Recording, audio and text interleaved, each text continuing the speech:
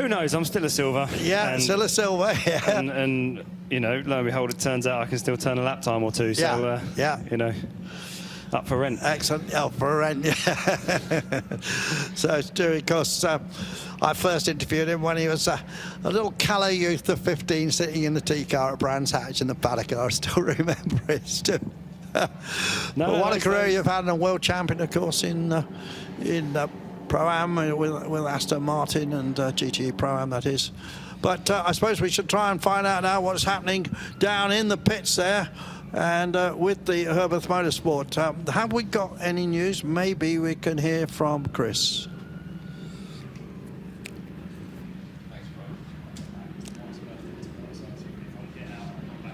No worries.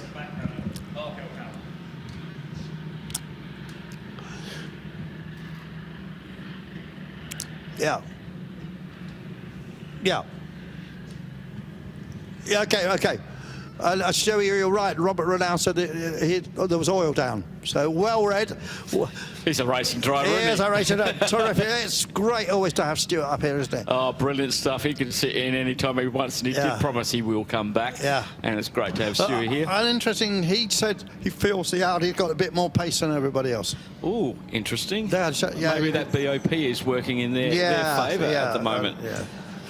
So now we've got the course car out on the course, just doing some laps, just to have a look at the state. The race directors have gone out, and I saw the BMW going around. There we got two GTX cars running together, which we haven't seen before. Look, that's great. And they are together on the track at 25 and 26 overall, 1 and 2 in class. Well, this could get interesting. Yeah, so that's Freddie Tomlinson at the wheel of that at the moment. They're both on their outlaps from fueling at the moment. So, yeah, they're right. The Vortex dropped back a bit. He's down in 32nd place. Might have had a few problems. But he's turned at the top now. And then they get speed car. And then Renaud, surely that will start to drop back. It sounds as if they got away with it, but it went off so quickly. It did, yeah. And when I had a look at that car coming into the pit lane, that rear wing was offset because, as you said, it did go in sort of backwards. I think,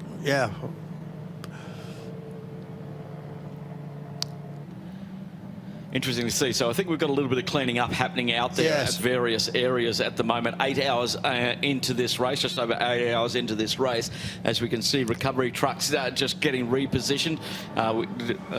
So a little bit of a chance to get everything tidied up again after 8 hours of racing, so that everybody can have a reasonably clean track to go green on. We haven't had any indication yet when we're going to go green on this one. We had that caption up, but things were changing as they were putting it up. So just to recap, that the Easterlink car is in the lead by 25 seconds at the moment, and everything's neutralised, of course, right now. Martin Conrad,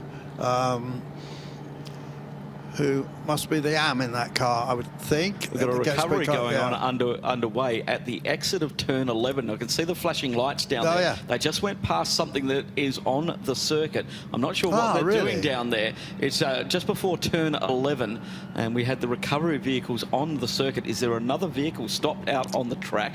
Because we're just over 10 or nearly 15 minutes into this code 60. This is the 6th one so far. Oil on track at turn 1 has been reported. Right. And so Stuart Hall, ever the racing driver, he knew that that driver couldn't go off like that without something going horribly wrong. Car 6 will be recovered to the pits. That's the Racing One Ferrari. Okay, that may be the one that it is stopped down there between turn, just before turn 11, because we don't normally see the trucks go out unless there is something to be recovered. And so that has made it, well, their way down to turn 11, and it will be recovered back to the pits. As this is going to get very interesting, this GTX battle, isn't it? Yeah, it is. Well, it's been terrific. It's only small, just 3 cars, but they're all quite closely matched. They are indeed. And we'll see. There's 1 front engine car and 2 rear engine cars, and all kinds of different Well, actually, the engines, in a way, two big thonking V8s in two of them, and then I'm pretty sure that KTM has got an Audi engine in it. But I'm not 100% sure. It certainly used to. It used to. Yeah. Okay. The Audi 3. Okay, this is the car that Sven Muller leads with the Russian drivers. Yeah, Sergei Bolsov at the wheel at the moment, but he's out of the car, so we will find out when they click over out of the fuel bay and get their 25 litres of fuel under code 60. No penalties can be served under code 60. We have a few of those at the moment. There's been a few issued for the 14 is getting a 10-second time penalty for leaving the track and gaining an advantage. And then we've got some exceeding code 60 time limits for the 54. Yeah, just to recap, the 14 is the second of the Century Motorsport BMWs. So, yeah. So penalties cannot be served. If the 2 hours does expire, you have to do it on the next time you come into the pits. As the course car had made its way around, it's back in the paddock at the moment. It's back out just down in front of race control, so it's done the needful. It has circulated around, let the marshal points know where there may have been issues, as around about nearly 20 minutes into this code 60.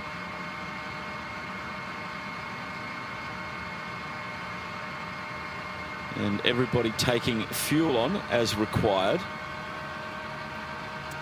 And it was caused by oil being dropped, so there is some work going on down at turn 1 apparently to fix that oil up, so putting a bit of quick dry down on that. And that poses a question: who dropped it? Yes, where did that oil come from?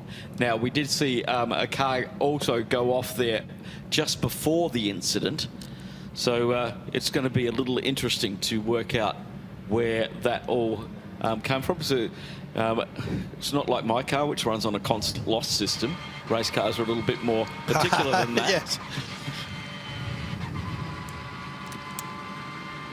And coming through, as you can see the little rectangular screen to the right of the main dash. It's got the 60 lit up on it, so the drivers get in-car information when a code 60 is going to happen, and that's going to go green when the code 60 goes away. So all the drivers know at the same time. Before we had this, if you were in between marshal posts and around for a corner, you will not see the code 60 going away for a little while.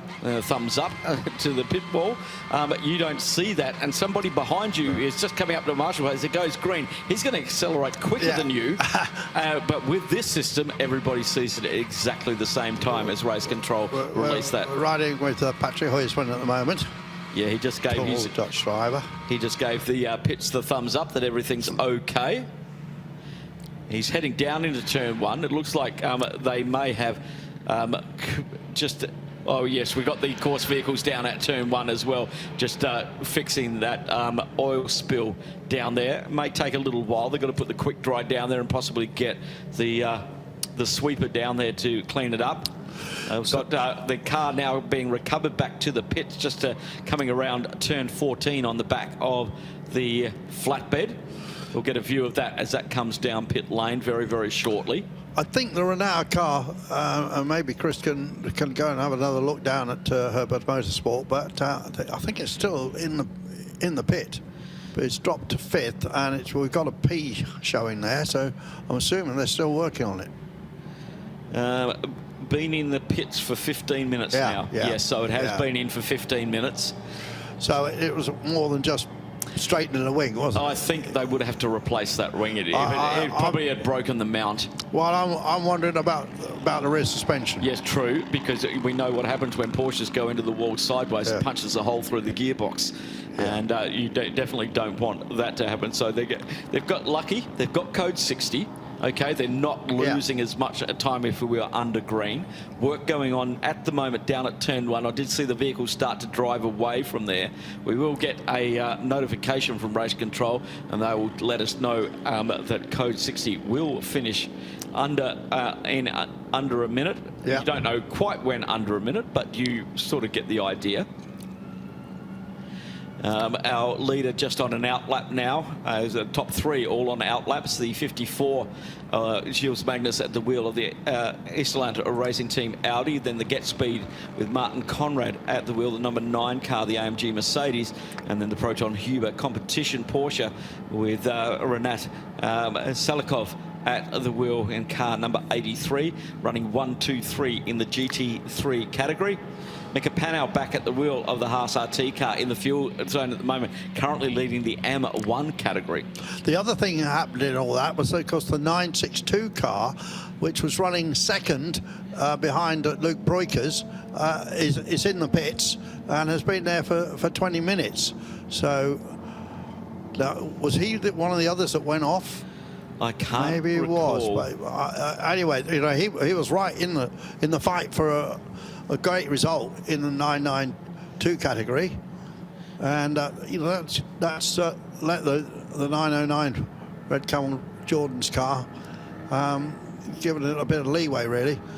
And second now is the Pro Sport car. Jorg of Weibahn is now at the wheel of that, and he also leads the amateur section of 992. It's interesting, actually, all the 992s, the only one that is in top 8, what I'm trying to say is second, third, fourth and fifth amongst the 992s are all AMs. Yes. And then the second 992 is actually down in 6th place, which is the Red Ant car, Jeff Michaels at the wheel, the Redant family.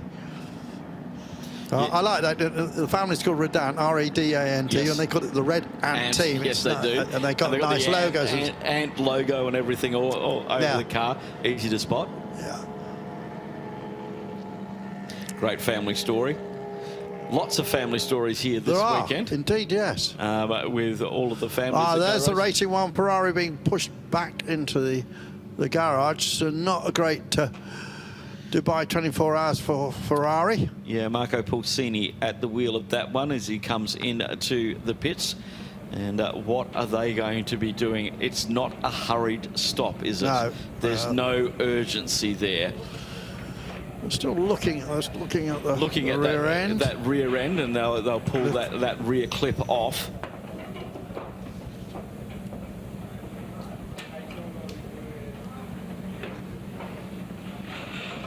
Oh, there's a lovely shot, look. Oh, yeah. They're going to take that back section off.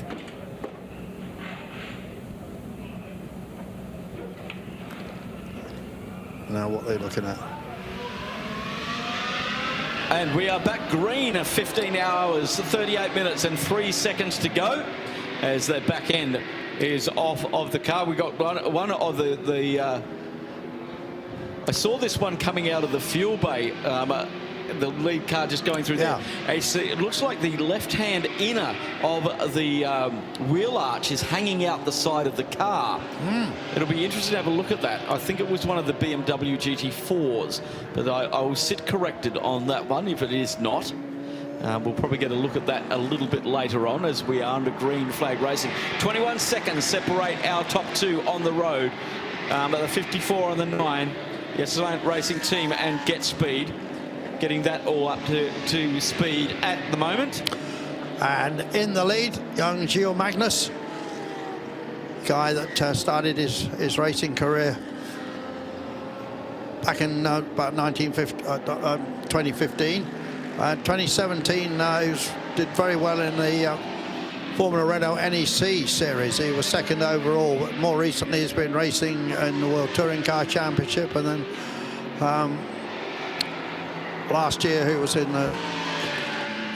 the series, main series that we used to call after a watch company.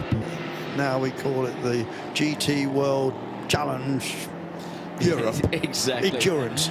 Let's head down to the pit lane. What have you got for us, Chris Milbourne? I have the driver of the 296 Ferrari here, the number 6. Now, the team are actually looking at the left-hand side of the car. The left rear brake I noticed when it came on the recovery, there was fluid dropping from that part of the car, but of course the driver's going to give some more insight. So what happened there? Well, I can't really tell you what happened. It was under code 60 and I was in turn 10. Just basically going around turn 10, the rear left wheel snapped and it was off. So I don't know what broke, but something mechanically failed. Either the drive shaft, but it doesn't look like the drive shaft. So some sort of the suspension must have been just breaking. And do you think the team will be able to fix it before the end of the night? Say it again? Do you think the team will be able to fix it before the end of the night? I hope so. I mean, we had troubles with the door before, you saw it, and so we are already out of contention. But I hope we can finish the race somehow. So should be able. It looks, from the looks of it, it's only a small screw that broke, so sheared off. So let's see. So you can see how much damage a small screw does there, isn't it? But thank you very much for talking to us, and hope to see you back on track later on. Thank you very much, Chris. Was that Stefan Goring? Yes. Driver, yes. So he just got out of the car, and so that's what happened. It was in code 60, came around turn 10, and something snapped on the left rear of that car, and the left rear wheel departed. So Gilles Magnus is who leads from Martin Conrad, and then Martin Conrad's about 5 seconds a lap quicker at the moment. Yeah. That gap down to 15 seconds now for the race lead.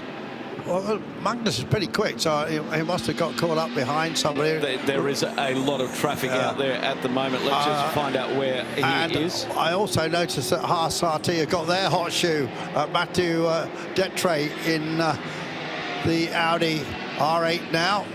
So we should see some fireworks from him. That car actually leading GT3 AM. Yeah, the 54 had a little bit of overtaking to do. The 17, the 83, the 937 and the 902 all sort of got in the way as he was making his way out of turn 10, and just had to bide his time to get up there. Lost a little bit of lap time. And everything's closed up because now the first two, there are only 15 seconds between them. So the race is on. Still a long, long way to go. It's a long way to go. So Haytham Karajouli in the Kuwaiti driver, the Razoon Northern Racing, has now got in front of the Philip Bonnell in the Vortex, and that is second and third in the GTX. But it's the Freddie Tomlinson are almost a lap in front at the moment in the Toro Verde Giannetta G56. Really stringing away at this time. 13 pit stops for that car. Yes. That's a lot of pit stops, but they've been doing some very smart strategic things in the code 60s of topping up the fuel and looking after the tyres, because we did ask them down at can they double stint tyres, and I think at night they can. And if they can do that, they save half the budget of tyres over the night. But it might be interesting to see that, because it's a much lighter car, it's got much less torque than the two V8 cars are running in GTX second and third. We've got a slow car in sector 3 at the moment. Just trying to keep our eye out on who that may be. Yeah, that's tracking along with the leader right now, the blue and white Audi. But might have a bit of fireworks from the number 50 Herberth Motorsport now, because he's quite a veteran, is Jason Harper. He's been very quick this weekend, the American. Actually sat down and had lunch with him. Oh, nice. And he's telling me he started his whole career in sprint cars on dirt ovals. And he really loved it. Yeah. Backing it in. And he trains a lot of drivers. He's a very well-known driver coach in America. And he's got 2 or 3 people here that he's helped into this series. Absolutely loves the Creventic series. And any American who he will listen to him, he says, you've got to come over here and race in this. So he's racing in the number 50 car with one of his pupils, I suppose you might call them, and that's Scott Noble, who we've seen earlier. But Jason's had success in this series, and we've seen him. He used to race always. We saw him first in Creventic over in the when we had the Cota 24-hour race. Oh, of course, yes. And yep, Jason, second generation, is from Dallas in Texas. His dad Bud used to run a racing team. just on board at the moment with the 48. That was a nice little lap around, half a lap around the circuit, just seeing what it looked like. Yeah. And that was Stefan Cox at the wheel.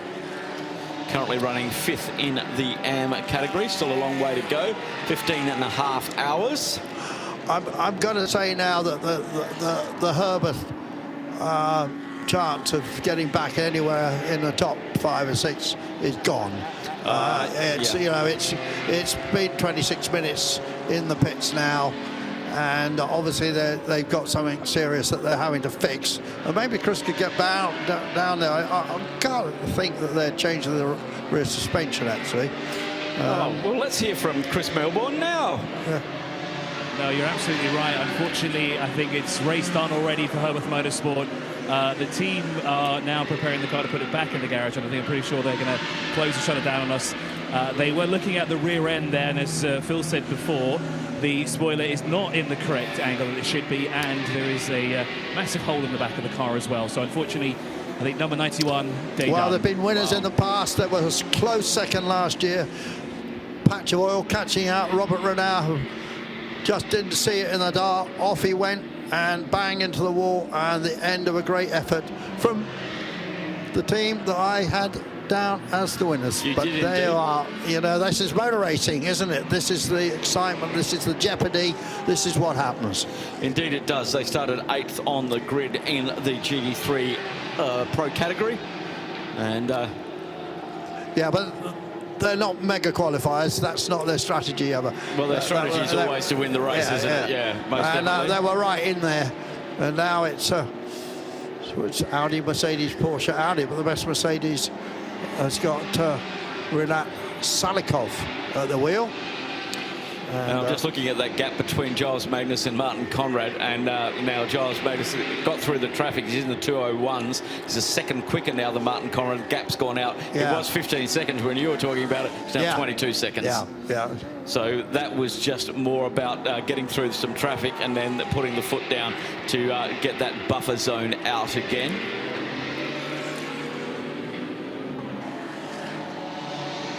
Yeah, Robert Renau, they're 28 minutes in the pits at the moment. Still on in the standings as 18th, but they will start to drop down in the very short future. A bit of structural damage to the back of the Porsche. Remember, that's where the engine is as well.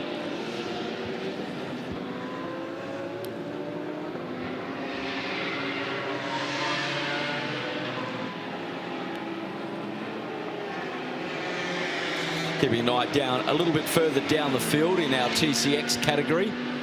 And it's a 278 with Thomas Holland at the wheel leading the TCX1 category for CW Engineering in the Ginetta. The two TCRs are still having a fantastic battle out there at the moment. The 138 Ollie Webb at the wheel of the Simpson Motorsport car.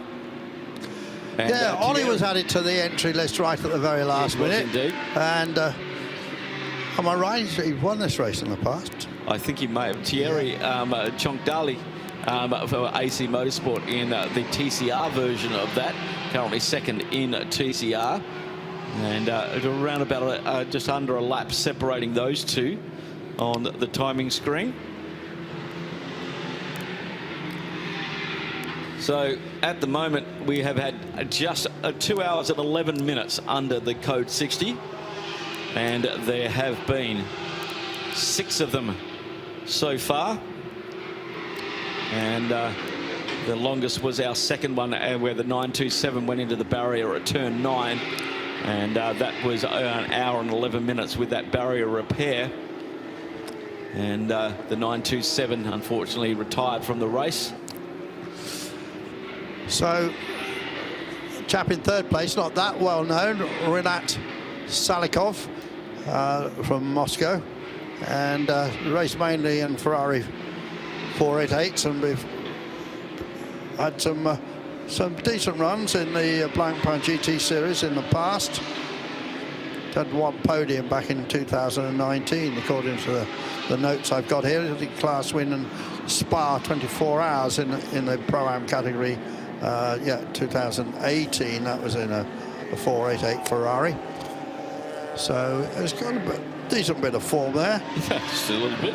And, you know, without being something sensational. So anyway, he is the chap that's in the Proton Huber competition car, and he's doing 2:03, so that's a pretty good lap time for, I assume he's an amateur driver. Yeah, it's not an AM car, of course, is that? So maybe he might still be silver, I'm not sure, or a semi-pro. So the McLaren Motorsports car that's had all of those issues still circulating down there in 51st position. Vladislav Alomko at the wheel at the moment, sitting down in 18th in the 992 category. They've really had to work hard with the amount of 9 pit stops. An electrical gremlin, and electrical gremlins are the worst. You just don't know where they start, where they finish. You just have to compete. Just have to keep on replacing bits until it goes away. But on these new cars with ECUs and everything like that, it is so difficult to do. The flash of flame out the back of the Porsche as it heads down into turn 14, hard under the brakes on the change down. Now getting the power down, that's the 909. Red Camel Jordans.nl. Luke Broikers at the wheel, leading the 992 category from quite a margin. Second in 992, and the leader of the AM is Kayvan Burlow on in the 925. And that is a very pretty car. That's the Team Captain America by Baz Coton Racing with a big shield on it. They've been just doing what they need to do, but they are leading the AM category at the moment in 992. Yeah. So very well, but they're only 8 seconds ahead of Ibrahim Abdul Ghani in the QMF by HRT. So the battle for AM honours in the 992 has 8 seconds between it at the moment, 18th and 19th overall. It is Kayvan Burlow just doing slightly quicker laps at the moment, 0.8 of a second quicker than Ibrahim Abdul Ghani in the QMF by HRT Porsche. Just keep an eye on that gap. Yeah, we mentioned Ollie Webb. Yes. Because I'm remembering now, there was, of course, there was the champion in the ELMS, overall champion years ago, and then he's had that long run with the college team when they were, you know, trying to run at Le Mans with a car that had various different names along the way. Yep. 5 or 6 years with them, didn't he, Ollie? And a long career, Formula 3000, all sorts of stuff. And but I seem to remember he testing for one of those smaller supercar companies and did some over 300 miles an hour or something absolutely mad like that. And there was a suggestion he'd been one of the Stigs as well. Well, there's been a few. 4 or 5, and Perry McCarthy's the one that's most famous, of course.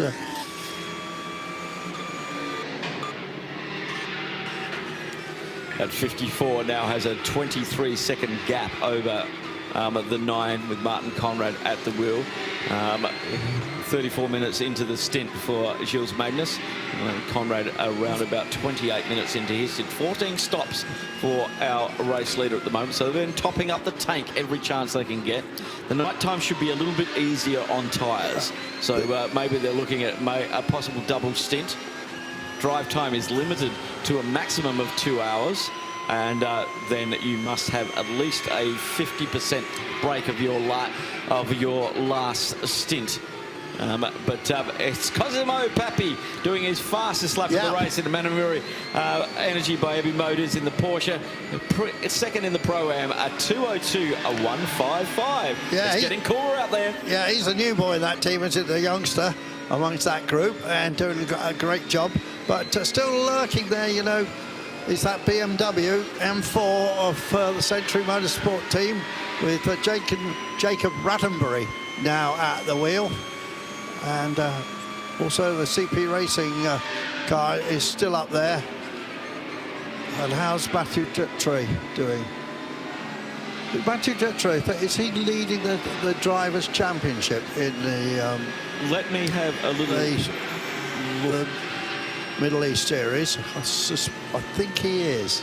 Let me have a look. I have... I think somewhere in the program is... Pass RT. Let me have a little look-see.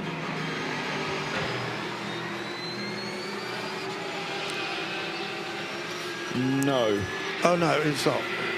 They did compete, but they did. only competed in Abu Dhabi. They Oh, didn't right, so they can't... in Kuwait. So who's sort of in the lead at that at the moment, then, of the drivers' section? Well, basically, I haven't got the drivers' section because they're all changing drivers between Kuwait. Oh, right. And so it goes on the car number. Yeah. There is another graph with all of the drivers on there. But I think it's in the... might be in the program, actually. The program has it. You have to scan a code but, in there. that's right, because it's not up to date. It's only got Kuwait in it at the moment, and there is you can scan the code and get that one up. When we get close to the sharp end of this, we'll start doing the sum, shall we?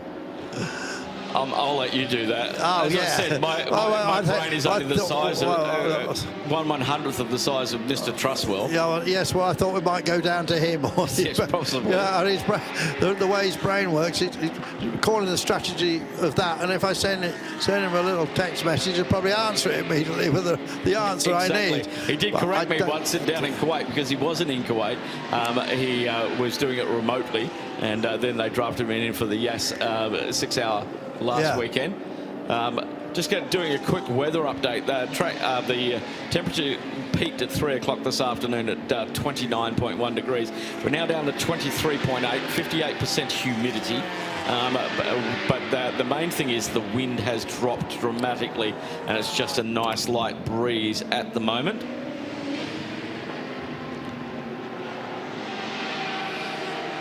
Probably getting down into the 17, 18 degrees, into the teens. I'll have to go and get my jacket. I noticed Chris Milburn was wearing one in the pits as well. He's been here for much longer than me. This is winter for us. I told you Jason Hart was quick, didn't I? Yes. And he's just put in a 2-minute 01, the car running the Herberth Motorsport Porsche. Well, he's only look at that gap between Pro-Am 1, 2 and 3 now. 7 seconds separating 1 and 2. 17 seconds separating from 3. The battle's happening there. Charles Espinar's going to have his hands full. He's doing 2:03s, but it's Jason Hart, as you said, he's taking at least a second or 2 seconds a lap now out of Charles Espinar in the AMG Mercedes. Then the Century Motorsport BMW is not too far behind that battle. Sorry, the Herberth Motorsport Porsche with Jason Hart in there. It's going to get very interesting. Sorry, Charles just came across the line there and upset all of the timing. But battle going on there for the AM category. Yeah, Charles is an interesting chap. Had a lot of success in America in the past, and also trades in quite a lot of racer parts, doesn't he? Nice. Yeah. It's always having a driver doing racer parts is always an advantage because they understand what you're wanting. That's Kay Van Berlo in the pits in the Team Captain America by Baz Coton Racing. So 8th pit stop. See how he jumped onto the car with the windscreen, between the windscreen. Some of the cars are running tear-offs, like the full-screen tear-offs. Others just have the gentleman doing the necessary. Yeah. And that was Jason Hart, in fact. Jason Hart and in there, Kay Van Berlo in there as well, sorry. Yeah, the Herberth Motorsport dropping down the leader list now down in 34th position. Yeah, I mean, if Chris has got a moment, he might wander down there. And we're still trying to find out why that car has got the Captain America colours, whether they just like it or whether they got some sort of connection with whoever does the comic strip or whatever it is. I mean, been a bit left behind by Captain America, to be honest, but I just love the logo of the and the way the car looks terrific. A really stunning looking car. Jason Hart's gone down for fuel in the Herberth Motorsport car. So that'll drop him down. He's still going to stay in the top 10. And Stephanie Cox, Peter's daughter, is now climbed into that Cox Racing Porsche. Just dropped out of the top 10. She's lapping in 2:04s. there's sort of battle packs all over the circuit at the moment. Yeah. And it's sort of our lead drivers, as they make their way around, get into a pack, their time, it's like an elastic band, isn't it? You get through some traffic, it's going to add 2 seconds to your lap time, but on the next lap you're going to get all of that back again. And just Constantina's constantly, as our leader now, has clicked over 205 laps. Yeah, 26 seconds between the lead two. 15 hours to go, so we're almost 9 hours in.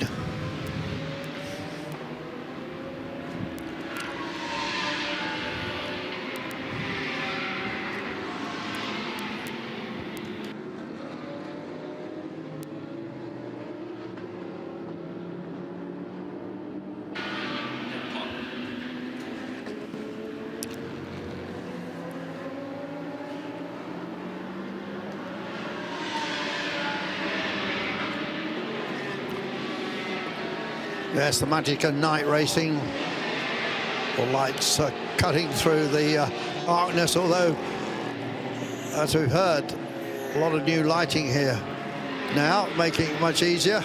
There's that 26 machine. Let's head down to the pit lane. Chris, what do you got for us? I have the answer to why the car has that livery. Now, I'm with the only non-American driver in the entire lineup, the Dutchman. Why is the livery looking like Captain America? Well, it actually came up a bunch of my friends in America. I moved to America myself a couple of years ago. I met 4 other Americans there. They had the dreams of doing the 24 hours of Dubai one day. I told them that I knew a couple of good people here, so we started working on a plan to do this race. So then the question came up, what should a livery be? And the fact that all 4 of them are American, and I'm living in America, and I'm obviously enjoying my time there, we thought Captain America would be a great livery, so that's what we went with. I know, with the livery on the car, are you able to channel Captain America's powers there? Well, so far it didn't seem to be too bad. Obviously, we have still a long way to go, so hopefully we get some extra power along the way and some extra luck. But so far so good, clean race, so we got to keep up the work. Thanks for talking to us, and I hope that answers your question. Thank you very much, Chris. Yeah, and it's been what he did. Of course, he's had a lot of success in the main Porsche series in America. He's been the guy to beat. I think finished a very close second recently in that series. Yep. And also been very good in LMP3 cars as well as Kay Van Berlo. I think Jamie Day just may have finished his stint coming out of that car in 24th overall for HRT Performance and running 7th outright in the 992 category. That's our first big stint for Jamie. So actually the answer was that nobody's paying them to exactly. promote that brand. It's just like, but it looks terrific. I love how cars are, Well, because lots of people in the past have painted their cars in Gulf colours, haven't they? Gulf Oil was a strangely convoluted company. Actually, all different people own different parts of it in different parts of the world. But lots of people paint their car in Gulf colours, and they're not getting any money from Gulf at all, particularly in historic racing. Yeah. Let's head back down to Chris. Yeah. What have you got for us, mate? I've got second in class. Well, at least it was second in class when they came into pit lane. A rising star of the United Arab Emirates is Jamie Day. Jamie, this was a last-minute call-up for you. It must be exciting to be here for the first time, no? Yeah, it's really exciting. I only got the call-up on Wednesday after being in Portimao all week for GT Winter Series. So, yeah, it's good to be here and learning a lot, especially in the night stint. It's my first ever night stint. I think we've done quite well coming in P2 in class. And of course, well, you have one of your F4 rivals a little bit further down, and I know I was talking to Keanu not too long ago. What's it like to race with him on track in a GT car instead of Formula 4? Yeah, it's good. Obviously, a bit different this weekend with the GT, and yeah, it's just all a new experience. So anything I can take away from it is a positive. So now, Greg Gorski's got behind the wheel of the car. You think you're going to stay in second, or? Yeah, I think we're in a good place, and you know it's still early into the race. We've got a long way to go, so anything can happen really. Thanks, Jamie, for talking to us. So good luck. Jamie Day. Yeah, he was never that tall when I was commentating on karting. He's taller than his dad. Wearing his race suit from American series, though. So yeah, he's done very, very well after he came out of karting, was in F4 for a while, and then it has branched out to the Planet, and did all of his learning here, here in the UAE. And well, I detected a bit of a London accent there. Yeah, the family's from the UK. Yeah. Based out here. Dad Kevin runs XL Motorsport, running a lot of the F4 cars this year. So how many different teams are there running the Formula 4 cars here? A lot. Some probably there'd be, I think, 3 or 4 local teams running multiple, but a lot of them come from Europe. Obviously, this is a prime training ground for their rookies. They get 10 races in 10 race weekend. I think it was 8 race weekends, something ridiculous. Lots of track time, especially for their rookies. By the time they get into Europe, they've had a lot of races. They've had a massive amount of track time as rookies, and they stand a very good chance of whatever they go into winning the rookie championship. And is it just 2 circuits here in Abu Dhabi, or they go racing elsewhere? Because of they do tend to try and you go to Kuwait. Motortown they did last year. They were supporting some stuff, obviously, with all the changes of race days and etc. etc. And they run in parallel because Top Speed Motorsport run the series here from Asia, and they also run the. In parallel with the the Formula Regional Middle East Championship. And so they've got both of those, and they're also going to be running the Australian F4 Championship this year as well. So very, very experienced operators is Top Speed, especially in the Asia region, and they're branching out. Remember, during COVID, a lot of the Asian Championships were held here. Because the circuits weren't open over there, and they couldn't race. So a lot of because of the quarantine restrictions we had in Dubai and how safe it was managed here. A lot of the series came over here to run. I mean, we had for the Pacific, it was one of the Ferrari Challenge here for Asia Pacific. And we're not in Asia Pacific. And I remember the Ferrari by Beverly Hills car was running here as well. Our colleague in motorsport, Shay Adams, Adam knows a lot about that Ferrari racing, as she commentated on it. But yeah, we had all the Ferraris here from that series as well, giving them track time because they couldn't race anywhere else. So it was. But you've got to give a big heads up and a hand. It was Creventic who were the first organisation to go back racing after COVID. And the way that they did that was exemplary. And lots of other series followed exactly what they did. Meanwhile, we're following the CP Racing Mercedes-Benz. We've got a spare in the back of the garage, I noticed.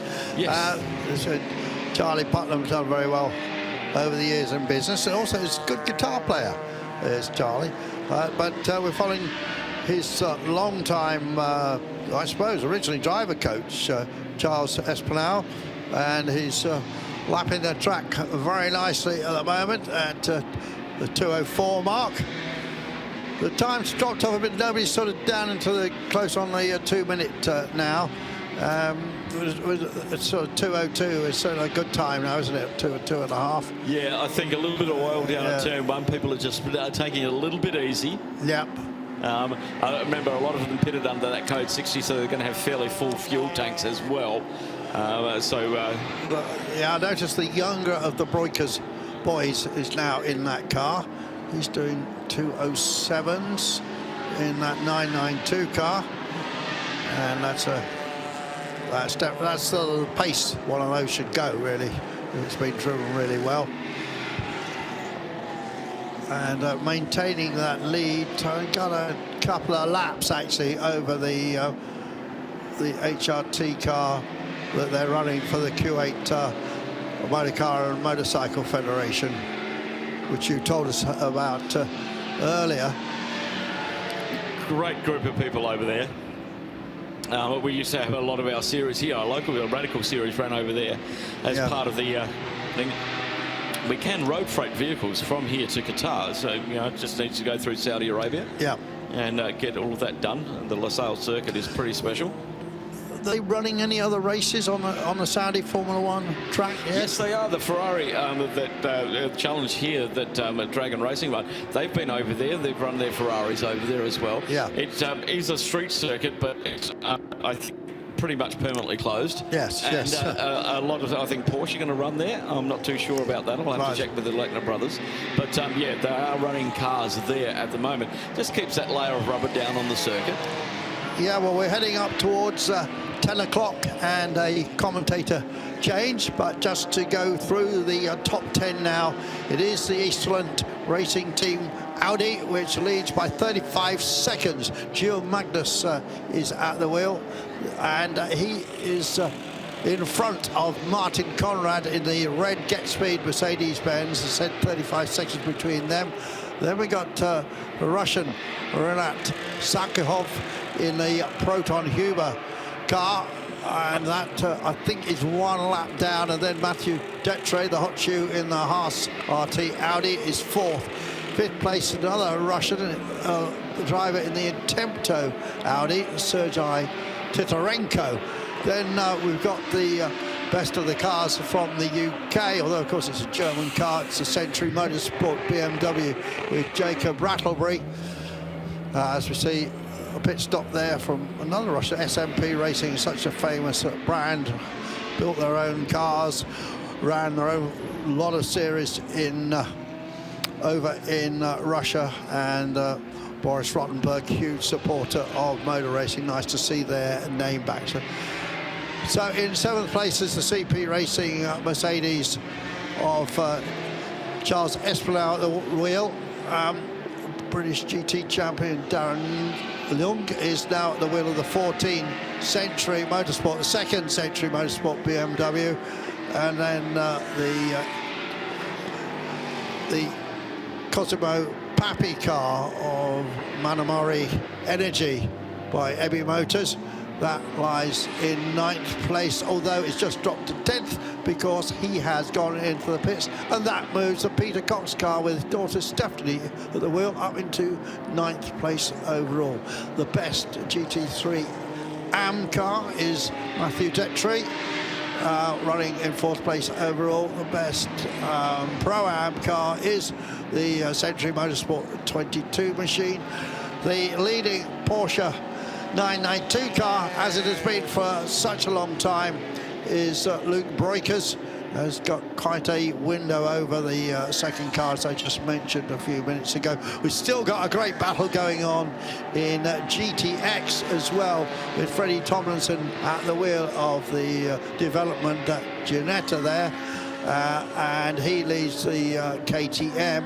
And then down in 36th place is the leading GT4 car, which is the Toyota, the Continental Racing Toyota, currently with Andrei Solokossev. So one of those Russian tongue twisters. Solokossev. Yeah, Solokossev. Yeah, he's based out here, presumably, is he? Yes. Yeah, so anyway, that's where we are, just a couple of minutes shy of 10 o'clock, which means we'll be just 15 hours to go in this Dubai 24. So your thoughts as we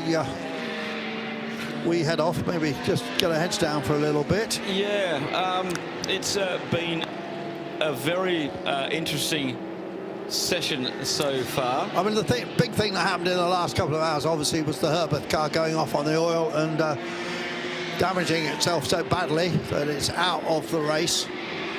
And also we've had a big disappointment of the Ferrari going out. They got the Rofco back car.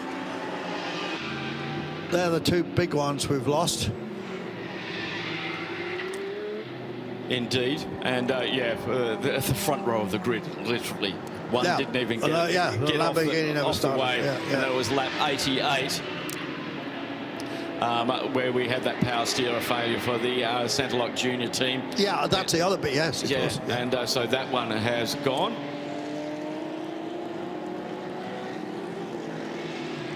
The Ginetta, incidentally, has just gone into the pits, the development factory car, or run by Toro Verde, though. And interested to see if it manages to hold on to the lead of that category.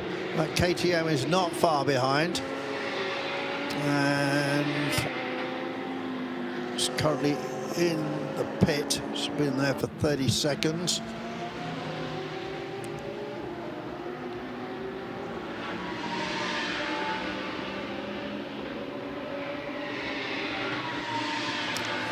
So the top two, Martin Conrad and Gio Magnus, trading lap times within fractions of a second of each other, really, at the moment.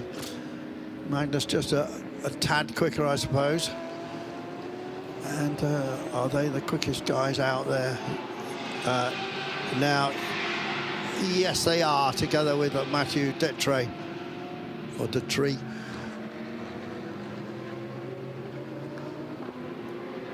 The Bentley has been up and down, and we did hear, of course, from Rob Huff, from Huffy, the last time we saw him interviewed, that they seem to have fixed the problem, and now the Bentley is going well. It's in 5th place in GT3 Pro-Am, and owner Sean Lynn enjoying it. Done quite a lot of racing in the night. Of course, his son, who he's loving sharing the car with, has not had much experience in the night, though I think he did run in Le Mans Classic last year in the GT40 in the dark, so he has a bit of experience like that.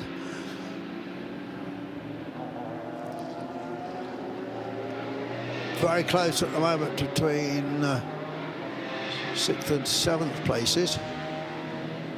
Well, this race now has settled down into a pattern, hasn't it? So they gotta. I don't think there's anybody quickly coming up the field. You know, no, the second Ferrari, the racing one, was starting to make progress up, and it had the big problem we heard about in the rear suspension and so on.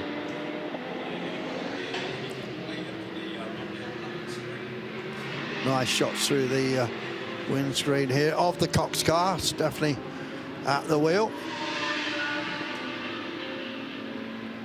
Not sure whether she tried to get in W Series or not, but I don't think she was in the W Series.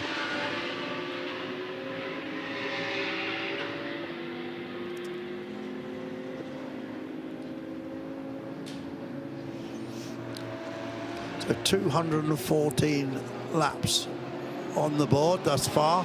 Of course, we had early on the hour and a quarter code 60 for the barrier repair. That would have brought the average speed down a fair bit. Down there in 3rd place in 992 AM is the well-known colours of Tracy Crone, car run by the German RPM racing team. Nicholas Jonsson now is at the wheel of that car. Nicholas, whose career goes all the way back to racing for Paul Stewart in Formula 3. I remember him over in the UK many years ago.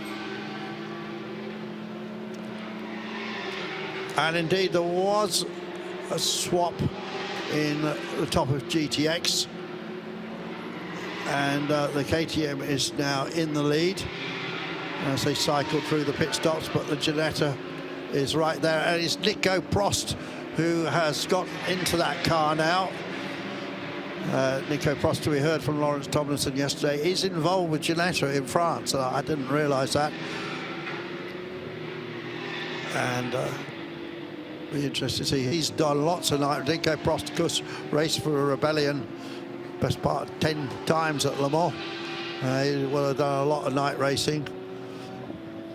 And so... Okay, and it's time for us to take a little break from the Global Broadcasting Centre, and we're going to vacate our seats, and we're going to give them up now to the effervescent Johnny Palmer and Bruce Jones. Over to you guys.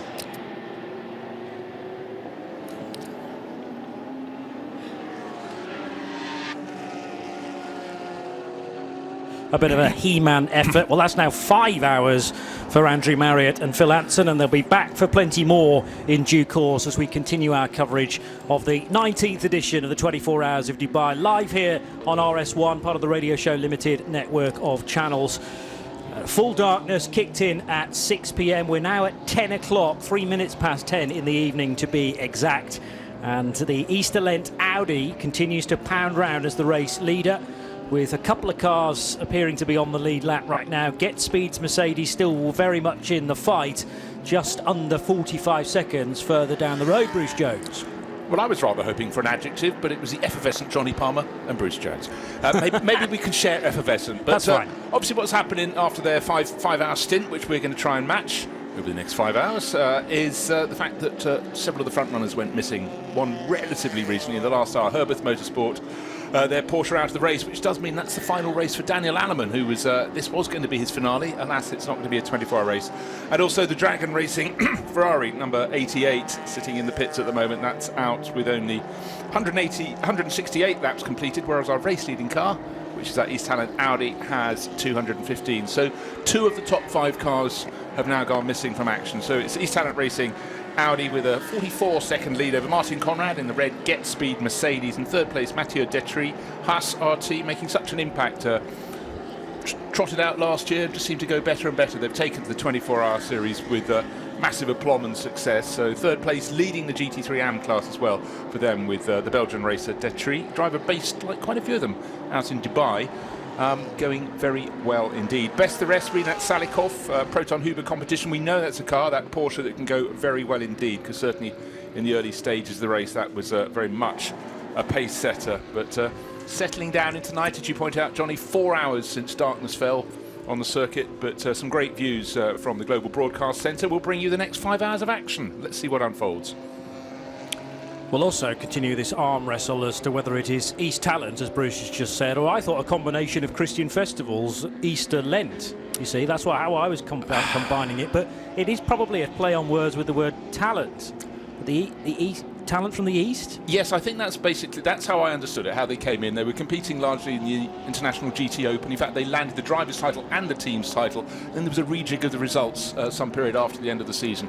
They ended up with just the just the team's title, because that all changed around. But a team that's very much stepping forward. And again, events like this, a lot of their racing is over 1 hour sprint races in things like the International GT Open. They come to something like this, they can just gain so much more experience. And certainly with the driver lineup they have, with the experience of Christopher Haas and Marcus Winkelhock, just those 2 drivers alone really is guiding them forward, and they're going very, very well indeed. And Gilles Magnus has been absolutely flying for them as well. He put on a really good stint. He worked his way from sort of 7th to 6th to 5th to 4th to 3rd, and really was showing very, very strongly indeed. So as they go 4 hours into the night, they'll be cycling through their driver rotation, and we'll see how they fare. But certainly with Marcus Winkelhock, who was showing such intent in the opening stint of the race, that side-by-side contact with the Racing 1 Ferrari that then led to the problem when that number 6 Ferrari came into the pits. And one small problem, they couldn't open the door.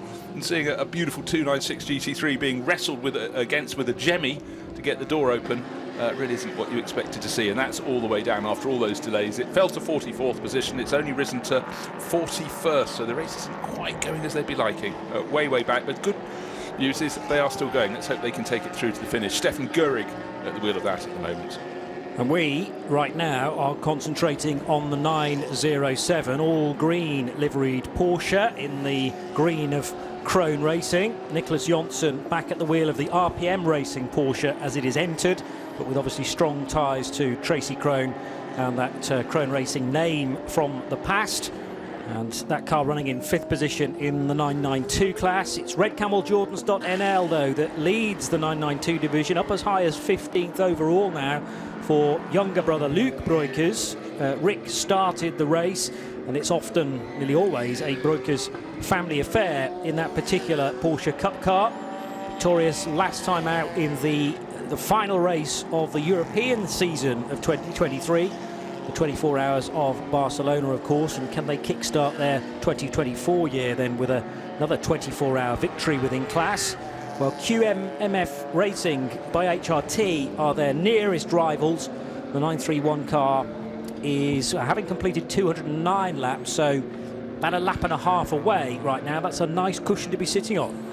It really is, and of course we mentioned Rick Breukers starting the race, younger brother Luke on board now, Ivo Breukers completing the trio of Breukers, father Breukers, and Fabian Dance, the driver breaking the sort of Dutch hegemony in that team, and so he is the 4th driver in that semi-pro and AM lineup, but certainly going great guns. Clearly Paul Truswell has worked the tactics very nicely in the first handful of hours of this race. Just under 15 hours remaining, track conditions dry, as you'd expect. Hopefully for the driver's sake, less dusted than they were in the opening stints of the race, where really how everybody kept it in a straight line, I do not know. Anyone going offline or particularly just outside the white lines marking the edge of the circuit, and they were kicking up so much dust. The wind seemed to drop with about 2 hours before nightfall, and hopefully it's going to stay that way, and certainly what you don't want when your visibility does get restricted in the night is slippery areas at the edge of the circuit. That said, however, the lighting around the circuit in Dubai is fantastic, and with also the improvement in headlights on all these cars, you know, it's really changed from when the first of the 24 hours here was held. Well, this is the 19th running, so you can do your own maths on that one. But you know, things have come on. Cars may not look enormously different, as you won't if you've got Porsche 911 still competing, but certainly the level of light around the circuit has just come on in leaps and bounds for them. And unlike a number of other races throughout the battle with COVID, the global battle with the virus, I don't think we ever missed the Dubai 24 hours. We had that slightly strange one in 2020, which was the precursor, as it turned out, to a year dominated by COVID. So that was the rainfall, which certainly maybe gave us indication that 2020 wasn't entirely going to go to plan for all of us. And then it did happen in 2021. Yeah, it did. I mean, the first race was 2006, Duller Motorsport, with a certain Dieter Quester at the wheel. Toto Wolff, heard of him? He's been involved since, hasn't he?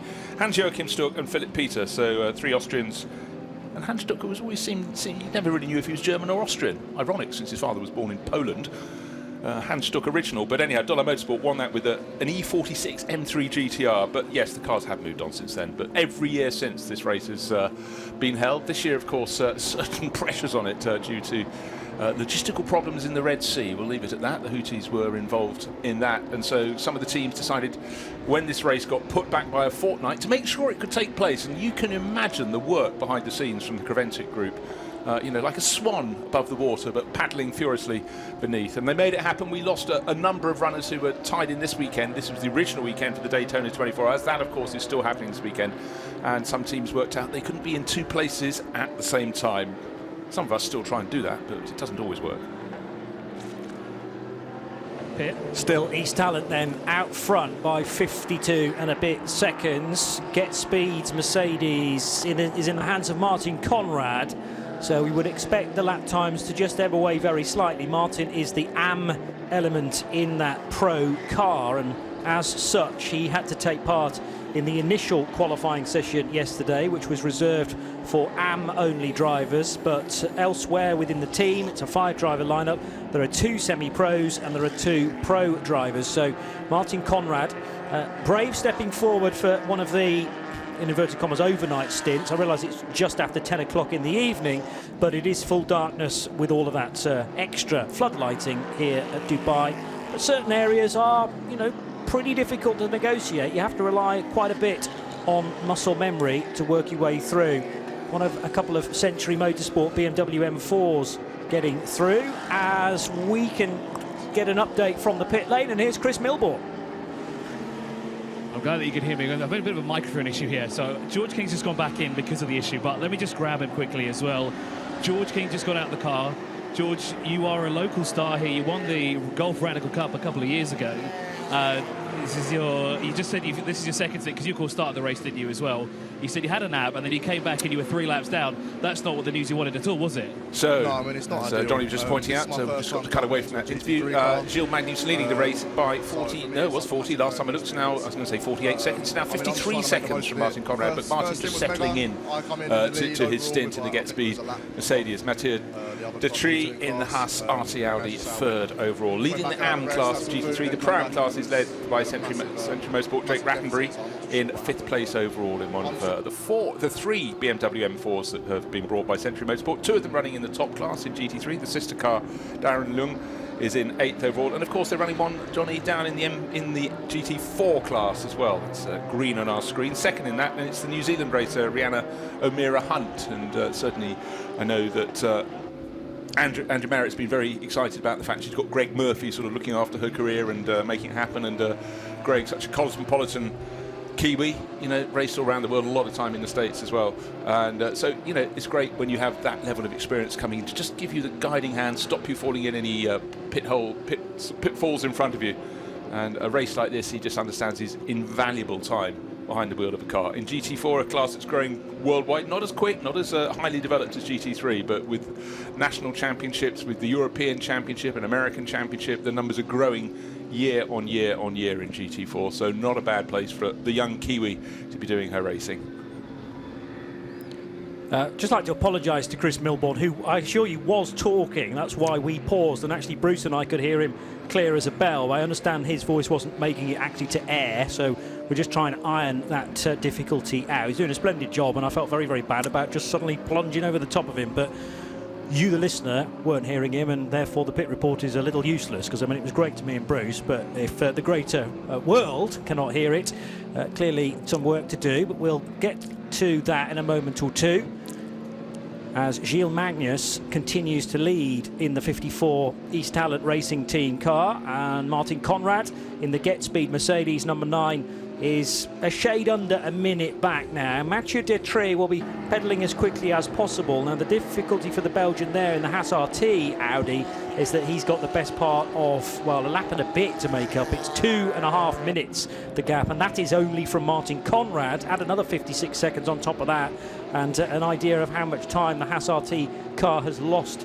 in the early stages. I might be able to drill down into some of the data to work out where that particular Audi has had some possibly costly pit stops, but it's tricky. Sometimes the race just goes slightly out of your control when you're on the wrong side of a Code 60. No, exactly, and we've had 6 Code 60s in our first stint. We did the first 4.5 hours of the race. We had 2, but the second one of those was 1 hour and 11 minutes long. But in many ways, because it was so long, all the teams managed to cycle through. It's the shorter Code 60s where some teams get it right with getting whatever amounts of fuel they're allowed to take on board. For the vast majority of the crews in this race, it's only 25% of a tank load under a Code 60. But when it quickly flicks back, some people just haven't got the job done.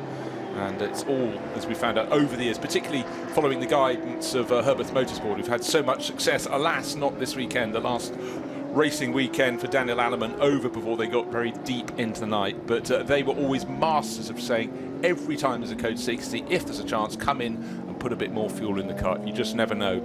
But certainly with Mathieu Detree getting back into that number 21 Audi from Haas RT. Originally they had 2 on the entry list, but number 20, the sister car, was one of those that was scratched because of the problems with the logistics. But certainly Mathieu has been very quick indeed. He lives in Dubai, and the Belgian racer clearly loves this circuit, must have a lot of experience on it.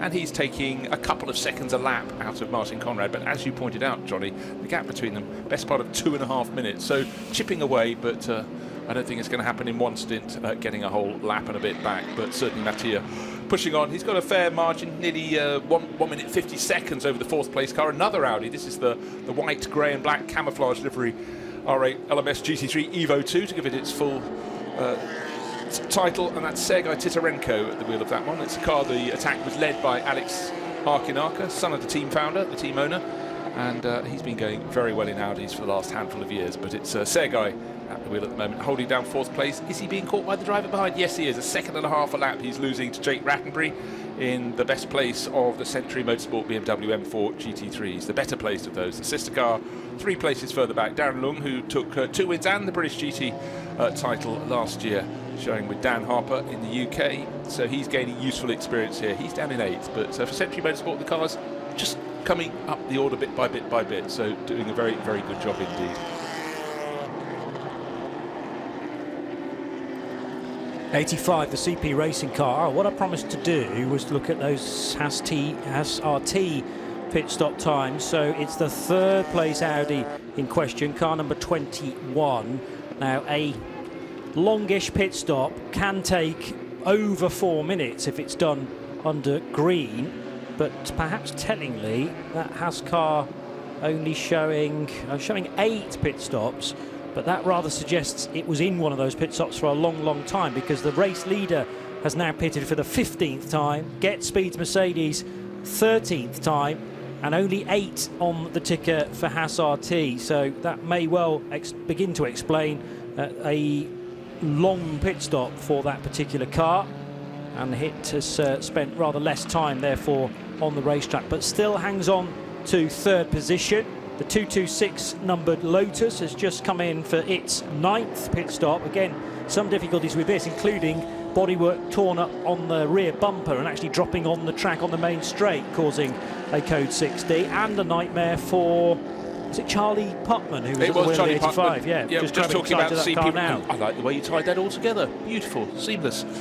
Anyhow, hopefully that will be fixed for the Lotus, but that was some while ago. It's funny, you get to this point in the race, here we are with 14 hours and 40 to go, so really effectively 9.5 hours already dispensed with, but you suddenly get a driver setting that car's fastest lap of the race, and the one that's just done that is Benjamin Pack, Seb Ledoux racing by Dubo Racing. They're 12th in the 992 Cup class, but clearly he took his time until he got in the car, but as the temperatures are falling a little bit, and maybe the track is simply less dusty than it was at the start of the race, that car's starting to show very good form indeed. So all you can ask of your driver, well, two things. One, keep it on the island. The other, be as fast as you possibly can. And be quite kind on the tyres as well. And we were surprised, Johnny. Let's wind it right back to the start of the race. We expected, you know, typically around here, the GT3 cars in the senior class in this race do around an hour from one tank of fuel to the next. OK, code 60s and other things can change that, but we were quite surprised that they galloped past an hour. We thought the first one would be just short of an hour because of the formation lap and so on and so forth, but they went past an hour up to about 70 minutes, so quite surprising, I'd say, this time around that they're getting that sort of mileage.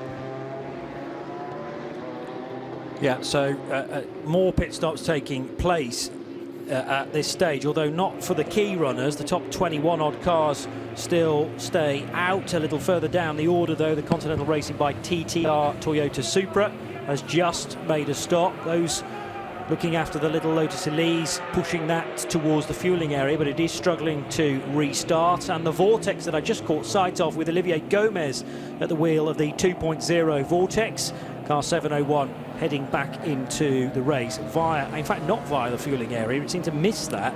So an extra stop maybe because of a difficulty for Vortex, and they're obviously happy with the amount of fuel in that car because send it back out onto this 5.3 kilometre circuit. I was just quickly having a look at the penalty screen. You can find all these things on if you go to the 24H website and look at live timing, and also you've got the live images as well. You can watch them there.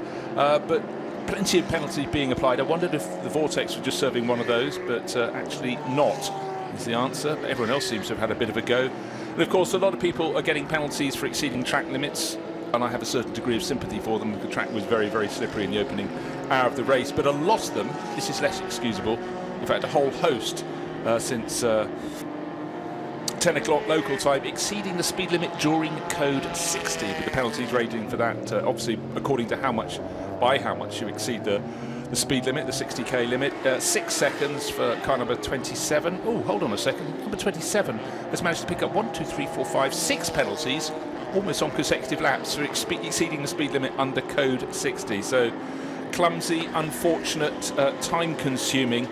It may well be that the way they've set that's the heart of racing by SPS Mercedes. Maybe their speed limiter comes in at 61 or something, or 60 something, but actually it can't be just that, because the amount they've been penalised has ranged from 6 seconds to 8 seconds to 10 seconds to 8 seconds to 12 seconds. What was the driver thinking of?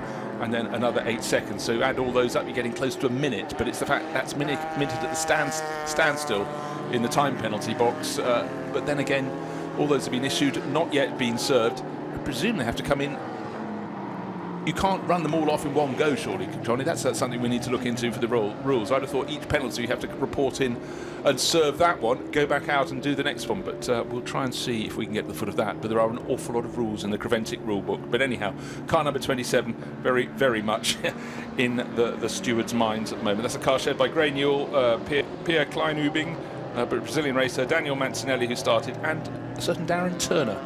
Car number 27. Yeah, easily missed his old DT in the entry list, but there have been a few races over recent years actually that you need to make sure you've vacuumed up the whole of the entry list prior to going into an enduro, because Darren Turner actually been getting some decent results under the radar in some of the lower classes, including I think had a recent Nürburgring 24 hours as well, so still hard at work, although officially stepping back from factory duties. a chance with 14 hours and 37 minutes to go to once again offer my apologies, Chris. We stamped all over your previous pit report, but let's get another one from you. No worries, I think it's just a connection issue. Well, he's no longer the race leader because he's now out of the car, but the car is still in the race lead, number 54. Gilles, it's great to see you. Obviously, you bought the car in the lead of the race. It was a fantastic stint for you. Talk us through it. Yeah, to be honest, we didn't expect to be this competitive. We were struggling a bit in the beginning of the week in trainings and in quali with pace, overall pace. But then now, from the start of the race, actually, we had good pace and we're keeping it up without any mistakes from the drivers. Until now, it's still a long way, so let's see. I was going to say the night is still too young, so it's too early to predict if you will be there at the end, but pretty sure you've got a great strategy going on here, so what are your thoughts? Yeah, really happy until now, but as I said, the morning hours still have to come, and the morning hours are really the most dangerous hours when the most things happen, so after that is finished, I'll feel already much better, and then it's just without any mistakes to the end. Well, I think it's now time for a well-deserved break, isn't it? Exactly, I'm going to get a good nap. Thanks for talking to us. Chris Milbourne there, down in pit road, and going to be on duty in the pit lane for about another 5 or so minutes before Diana Binks takes over for what's likely to be another 2 hours, maybe 90 minutes actually, to take us to midnight, as the race leader, who has become Martin Conrad in the Get Speed Mercedes, now pits, and in fact is already in the fueling area. So that car, number 9, is onward with its fuel stop, and will return to the racetrack very, very shortly. This is a chance, therefore, for Mathieu Detry to close the gap a little more. Last time around did a 2:02.3, which is there or thereabouts compared to his earlier pace. And the East Talent Racing crew, now with Christopher Haase at the wheel, number 54, running in 3rd. But the lead does at least have a chance to change when one or other of the East Talent or the Get Speed cars make a pit stop. So that provides us a good race. It certainly does, and I'm not wanting to dob anyone in, but I thought a driver who could pick up 6 almost consecutive penalties for exceeding the track limit under Code 60 needed investigation and checking what was going on. Car number 27, the heart of racing, Mercedes. It's Daniel Mancinelli at the wheel for that. So when he gets back, he'll have a little bit of explanation to do, followed by a lot of explanation to do to the team. There may well be a reason, but come what may, he's picked up the best part of a minute's worth of penalties spread across 6 offences. So certainly some matters will need to be discussed. And just for your reference, that number 27 Mercedes, Daniel, is in 10th place at the moment, not too far behind the Salacin by Cox Racing Porsche, and should actually catch that number 48 car, the green one, because Stephanie Cox had just brought that into the pits, and so those places will change. Now, cars in pit garage. Oh, it's in front of the pit garage. The angle of the camera caught me out. It's the Morvan Resoon race, or Resoon Morvan Racing 714 KTM, the only one of those in the race. It's still a great looking car. You know how at the start of the race the grid was absolutely chocker with fans, families down there taking a look. It's funny, that KTM Crossbow with its sort of a strange cantilevered roof, the way it comes up for the drivers to get in and out, it still attracts as much attention as any car on pole position.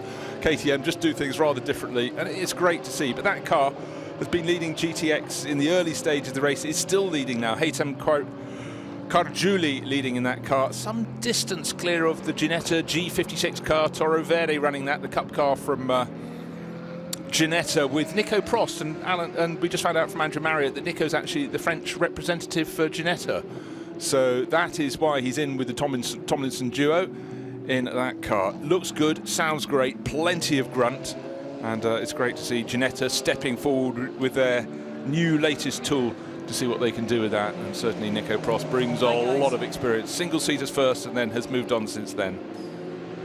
No sooner was I mentioning a little change around in the pit lane, that has happened straight away. So Chris Milbourne out for the time being, and Diana Binks back into the old saddle, Di.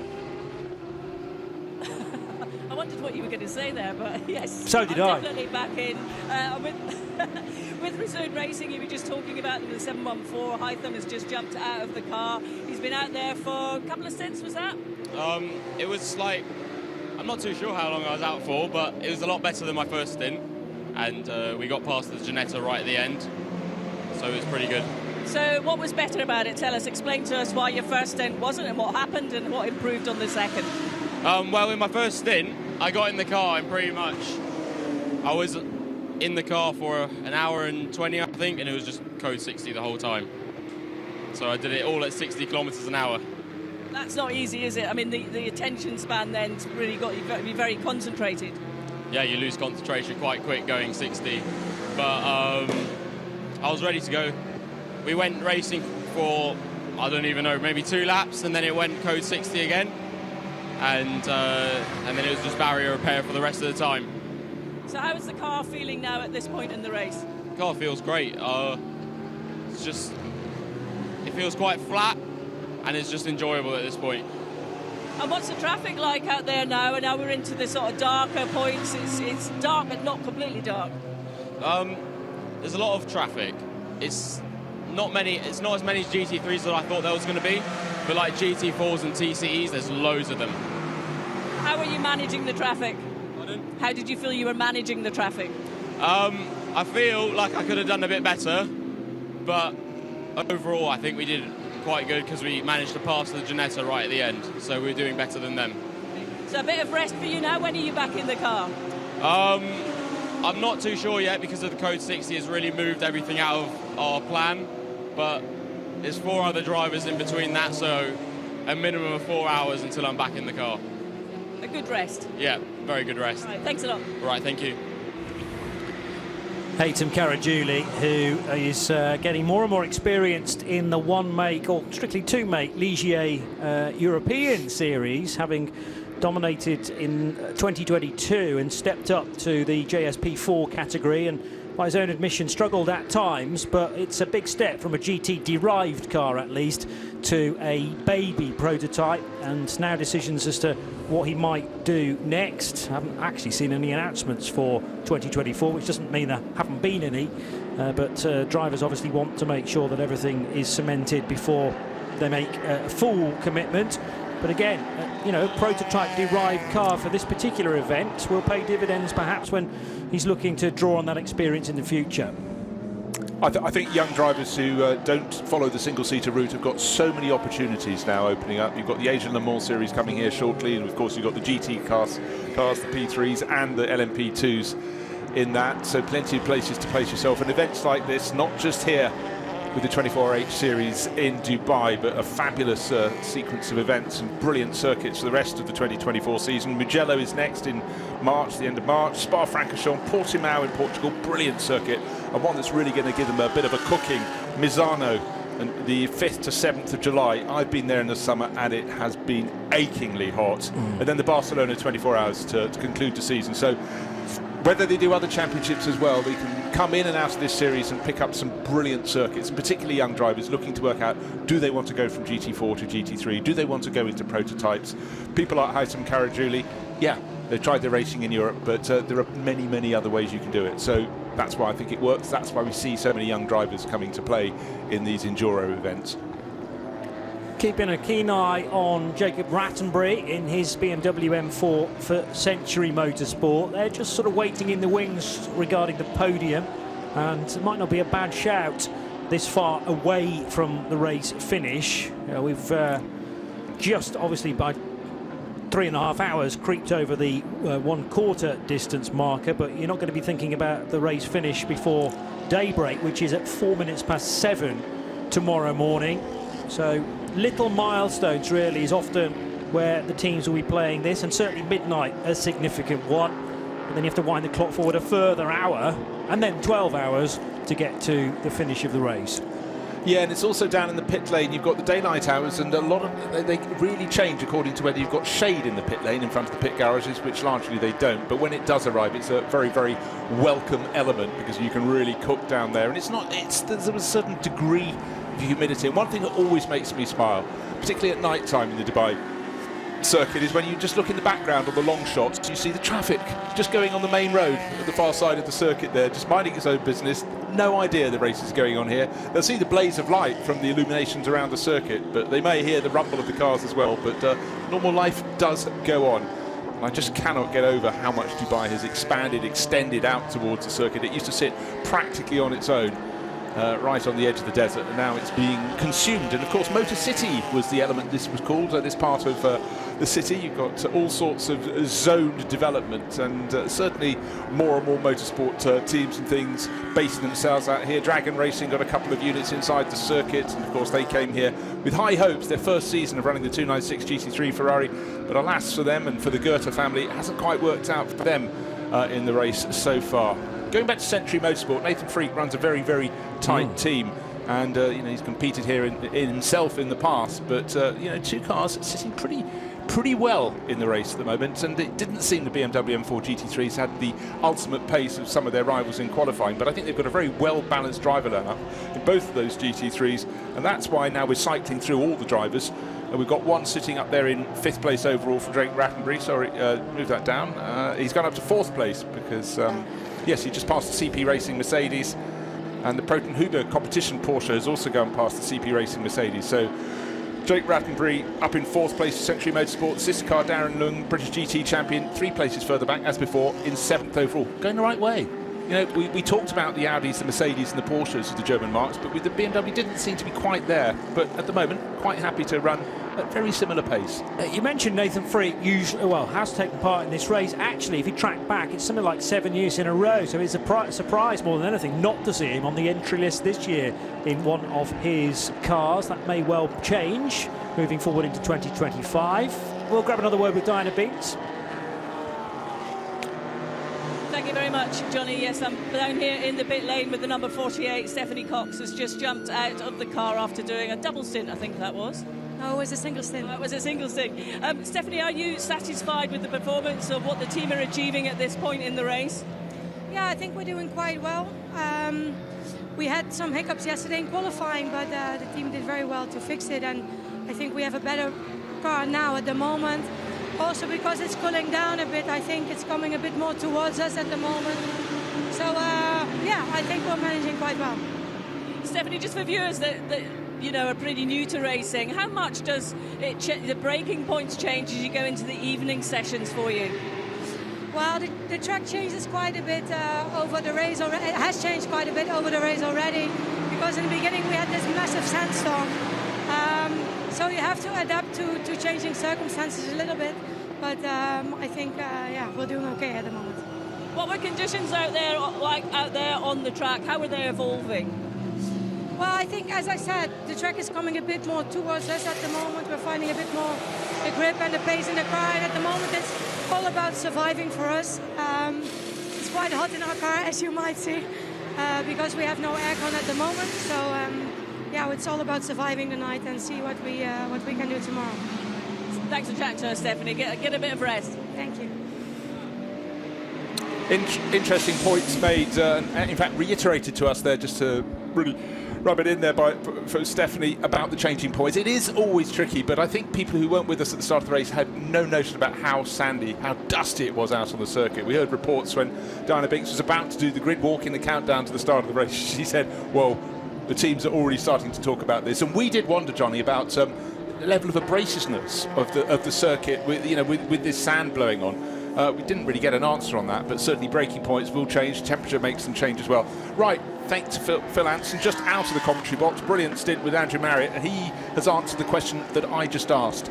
Multiple penalties, can they be served all together, or is each one separate, i.e. you have to come in and serve one and go out again? The answer is, as long as they're all served within the time frame defined, which is 2 hours, you can serve them all in one go, which in the case of Daniel Mancinelli and then 27 Mercedes from Heart of Racing, that means 52 seconds worth of penalties, plus driver time into the pits and time out, just over a minute and a bit, rather than you can imagine coming in 6 times to serve penalties ranging from, I think it was 20 seconds down to 6 seconds. But don't suppose if there's another Code 60 he will be casual. There may well be a technical reason as to why it happened, but the fact was each of the penalties, almost each one, was for a different amount of time, and I think they're all calibrated according to your excess of speed over the 60 kph limited.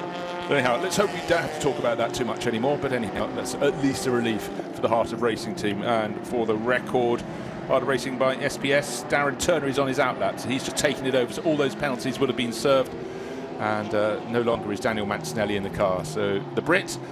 Now, I just seen some stories that the Aston Martin Valkyrie, the car being developed for the World Endurance Championship for next year, is about to go out testing. Oh, not at Dubai. Right now? Under cover of darkness in this race. Year in, year out it happens. Why not? I mean, it's going to be very difficult to see the real defined lines of this car. And then it hits a big patch of floodlighting, as the 95 Porsche does, and you will see every single part of it. So possibly a bad idea. But right, so it's going to go out testing. Do we know where? I didn't see that part of the story. It's just about to come on air. But it's I think so top secret. Yes. Yes, indeed. Okay, interesting. Well, I suppose that they're going to have to do the testing at some stage, and a full year in advance of that should mean that hopefully that provides enough time to get to the bottom of any difficulties with a brand new, well, say brand new, it's not really, it's been on the back burner, shall we say, and being brought back to life, which is a wonderful story for all fans of British motor racing and particularly the Aston Martin brand. Look, you can look across the decades of sports car racing. There have been some fantastic projects that got pretty much all through their testing and still never ever happened. They still got pulled. That's because the accountants took over the marketing budget, the budget from the marketing people and the manufacturers, and the rug got pulled. History is full of them, dotted. 14 hours, 21 minutes still to go, and I reckon we can head to the pits now to grab this from Diana Biggs. With the number 14 Century Motorsport, Darren Young, who's just got out of the car. Darren, it's getting quite busy now in this pit lane, a lot of activity going on. You've just brought the car in. How satisfied are you with how things are going so far? To be honest, I've no idea where we are in the race, in class or overall. I've just been getting my head down, really, focusing on the job I can control. And how's it been out on the circuit? Yeah, to be honest, car's been mega. The team's done a really good job. The last stint was complete pleasure to drive, so yeah, it's all good. Well, you're third in your class. Really? You're third in your class at the moment, so you did a good job during that stint. Oh, that's good, isn't it? Yeah. No, that seems all right. Do you know where we are overall? No, I don't. Okay, right, yeah. I can find out if you like. Yeah. You're eighth. Okay, yeah, brilliant. Conditions are evolving, obviously, tonight. You know, everyone's settling back down. How important is it just to keep doing what you're doing so you get through to... Yeah, it's really important, to be honest, because the track since 1 o'clock, the track's been coming to us since 1 o'clock every stint. So I feel like every time we go out, the track's coming to us, the car's going a little bit away because obviously it's getting more miles on it and such like, the brakes are getting older. So yeah, it's kind of keeping us on our toes. We've got to find those last little bits every lap, and yeah. Is there anything that's changing that surprised you, or you're sort of finding that's improving? Pleasantly surprised, actually, that I feel like driving standards are a lot better in the race than they were in the practice sessions. There's a lot more consideration for faster traffic and such like. So really, it's actually pretty good out there. Everyone's been fairly consistent by the looks of it from my side. I mean, it looks like everyone's being very respectful, but also pushing, as much as you can. Yeah, I mean, they could do with pulling a code 60 out at the end of my stint, so I don't need to keep driving these bloody full stints. I'm the only one who keeps doing it. No, keep going. Thanks a lot, Darren. Thank you.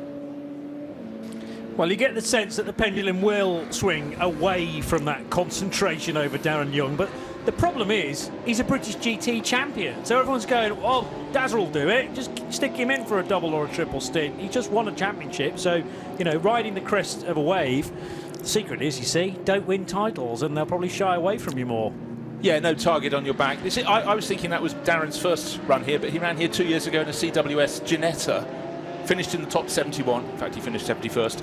But that goes to prove also his point about driving standards being better. We have 54 cars starting the race. There's a bit more space on the track. If you're just joining us at this, some distance into the race, you might not know that the car that was due to start on the outside the front row didn't get to start the race at all. We lost the Lifeboat Motorsport Lamborghini before the start of the race. A problem with their fuel tank. We never really got an answer.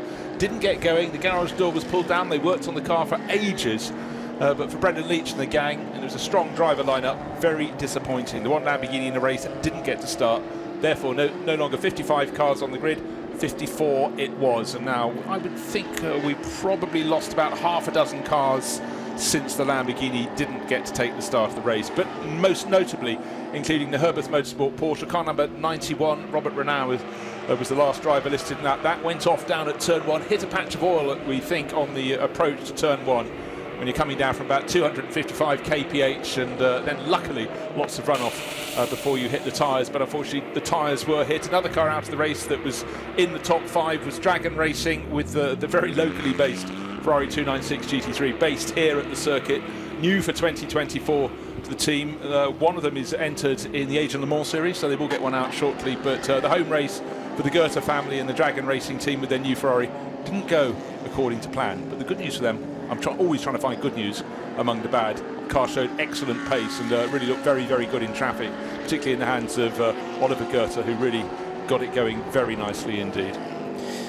Yeah, going back to your point about Herberth Motorsport, really not the way that Daniel Alleman wanted to close or bring the curtain down on his fabulous 24H Series career. I think I was hearing earlier on from Peter Fry of the Championship that he's had 50 races in his history within Creventic competition, and a really nasty looking off for Robert Renauer. As you say, normally he would hit the brakes and take so much speed off something like 250, 255 km/h approach into turn 1, but the car almost at unabated speed, spinning.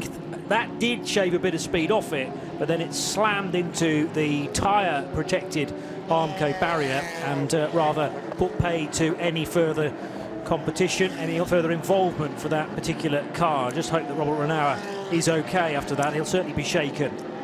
Yeah, the team worked on the car for a good half hour after it was brought back to the pits, but maybe as much as anything they were taking it apart so they could put it away. But then eventually the garage door was closed on the 91 Herberth Motorsport crew for good. And just remember, they were running just before we went off after the first four hours of the race. They were running in 4th position, closing in on 3rd, so they were right in the mix. Busy a little further round the track now. There were yellow flags being displayed at turn 10 just a moment ago, and that has now been cleared. Not immediately obvious as to which car was slow in the middle sector. Yeah, slow in sector 1 was the last warning. Let's have a look. I'm trying to see. I don't know, the dangerous thing with a multi-car field is to go for the tracker map and work out which of the dots is moving slowly. I don't think I'll do that. I'll wait until the car comes into the pits to see which one is brought in. But don't forget, the car that we saw stopping the most was the Mulmer Motorsport. Porsche dropped right to penultimate position, the 921 car, but it's still running. It's in 51st position of the 54 starters, Vlad Lobko at the wheel, but it seemed that for one driver in particular, didn't seem to matter what he did in the car, all the ignition problems hit him. I'm trying to remember who it was, one of the French crew within that car that just had all the trouble. It was... Hold on. Well, I'll get to the foot of that one. I was about to say there was a very long final sector time for Axel Jeffries in his 76 McLaren 720S, and is that not Axel now stopped on the main straight very close to the pit wall? He's got it well over to driver's right, but they look suspiciously like headlights from a 720S GT3. There's only one in the race, and whereas most people are doing the final sector in something like 34 or 35 seconds, it took Axel 11 further seconds than that, and we now have this car stopped on the main straight. It's going to cause a code 60. The other clue to me is that Axel Jeffries hasn't yet triggered a sector 1 time, so I reckon that is the 76 McLaren 720S stopped on the main track, on the main straight here, and that could prove rather difficult to recover. As we go to code 60, that's been thrown. Now, I just want to answer my little conundrum earlier. Gilles Vannelet was the driver of the Mulmer Motorsport car, who had about 4 attempts to get out on the circuit and get very far. But again, 4.5 hours or 4.25 hours into night here in Dubai, and trying to pick out which car is which is very difficult. The head-on shot, but those narrow slit headlights on the 720S McLaren, I think you did called the right number there. But code 60, this is the 7th code 60 of this race. It may not be a long one, but certainly sitting there on the outside of the pit wall, the pit track side of the pit wall, is the McLaren sitting lights on but going nowhere at all, and the illumination from the headlights just showing even on the main straight there's just chunks of rubber everywhere. So the driver's not only having to sort of cope with the changing conditions, the sand being more on the track on one lap than it might be on the next, but also at this point in the race so much rubber there just to make their tyres far less useful than they ought to be. So front runners coming in, the Get Speed Mercedes is into the pits. Al Faisal Al Zubair, that's in from 2nd place, and I think we'll see a host of others coming in, but of course they're not arriving fast because they're all running at code 60. And now a course vehicle coming coming up the start-finish straight to see if it can give a tow to the McLaren, but everyone else creeping past. I mean, Code 60, it's absolutely a sensible thing to do, but it looks as though it's walking pace. Unless you're Dennis Marshall, who somehow has just done the best Sector 1 time of anybody in the race so far. He's done a 40 flat through Sector 1. That surely was shortcutting of the first bit of the racetrack, because if he's going at Code 60, which he should be doing, maybe he's just completely avoided Turn 1 and then popped up at Turn 6, which I think is roughly the end of the first sector. The track mapper will, the tracker will tell me exactly where that is. Yeah, we haven't got sector times on our almost hand-drawn Have map. we not? I know, and that needs to be added, doesn't it? It's between Turn 7 and Turn 8 is the end of the first sector, timing sector. So Turn 8 is effectively a little left-hand kink before you go into the full left-hander of the parabolica that leads the cars onto that infield straight. So you come out at Turn 6 and 7, a right-hander followed by a tighter right-hander. And then just as you're considering where you want to place your car to turn into Turn 8 is where the end of the first timing sector falls, and the end of the second timing sector, you'd have gone all the way down that infield straight, uphill slightly through Turn 11, up the slope to Turn 12, coming out of Turn 12, dropping down towards the final sequence of corners. That is where you end Sector 2, about a third of the way down the left-hand kink at Turn 13. So all tracks in the world are split into 3 timing zones. And Johnny? Strictly speaking, it's not the fastest sector of everybody, but it's certainly that car's fastest sector time as we were going into Code 60. Let's take this brief pause then. Another Code 60 out on the racetrack, I'm sad to say, but hopefully the clear-up process will be pretty quick, and it allows us to take this report from Di. Thank you very much. I am with the 76 that you're talking about. Jodie Firth is the team manager here. The McLaren, I believe, has just stopped on the other side of the pit wall here. Yep. From the telemetry that we've got, we've lost drive, so we can't be 100% certain at the minute what's wrong with it. So we'll get it back to the pits. The boys can have a look, and we'll make an assessment from there as to whether we can continue. Have you been able to chat to Axel? Yeah, he said the car was feeling good. He was just sort of settling into a nighttime rhythm, but he just said suddenly he lost drive coming onto the start-finish straight. So obviously pulled off to a safe area. Then rather than try and risk dragging it round and doing further damage, it's better to get the car recovered in that situation. And I think if we'd have been maybe 3 hours from the end, we'd have risked it, but still not even halfway. We thought we would minimise any damage. Yeah, there's still a bit of time to get it back and to have a proper look. Yeah, exactly. I mean, these races are long. It feels terrible at the minute, but in an hour, 2 hours, get the boys back out and hopefully finish it. Just before this happened, how were you feeling about how things were going? Yeah, good. I mean, the car had got good pace. Earlier in the week, we'd experienced a couple of issues outside of our control, and it had a little bit of a knock-on effect, which I think many teams have experienced that. So we kind of got back on our feet sort of Wednesday, Thursday, and we were looking forward to the race. The drivers had not had too many laps before that. 2 guys were new to the car full stop, so it's been a steep learning curve for them, but they've adapted well.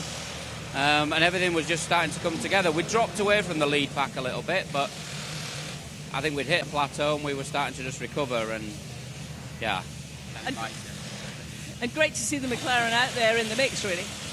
Yep, I mean, we were here last year as well, so we enjoy the event. It's nice to represent McLaren.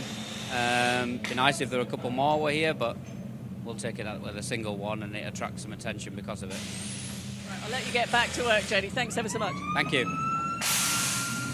Jodie Firth putting a brave face on matters. It's not the time really to be presented with a microphone, and with no offence to Diana Binks, of course, because otherwise it's a lovely experience, but just at the point where your car has been going pretty well and then it hits a first significant problem, and the car has been towed very efficiently actually all the way around the racetrack, probably via one of the shorter routes here at Dubai.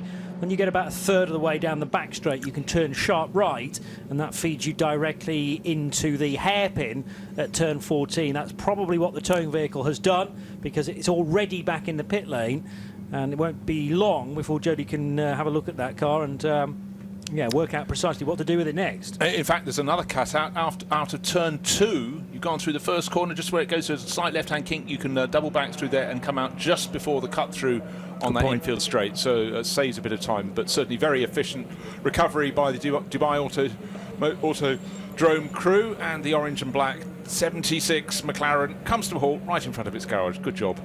the car looks absolutely untroubled, but alas, clearly that problem. But Jody Firth there reporting that they will take a look and see what can be done. But for Axel Jeffries, based out here, he's done so many miles on this circuit, and a little bit of frustration, but it could have been worse.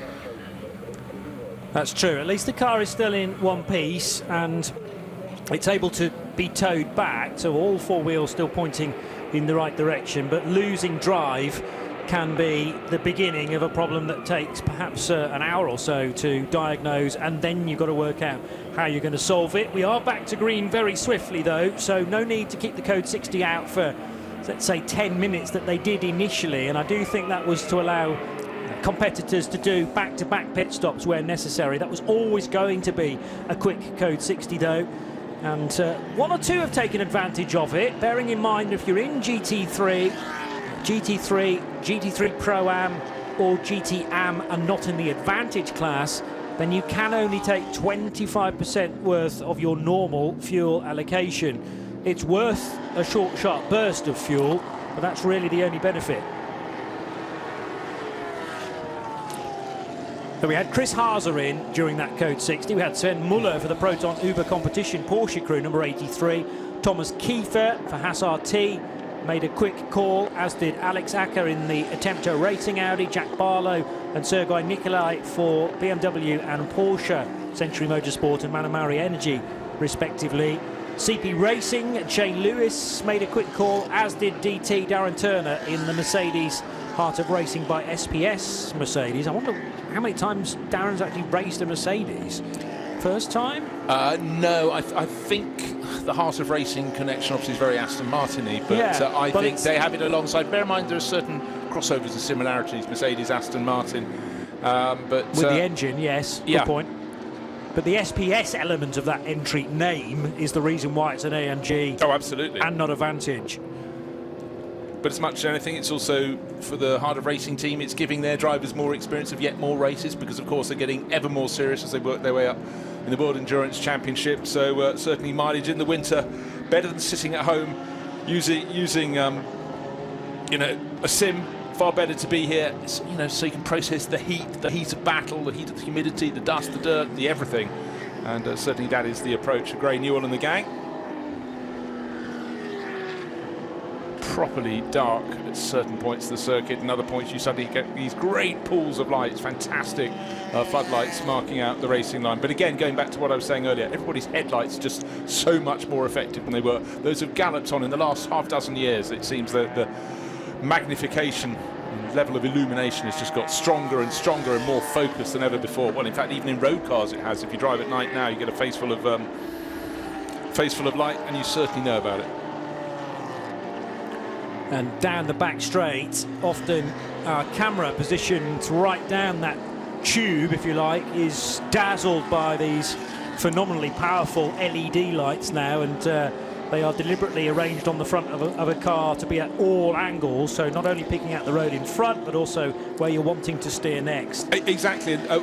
We talk year in, year out about the importance of experience of not just the car or the drivers in the car, but the drivers in the car at the track. And teams that are new to come here, they have to spend that first night session, as much as anything, sorting their car's headlights where they want them to be pointed, because, as we pointed out, a good half of this race is under cover of darkness.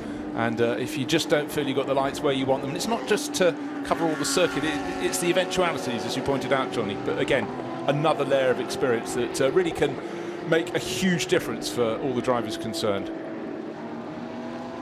And in this complexion of the race, this time of day, I mean, the cars almost have never looked better. They look resplendent as they were waved off at 1 o'clock earlier on today, but this nighttime racing, and we've got 13 and a bit hours to enjoy. Remember, 6 p.m. on the dot was sunset this evening, and it'll be dark, pretty much full darkness all the way through till just after 7 o'clock tomorrow morning. So we can really relax and enjoy how the cars look, particularly that 95 Porsche, which has so often run with the extra LED lighting on the A-pillar and right around the roof line as well. Sergei Nikolai in their Manamari Energy by Ebby Motors Porsche, and that car running in 8th place. and a nice collection of various shapes and sizes of GT3 car and a GT4 BMW in the mixture as well, heading through turn 10 now, which includes the third placed Proton Uber competition Porsche back in the hands of Sven Muller. He began the race all those hours ago, and this is probably the fastest we will have seen it so far. Yeah, best lap of the race, just taking a look at 1 minute 59.3 second lap. That's by the car in second place. It's the Get Speed Mercedes. That was Fabian Schiller when he worked his way to the front in the opening stint of the race. And two other cars have also lapped under 2 minutes. The number 83 car we were just mentioning, that's Sven Muller's Proton Uber competition Porsche. And Thomas Kiefer's driving the 21 Audi. It wasn't him who set the time under 2 minutes. It was one of the earlier drivers in the sequence for the 21 crew from Haas RT. But certainly those were the three. Just double checking, none of the cars that have retired went under 2 minutes. No, none of them did. So just the trio who have made that Haas RT Audi fly as well as it has thus far in the race. Car number 21, very much at the sharp end of the race at the start when Mathieu Detry took it underway. Yeah, it would be his lap that was the fastest so far. That would be in the opening stint. 992, led by Old Man Brokers now, if it's not too rude to call him that. He's taken over from Luke, his younger son, and the 992 class led by car 909 therefore. Julian Hanses is doing the chasing 2.5 minutes further back for QMMF by HRT, and the 931 car doing 205s, so that is a touch faster on this lap in isolation than Ivo Breukers. Now we have Kurt Swearingham in the Team Captain America by Bas Kooten Porsche in third position. Nico Prost doing splendidly well in the Toro Verde Ginetta G56 Cup car now. They weren't leading a few hours back, but have now managed to leapfrog the Razzoon Modern Racing car. We were catching up with Haytham Karagiuli, one of the KTM Crossbows pilots, not so long back actually, with Diana Binks. And yes, that's switched around very much in the favour now of the souped up Ginetta G56 car.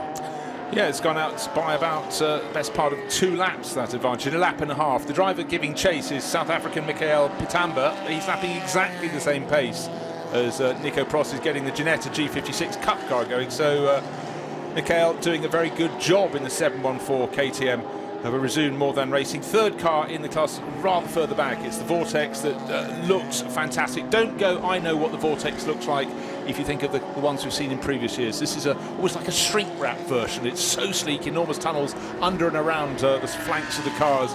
And this is their first all-carbon fibre model. And one of the problems in the past, the best part of those little Vortexes, they were light and had fantastic V8 rumble coming out. And the worst part of the fact, they always seem to shake themselves to bits slowly over the course of a 24-hour race. When on track, very good, but alas, things started to come loose. And certainly with this brand new car launched, it was unveiled at Barcelona, the 24 hours, last autumn.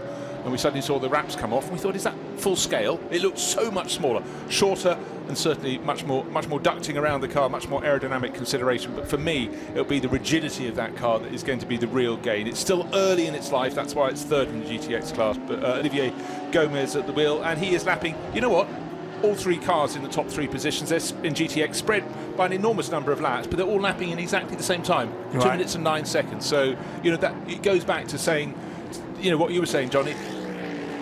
When we've had the Code 60s, of which we've had 7, some people get them right, some people don't quite get them right. There will have been other problems as well to get the Vortex dropping down so far, but the good news is it's running at a competitive pace at the moment.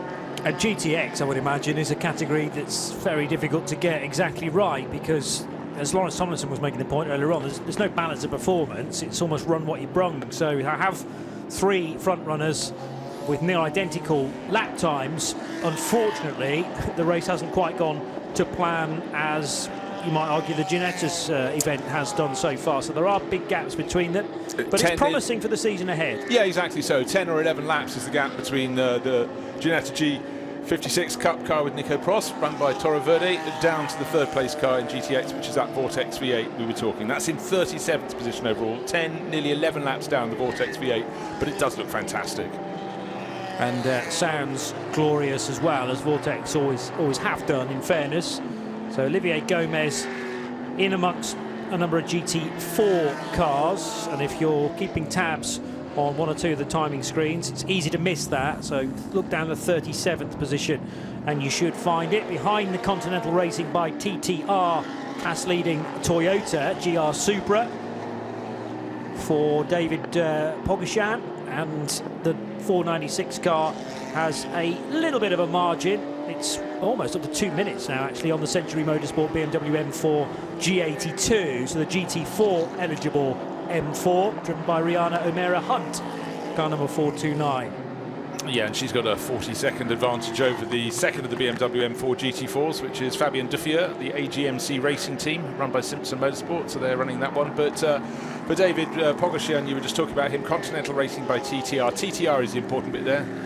Toyota Racing, and their Supra has been in the lead of GT4 for some while. A lap and a little bit to the good in the class, but I must say, ever since that GT4 Supra was launched by Toyota Gazoo Racing, it's just looked fantastic. Doesn't matter where you see it racing in the world. A lot of success in the French Championship, the FFSA GT Series, and a fair bit out in the Far East as well. In Japan, in the local series, and in the GT World Championship, Asia as well. It's certainly a very popular car in the GT4 class. And in fact, this year in GT World Challenge Asia, they will have their own race at some of the meetings. So it'll be pulled away, because GT3 is growing so much, they need some space for the GT4s, give them their own race, and with their own race, their class will grow. Yes. You can be sure of that. Yes, all of a sudden, the spotlight is firmly on them, and GT4 racing always provides a terrific battle, but from a TV director's point of view, it's often tricky to get the balance right between the top class that everyone wants to witness, GT3, but then a terrific battle further behind, maybe a lap down or so. Now, one of the little vignettes of GT World Challenge Asia, GT4 last year, they had their own race at Okayama. It was a trial race for them, and the leading BMW, I thought, oh, he's playing with the opposition, I said, as the sole commentator on that. He had 2 corners to go at Okayama. He slowed right down. In fact, he slowed right down. He's not going at all. And he trickled down the slope through the penultimate corner onto the start-finish straight, and then had to start. How far can the friction he go before the friction brings the car to a halt? And the car that was behind was about 35 seconds behind, and it was coming round. You were following it on the track. And no. And the driver's now out of the car, and we know how the local audience loves someone making a real effort. And he pushed and he shoved, and he came home 6th and collapsed, but still won the championship. But, you know, So in terms of hits, and then dramatic music was put over the top of the clips, and that was played and played and played. I bet. You couldn't write it, is the phrase, but it's bang on correct for that situation. And it's the essence of endurance racing, not failing, but just not accepting defeat. Yeah. And we've seen it, you know, when you get to the end of any 24-hour race, wherever you are in the world, there'll have been some teams that have, you think, oh my God, why are you happy you come home 18th? You've actually managed to come home, you've nursed your car through a host of problems, a myriad problems, and yet you've got to the finish. And that is the spirit, and it's appreciated right up and down the pit lane. Doesn't matter if it's someone in your class, someone in a class that you only see once every 12 laps when you lap them, but you can appreciate the effort that's gone into, you know, make do mend, but just keep going.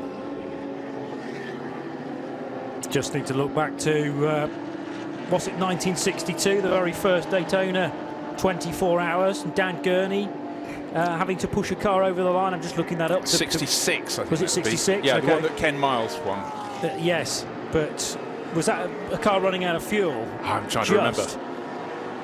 I'm trying to read up on it, but yeah, up on the banking at Daytona, an event that's also taking place this weekend, and yeah, needing so desperately to win the race after so much effort leading up to it. And why would you give up when you are mere meters from the finish line? There's a slow car out on the racetrack on the approach to turn 12, and from that sort of distance it was tricky to identify it, but I might be able to pick that up from the sector times currently. Yeah, well, no official message as yet. You've clearly picked that one out as it's happening rather than seeing a message on screen. Thomas Kiefer is struggling through the middle sector, taking him over 90 seconds to do a sector that would normally be about 50. That's the Haas RT Audi, and he's gone down from 3rd to 4th place. So his last lap was a 2:05, and he's now down into 5th because his next lap, well, yeah, you've picked him out.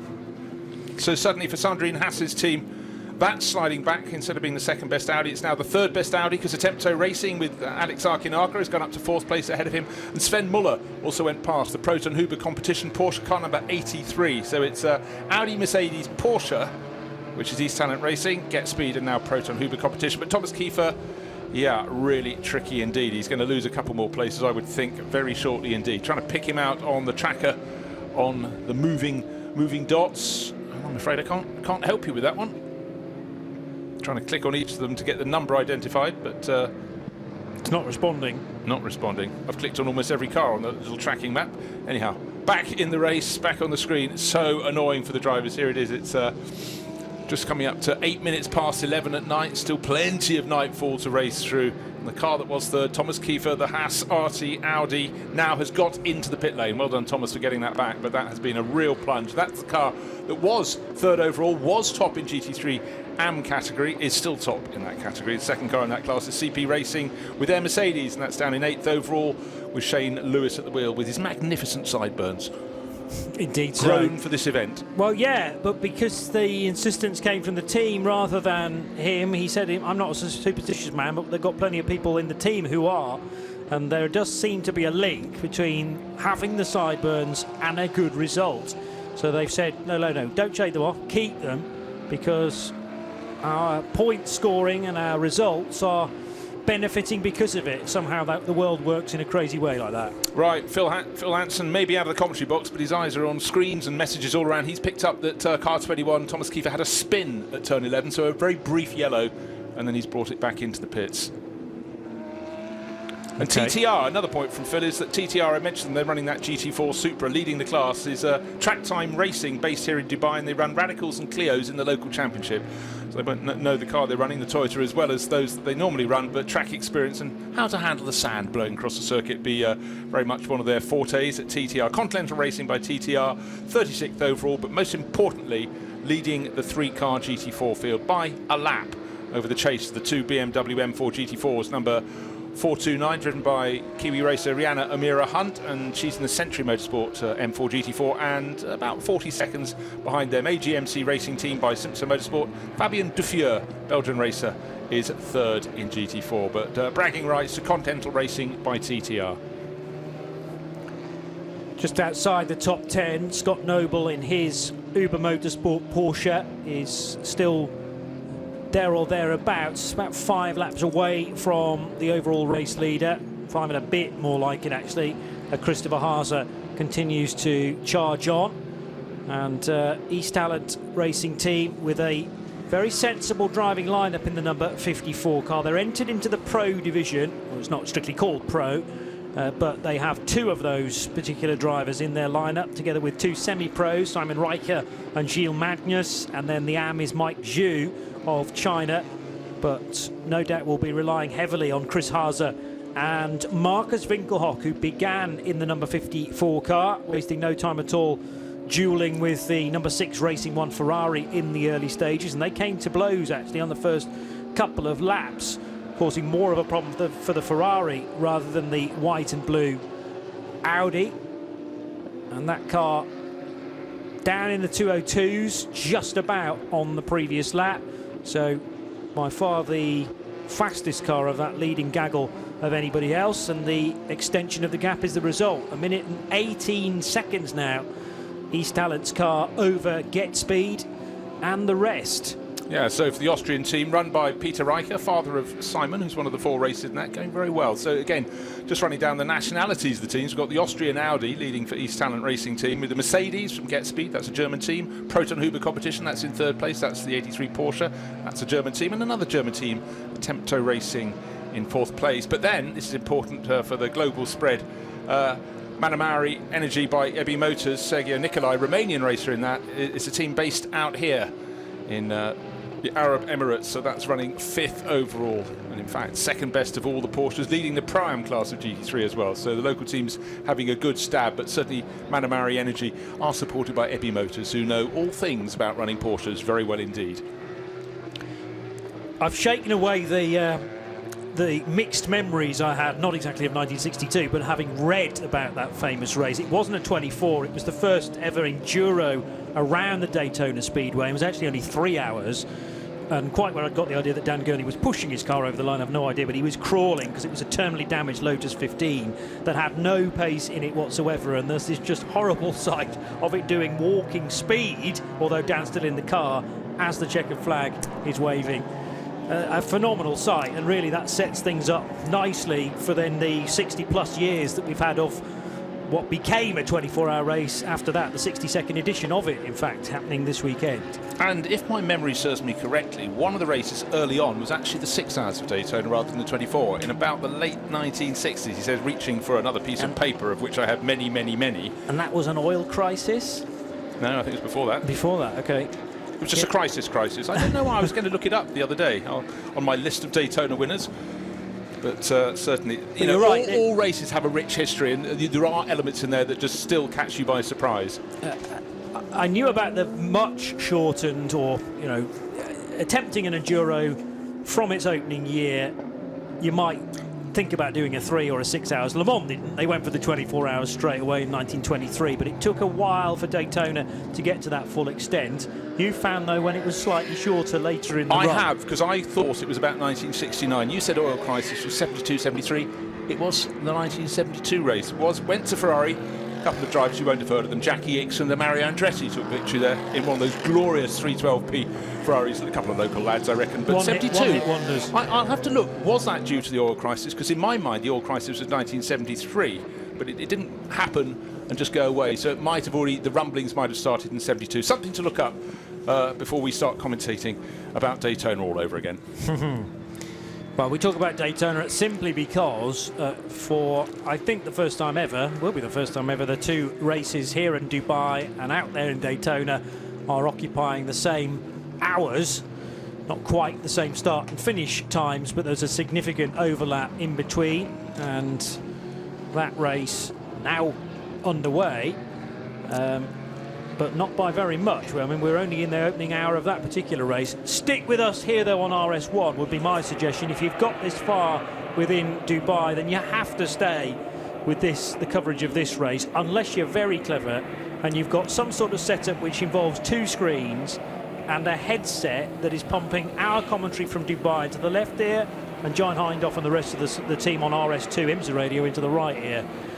Well, and your brain, for good reason, may well be fried by the end of the 30+ hours that it will take to get through both. Yeah, you certainly feel that'll be the case. 9 hours is the time difference between Dubai and the sunny climes of Florida, but we are focusing entirely on what's happening in this, the 19th runner. One of the cars that appears to have had a little bit of trouble because bodywork is being taped back down is the number 961 Porsche from the very, very well occupied Porsche 992 Cup class, and that's clearly had a little bit of a knock here, there and everywhere. One of the two FAC Autotech cars shared by Michael Hinderer, Mark Devis, the Belgian racer, Yves Schimana, a historic racer by and large, Christian Schreber, and Nico Verdonk, and the suspension damage as well. So I think the front corner is effectively, front right corner is being replaced there.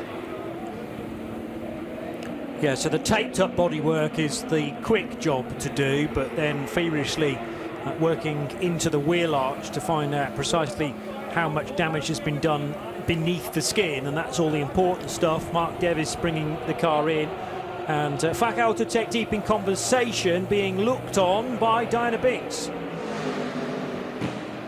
It is indeed. They said that the front right suspension was broken, and they've been working they're working to repair that. So as you can see, there's a lot of people around the car. They're fairly confident, though, that they're going to get the car there. The drivers are ready with the helmet on to get back in the car. So we'll see if it goes out in the next few minutes. Thank you, Binksy. Yeah, FAC Autotech will be one of a number of teams that will be able to do running repairs very efficiently indeed, considering their vast amount of years of Porsche one-make racing. But they've also entered this race a number of occasions, so although their expertise is in sprint Carrera Cup competition, then also they know how to set a car up to be good across this sort of length of event, and will kick-start straight into action as well. There won't have been a hint of anybody slumbering before that happened, I'm sure. We're just after 11:15 local time. The hotel that greets everyone approaching turn 16, showing its rainbow LED lights that were introduced a few years ago, that tend to change throughout the course of the evening and into the early morning hours. It's quite remarkable. They actually change according to the relative biorhythms of all the drivers as they go past. It's just AI at its craziest.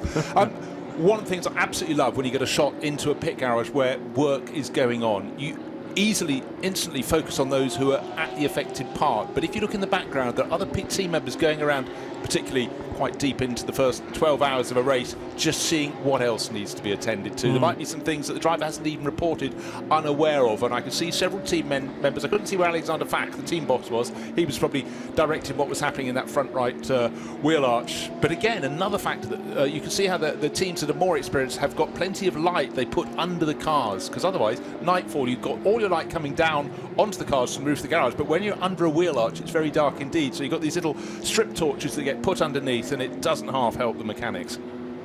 Yeah, Nick Damon often speaks about the famous smartphone torch that these days is utilised together with the £10 lump hammer and the tie wraps as well. But these clever LED wands almost that you can get a couple of them and just shove them under the car and immediately illuminated the working area. And quite often the mechanics, particularly after nightfall, will have a head torch on as well, because obviously as they're looking, it'll turn with them.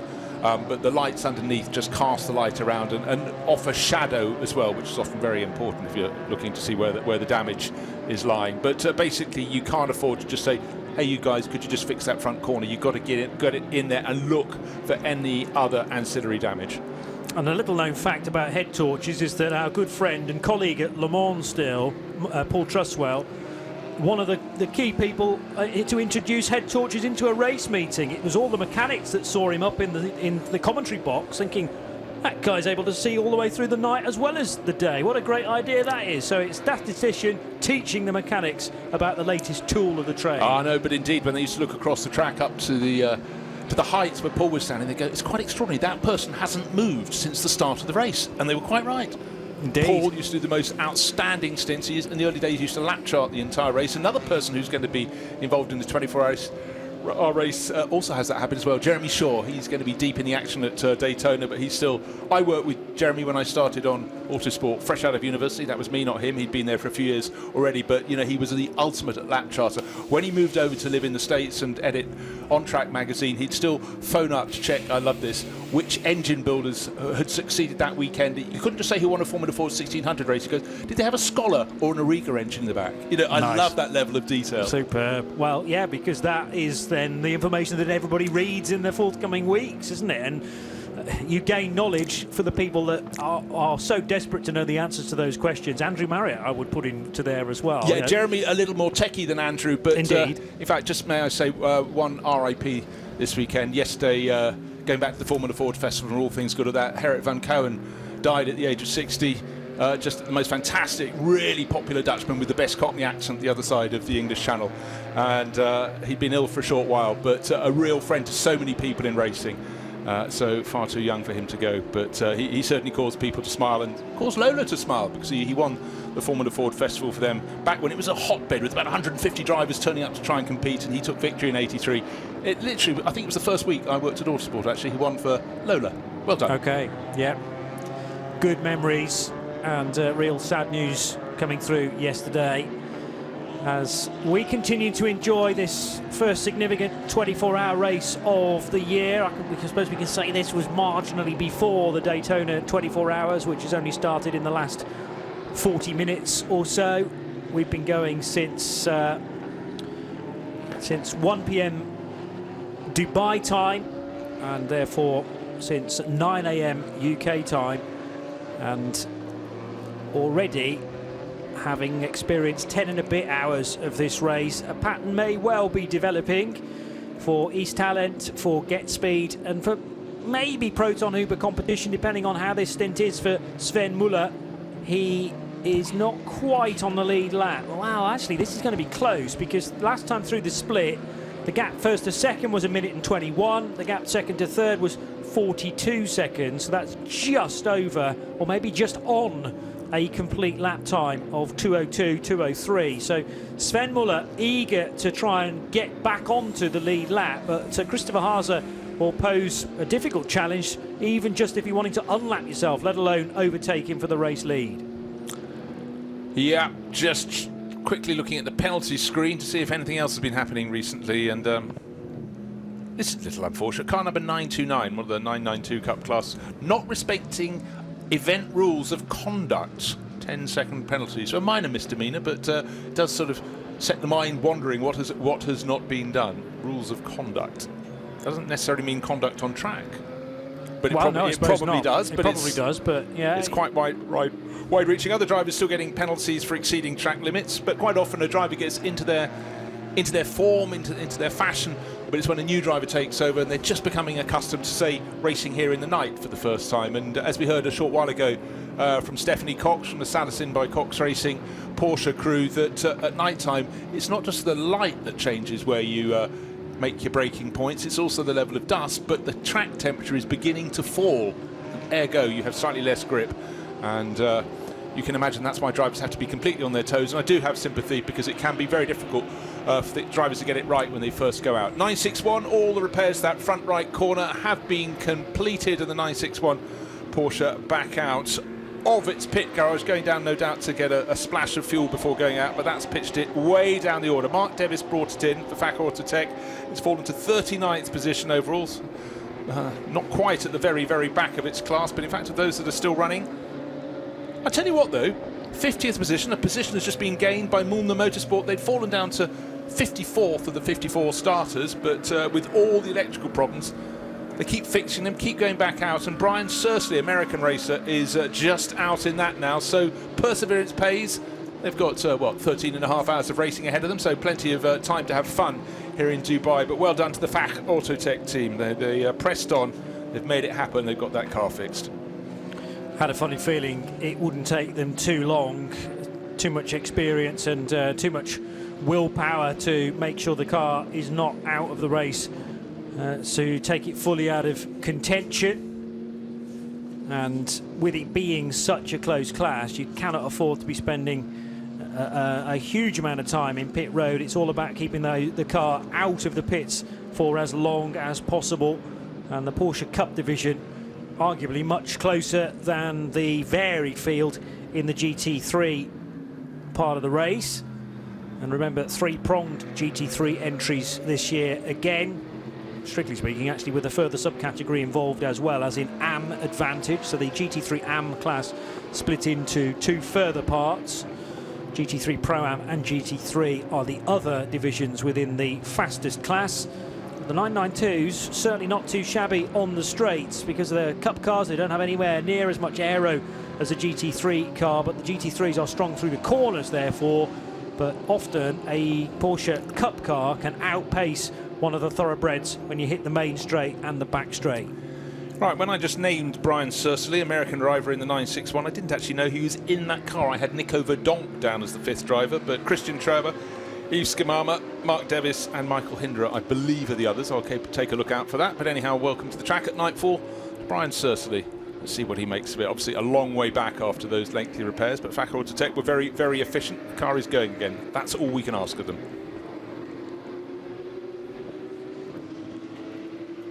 Just looking up and down the classes to see if we've got any changes. GTX is still being led by Toro Verde with the Ginetta G56 Cup, with the very talented Nico Prost at the wheel of that. 19th overall. Second car in GTX is down in 24th. Mikhail Pitamba, the Resoon More Than Racing KTM Crossbow, bring out the rear is that Vortex, still with Olivier Gomez at the wheel, but still some distance further back in 34th overall. Yeah, so still plenty happening up and down the order, and although we've had some rather big incidents here and there and some big stories even before we got going, with the non-start for Herberth Motorsport number 63, the Lamborghini Huracan, which had qualified on the front row, but we've had incident for the Stefan Bayer driven SRS Team Zorg Rennsport Porsche Cup car that sadly was out on the spot after just 39 laps completed. And that's after a reasonably sized incident that saw the car spin to the left on the exit of turn 9 and spear into the Armco barrier, doing a lot of damage to the front of that Porsche and also to the Armco itself. That took very nearly an hour and 15 minutes to sort out under code 60. Sven Herberger not fully admitting to the return of the steering issues for the Santalok junior team Audi from yesterday, but putting two and two together, I don't think I'm a million miles away that the issue that Pierre Caffer felt in qualifying then came back, and possibly worse, during the race for Sven. So that 18 Audi retiring. And the Grove Racing Mercedes, when Phil Keane was driving it, car number 10, having an incident. Did you get to the bottom of that? I didn't. No, okay. Again, you just nip off for a short while, something happens, and it takes a while to catch up. Just noticing, though, that Haas RT, the number 21 Audi that was running in third place, had the spin with Thomas Kiefer at the wheel. It's now out with Torsten Kratz, but it's dropped out of the lead in GT3 AM, but that was third overall when that happened. It's down to 15th overall. And it's now 6th in class. So GT3 AM now in the hands of CP Racing with Shane Lewis, 6th overall. Next in class is the BMW M4 GT3, Michael Johnson. That's car number 14. But the better place, the Century Motorsport cars, is in 5th. But that's running in the different class. That's leading GT3 Pro-Am class in 5th overall. Jack Barlow, young British racer, at the wheel of that. That's 5th overall. So it's Audi, Mercedes, Porsche, Audi, BMW. And then completing the top 6, that's CP Racing, Mercedes, that leading the GT3 AM class following the demise or the delay, the spin, and then the slow return to the pits for the number 21 Audi for Haas RT. Fabrizio Broggi returning to the race now for the Ebby Motors run Manamauri Energy Porsche, that car in 9th place, and depending on how long it's just spent in the pits, might possibly drop behind Darren Turner's Mercedes into 10th. We're about 3.5 minutes between those cars prior to the Italian run Porsche making its stop, and that's really a break away from anybody else that might be making stops in the vicinity, if you like, because the rest of the runners towards the sharp end happy to continue on. We're on lap 17 for Chris Haase, the race leader. Pitting a lap before that, last time out, was Al-Faisal Al-Subair, and Faisal getting some good average times out of that car, 2:03.3 across an 18-lap stint, which is not quite as quick as Christopher Haase, but you will struggle really to maintain Chris's sort of speed in an Audi R8 that he knows incredibly well. Sven Herberger almost down to the same average time as Chris Haase. Sven's doing a 2:02.7 as a lap average across also an 18-lap stint so far. And Alex Arca, who took the Attempto racing car over, actually didn't. He did a very short spell, which may well have been during a Code 60. Prior to that, I actually can't tell you which driver was in before Alex's current stint, but if that was within a Code 60, there were yellow flags on the racetrack, so basically he pitted twice, 1 lap apart, did an outlap which became an in-lap, and that meant that he could top the fuel up a little bit more to the tune of 25%, and as a result has been able to do 18 laps since then. One thing that I always find is just so intriguing, when you're following a 24-hour race, you get as many screens as possible to look at. Sometimes you can bamboozle yourself with almost too much information. We become completely focused on the race, but I've just had a message from someone who had just started watching the Daytona 24 hours, and I've told him he can swap over and watch us as well, and that's John Watson. He can't get enough racing, so he was all tuned for the big one, the Daytona 24 hours, but he's got the Dubai 24 hours to keep him through hours of darkness, keep him occupied. Watty, welcome on board. Indeed so. So it's great, 1991 World Championship runner-up, still can't get enough racing, and John is such a purist as well. He's brilliant company, and always has a point of view, which is brilliant to have. And if Watty does switch over to RS1, then he can hear you and I, and then you and I have also got a shift covering the Daytona 24 hours for their overnight stint. So if he's brave and wants to stay up all night, then yet more of me and him. I did effectively offer that challenge. Okay, yeah, so chase us around the RSL network and see if you could stay awake for as long as we will try and do. Now, one little story concerning Watty. Last year, there was a sensational book. It was about 4 years in the making. Brilliant portrait photographer, Indira Flack, has captured the essence of a host of British racing drivers from the very youngest through to people with an enormous amount of experience, and probably Indira's one of her favourite photos in the book. It's my favourite photo. She went to John's house in Oxford, and she wanted to encapsulate, a driver's hobby. What do they like away from the track? And almost without bidding, he went, "Would you like me to put my fishing gear on?" So he went upstairs and got his wade, as John is a passionate fisherman, and he came down and he sat in his garden and he posed. And to me, that's the sort of quintessential, that little bit of humour that's always there with Watty, and it's brilliant. If you do get a chance, I'm trying to remember the title of the book. Indira will shoot me for forgetting. It's something like Great British Racing Drivers, but it's a brilliant book, and most of the proceeds go to charity as well. See if you can find it. It's got the great, the good, the young, the old. There's also someone I'm commentating with later this year at Goodwood. She does Formula 1 for Channel 4, Alice Powell. Couple of images, but when she was kart racing, she's got a really junior kart racer on her back giving her piggyback, both smiling their heads off on a kart circuit. So you've got this real diversity, because we tend to think drivers are all the same. Walk the paddock here, they're not all the same, all shapes and sizes, ages, levels of wealth, but almost every driver has another interest that's been a passion either in childhood or since they've retired. And I think it's just great for someone to get drivers to step back a little bit and be who they normally are. Because we all know a lot of them put the race face on when they come to race meetings. But also that ability to not take oneself too seriously when you're not behind the wheel of a racing car. And yeah, absolutely. There are some people, I suppose, who commit to motorsport and nothing else, but your worldly view might be compromised if you do decide to take that route. The Bentley Continental, which by Rob Huff's own admission, one of its drivers this weekend, might be a little long in the tooth from a technical perspective. Fascinating to hear him chasing the ABS problem in the car earlier on, though, and the reset switch, which should normally be positioned on the transmission tunnel, went for a Burton. I think it released itself from its more normal mounting point and ended up down in the footwell, so he was ferreting around in that to make sure he could locate it and then press the reset button. Well, we always talk about how the top drivers have a degree of how much of their brain capacity is focused on the driving, and then obviously the more at ease they are, how much else they can apply their thought to, but fishing around in the footwell. Right, to answer my own question, the book is called Great British Racing Drivers, and 10% of the proceeds from Indira Flack's book goes to the Prince Sir Jackie Stewart's charity Race Against Dementia, because of course this is the latest race in Sir Jackie Stewart's life with his wife Helen suffering from dementia, and he has focused so much good and an awful lot of focus has swung onto that charity, and Jackie draws a lot of parallels with how Formula 1 works and how being professional works, with how chasing an answer.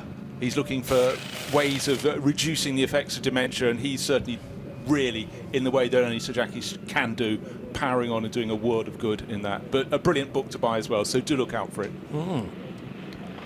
Now, the driver change taking place as we go code 60 again, and I'm not sure we told you precisely why that was the case, but code 60 is out nevertheless. And what did we get reported to us? An incident at turn 11. No, that was a long time ago. Oh, no, hold on, it's another person at 11. Sorry, I was looking at the timing on that. 23:32, yes, so a couple of minutes ago. Yeah. Not telling us who. Indeed. So the code 60 issued at 23 hours and 33 minutes, nearly 34 minutes, and actually there's some recovery vehicles on the scene, but conveniently the car in question, I think, right behind an Hankook barrier, so even now we can't pick it out. But also, if you think, let's see if there's a car on the tracker map moving slowly, of course they're all moving slowly, we're under code 60, so that is no help at all. But we've got to the end of the back straight, turned right through turn 10, and a car's about to come in view, tucked in behind... being towed. It's 278 Ginetta being towed back in. So the rescue truck's got to that very quickly. We'll have to draw it up the hill to get it towards the end of the lap. Yeah, the other clue was that were there any cars stopped effectively at the end of Sector 2 waiting to be triggered through the tracker map, but because it's an incredibly busy part of the racetrack, on the spotter segment of the website, they were 278 was getting completely covered by about 6 or 7 cars. It now does reveal itself, not only in reality, but also on our digital aid. So Owen Hissey was running third in the TCE class, third and top in the TCX subdivision of that class. In the better place, the 2 CWS Engineering Ginetta. Everybody else into the pit lane, including very much one of the front-running cars, Al Faisal Al Zubair, the Omani racer, coming in from second place in the Get Speed Mercedes. Chance to clean the windscreen, fresh set of tyres, and a host of other cars coming in the background. But again, when it's code 60, for those at the back of the train, it takes a very long time. At code 60, a lap is about 5 minutes 24 seconds. So think how much time it feels like today, tomorrow, and the next day have all been run through before you get back to the pits.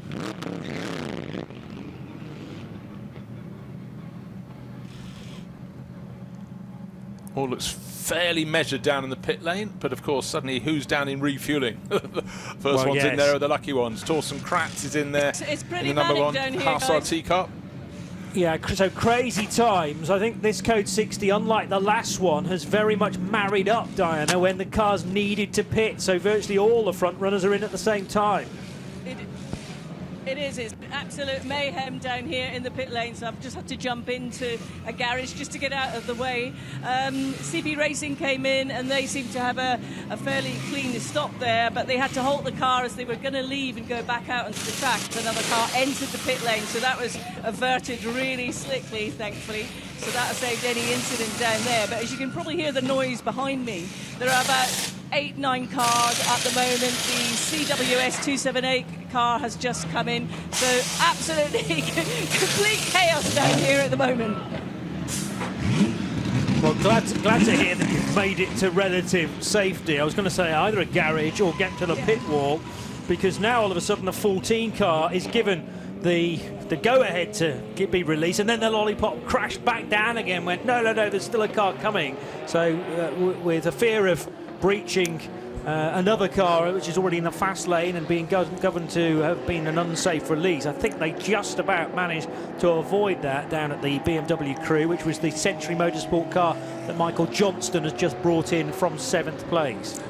Right, of course. So we're back to green. You can hear the engine notes firing up. But having worked the pit lane in the Dubai 24 Hours for many a year before sort of stepping into the commentary box, I can tell you, you have long periods, particularly after darkness has fallen, where nothing seems to happen. And then you get this flurry. And I say with 54 cars starting rather than 80 and higher numbers we've had in the past, there is a bit more space for Diana and for Peter Snowden and Chris Milburn to tuck themselves away at the front of a garage, because often those garages have got 4 cars allocated per garage, sometimes slightly more, and you have to just find a place where you can be very slightly out of the way but yet still see what's happening. I've got Shane Lewis from CP Racing. But Shane Lewis has just got out of the CP Racing Mercedes and didn't get a chance to run away because Diana has caught up with him. Well, I did catch him, and then he did run away, but he's come back again. He's just gone to get himself some water. So thank you, Shane, for coming out to talk to us. Do you want to have a drink first? Have a drink, and I can talk about you. So, yeah, Shane's just jumped out of that car, and as we said a few minutes ago, it was pretty hectic down here in the pit lane for sure. Obviously, that Code 60 set everyone in, and they all came in at the same time, and I noticed that your car had to do a bit of a quick stop not to go out and get taken out by another car coming into the pit lane. So good action by the team. Yeah, things are a little tight here in pit lane. We actually thought this Code 60 was going to last a little longer. We had a few service things we wanted to do the moment we came in and we went back green again. So it didn't quite play out how we had anticipated. So yeah, we're going to have to kind of rethink what we do over the next couple of hours. How satisfied are you with the performance of the team so far at this stage? Good. I mean, the pace of the front runners overall, they're really, really quick. I'm not sure how they're getting the kind of grip they are. More power to them. We're running as hard as we can possibly run out there right now. If you run it too hard in the beginning, though, the tire will really fall off. So we're trying to make a pace that we can do for a full fuel stint plus some. I mean, you guys here know how to run a 24-hour race. You know what the challenges are and you know what the expectations are. And, of course, you've got such a fantastic team here supporting you. Yeah, I mean, what CP Racing does best, the longer the races, the better we are. From strategy, from car preparation, brakes, everything that's out there, tire management from all the drivers. Darren Law, first time with us here in a really long race, and he just helps add to that experience level of the guys for 24s. Is the car handling any differently now we've gone into the sort of cooler air? It's a great question. No, dang it. No. I was really couldn't wait to get in at nighttime. I was really looking forward to it, and then the level of grip just was not there. I don't know if I'm just sweating from getting out of the race car, but there's a little bit of a breeze, but sure seems like the track temperature is still really high. Shane, thank you. Go and get a drink. Thank you, guys. Now, always good to hear from Shane Lewis. Even if you're just listening to him, you can tell that he's got gesticulations coming left, right and centre. I thought you were going to say good interview. You can tell he got sideburns. You can, if he turns both cheeks, of course. Just now, from the audio, though. Yeah. Indeed, they are that bristly.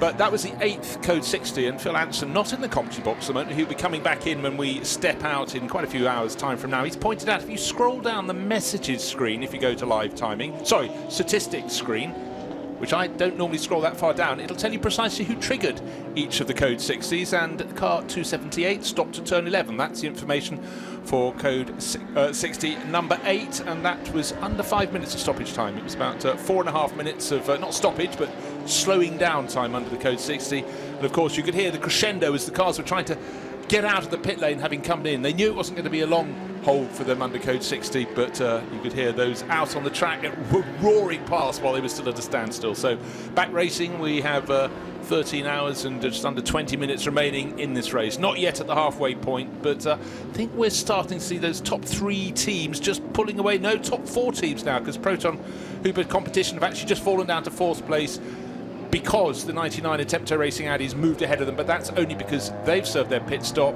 and the 99 car has only just come in to the pits as well. Dominic Bauman's gone back out in the Get Speed Mercedes. That should go back into 2nd place, but Simon Riker leading the way for the family team, East Talent Racing Team, with their Audi. That's car number 54, white and blue, very quick, and notably in the first stage of the race in the hands of Marcus Winkelhock, I beg your pardon.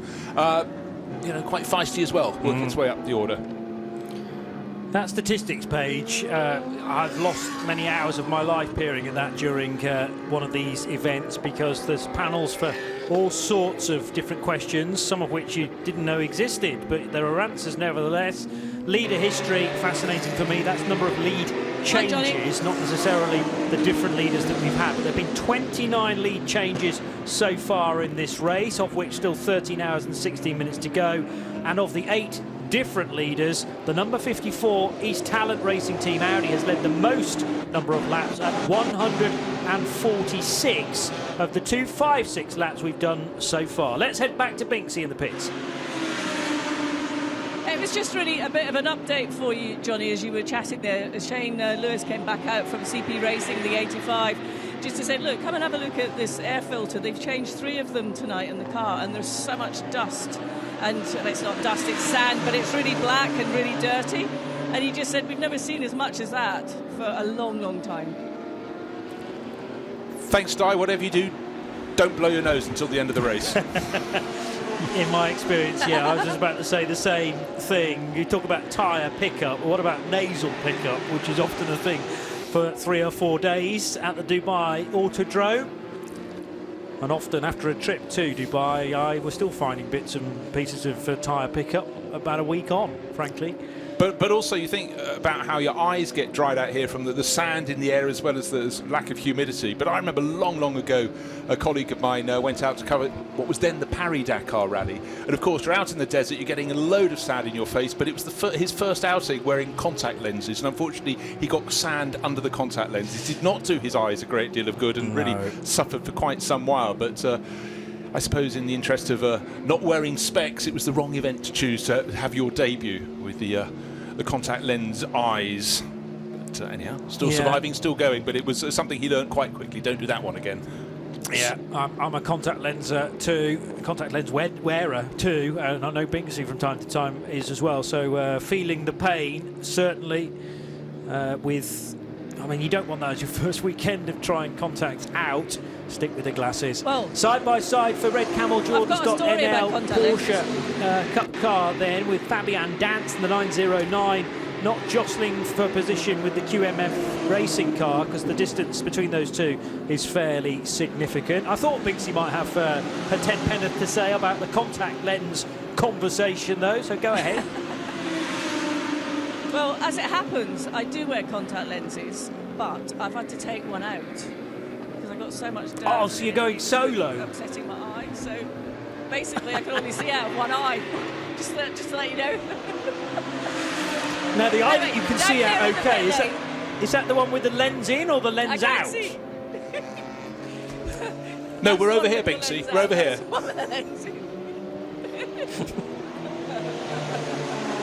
It works quite well, actually, because it's so bright down here. I've not really noticed too much of a problem.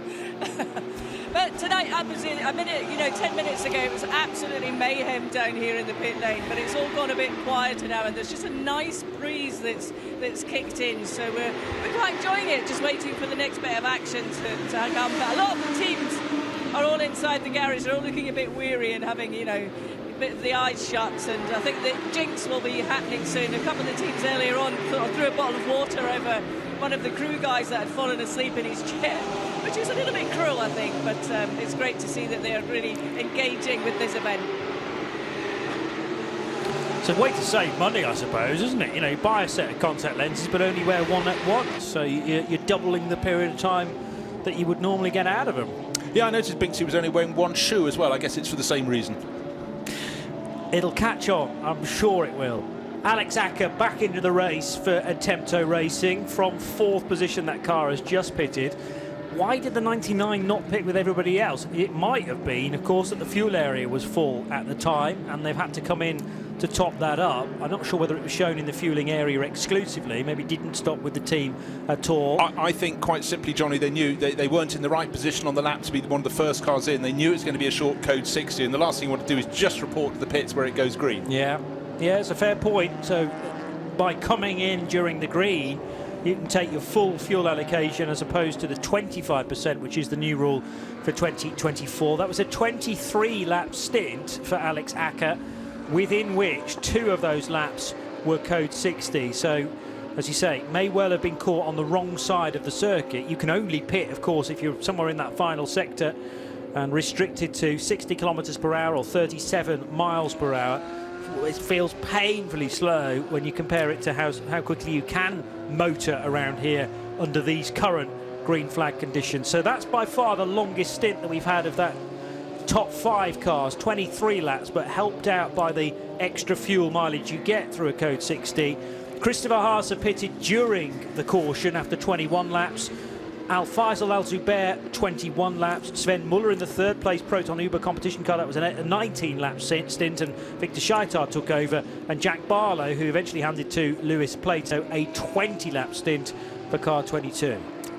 Just that thought about how slow it feels under code 60. When we spoke to Mark Griffiths, who's had so much success in GT4 cars in Australia, great interview down there, but he was saying he had to, when that happens, he has to have someone sort of speak to him so he doesn't lose concentration, because he just needs something to keep the focus, and he'd rather not be out there when it's code 60, but drivers deal with things in different ways. But you know, perhaps if you're running a business at home as well, your mind start wandering back to that. But certainly it is a factor. And also, the further into night you go, the more intrinsically tired a driver is when they get on board. They might physically not feel tired, but mentally they're certainly more of a stretch. So you have to have various distractionary factors. But obviously, the car is automatically clicked to 60 kph. That's the theory. We did have the Heart of Racing team Mercedes being pinged 6 times with one driver on board, so I don't know what went wrong under code 60, but it hit them with 52 seconds worth of penalty to serve, so clearly something not quite right for them. But most of the teams have largely got it right under code 60 so far. 8 periods of code 60, we're green at the moment, and the lead, we've got 2 Austrian drivers. I was going to say in the lead, but only one of them can be in the lead. That's Simon Reicher, but Dominic Baumann, fellow Austrian, is giving chase to that East Talent Racing Team Audi, but the Get Speed Mercedes is behind him by, 43 seconds. In fact, they're lapping at nigh on identical pace. But I expect Baumann to start picking up the speed, and he ought to start chipping away at Simon Reicher. But for East Talent Racing, they have been in the lead a lot of this race, or certainly in the top 3. And the fact is they've managed to do it consistently through their rotation of drivers. So that's very good news for them, indeed.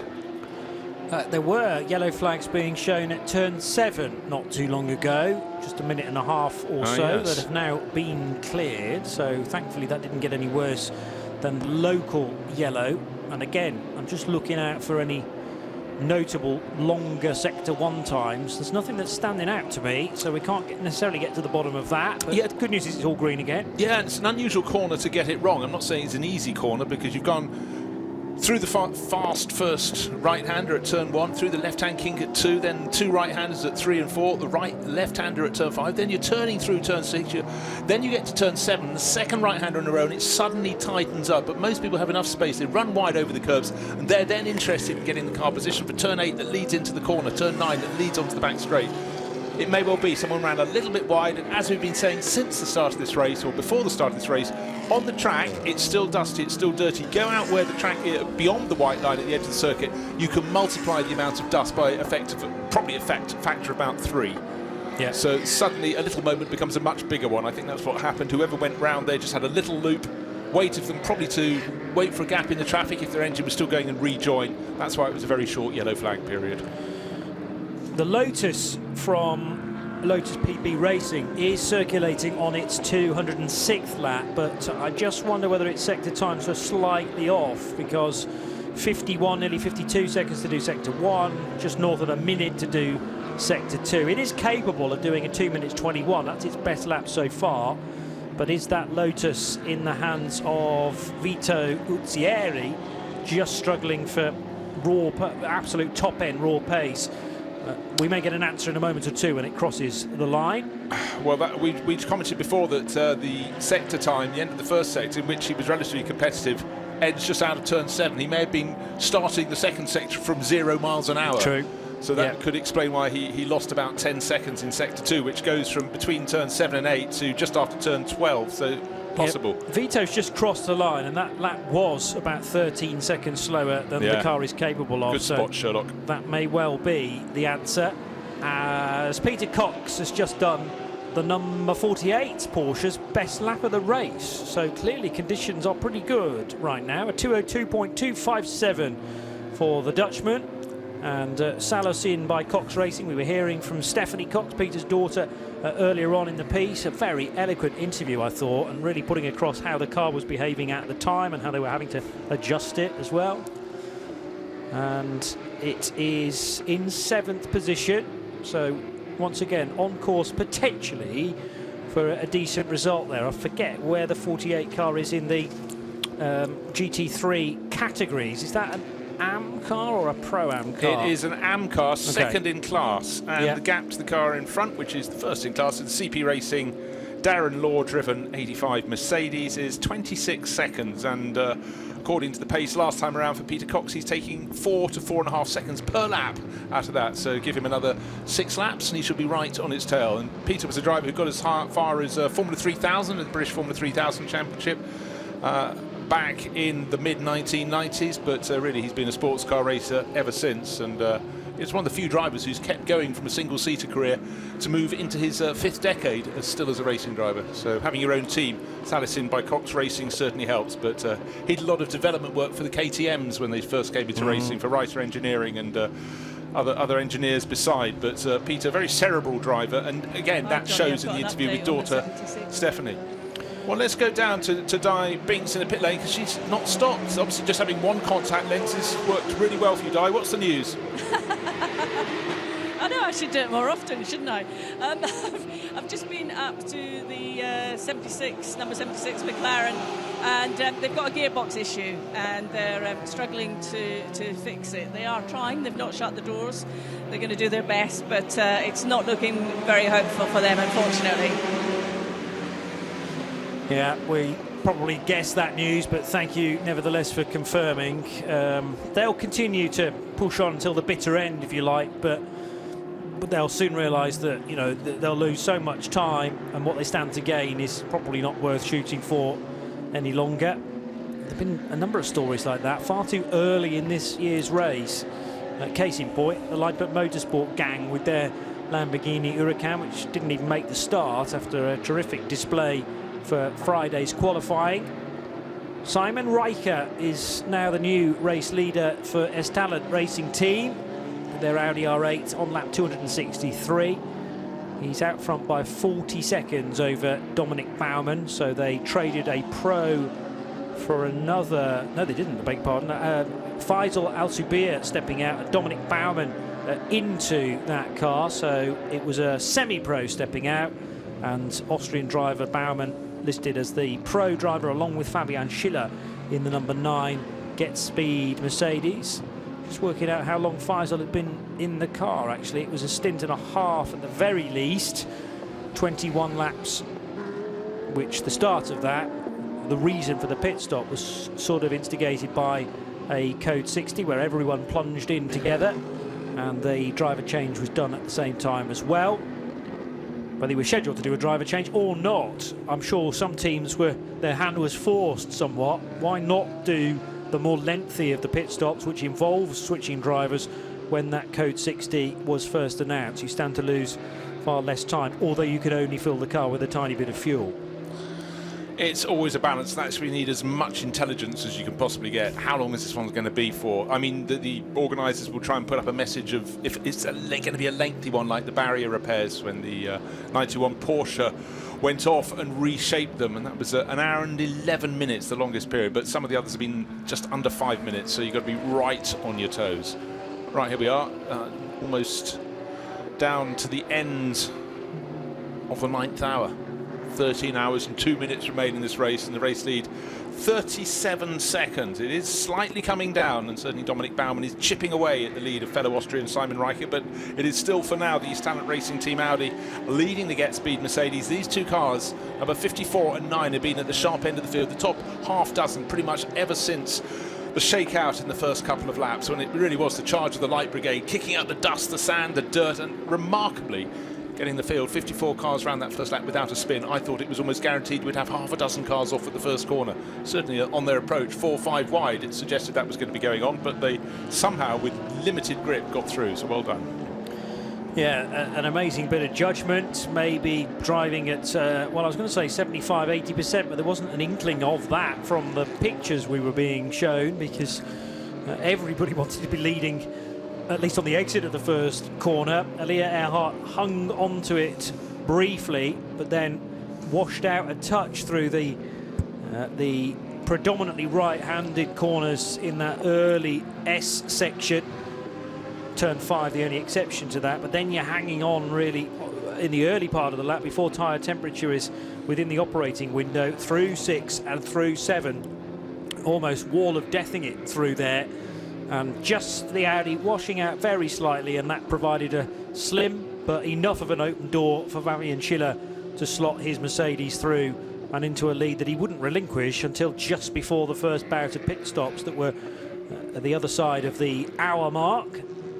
And ever since then, a whole load of pit stops for that Mercedes, 16 of them in total. There have been 17 stops for East Talent Racing's Audi. Simon Reichert, the latest driver to be put on board that car, and Victor Scheitar for Proton Uber competition with the number 83 Porsche, and that car a combined effort to get it into the race from two very famous Porsche names, really, Proton and Huber, and that car going well earlier in the hands of Sven Muller, and now that Victor Scheitar has taken charge of it, still in the 201s. So not too shabby at all. Here's the number 9 Dominic Baumann driven Mercedes exiting turn 10 at the end of the long back straight then. Got turn 11, the tricky left-hander, which is uphill and slightly off camber to negotiate next. And then that short shot straight up towards turn 12, way over to the right-hand side as you peer at the racetrack from the main grandstand. The other thing I love about particularly high up in the main grandstand here is the visibility of the track. You know, as a spectator, there are 1 or 2 corners hidden, like for instance turn 12 and down at turn number 1. But otherwise, it's a fabulous place to watch motor racing. It really is, and in fact, if you're a lucky member of the public, you can go onto that top deck to look down, and even at the top deck of the grandstand, which is somewhat below the hospitality boxes, the view is phenomenal. But the thing that always strikes me, not just that you can see all the cars, but at night you also see the cars on the motorway in the distance, and then all the buildings getting ever closer. Where there was a sort of wall of darkness with Dubai city centre in the distance, it's no longer that case. You've got a lot of light beyond the circuit now. Which sort of makes the level of darkness around here just really feel very different indeed. And then, of course, you've got the extravagant hotels right next to turn 12 with the multicoloured lines on the front of that, the lights there. But for a photographer, there's so many angles they can pick out here with the gradient change available as well. Just make it a point of interest. And some of the sunrises have been phenomenal here. Let's hope we get a good one tomorrow morning. But it is harder for them to catch it now with more buildings ever closer to the edge of the track. But certainly if they've done their homework on the days leading up to the race, they can come away with some absolute gems. Saturday night has become Sunday morning at the Dubai Autodrome, exactly 1 minute past midnight. So into day 2 of the 19th edition of the 24 Hours of Dubai. This has for a long time been a Friday-Saturday race, but with a change to holidays within Dubai and what's considered to be the weekend, it's married up with perhaps more so Western culture, and therefore the race finishing on a Sunday, which may well fit into the diaries a little better for drivers who are more business people than full-time racing drivers. And Dubai, an incredibly busy airport, so you're more or less guaranteed to be able to get a flight late on Sunday, or indeed Sunday afternoon, to get you home in time for supper. And obviously, if you can shift your tickets, the Herberth Motorsport team would have probably dispersed and be halfway home by now, because they didn't get to start the race. Such frustration, second on the grid for the number 63 Huracan, but it didn't get into the start of the race. Stuck in the pit garage, a problem with the fuel tank. They never managed to fix it. Took a long time even to identify what they thought might be the problem, but one of the favourites of the race, a line through them. What do you do? Stay and watch the race, or you go, it's the start of the season, maybe I'll get home and then regroup for the next race. But Herberth Motorsport will be busy all around the world with their Lamborghinis, and we'll see where they pop up next. In fact, are they competing in the Asian Le Mans Championship? I think they possibly could be. We've had another change in pit lane with Diana Binks after a brief spell heading away, and it'll be Chris back in pit row. We've got a local yellow out on track. Let's hope that gets no worse at turn 14. In fact, as I utter those words, it has cleared very swiftly indeed. But Chris, what have you got? Well, I've got the youngest man racing here today at the tender age of 16 years and 2 months. Keanu Al-Azhari, you joined us for the first time ever in the 24-hour. You were in a very competitive championship as well, racing in Formula 4 UAE for Yassi Racing. But your first experience, probably not the best one so far, but it's great to see the cars back out there. Yeah, I mean, it's a great experience for me. First time in a 24-hour race. Youngest ever driver to take part in this race in history, so it's an honor. I've been coming here so many years, and finally I'm able to take part in it myself. The race hasn't really been going our way so far.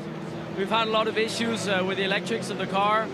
The team have done a great job to fix it. We're back out running, and I get in the car for my second stint now. Could be going a lot better, but you know, these things happen, and it's part of endurance.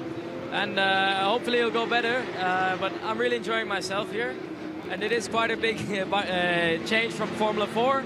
But I'm really enjoying it, and it's a new challenge for me. And yeah, see how far we can go in this race. So that was my next question. What is it like? Because obviously last week you were racing the F4, and then you've jumped into the GT3 here. What's the biggest difference between the two of them here? I mean, it's a completely different mentality, you know. I come from sprint racing where I want to push every single lap. Here I need to maintain myself, watch around. Of course, the cars are really different. It's about double the weight, double the horsepower, so it's something I have to get used to. You know, bigger brakes, more weight transfer. But I've been getting on really well. I had a really strong stint. Then I had an issue towards the end. But, you know, these things happen, and let's see how this thing goes, you know. I'm learning every lap in this car, and yeah, it's a lot of fun. Thanks so much, Keanu, for talking to us there. Hope it all goes well for you, and hopefully no more electrical gremlins. I think at the age of 16, I was watching the first race here back in 2006. I can't imagine what it's like to be racing a car here, though. Yeah, time moves on very fast. Thank you very much, Chris. It does make you feel slightly old. That's car. It's Milner Motorsport car, the one that's had all the electrical problems, 91, and it's the youngest driver in the pack. And give us his full name, Johnny, there. Keanu Al-Azhari of the UAE, although speaking very much with a Dutch accent, I would suggest. One of the two semi-pros within that lineup. So sharing with Vlad Lomko, who was also an SP. And then Gilles Vanillet, all the bad luck it seemed when Gilles took over that car. So many laps in and out and in and out with the ignition issue. And Brian Searsley, the other driver, to make it 2 AMs and 2 semi-pros within Bernhard Müllner's team. Meantime, we, as I say, go into the early part of Sunday morning, but still not broken the back of this race, as in we're still on the front 9 in golf parlance. Another 53 or so minutes before we do get to that half distance marker. 267 laps completed. We're so far off a distance record, it's untrue. We were trying at the start of the race, we were kind of aiming for 629 laps to break the record set in 2012. And well, at this rate, we're going to be lucky to get to 500 laps. Well, no, a little more than 500 laps. It'll be maybe 550, the speed we're going. Meanwhile, the rather tattered BMW has just come into pit road. This is the 429 yeah, BMW. That's the Century Motorsport version, and the left rear flank, the rear wheel arch just behind there to the tail of the car, has been pulled asunder. So that was had dropped from second in GT4 to third. That's Piers Johnson at the wheel of that. Piers been racing for a very long time indeed. Great to have him back in a competitive car, but clearly had a little catch with someone else. We've had those two very short yellow flag periods, one at turn 7 and one at turn 11 recently.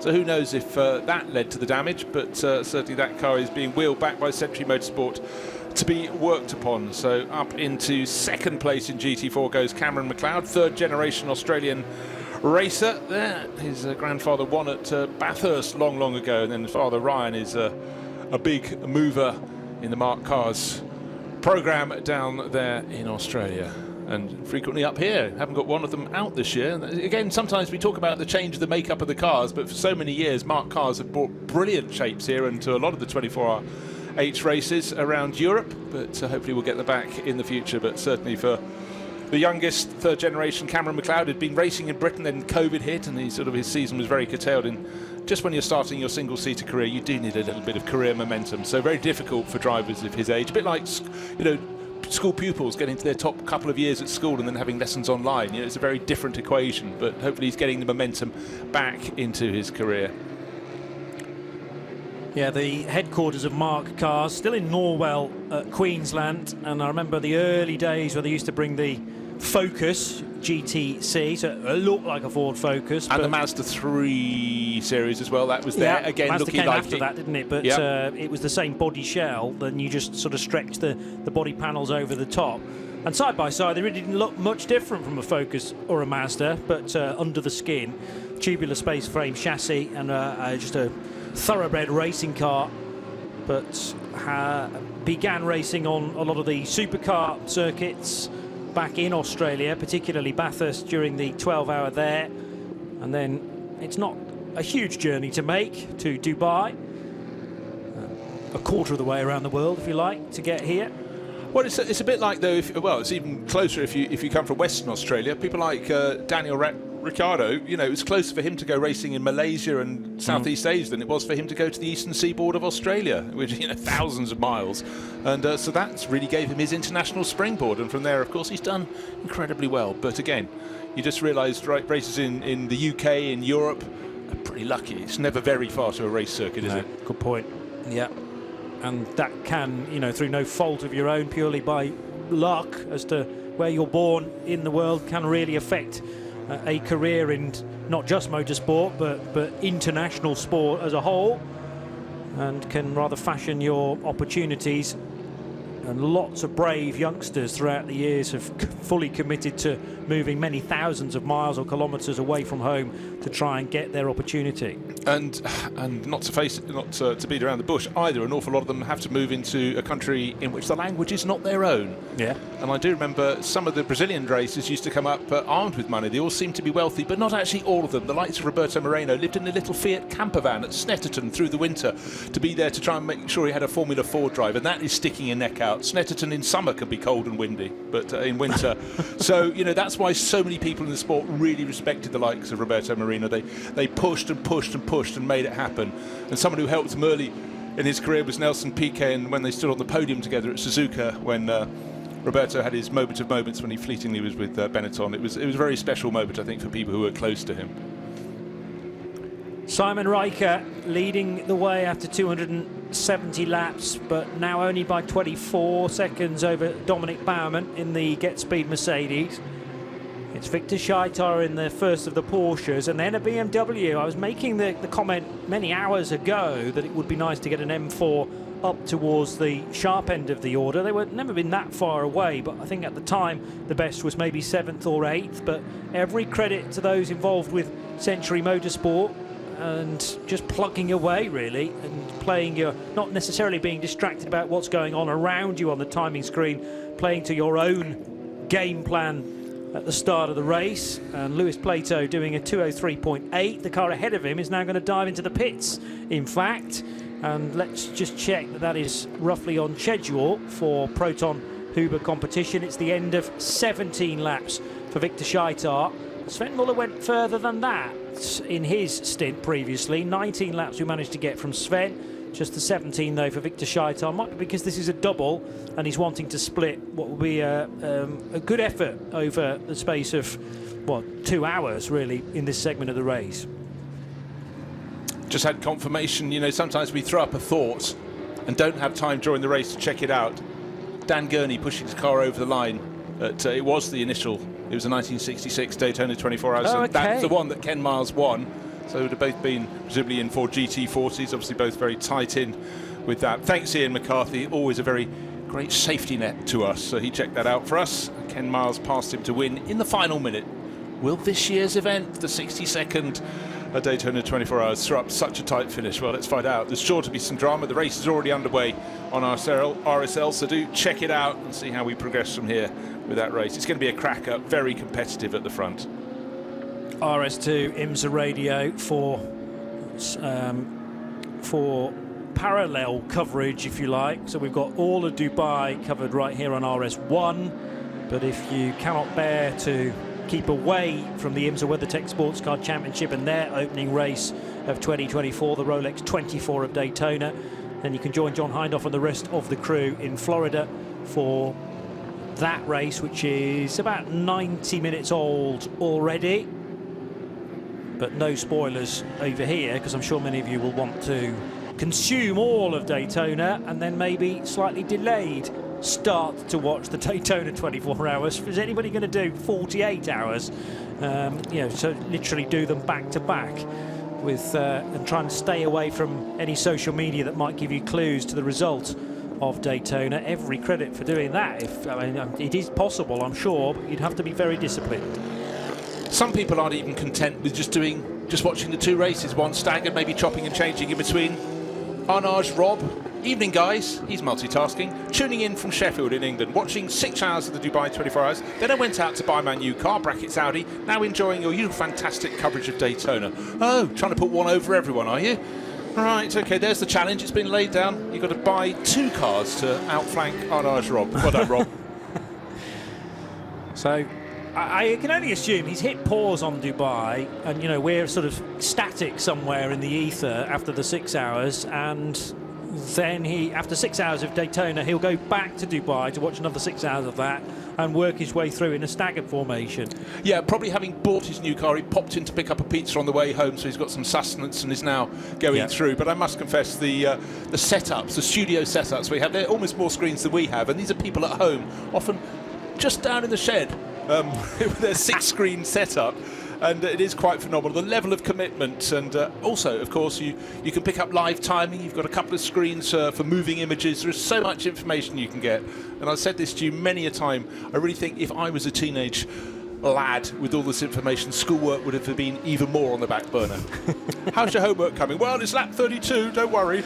Yeah, I'll get to it eventually, but I can't tear myself away from a wonderful fight out on track for the time being. We've had quite a lot of those so far, and just when you think that the luck's going in the direction of one particular car here at Dubai, then somebody else crops up back in contention, although it's just starting to be concentrated now within GT3 at least on the East Talent Racing Team Audi, the Jet Speed Mercedes, car number 9, the 83 Porsche that has been strong from the off when Sven Muller began that car. But I do think BMW are working their way into the fight, and that's the fourth of the 4 big German manufacturers tackling this race once again. You know what's important? When you tidy up a query, actually get it right. Apologies to Ian McCarthy, it was the other Florida circuit. Sebring 66. Sebring, of course, Sebring famous for 6 years earlier, Jack Brabham pushing his Cooper to the finish line. Let's grab another word with Chris Milbourne in the pits.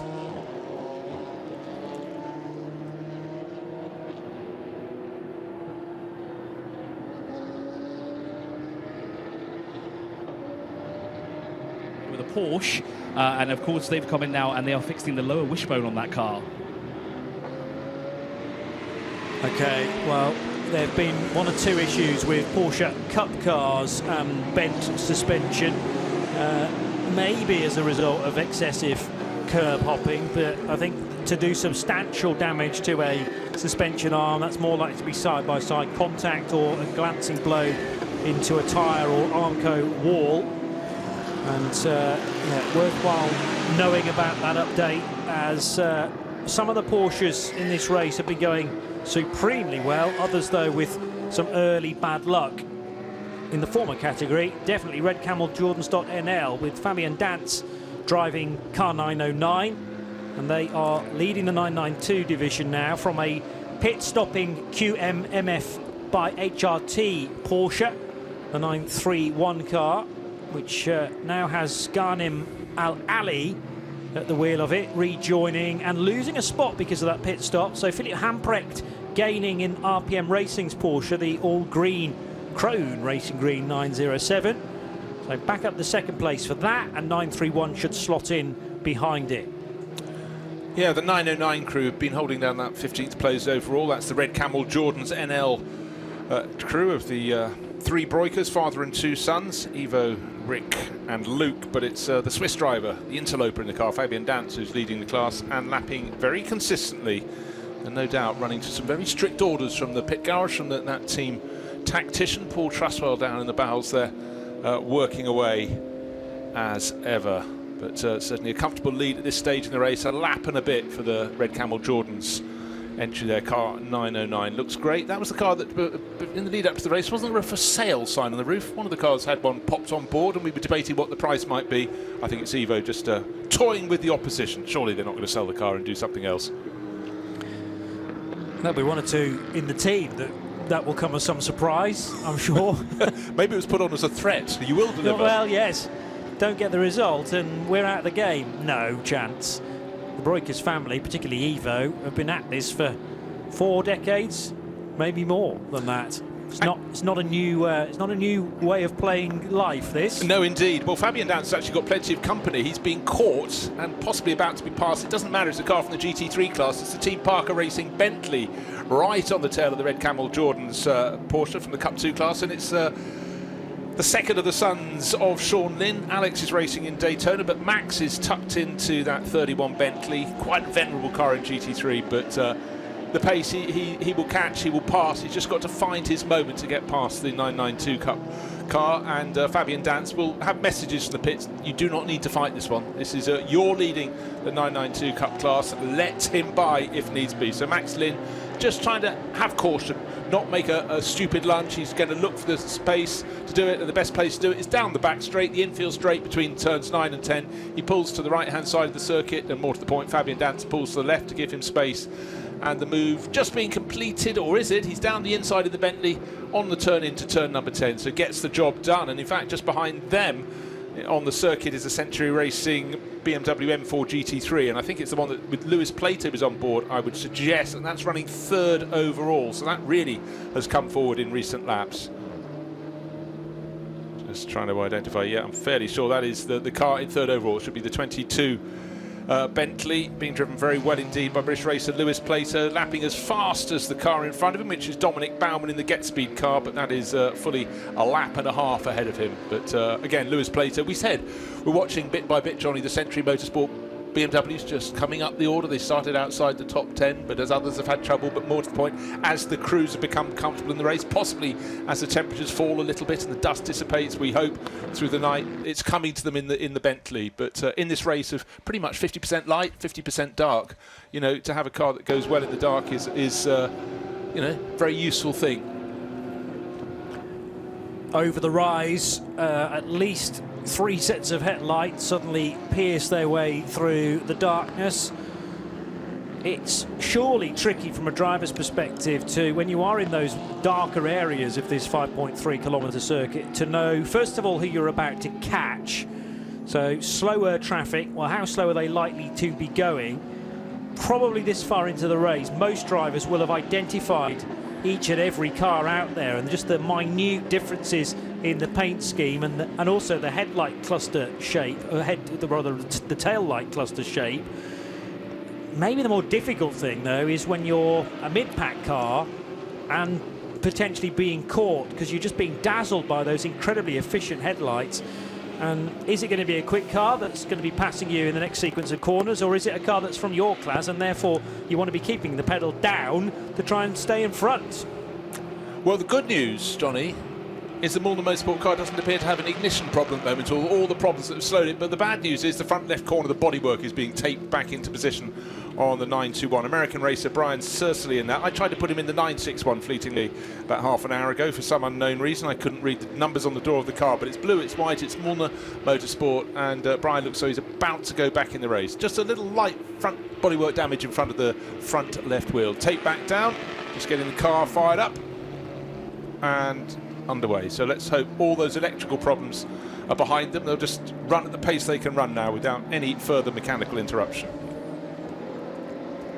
And about time too, says Bernie Mulner and the rest of the crew there at the Belgian outfit. They've spent far too long in the pits to date. It's actually only 11 stops, but a lot of those have been for a lengthy period, and the fight back maybe can continue from now. They're 18th in the 992 class. Yeah, but such have been the delays. They're 113 laps down on the class leader, so Knight, well, it almost is the entirety of the Knight behind. But they're keeping going, and we see this year in, year out in endurance races. You've come here, you're going to enjoy the race, come what may, get back out there. And that's precisely what Mulner Motorsport is doing. In fact, the next car they're going to pick off is one that's been parked for a very long time in the order. That's the Dragon Racing 296 GT3 Ferrari, car number 88. Last driver in that was Jordan Groger. And that, he's still got to find 6 laps to finally get into 49th position.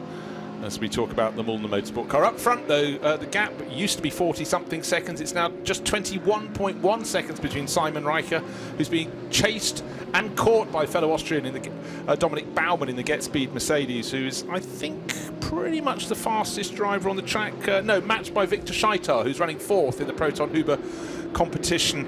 Porsche 911, car number 83. And bear in mind that those cars, along with the 54 Audi from East Talent Racing, the car that's leading right now, were the cars that really were setting the pace in the early hours of this race when all was light and dusty before we went to, well, the current setting, which is dark and dusty. Just looking to see, and also bear in mind in GT3 it's not just GT3, it's GT3 Pro-Am, and that's being led by the car in 3rd position, leading the Pro-Am class there, Lewis Plato, the number 22 Century Motorsport BMW, and GT3 Am is still in the hands of CP Racing, Darren Law on board, that's 6th overall, but leading the GT3 Am class. Keeping an eye on the still running Haas RT Audi of Torsten Kratz, who is one of the very swift Am drivers in the entry. So that's car 21. Torsten, one of the real secret weapons when it comes to ACO rules racing. He's still a bronze, but one of the quickest bronze drivers out there, actually. So many different teams keen to get him as a signing, perhaps even sometimes on a temporary basis. Just speak to Greg Murphy about that, at Murphy Prototypes. They have Torsten Kratz, who doesn't quite make the Am Plus bracket either, unlike his teammate Thomas Kiefer. So within the number 21 Haas RT Audi, there are 3 Ams. Torsten, as mentioned, Stanislav Minsky and Mika Panu. And then you've got Thomas Kiefer, the Am Plus, and the Mathieu Detry semi-pro driver. And Detry's always been pedaling that car very swiftly indeed. Unfortunately, when it was in the early stages of this race, it was well up there in 3rd and 4th and 5th positions, but now circulating in 14th spot and just ahead of the 909 Red Camel Jordans.nl Porsche. Yeah, I think the reason that Torsten isn't in the top category there is the fact he's 53 years old, so he's put onto sort of bronze ranking, got a huge amount of experience, has been competing in almost every class of the Nürburgring 24 Hours since 2005, but as you pointed out, in recent years been racing a P3 class car in the Le Mans Cup, and Murphy Prototypes last year ran him in that, and WTM by Rinaldi Racing, so plenty of experience in GT cars and others, but again, also having that experience of racing at night, all those Nürburgring 24 Hours, which, let's face it, could offer pretty much any sort of weather pattern you may imagine, not necessarily the one that you want, but certainly Torsten, a very safe pair of hands when it comes to time of darkness. And that's precisely where we find ourselves here, where half the race will be in dark and half will be in light. There's only a couple of seconds between Scott Noble and Dennis Rittara. now, I notice. Herberth Motorsport and Salasin by Cox Racing's Porsches. So that battle just on the fringes of the top 10, well, for 10th and 11th. But could be about to change because Retera's pace is a little more potent than Scott Noble currently. Other close gaps, well, not anything as close as that. There's 16 seconds between Victor Scheitart and Alex Acker. Proton versus Attempto, so that's a Porsche versus Audi fight. And again, the constant presence of slower traffic compared to your GT3 is something that's always drawing the attention of those cars and drivers that are in the top 15 places. Spin that around, and likewise if you're in a middle-paced car, then a cursory glance to the mirrors just before turning is near enough essential to make sure that a GT3 car hasn't sneaked up on you in the darkness of this early morning competition now. And we've seen some close calls. We've also seen some contact at apex of certain corners, notably turn 1 in the first few hours. That to be avoided. Yeah, by and large, I think it's been a very clean race so far. Quite a few of the incidents have actually just involved one car looping on its own. Of course, we've had some taking to the barriers, most notably the 927, the SRS Team Sorg Rennsport Porsche Cup class car with poor Stefan Bayer, not very long into his stint, and did all the damage coming out of turn 9 onto that infield straight. An hour and 11 minutes, the Code 60, while the barriers were repaired, but they did a very fulsome job. Then, of course, a lot of track cleanup as well. It gave them a chance to sweep around the edge of the track and remove some of the debris, not just from the incident, just from the cars racing around before. And the track vehicle cleaning it had its own dust storm. There was so much dust down there, not just the dust, but also the rapid dry material put down to soak up any of the fluids out of that car as well. But it certainly was a very, very slippery start to this race. But I think, you know, hats off to the drivers. They did an outstanding job at the start of the race. 54 cars on a really slippery lap. Completed the entire lap without a single spin, and it was very, very tidy. Maybe because they were all slightly more cautious because they knew how slippery it was going to be than that moment where they all traditionally pile down there full of vim, vigour and attack on the opening lap of the race. Dominic Baumann last time around doing a 2:03.6 in his second placed car. So Simon Riker, well, I should be able to get a current average lap time for Simon. Simon's pace has improved, yeah, whereas Dominic seems to have plateaued. He was taking quite a few seconds out of him early in the stint, but Simon's definitely responded. Just waiting for that relevant screen to fully update, but it looks like Simon is roughly in the mid 2:03s, whereas as an average Baumann is doing 2:01, maybe just creeping into the 2:02s. So marginally is going the way of Dominic Baumann, but as you say, the bulk of that early stint pace is maybe just starting to disappear a little bit for the Austrian. 2:03.3 for Baumann, 2:03.5 as an average for Simon Riker. So there's about a second difference between the two, and therefore a second every lap that Baumann is sort of closing in on Simon Riker. Got the gap down to 21.7 seconds after a meaty stint already. So much so, it won't be too far away from seeing those cars on pit road, I would have thought. 23 laps for Riker, 24 laps for Dominic Baumann. Lewis Plato now in third position, 25 laps, because Victor Scheitart pitted, remember, 7 laps ago, and that's given Lewis Plato a podium slot as we go, but still over half the race to elapse. Yeah, give us half an hour though, and we'll get you up to mid-distance in this 19th 24 hours of Dubai. Full cover of darkness. Been with us for a large number of hours already. Temperatures beginning to drop a little bit in the pits, but it's always very, very slow to go. Then it can get really quite cool in the hours before the sun comes back around, but actually a bit of cool is quite welcome, because come what may, even on the cooler days in late January, it's still plenty warm enough through the day. And as always with a concrete pit area, it sucks in the heat and holds onto it for a long time after the sun goes down. So for a lot of the crews, as they get tired, it's actually better to keep them focused by the temperature just falling. That little small number of degrees makes the world of difference. CP Racing now have Darren Law in the controls of the Mercedes number 85, and although that dropped down to the middle order of the 50-odd car field a few hours ago. They again have been playing to their strengths and fully concentrated on getting the lap times down consistently, and the CP Racing Mercedes back up to 6th position now. Just caught a glimpse a moment or two ago of the heart of racing by SPS car, with Pierre Kleinubing piloting that Mercedes AMG. So car 27 in 13th place.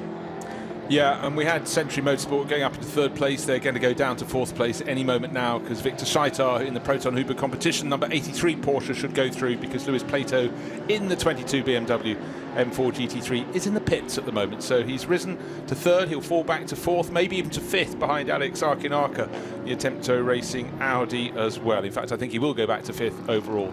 But bit by bit, almost at the halfway point in this race, the Century Motorsport, particularly the number 22 car from their camp, going better and better. The sister car number 14 in the hands of Chris Salkel has been 8th for a very long time, and there it remains for the moment. If it can find half a dozen seconds, it may be able to catch up with Fabrizio Broggi in the Manamari Energy by Ebi Motors Porsche, but that out on track has always been just a margin quicker.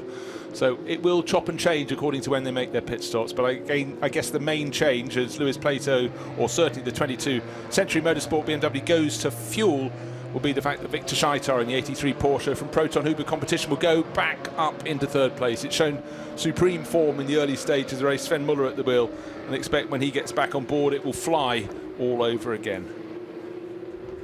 So the front runners staying relatively in order at the moment, but we'll see them as they shuffle through their cycle. But certainly once you get Sven Muller back on board the 83 Porsche, it will really fly. You can be sure of that. He looked fantastic in the early stages of the race.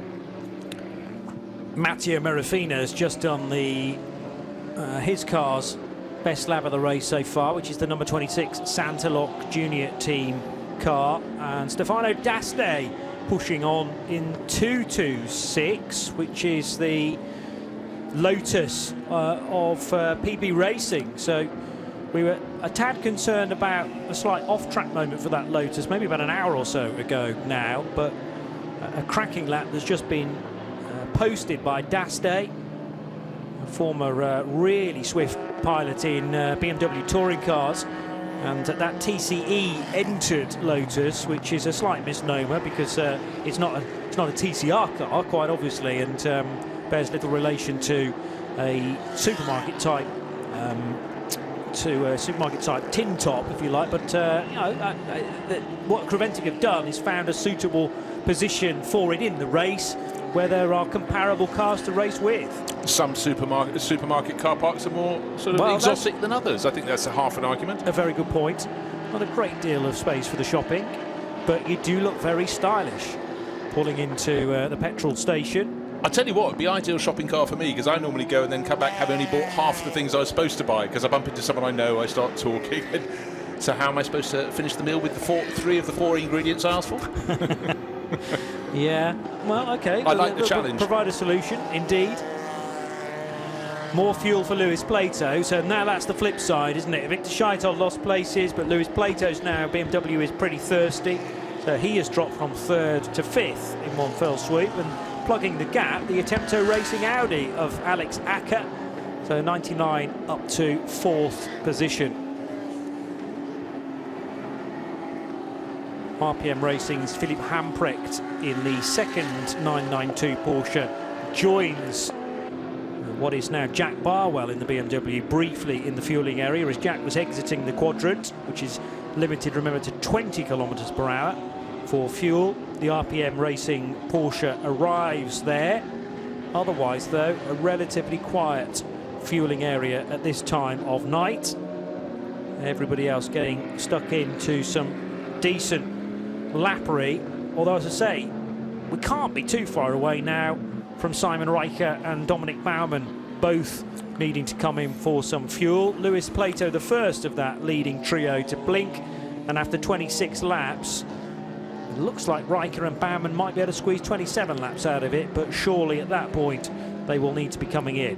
What was extraordinary, or remains extraordinary, in this battle between Simon Riker and Dominic Baumann, first and second, is the fact the gap between them early in the stint was 44 seconds. It was halved, and it stayed at around 22-21 seconds ever since Baumann got the Get Speed Mercedes you know, not within touching distance, but certainly it was looking good. But since then, it's absolutely stabilised. And if anything, Simon Riker is now just marginally faster.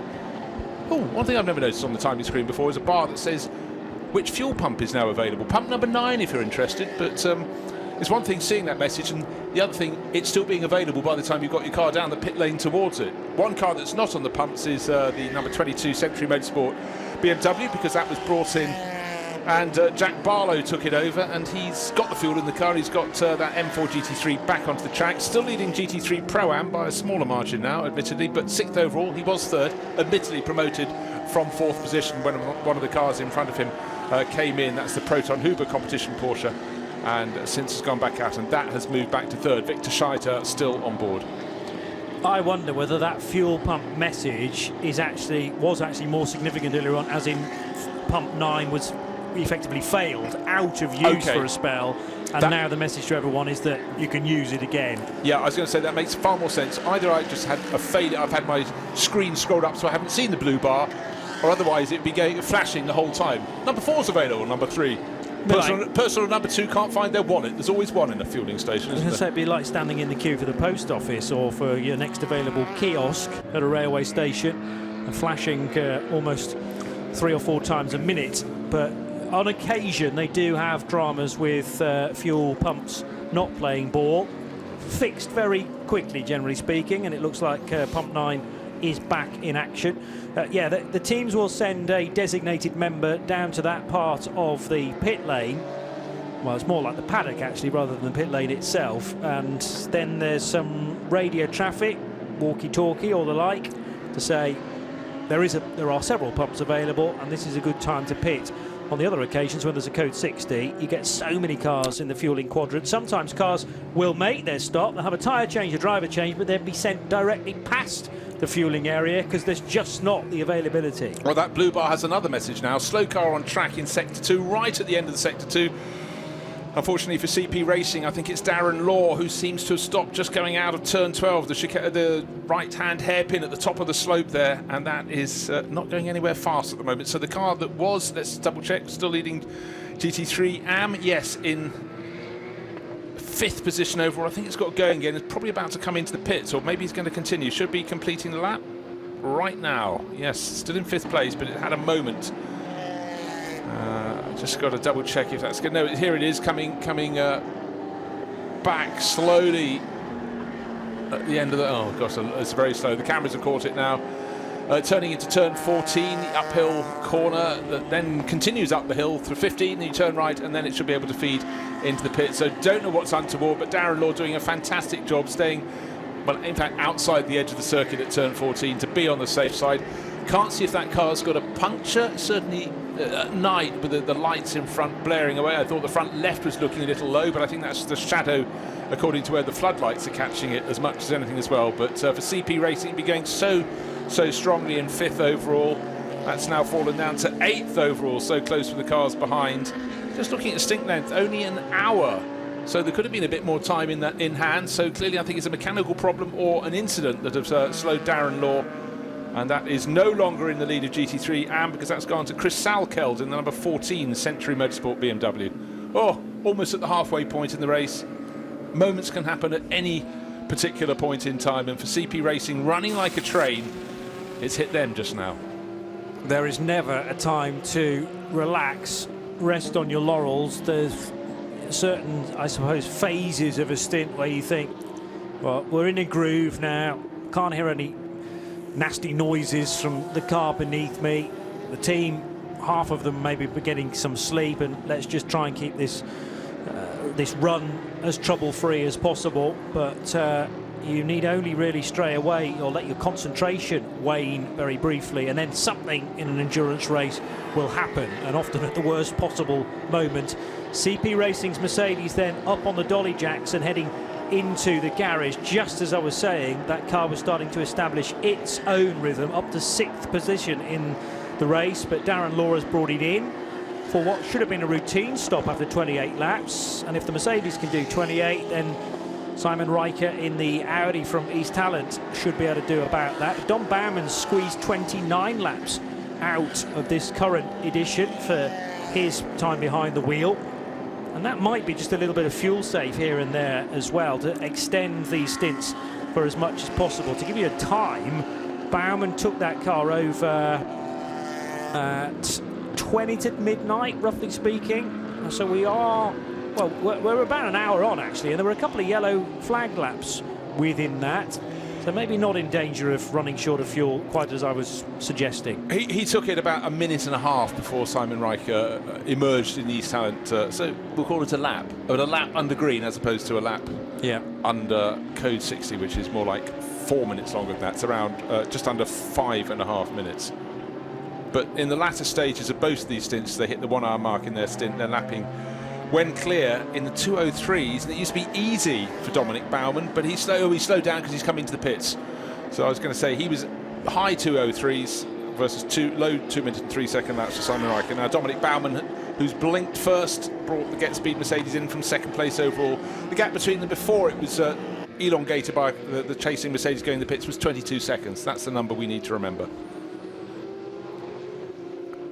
Yeah, and those cars out front should be fine then for, well, a few more laps before we do see them on the pit lane, and a chance for Simon Riker to try and stay in front of Dominic Baumann for a little longer. The gap's stabilised to 22 odd seconds, and it will be Dom Baumann who comes in first of all. Well, they pitted a lap apart, Baumann slightly before Riker, around about 60 minutes to go, and it's looking like that stagger will be maintained for the end of these stints too. Right, very battered looking Audi RS3 in the pits, front right hand corner certainly missing to a large extent. You can see far more of the wheel than you expected. That's 138. That's the better place, the two Audis. Simpson Motorsport with Andre Muraveka in that car, and very, very late driver change in there. Oliver Webb has popped into that one. There have been quite a few late changes. I mean, J.M. Littman was a late change to one of the two Ginettas. We heard he was lurking with intent, his helmet and his racing licence and his bag of enthusiasm, which never runs dry. And so he's found himself at driving that. In fact, in previous years, J.M. has raced one of those RS3 Audis. He's raced almost everything, bar the top-class cars here. So a lot of people have huge enthusiasm for this race, but it keeps us commentators on our toes, sometimes on our knees because we're completely exhausted, just by very, very late changes. But it's the nature of racing. You know, when I started going to Le Mans just before the race was invented, they, you never knew who was in the race because an entry list. You know, now we have drivers who compete in regular cars in the World Endurance Championship, plus others in the leading prototype championships around the world, the Adrian Le Mans series, and obviously the IMSA WeatherTech series as well. But back then, you never knew. Someone might turn up with a car. I mean, it'll have an engine. I remember one year someone telling us, I think the Tuesday of Le Mans week, he said, "Oh, I've sourced an engine for my car. It's a Volvo engine. I'm going to stick it." We said, "What did you get that from?" Someone's estate car, and so it went. But you know, it was very, very freeform back in the 1980s. And in fact, when you look back through the histories, the early 90s as well, it was pretty ropey. There were some cars that, frankly, were never going to last 24 hours, and that has been the quantum leap forward in sports car racing. It's now super, super professional. Slightly, I miss those old days. You might call it romantic. It was just the sheer degree of variety you had, but actually the closing speed of some of those cars in the night down the Mulsanne Straight was really quite hideously frightening now I think about it. But at the time, it's contemporary. You think it's as good as it can be. True, and well, it certainly grabs your attention and also pumps up the blood pressure, gets the excitement flowing, certainly. Now, as that Audi pulled away, the 138 that was missing the front right body panel, the fender, from a certain angle, it almost looked like a NASCAR Whelen modified machine. If you've ever watched that for real or on its TV coverage, cars that are effectively space frame chassis with a little bit of bodywork here and there, but massively wide tyres and just superb. Warts and all racing, if you like, but I love watching it. And yeah, just as that Audi pulled away, it almost looked like an Audi was attempting to be in a NASCAR Whelen modified race. Just wouldn't have sounded quite as fruity as those Whelen cars. They are the business in terms of that. But clearly Simpson Motorsport are happy for that to pound round for a few more laps, a few more stints, quite possibly, without refitting a new wing. It might be they haven't got the spare bits. It might be that whatever left is preventing them from actually putting a flush new component on top. I think, frankly, nothing is flapping, so they're just putting it out back in the race again. There's nothing that's going to break off. It's already broken off, and that's not a very technical description, but in a way it sort of is. Under cover of darkness, it's nothing that's going to suddenly fly off when a car gets up to speed. So there it is, running the two Audis together in 39th and 40th position. But the important thing for Javi Kundu, who's just taken over that car, Kavi Jundu, got his name back to front there, Simpson Motorsport, he is leading the TCR class, leading the TCR class as well. So there you have it. The battle is on between the two Audis. Simpson Motorsport have bragging rights at the moment. AC Motorsport, Paul Celius, who was actually a long way clear when the race was still in daylight for AC Motorsport, is back in second place. The gap between them is 5 minutes, but that should come down because the time in the pits with the changeover to Kavi Jundu, really will have compressed that time. But he's had the fuel, gone back out into the race. Christian Traber also in for FAC Autotech for some fuel. FAC Autotech have been fighting some suspension issues with, it was that car, wasn't it, the 961, which is at least now into the fueling area. The 962 numbered car for Oop van Eindhoven that was right up there in the opening 30 minutes, dicing for the race lead. That has dropped down now to 11th position when you combine the 992s from the 992 standard and the 992 AM categories.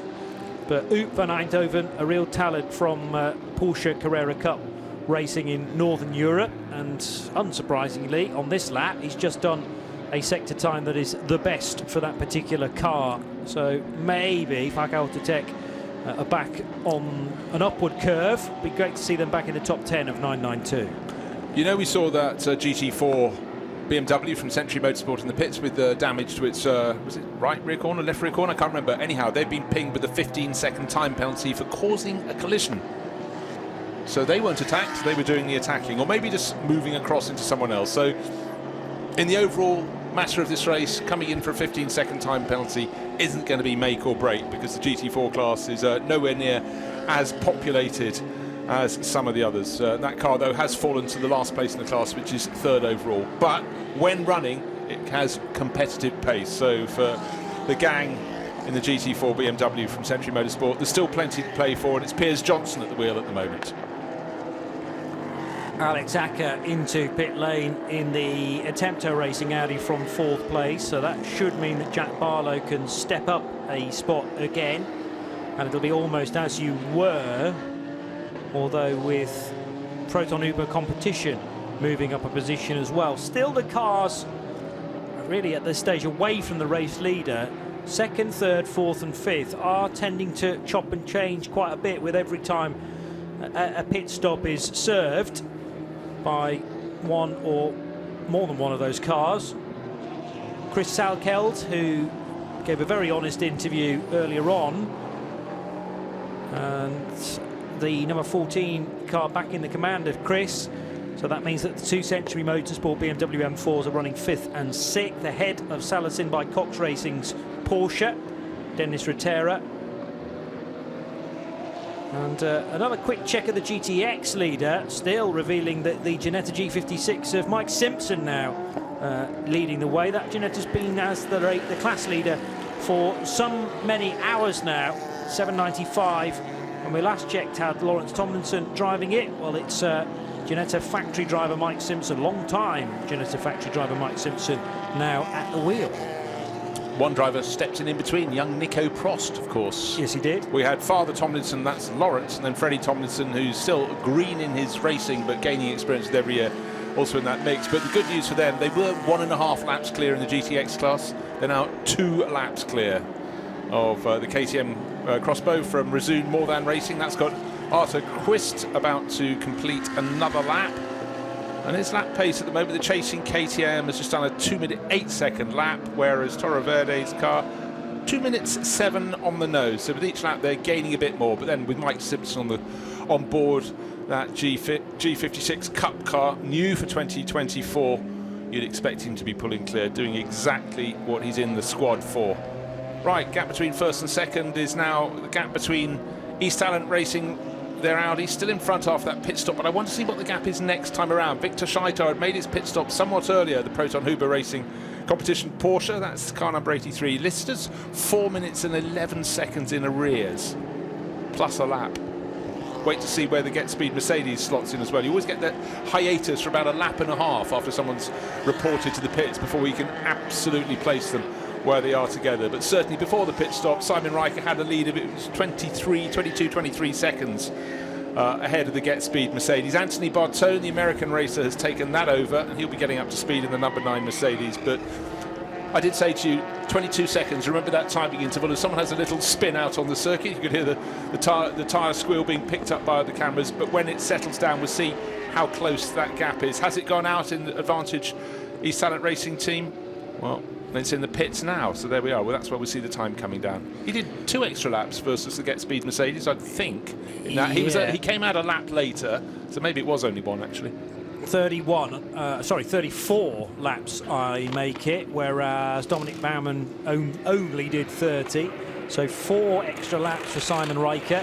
It wasn't the number 54 Audi that was spinning somewhere close to our effects mic, because Simon Riker has made it safely into pit road. That puts 290 laps in the books, and we're now only 7.5 minutes from another crucial milestone in the 19th edition of the Dubai 24 Hours. That will be half distance, and yes, it's 1 o'clock in the morning, but people will be thinking, we've made it this far, and we're vaguely still in the hunt for a good result within our classification, within our category, and that will be a massive fillip, I'm sure, for the back 9, to continue that golf terminology, as the East Talent Racing Team Audi heads into the fueling area to set up this particular race-leading Audi for another probably 70-odd minute stint.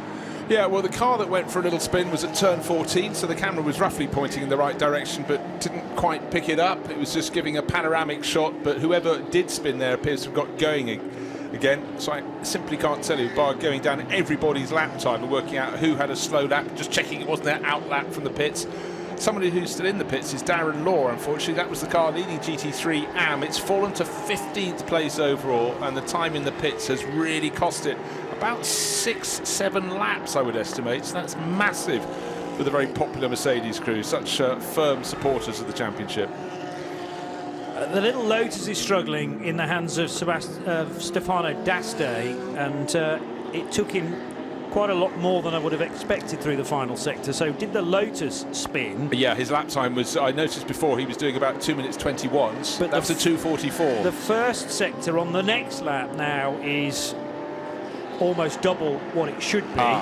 So I don't know whether that's a more significant problem for the Lotus, and perhaps it's touring round, unless the spin has meant that it just did not get up to full speed on the main straight. It is touring round. There is bodywork rubbing, and the front left wheel is not at the right angle at all. About to come off by the looks of things. He's going out of turn 14. It's flailing around. It's still encased within the wheel arch, and the car puffing unsurprisingly as the front bodywork drags on the track. He's got to the pit entrance. He's got to take the 90-degree turn to the right to enter the pits. One of the reasons he's managed to get back to the pit so quickly is he's completely bypassed the middle sector.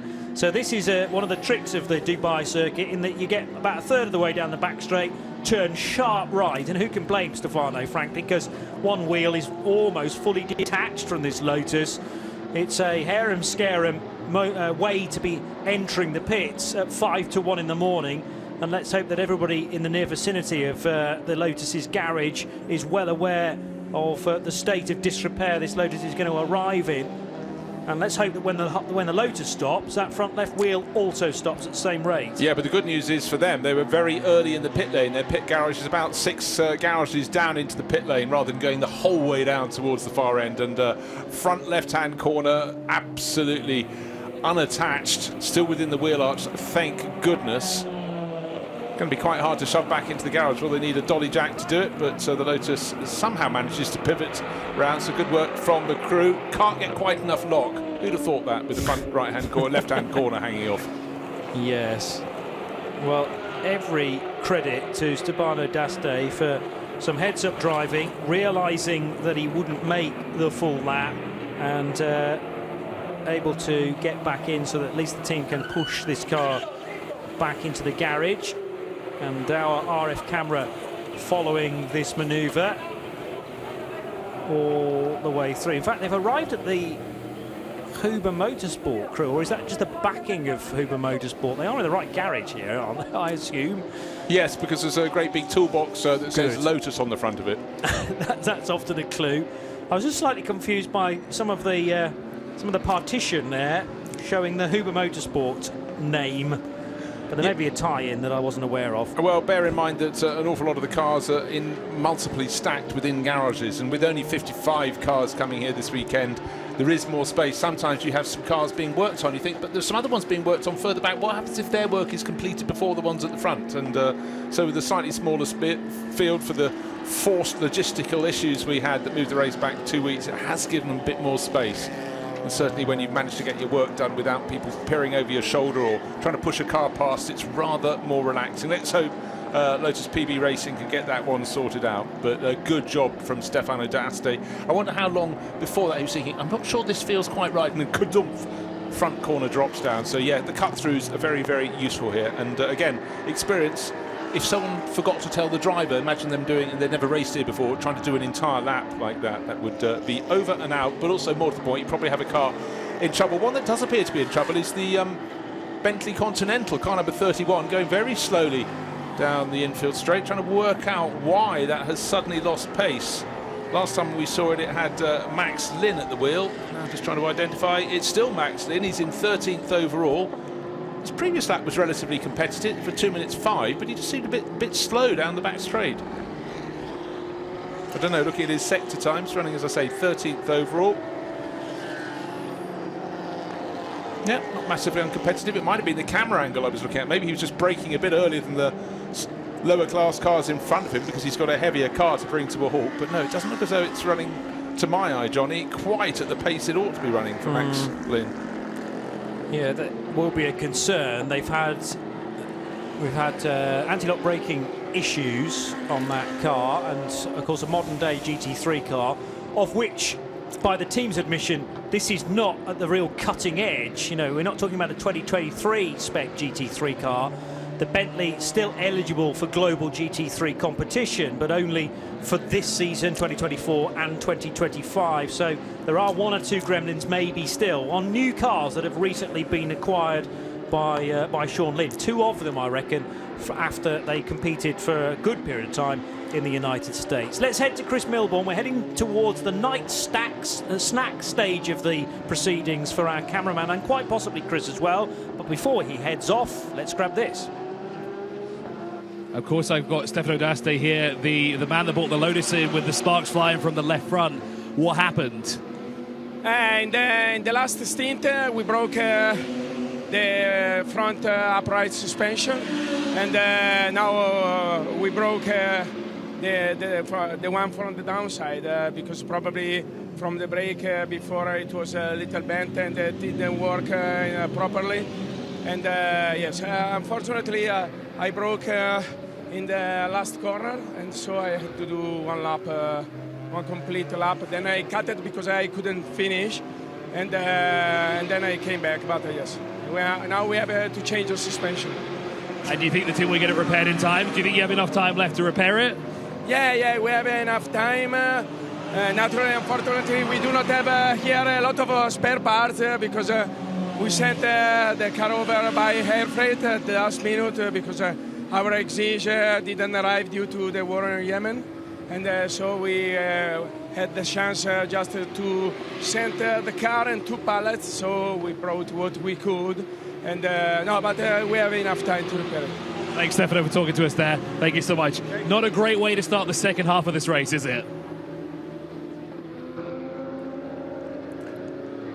The 19th edition of the 24 Hours of Dubai, and we hit the end of another hour. It's a crucial one too, because we have now completed 12 hours of this year's Hankook Dubai 24 Hours. And just purely from a mental point of view, the teams will be thinking, okay, we're really starting to break down this race now with the same distance still to go as we've already covered. And a fine time as well here on the Radio Show Limited network of channels to talk you through the current standings after 292 laps. Marcus Winkelhock leads the motor race for East Talent Racing Team and their Audi R8 LMS GT3 Evo 2. So car 54 from the Austrian team with German Markus Winkelhock now at the wheel, leads by 17 and a bit seconds over Victor Scheitar's 83 Proton Uber competition Porsche. Then the Get Speed Mercedes of Anthony Bartone, car number 9 for a fellow German outfit, running third ahead of the Century Motorsport BMW, which currently leads GT3 Pro-Am. That's in the hands of Jack Barlow and their BMW M4. Attempto Racing's Audi, number 99, is in 5th for Ricardo Feller. Then it's the second of the Century BMWs for Chris Salkeld, running 6th, car 14. Salasin by Cox Racing's Dennis Retterer in the number 48 Porsche is in 7th, and in 8th place the 26 Santalok Junior team. The sister car, remember, started from pole position but sadly no longer runs, car number 18. So all the eggs at Santalok in the 26 basket, and that's Matteo Marafina currently at the wheel of that car. 9th place for Manu Mauri Energy by Ebby Motors, and Sabino Di Castro for number 95 Porsche, ahead of Pierre Kleinubing in the heart of racing by SPS Mercedes. We're going back to code 60, so more information on that in a moment, but it's an incident at turn 7, we can tell you at this point in time. Car 27 of the US then in 10th place, ahead of Car Collection Motorsports Porsche for Mark Valavine, and number 96 is 11th. Scott Noble in the 50 Uber Motorsport Porsche 12th, ahead of Max Lynn in the Team Parker Bentley Continental number 31. Maybe a dip in speed for that car recently. Haas RT's number 21 Audi for Mathieu Detry is 14th. Luke Breukers for Red Camel Jordans.nl remains the Porsche 992 class leader. That's car number 909. And the MRS GT Racing Crew for GT3 AM category running in 16th place for James Winslow, number 17. On to the third slate of the current standings, where we find the second place 992 Cup car, but leading the 992 AMs is the QM MF by HRT Porsche, and it is Ghanim Al Ali at the wheel of the 931. Then Tora Verdi's GTX class leading Ginetta G56 Cup car for Mike Simpson, number 795 is 18th. Fidel Live in the K. Kramer Racing Porsche is 19th, that's number 936, ahead of Seb Laju's example by Duvo Racing, so a French-Luxembourg combination there. Car 908 is in 20th. Redant Racing for the Redant family, Yannick and Ayrton, although it is Philippe Gulinx who is driving the car currently. Car number 903 21st, ahead of Nick Johnson 907 for RP Racing. Artur Kvist in the Razzoon More Than Racing GTX KTM is second in category and 23rd overall, ahead of the CP Racing Mercedes, which very recently went into the garage for extensive repairs or trying to diagnose an issue after Darren Law brought that in from, well, what was better than 24th, but that's where it sits currently. Then the SMP Racing Porsche number 937 is in 25th, ahead of the HRT Performance Porsche number 929 of Holger Harmsen. Rabdan by Fulgenzi's 992 AM Cup car is in 27th, that's number 971, ahead of the FAC Autotech, the better of the two cars from Switzerland, for Ut van Eindhoven number 962, ahead of Martin Ragginger in the 988 Neuhofer Rennsport by MRS GT Porsche.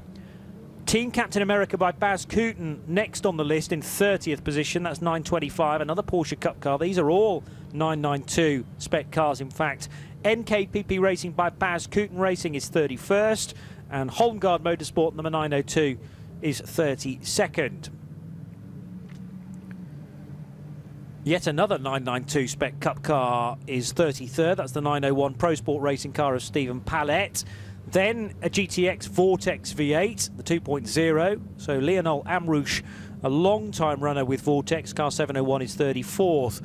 Continental Racing by TTR GT4, that's a class leader. The Toyota GR Supra 496 is, just confirm that for you, out front in GT4, yes, confirmed. And Mikhail Loboda has just brought that car in. 438, the AG MC Racing Team by Simpson Motorsport, so second place in GT4. The BMW M4 number 438 is 36th overall, ahead of the HRT Performance 992 AM Porsche number 930. FAC Autotech's Troubled 961 is 38th. And then the TCE/TCR race leader remains the AC Motorsport Audi RS3, number 188 of Paul Celiès. There are 6 drivers allocated to that car, and Celiès has done a fair bit of work so far. 41st position, the 227 SRS Team Zorg Rennsport Porsche Cayman. Then a Century Motorsport BMW M4 from GT4 for Piers Johnson, number 429. It's the 278 CWS Engineering Ginetta G55 for Thomas Holland, next up, 43rd. And then we're into the troubled cars, because the number 6 heavily delayed, the Racing 1 Ferrari earlier on in the piece. Stefan Gurig last to drive that car, but a major door issue troubled it in the opening hour. Stefano D'Aste, we've just heard chatting to Chris in the Lotus, which came in with a full collapse on the front left corner, with the suspension heavily damaged on that little Lotus Elise. And the reason why the Elise is here rather than the Exige, brilliantly explained by Stefano. Axel Jeffries, 76 McLaren, we last saw that stopped on the main straight. I'm not sure we've seen it since it was towed into pit road. Mark Griffith, a real entertaining character, telling stories earlier on. 277 CWS Engineering, the second of their Ginettas, 47th. Herberth Motorsport with a big off when Robert Renauer was in the thick of his stint, but sadly that car into retirement. Mullner is still going, despite everything being thrown at them, generally all surrounding the same problem, but by Keanu Al-Azari, the latest driver in the 921 Mullner Motorsport car, number 49. MRS GT Racing's Porsche for Antti Ramo is 50th. The Dragon Racing number 88 Ferrari has been 51st for quite some time. And then proper retirements, the Grove Racing Mercedes. Phil Keane was the last to drive that, but we haven't seen it since. It retired many, many hours ago, as did the Santalok Junior Audi, the SRS Team Zorg Rennsport Porsche, which clattered the barrier on the exit of turn 9. And Lightbert Motorsport's Lamborghini wasn't even able to take the race start. I'm getting quicker slowly with that run through, I feel, because many, many hours ago it took me 10 minutes. I managed to rattle through it in 8 minutes, and now the reason for the latest Code 60 is revealed, Bruce Jones. Yeah, it's the 429 BMW being pushed onto a low loader to be pulled clear of the track. So there were 3 cars in the GT4 class, and I fear now Piers Johnson, whatever happened to that car, it's over and out for them. But you never say that. 11 hours 50 minutes on the clock. Is going to be brought back to the garage. The 24H series always very keen to get cars back and into the race if at all possible. One little thing I just noticed, when Markus Winkelhock took over in the lead of the race, East Talent Racing Team Audi, he immediately got in and set that car's fastest lap, literally on his first flying lap out of the pits. He might have gone faster still, but we suddenly went straight into Code 60, yellow flag at turn 7, but the 429 Century Motorsport BMW back onto the is up onto the flatbed, and that will be pulled off the circuit as fast as they possibly can. And I must say, you just have to admire the speed of rescue at these circuits. It comes from years of experience. This is the 19th Dubai 24 hours, but at the moment we started with 55 cars, except one didn't start, if you follow my drift. That was the car that was due to line up second on the grid, and that was the Lightbert Motorsport Lamborghini. Didn't get to start the race, a problem with the fuel tank, and it now, looking at the front end of that 429 BMW, the M4 GT4, the front lower front wing is effectively missing, the bit under the lower half of the grille at the front. The rest of the car looks relatively straight as the car is taken back, but you can never say that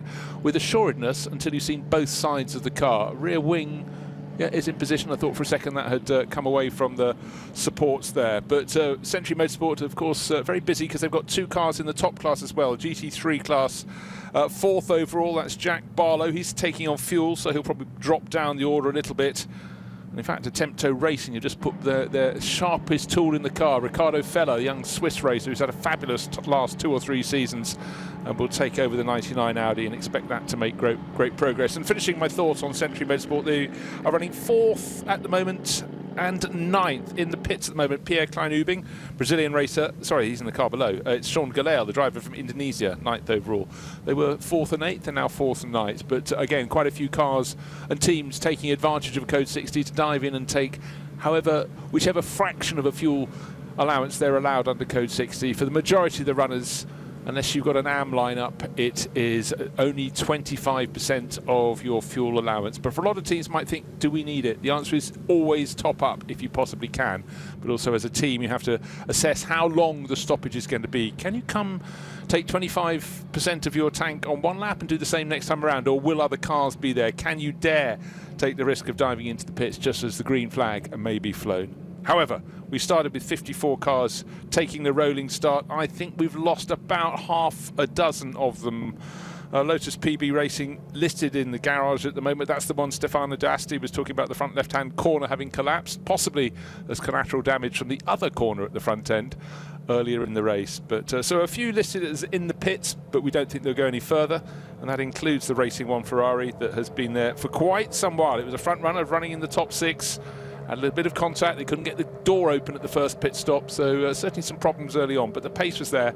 Not yet listed as an official retirement on any screen. But again, once the garage doors come down, our pit crew can get a pretty clear idea. Sometimes the door doesn't come down because they're sharing the actual pit garage with one, sometimes two other cars. This time with a slightly smaller field because of the logistical issues getting through the Red Sea, going past Yemen. It was decided some of the cars wouldn't risk being caught on the high seas in case they couldn't get back for racing wherever in the world they're due to be racing next. And some of the crews, of course, were due to be racing this weekend at the Daytona 24 Hours, and some of the drivers have had to say, oh, I've got to. I have a full professional contract for that one. And you have to feel sorry for them and just wish them the best of luck in the race they choose to do. So, still in this Code 60 period. And again, checking statistics, let's just see the official cause of that. It is still because car 429, the Century Motorsport GT4 BMW impact with the barriers at turn 7. I was saying it's a relatively unusual place to go off. We've had a few cars going around down there. And 921 stopped out there earlier, but that was an electrical problem for the Mullner Motorsport Porsche. But this time, a problem with the spin for the GT4 BMW car 429, waiting to see it under the full lights of the pits when it's brought back to check all the damage. Certainly a bit of damage to the front end of the car. I also sensed, I think the left rear, was it the right rear? I'm trying to remember. May have also picked up a bit of contact down there as well. And at the Dubai Autodrome, plenty of space, lots of track width, always very generous indeed. And then also lots of generous space out beyond. But once the drivers get out over the curbing, it's very, very slippery. A big sandstorm ahead of the race, pretty much as the cars were going to the grid. And while the area on the track was getting sand blown back onto it, the cars would clear it. But when you go out over the edge of the circuit, get onto the outer areas of the apron, and certainly really incredibly slippery. Now, one car that I need to just talk about a little bit, it happened just after Johnny Palmer and I left the commentary booth in the Global Broadcast Centre at the end of our opening stint, was the 138 Audi. We commented on how the bodywork, the front right corner was rather tattered, but nothing was flapping, so it didn't seem to matter. They sent it back in the race. But people out on the Twitter sphere have informed me that happened just after we went off and handed over the commentary to Andrew Marriott and Phil Anson, and that's about 5 hours ago, but it's clearly no further damage to the front right-hand corner of the 138 Audi. And with nothing flapping, there's no reason for it not to be running out on the circuit. The only reason that bodywork that's loose has to be sorted is in case at full racing speed it then gets air under it, comes loose and then flies out into the track. We did have a bit of bodywork lying on the track, which was collected by the CP Racing Mercedes relatively early in the race. That had come off the tail end of the slightly troubled Lotus Elise from Lotus PB Racing. And it was just as they came out of turn 16, accelerating hard down the start-finish straight, but that certainly cleared a bit of bodywork off the track. So Johnny, back in harness. We're waiting to go green again. Just commenting, Marcus Winkelhock on his first flying lap in the car after the pit stop set that car's fastest lap, 1 minute 59. And then you could just imagine Marcus, ever enthusiastic, was just looking to get going even faster. And then we had this Code 60 period. But it should, I'm just checking, they're doing barrier repairs down there on the exit of turn 7. The tyre marks from where the 429, I think, has gone out of the corner. So it's turned right coming out of the corner. It is a long and ever-tightening right-hander, but the fact they've got a tractor with a front bucket on it pushing the back of the barrier suggests they need to come forward. And they're just strengthening that. Already the course officials are down there looking, people with nice crisp white shirts. That must be officialdom coming to check it out, because clearly when a barrier's had one impact, it's not going to be so good with the second. Hopefully this isn't going to lead to a long repair, but the first barrier repair early in the race was the exit of turn 9, so going onto that infield straight, the long infield straight, and that led to an hour and 11 minutes of Code 60. Car number 927 had given the barriers a clatter. It certainly didn't help their race hopes, but they'd bent back the support. So it wasn't a case of just taking off one unit of barrier and inserting another. They had to have something that was vertical to attach it to. But of course, we wouldn't ask them to make us go racing when all is not safe. So we'll bear with them while this repair is still going on. And it feels like we've been here before with what happened on the exit of turn 9, which all those hours ago was the second Code 60 of the race. And so many more since then has rather hampered our progress in terms of the total distance covered for the amount of hours in that we are. A recap of the 9 Code 60s now that we have had. There was a brief one at the start. We started racing incidentally at 1 o'clock, so we managed to get through the first hour and 20 minutes scot-free regarding cautions, but then the 921 Porsche stopped on the back straight, which was the beginning of the Mulner Motorsport problems, wasn't it? All those hours ago, or was that not no, it was all Rensport. The 921 already had its own problems, stopping and starting, and then it was Stefan Bayer who'd just taken over the 927. That got a bit enthusiastic, we think, on the throttle, or just ran a little bit wide over the curves. But that was a larger degree of damage to the barriers. Yeah, I remember the Bear incident. I don't remember the reason why we've had that first Code 60. But anyway, it was the 921 car that was reported stopped on the back straight and did eventually get going again. But that was a short Code 60. Sorry, you're quite right. I'm chopping and changing. That was the Mulner car. And again, it was just after Gilles Vannelet. That was the first of the delays he had in that car. And he had about 5 stabs at his opening stint, and each time he literally did a lap or half a lap, and they seemed to come back again. But the fact the car is still in the race. Sorry, Johnny, I jumped between one Porsche and another. Not at all.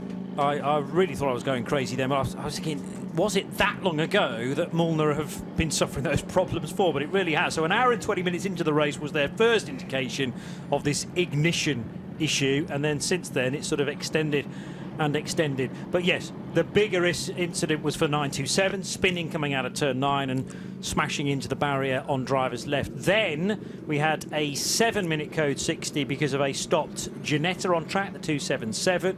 There were short dramas for 226 at the second corner, which brought out caution number 4, but only for 9 minutes. An 8-minute caution number 5, again for Mulner Motorsport's 921. Some oil reported on track for caution number, or Code 60 number 6, and that was for the best part of half an hour just before 9 o'clock last night. Quarter to 11, there was a short, sharp Code 60 for only 7 minutes when car 76 was stopped on the start-finish line. That was the McLaren. 278, the other Ginetta from CWS Racing, was reported stopped at turn 11, which created a caution for only 5 minutes. And this one, yes, is the BMW 429, but after impact with the barrier at turn 7, says the message next to Code 60 number 9. Yeah, that 6th one for the oil on track at turn 1. Bear in mind, a certain Porsche had absolutely no braking at all there, the 91 Porsche from Herberth Motorsport. So was that before that Code 60 while we were off air, or afterwards to clear up? Because clearly there was something amiss down there. The car just didn't decelerate at all as it went into the first corner. So that was one of the favourites in the race out. The pace that it arrived at turn 1, I cannot think there was a Code 60 out at the time. And actually the off for over an hour probably brought the attention to everybody. Exactly. That's sort of what I'm suggesting, rather than afterwards and finding they haven't cleaned it up sufficiently well. But it's already under cover of darkness, and a black Porsche going off, hard to pick out. But what wasn't hard to pick out was the fact that with normal retardation over the outfield, the runoff area, that the car would have slowed down somewhat more. But the scenario of going in there and just finding a patch of oil, clearly your natural braking and even turning into the corner wasn't going to be a factor. No, it's downhill on the approach anyway, and one of the not quite the highest speed entry. Turn 10 is faster, but there have been some huge incidents over the years into turn 1, often with a car turning right far before the corner and actually then being thrown right across the track sideways. And I remember, can't remember which manufacturer it was now, but a car squeaking through the tiniest of gaps as traffic, unbeknownst to them, almost being sideswiped by a fully out of control car. But thankfully that contact was avoided in previous years, but then you're always going to arrive into the tyre wall at unabated speed. In fact, I think the largest area of runoff is at turn 14, where the bank actually goes up the side of a bowl, effectively. The angle's slightly, as you pointed out earlier, slightly flatter than the actual angle on the track itself, but certainly that's a great place to watch. You're back a little bit from the cars, but just the fact they're going into that dip of the bowl and then rising up through the corner, hopefully with grip from just the angle of the track as well as from their tyres, but a really great place to watch. A lot of overtaking down there, really good spectator area, and that's been a real boon. Turns 14 and 15, the penultimate corner and the one before, close to the pit, so people come down, they're milling in the paddock, taking in meals, eating, you know, moving around, getting a drink, but a really good place to watch. And I think, you know, I love it when you're at a circuit and it goes from day into night. It feels like you're at two different race circuits, and if you can plot to move around at various vantage points, you get so much more out of a race meeting. I know I'm preaching to the converted, not just you, Johnny, but people listening to us and watching the broadcast and listening to the broadcast wherever they are. A little bit of planning really augments any day at a race circuit. Don't forget your interactions on social media, notably X, where you can find the handle for this series at 24H Series, and the current standings within the TCE division posted out a few moments ago, in fact, with AC Motorsport 188 out front from Simpson and Zorg Rennsport. Stick the handle at RSL_studio in there as well, and we will hook out any comments that you're making. It may be quite a reasonable hour where you are watching this race. On the other hand, in Western Europe and indeed in the UK, it is heading deep into Saturday night now. What is that? Nearly 9:30 in the UK. Bruce and I are on for a little more than a further 90 minutes, and then we'll be handing back to the very trusty two pairs of hands of Andrew Marriott and Phil Anson to do the proper overnight stuff from 3 a.m. Yeah, and I think we will find Snowy up in the commentary box as well. They're rotating through a number. In fact, I think Snowy's joining Phil when we go off. But, you know, you get so engrossed in a race, you sometimes think, you even forget what the time is in your own country, wherever you are around the world. But it does make me laugh when someone suddenly messages you on X or some other channel to get through to you, and you suddenly go, hold on, that's in Australia. What are you doing awake at 5 in the morning? You know, particularly if it's a race that is running late on a Sunday afternoon in Europe. You're thinking, hold on, aren't you supposed to be getting up within a few hours to go to work, to school, to whatever? But it just shows the level of enthusiasm globally for motor racing, and the fact it's so much more personal. And when people do send in messages via, RSL_studio or whatever, it really adds a personal touch to the meeting, as well as the fact there are so many things for us to look at, so many things for us to stumble over. So it's quite great when you can provide another set of eyes. And certainly whenever we do the Nürburgring Langstrecken races with 150 cars or so to start with on a 25-kilometre circuit, so many points where incidents can happen, we need as many pairs of eyes as we can get. So it's a way of getting involved, and we very much enjoy all of your input. To be entirely accurate, in fact, when Bruce and I knock off at 3 a.m, it will be Phil Anson, I was right, 50% right, but joined by Chris Milbourne in the commentary box for 2 hours. And then there'll be a bit of Chris and Snowy, so Chris Milbourne and Peter Snowden. And then they'll return to the starting lineup of Phil Anson and Andrew Marriott. Marriott on for the breakfast show, if you like, from 8 o'clock this morning. So, every different combination, I think, of commentary companions for the remaining 11 hours and 35 minutes. And the pit lane duties in Dubai shared by Diana Binks. One eye in, one eye out, with just the one contact lens. A very unusual setup, but it may work as she's running through the night. It's a bit like Peter Snowden and the newbie in the team, Chris Milbourne, doing a very good job. It's a bit like that, when in the World Endurance Championship you have the hard compound on the left and the mediums on the right, or, inters on one side of the car and dry tyres on the other. Yeah, Binksy's gone with one contact lens in and the other one out because it was far too dusty. She says it's better than ever. Maybe a visit to the opticians is something you need to do when you next go home. How can it be dustier in one eye than the other, unless you always stand looking in one direction down the pit lane, therefore meeting the prevailing wind? I know, according to degree of cool in the night, you have different levels of bobble hat from Binksy at the colder events. This isn't one of those colder events, and we've gone green. So yes, was that the 9th period? Oh, let's double check on that. Yes, it was. It was Code 60 number 9, was it not? I'm trying to scroll Yes, down my yeah. umpteenth screen. Spot so on. wasn't too long, that one, but the barrier repairs had to be done at turn 7. Marcus Winkelhock was leading. He'd only just taken over the race-leading East Talent Racing Team Audi. That's car number 54, white and blue of livery, and then just got going, set the car's fastest lap and straight into a Code 60. Now he's got Sergei Borisov back in the Proton Uber competition Porsche. I know still in the race. I didn't really know much about Sergei, but he hasn't raced since 2017. He got in, I thought, well, unfortunately for the 83 crew from Proton Uber competition, he's going to lose a bit of time. Not a bit of it. He was about maybe a second or two down on the very quickest. That is a massive accolade for someone with only about 4 seasons of racing under his belt, and then, the mere number of years out in between, 6 to 7 years out, and he's just adapted to this circuit incredibly well. So Sergei, really good job. Let's see what you can do. The hardest one to chase would, of course, be Marcus Winkelhock. And in fact, suddenly Anthony Bartone, the Get Speed Mercedes, has moved ahead. Of course, we've had the shuffling around, some late coming out of the pits. And Sergei just trying to see how much further back he is. He's actually 9 seconds down on Anthony Bartone. Again, it was a question of where they were going through those timing sectors. But undisputably, Marcus Winkelhock in the lead of this race.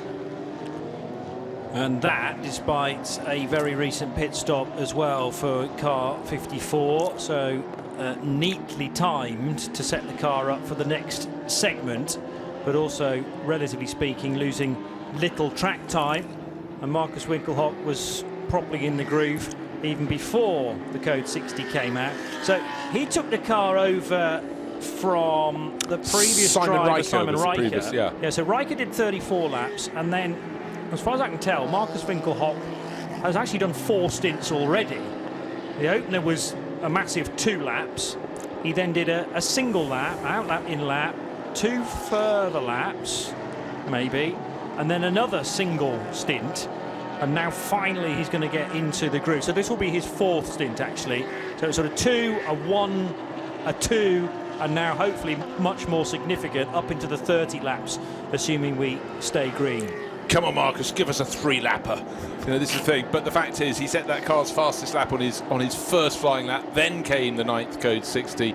I'm sure he's going to extend the lead. But tell you what, if you've never met Marcus Winkelhock, make sure you do if you're ever at a circuit. He's such an entertaining driver.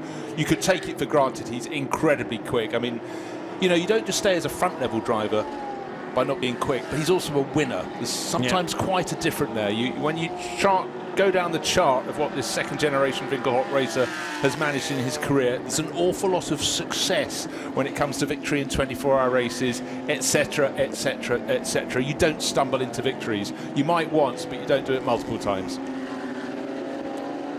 Not very far away from beginning the 300th lap of the 19th edition of the Hankook 24 Hours. In fact, Marcus just about around the final corner now to tick off 299 and onto the 300th circuit. Not always with Marcus Winkelhock, quite obviously at the wheel of the number 54 car, but he did start the race and he's been installed again for these oh so important overnight hours. We're right on the cusp of 1:30 in the morning, and if anything, the pace more relentless now as it was 12 hours ago. That's because the conditions are more friendly towards a racing car, with ambient temperature cooling off nicely. The track temperature still will be pretty warm though, so you've always got to be careful with the tyres, particularly in the early stages of a 70-minute stint, there or thereabouts.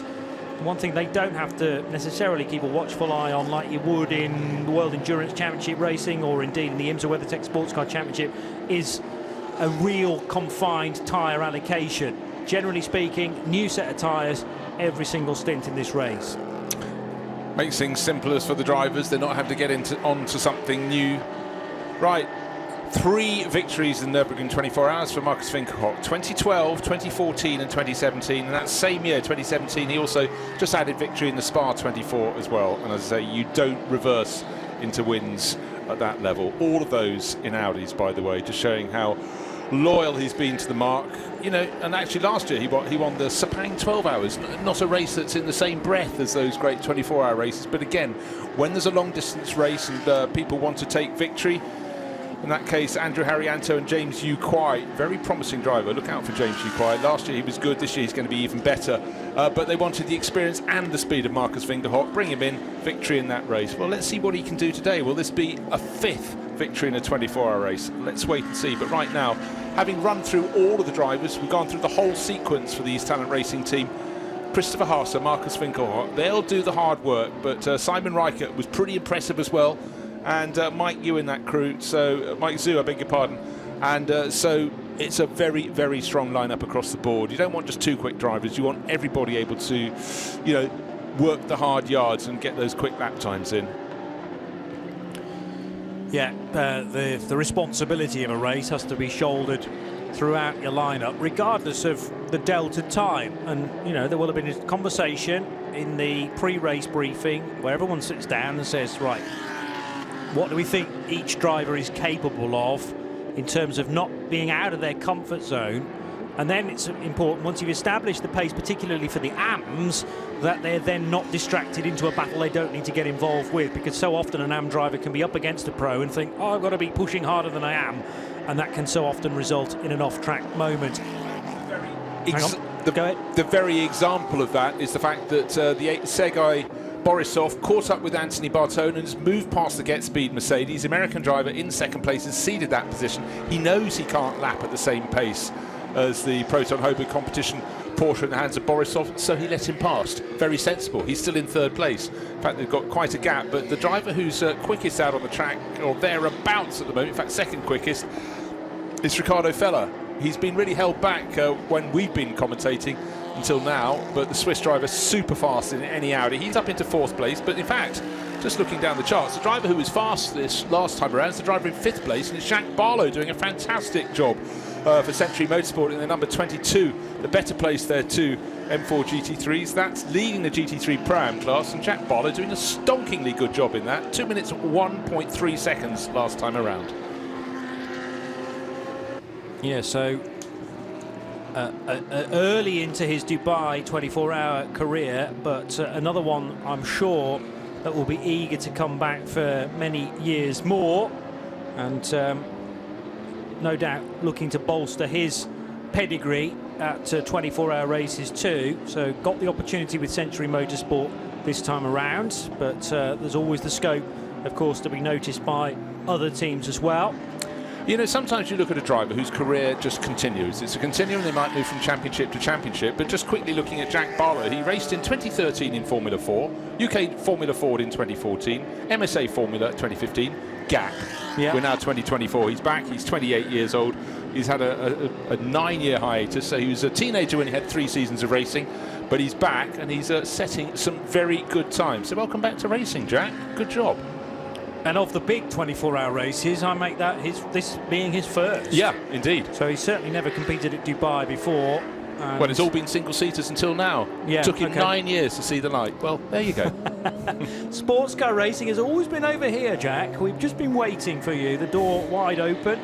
Just waiting for your decision to give it a try. And I'm sure he's absolutely loving it to this point. And the car, after that combined effort from all those in the 22, up again into the top 5. It's flirted with the top 3 positions, certainly when Lewis Plato was last at the wheel.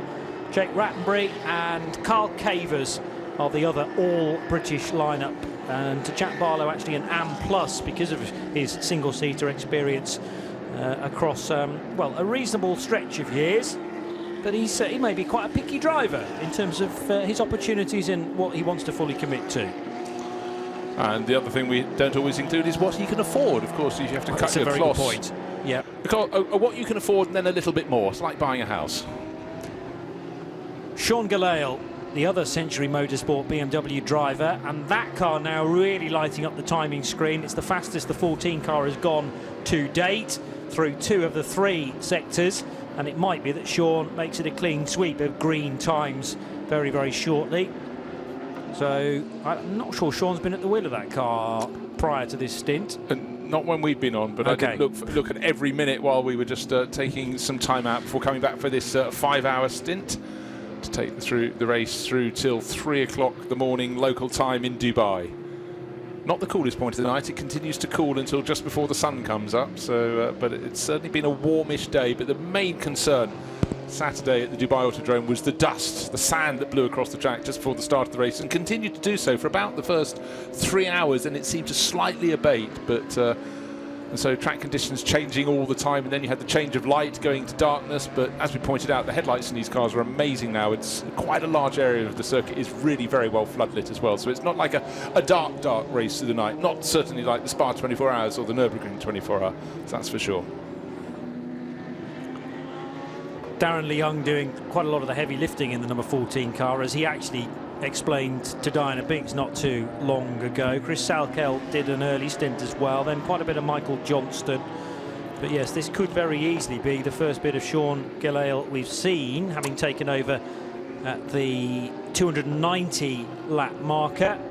And he's quick, 2 minutes, very quick. 0.7 seconds. Fastest driver on the circuit, faster even than Marcus Winkelhock. There's an accolade. Put that feather in your cap. 0.8 of a second faster last time around than the race leader. The race leader 1 minute and 52 seconds clear of Sergei Borisov in the 83 Porsche. So it's the East Talent Racing Team 54 Audi leading the way. And out on track, he's gaining half a second, slightly more on Sergei Borisov. But bear in mind, Sergei only just moved up into second place ahead of Anthony Bartone. Anthony in the Get Speed Mercedes didn't make it too difficult. Let him go through, because he's lapping about 5 seconds slower than the flying Sergei at the moment. So Ricardo Feller, who's in behind, is gaining 4 seconds a lap, but he's about a lap and a half down in fourth place. So it's still East Talent Racing Audi from Proton Huber Competition Porsche, Get Speed Mercedes. Lots of variety at the front, not in terms of nationality of manufacturer, but 3 different manufacturers in the top 3 positions, 4 top manufacturers, different manufacturers in the top 5, with that Century Motorsport Jack Barlow driven car going very nicely indeed. But he's not going to catch Ricardo Fellow, because the gap is 56 seconds between them. But again, he's now racing an exalted company. To the high side for Hans Wehrmann in the Uber Motorsport Porsche. A flash of the lights to make sure that the Porsche Cup car had seen him, and he manages to sneak by. It was either a Porsche Cup car or the Cayman. It was the 227, which is Benito Targal, in the Mexican driver in the SRS Team Sorg Rennsport Porsche 17 Cayman GT4 CS. Should have gone with my first guess. But you know, when these cars are going in and out of pools of light, you only get one quick chance to see them with the requisite point. You don't get a chance to go, oh, can I just check that? But yeah, it's pretty crucial, because that's the only 718 Cayman GT4, the only Cayman full stop in the race, and as such he's entered into the TCE category, because from a lap time perspective, you're going to find more TCE cars that are at the same relative pace, and therefore a fairer fight for those involved with SRS Team Sorg Rennsport's venture. And remember that the hugely populated 992 division, whether you're in the top layer of that or in 992 AM, the cars spec-wise are identical, but 992 AM could be your category depending on the driver makeup that you have. But always such a popular place to go racing, and great that the 992 and also the 991 Gen 2 Cup cars are accommodated within that. So meantime, the Audi R8 LMS of Marcus Winkelhock leading after 304 laps by the better part of 2 minutes now.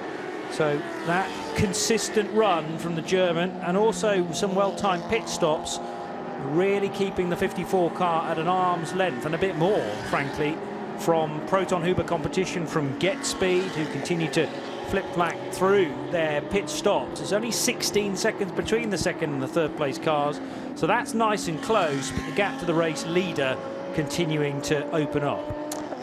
Yeah, certainly Sergei Borisov has opened out a huge margin over Anthony Bartoli since moving up into second place in the Proton Huber Porsche. Looking to see who else is flying. Certainly Sean Gelael. He did a 2 minutes flat, almost the fastest lap for the number 14 Century Motorsport BMW. He's still down in 10th place, but he's actually closing quite quickly. 2 seconds a lap on Pierre Kleinubing, the Brazilian racer in the heart of racing Mercedes. So expect that one to change. I think that'll be the only one in the top 10 that's going to change. The other small gap under 10 seconds is 8.5 seconds between the car in 6th, Matteo Merafina, the Santalot Junior Team Audi. He's got ahead of Sabino De Castro, and he's stretching that advantage by about a second a lap. So that is the closest, but that's going to go out, whereas the other one that's going to come down is going to be whoever Sean Galel is chasing down, which is Pierre Kleinubig. So the battle for 9th place is going to close in. Now some maybe indecision down at the first corner with actually a GT3 car about to be overtaken by the 908 Cup car. So the 50 Uber machine then, I don't think necessarily with a problem, but didn't quite have the same turn-in ability as Flint Schuring in the Sevler Racing by Duvo racing car. So Uber Racing's number 50 just a tad off the pace through turn 7 and 8, where these GT3 cars should be quite a bit quicker than the Cup cars. Now, one thing that's I always find is very sensible indeed. The 429 GT4 BMW that had the clatter into the barriers at turn 7 that caused the last code 60. There is a message saying driver of car 429 to medical centre for checks. Even if the driver seems fine, it's a big impact. And Piers Johnson, I remember his name when he used to run a colour processing company, a printing company in London, and was involved in some of the Autosport projects back in the day. 54-year-old printer from London. He may not be doing that career anymore, but it helped him into racing, and he had a long period of racing, but he's had about quite a few years out, so it's good to have him back on board. A bit of a shame that it involved clattering into the barriers, but you know, once you're back in racing, you're back in racing. So let's hope your next race, Piers doesn't end up with a clatter of car against tyre wall and barrier, and more to the point, hope you're right, all fine right now. 11 hours and just under 18 minutes still to go in the 19th edition of the Dubai 24 Hours, and a concentration once again on Sabino De Castro in the multicoloured Porsche from Manumari Energy. They seem to have been perpetually 7th over the last, well, number of hours really. They are trying to make strides, in fairness, towards Matteo Marafina, and the lap times are going in favour of De Castro, so there may be an opportunity within this stint to get the 95 car back up into the top 6 overall. So that's Santalot Racing, or Santalot Junior Team Audi, that stands in its way in the meantime. You know, we've lost maybe 8 of the cars from this field, so just down into the sort of mid-40s, but the fact of the matter is I thought Merafina was going faster in the Santalot Junior Audi than Sabino De Castro was in the Manamari Porsche, but I expect it to be the other way around, and suddenly it must have been a much slower lap from De Castro, followed by a much faster one, and that's why he's brought the gap down to 6.5 seconds, 6.3 seconds as he chases after Matteo Marafina's Audi in the quest to get up into 6th place, and certainly it's coming. So I don't know what caused the slower lap 2 laps ago for Sabino De Castro, but I would suggest that the sort of normal form has been regained within that little battle. Sector times very respectable for the top 10 overall, and indeed classes further down the order as well. I get the feeling the track is maybe in something like its best state since we got underway, when not only were you fighting the clock, not only were you fighting cars up alongside you, but namely you were fighting an incredibly dirty racetrack, which Lawrence Tomlinson compared to driving in the wet. A, because of the lack of visibility, but more crucially because of the lack of grip beneath the Hankook tyres. And, you know, turning at turn 1 on that opening lap was a real lottery, because you had no idea who was alongside you, because you couldn't see a thing, but how much grip was there, and, you know, are the tyres going to bite? The eternal question on days like this, and once it gets in your mind, you've got to really focus on that. I tell you what, a driver down all the way down, you don't get normally excited about someone in 14th place, but Rob Huff just got on the Team Parker Racing Bentley Continental, just whacked in its fastest lap. So he's giving chase. He did a 2-minute 1.0 second lap. That's one of the quickest laps overall in the race. So good job. So for now, hopefully those ABS problems have been slowing the car, have been discarded from Rob Huff, and he's not going to have to find something scrabbling around on the floor of the car in this driving stint, as he did in the opening stint of the race. But good to have that Team Parker Racing Bentley on the move. The driver he's hunting down is the driver who's leading and has led, the car that has led the 992 Cup class forever and a day, and that's the red Camel Jordan's car in the hand of the younger of the Breukers brothers. That's Luke, but the timing gap between them is 21 seconds on the track, but about 6 seconds a lap in terms of lap pace. So Rob Huff absolutely flying, and that number 31 Team Parker Racing Bentley And I can't remember who, I think it was, it might have been Peter Snowden interviewing him, saying, you seem to race more in Dubai now than you did when you spent all those years living here. So it's rather entertaining. And as Rob, always back instantly on with a reply, pointed out, well, it's because I now live in England, I don't want to be there in January. Come back for the weather, why not? It's a fair point. And so often, you know, you have a very attractive venue just down the road, as it would have been when he lived in Dubai, and you tend not to go there because you think, I can go there anytime I like, just not today. Whereas when you are, you know, a couple of thousand miles away, then you're thinking, miss Dubai, and certainly the 24 hours, and you make perhaps more effort to go when it's further away. Well, also, to be quite honest, this is about the loveliest time of the year before it gets too hyper hot in Dubai, so you can get a lot more done in a day where you can walk out of the house without it being melting 50 degrees in time. Oh my word! 2 minutes 1 second, 1.7 seconds a lap wasn't quick enough for Rob Huff. 2 minutes 0 seconds 0.3. He's even faster on the next lap. I know. He's closed the gap from 21 seconds to 11 seconds in the space of one lap. So this rate of progress, within a lap, he should be on the tail of Luke Breukers, leading handsomely in the 992 Cup class. So I'm sure Luke will be getting the message. Don't bother blocking him. Let him through. And presumably, now they've found a more manageable setting on the ABS. He said that, you know, they've reined that back a little bit, which does mean that they're having to brake about 10 metres earlier in the corner, but you're still arriving into those slow speed corners terrifically hot and able to charge down the inside of maybe a gaggle of cup cars. But I mean, Rob can adapt to that different style of driving quite readily, but it's a question about, you know, the others that are new to this car, how quickly have they been able to do it? I'm sure they're all just about there now, but this is where potentially now we're going to see some real fireworks from the Bentley in the right possible sense, because everyone is driving around a problem, if you like, and has had many laps at doing that. Yeah, bear in mind, just before the end of his stint, Max Lynn, I thought there was a problem with the car. I now realise, and as you pointed out at the time, that's because he just doesn't want to brake deep into the corners. So there's still a problem, but then again, when you're an ultra pro, world titles under your belt like Rob Huff, you just got that much more feeling for a car, that much more experience and confidence. So it was simply a case of, it was very near to the end of Max's stint, and I think he was just being cautious the last couple of laps, doing 2 minutes 10s, 11s, 2 minutes 12s. But right now, in the hands of Rob Huff, possibly with something a little more fixed in the car, he's banging in super quick laps. 2 minutes 1 seconds, 2 minutes flat for Team Parker Racing, and the next lap, well, waiting for that to be completed. The gap's down to 3.5 seconds now. In fact, he's done 2 laps in the 2 minute flat sector of times, so fast and consistent.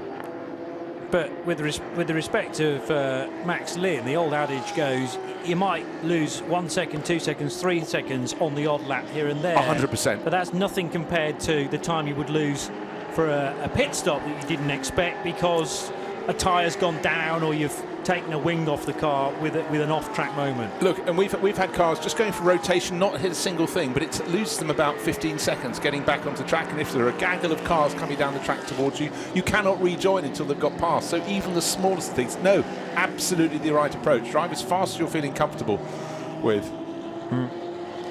So Rob Huff, I mean, it doesn't stop us thoroughly enjoying a Rob Huff stint, and him really chucking that Bentley around like it's a Formula Ford.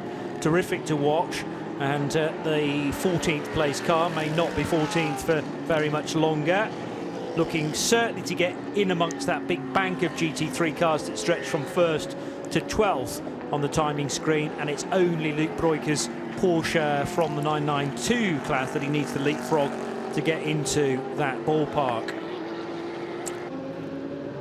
Just double checking, I think he's already done that job, or was that just a flash in the darkness? Was it the orange Porsche turning into the final corner? Waiting to see, but well, he's only 3.5 seconds behind it at the start of that lap, so I'm sure he's made that time up because he was gaining at something like 8 seconds a lap. He's moved and he's got ahead by 3 seconds, so it was one of the other orange cars in the class, the 992 Cup class, that would have then been just up ahead of him, but he'll pick that one off as well. Meanwhile, as they say, Marcus Finkelhoff, what's his advantage? 1 minute 54 seconds, gaining about a second a lap over Sergei Borisov. Sergei doing such a good job in this race. You know, every now and again you get a driver you don't really know, you come in and think, well, what can they do? But it's not just the fact you can do a quick lap, it's the fact you can do them consistently. Yeah. That's absolutely the key. And certainly, as all the drivers have been saying, this lap surface seems to change lap in, lap out. Now, lots of traffic up ahead of Rob Huff, and he's one car, the number 9, it's the Mercedes of third place, Anthony Bartone, who's got the 95 Porsche trying to get by. That's Sabino De Castro, who's a good lap or two behind in 7th overall. And trying to get past both of them, of course, is Rob Huff. Well, yeah, why do one overtake when you could do about 3 in one go? And around one side of one of those cars, now to the inside line of the Get Speed Mercedes of Anthony Bartone to unlap itself from the 3rd place overall car, and gets that done again on the compromised braking area. From the Bentley's point of view, it's compromised because it is struggling, or was struggling in the early stages with the ABS, but the rotors, the brake discs, glowing red hot as the Bentley Continental slows into turn 12. Something you wouldn't necessarily be able to pick out in daylight hours, but it looks glorious in the middle of the night. We're at 8 minutes to 2 in the morning, and Rob Huff with this relentless pace. Yeah, able to lap faster than anyone else on the circuit at the moment. 2 minutes 1 second for that last lap. Our race leader, super quick, Marcus Fingerhock, 2 minutes 3.1, so quicker than the race leader by a second and more.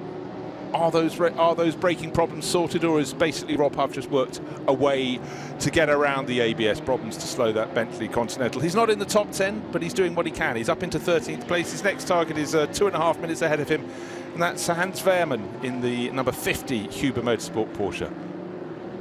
But press on, that's all can be asked. Right, car 936, team manager report to timekeeping with yellow control card. So the team managers can't sit in a deck chair at the back of the garage or a comfy seat or a bean bag. They've got to keep on their toes, not just to keep running the team, but if the race officials feel they need to have a word with them, up must go. That's K. Kramer Racing. We normally see them competing in the Nürburgring 24 hours and the NLS races around the Nordschleife. I'm sure they'll be there again this year, but super strong in 992 Cup racing, and at the moment 3rd in 992 but 4th overall in the 992 Cup race. So a really, really good run for K. Kramer Racing, but let's hope whatever is required can be shown to the race officials up in race control, in the timekeeping box. Again, you have to understand as a team manager what exactly are they going to be asking me, but again, experience leads to the answers to those questions. Now Marcus Winkelhock onto lap 311, and again building the distance between he and Sergei Borisov. It's very nearly 2 minutes now.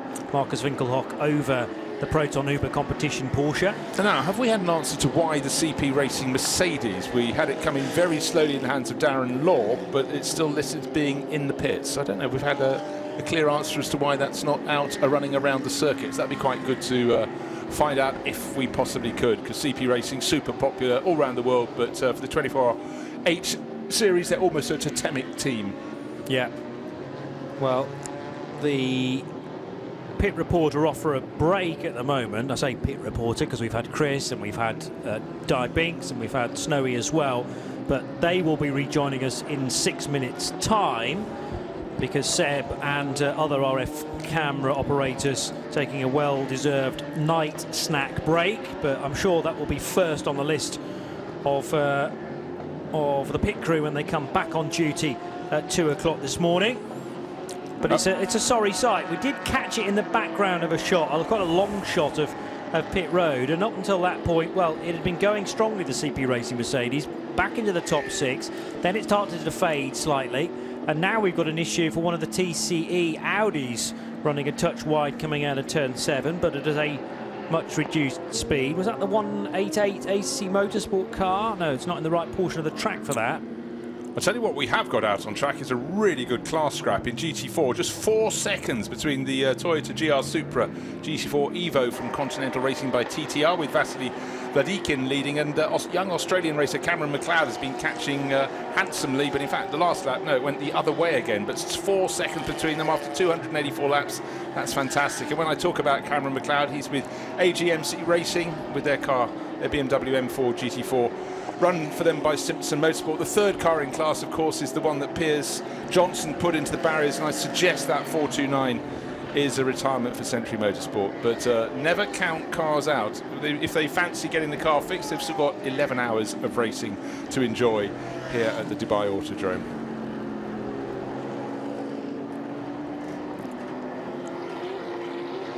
Just trying to see who else is catching whom. Certainly Sean Gallel getting very, very close to the heart of racing entry. That's don't automatically think it's an Aston Martin, it's Mercedes, run by the SPS team for them. Pierre Klein-Ubing being caught very quickly indeed in that car. And in fact, Sean Gallel has now gone past him. Gallel up into 9th place from 10th for Century Motorsport. So they're Century Motorsport in 5th and 9th at the moment, with their third car, the one in the GT4 class, we think, out of the race.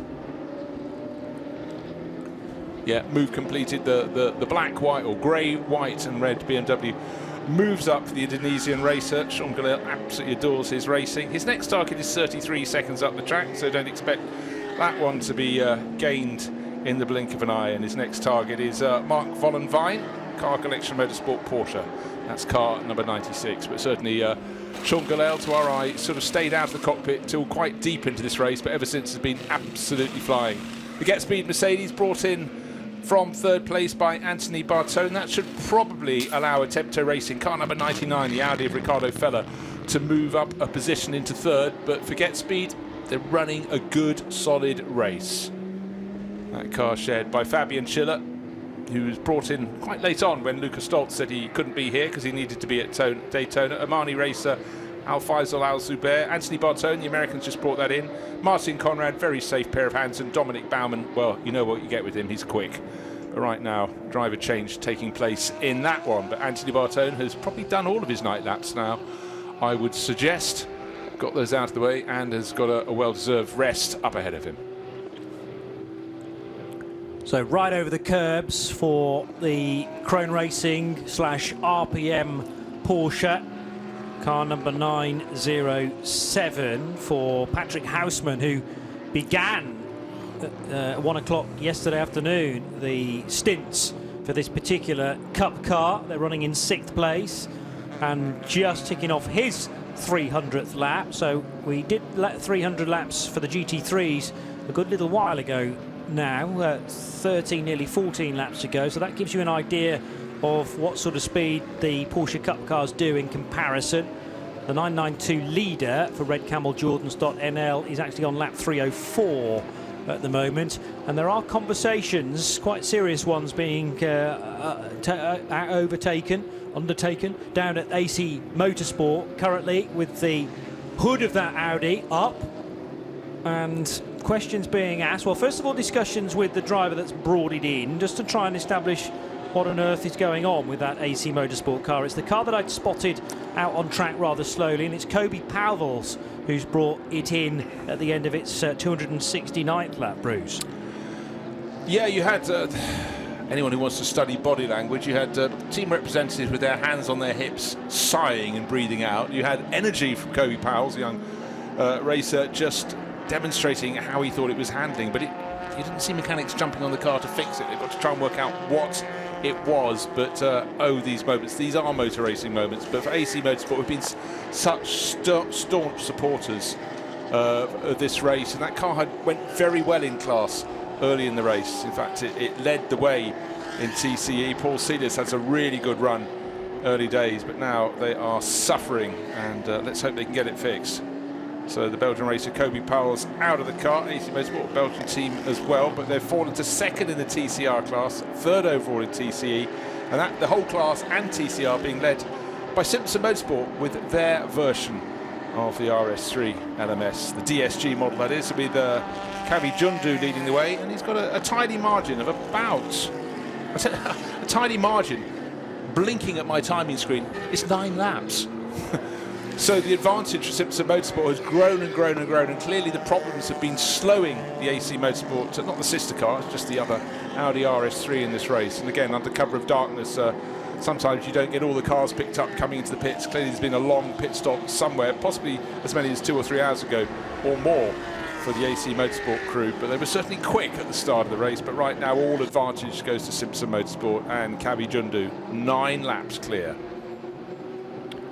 Yeah, mightily impressive, not only from Kavi, but also all the other drivers within Simpson Motorsport.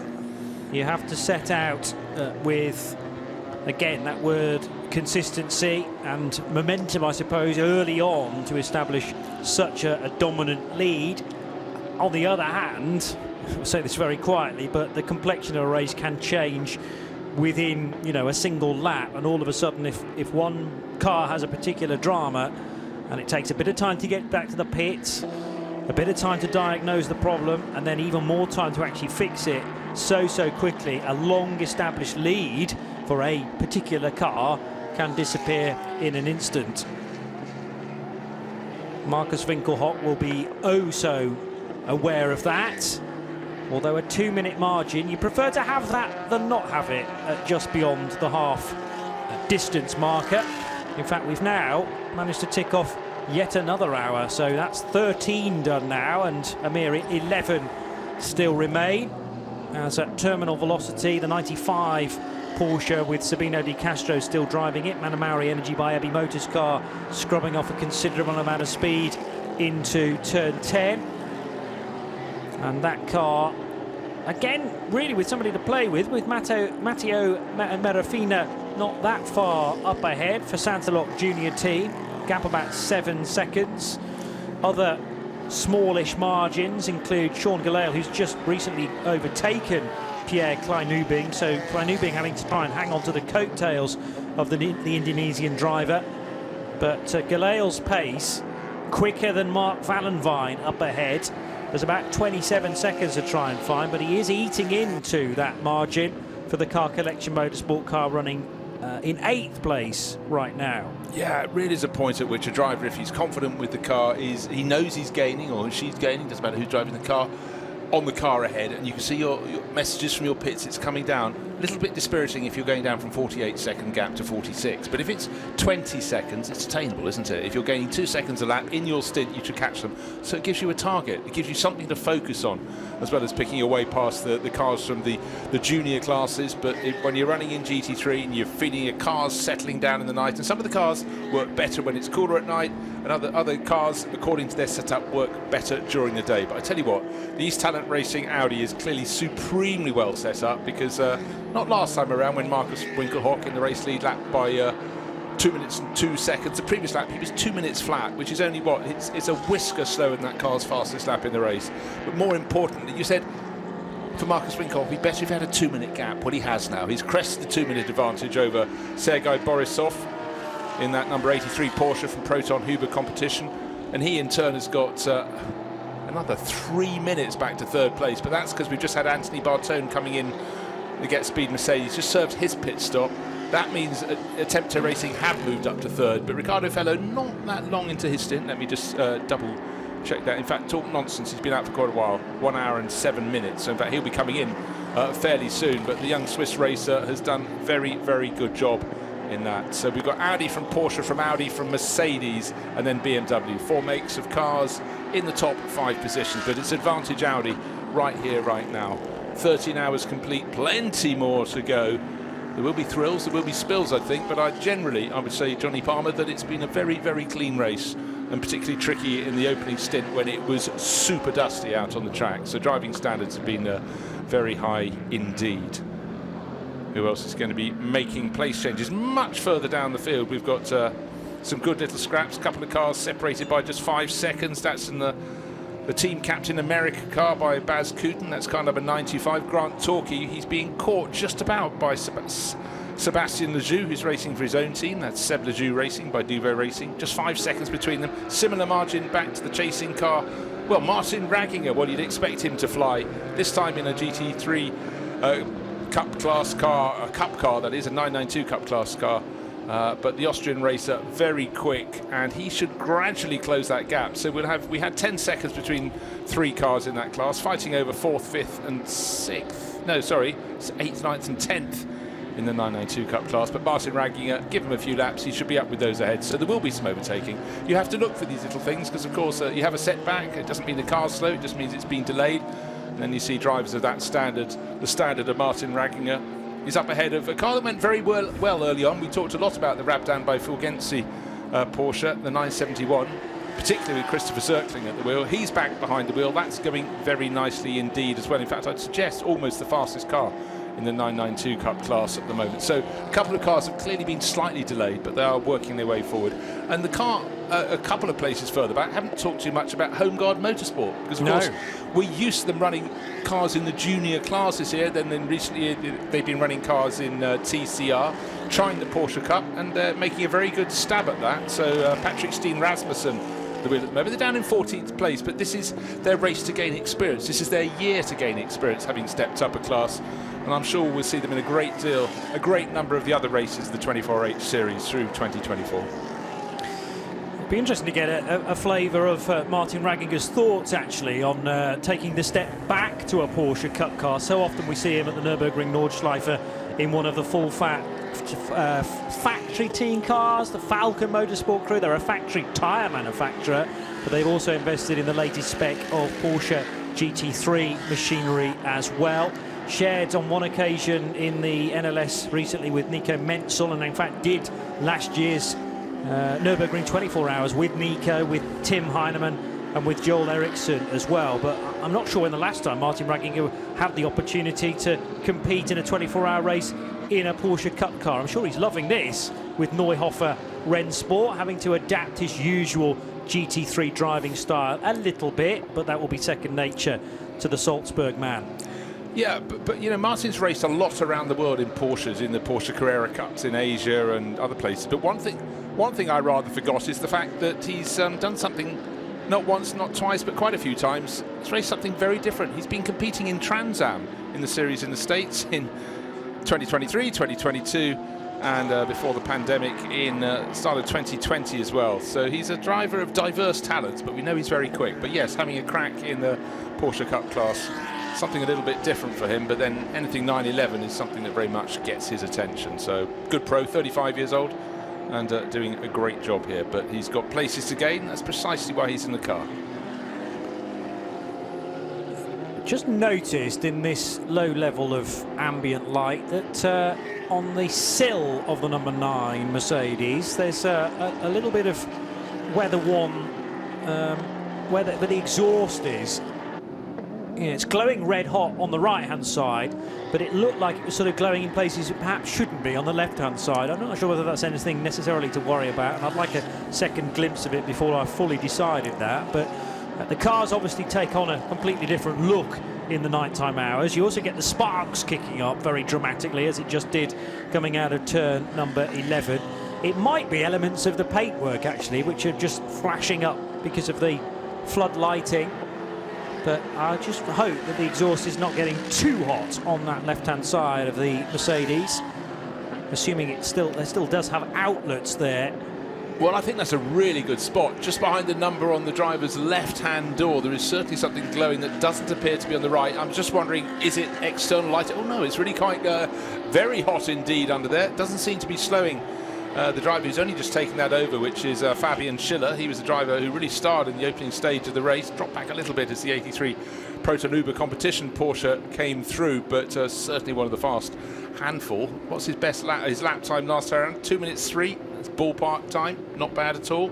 Settling into his run, could go faster, but it's interesting so early in the stint. Maybe, again, we've talked about this before, Johnny, when the cars serve their pit stops, there's a lot of heat contained under that, and maybe things have become a little bit superheated, and maybe with a few more laps it would have cooled down with the airflow here to a temperature where it's not glowing as much, but by golly, that's a good spot from you. Yeah, there is a glow on the other side. The aperture, you know, where the gases are escaping, but it's just a slight concern to me that further up the car, on the left side of the sill, there are even more glow. But you've got to imagine that the design of this Mercedes-AMG, which is now well into its second iteration, has taken that into account. You know, so I don't think there's any danger of any bodywork starting to catch fire or starting to flame. And to be honest, the number of pit stops I've seen where there's a brake fire breaking loose and the mechanics don't even blink. They're just like, yeah, it just does that. And it's not a big drama to us, because as soon as the car's rolling again, it will extinguish itself. So we don't need to be concerned about that right now, but these little elements that you don't necessarily spot in the daylight. No, exactly so. I mean, it could have been doing exactly the same for hours upon hours when the race was in the dark. You know, before it came in the dark. 6 o'clock was when darkness fell. Driver change is still going on, but it's quite nice. When you work down the pit lane, you have long periods of not much happening, and then you get a natural pattern where the drivers come in. Then the whole thing gets interrupted if there's a code 60, when it's busy, but there isn't the sequence. But just right now, very, very few cars in the pit lane. So 902, that's the car we were talking about, Herberth Motorsport, so their first experience in the 992 class.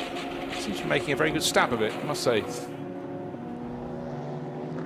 Cars looking very sharp with the Sonax race livery. So Patrick Steen Rasmussen brought that in. Marcus Vinkerhoek still leading the race. He got up to 2 minutes advantage. It's now 2 minutes and 4 seconds. Just at a lap of 2 minutes 1 flat. So again, Marcus, as soon as the traffic isn't in front of him, super quick. Now the 795 Ginetta of Toro Verde, Freddie Tomlinson leading the GTX category, Ginetta G56 Cup car, and we can get this word from Chris Milbourne, who's back in the pit lane. Yeah, I've come across the AC Motorsport Audi RS3, and I've asked the garage, I've asked the team as well, but I think the best man to give us the answer is Kobe Powers, because you were behind the wheel when you came in. I've been told you don't know what the exact issue is yet. No, exactly. We are still trying to figure it out. We believe it's a power steering issue, but then we need to try to find where the issue comes from. It's not been an easy race for us so far. We've been very unlucky with code 60, damage in the first hour of the race.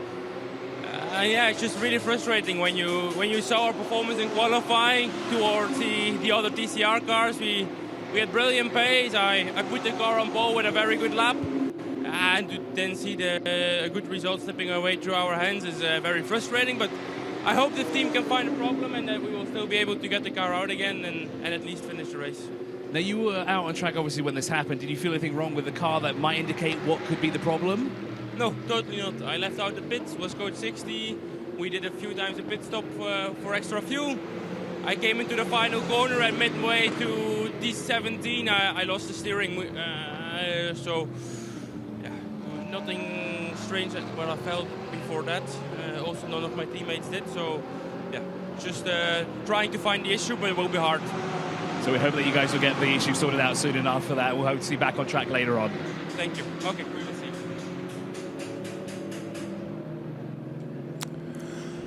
So that would explain why the team really didn't know what to expect when Kobe Powers brought it in. As I commented, Johnny, we saw the team bosses standing their hands on hips going, what? Because we've had no warning of anything. But if it was, again, with cars you suddenly have a power steering problem, you don't seem to have it, and then you do seem to have it.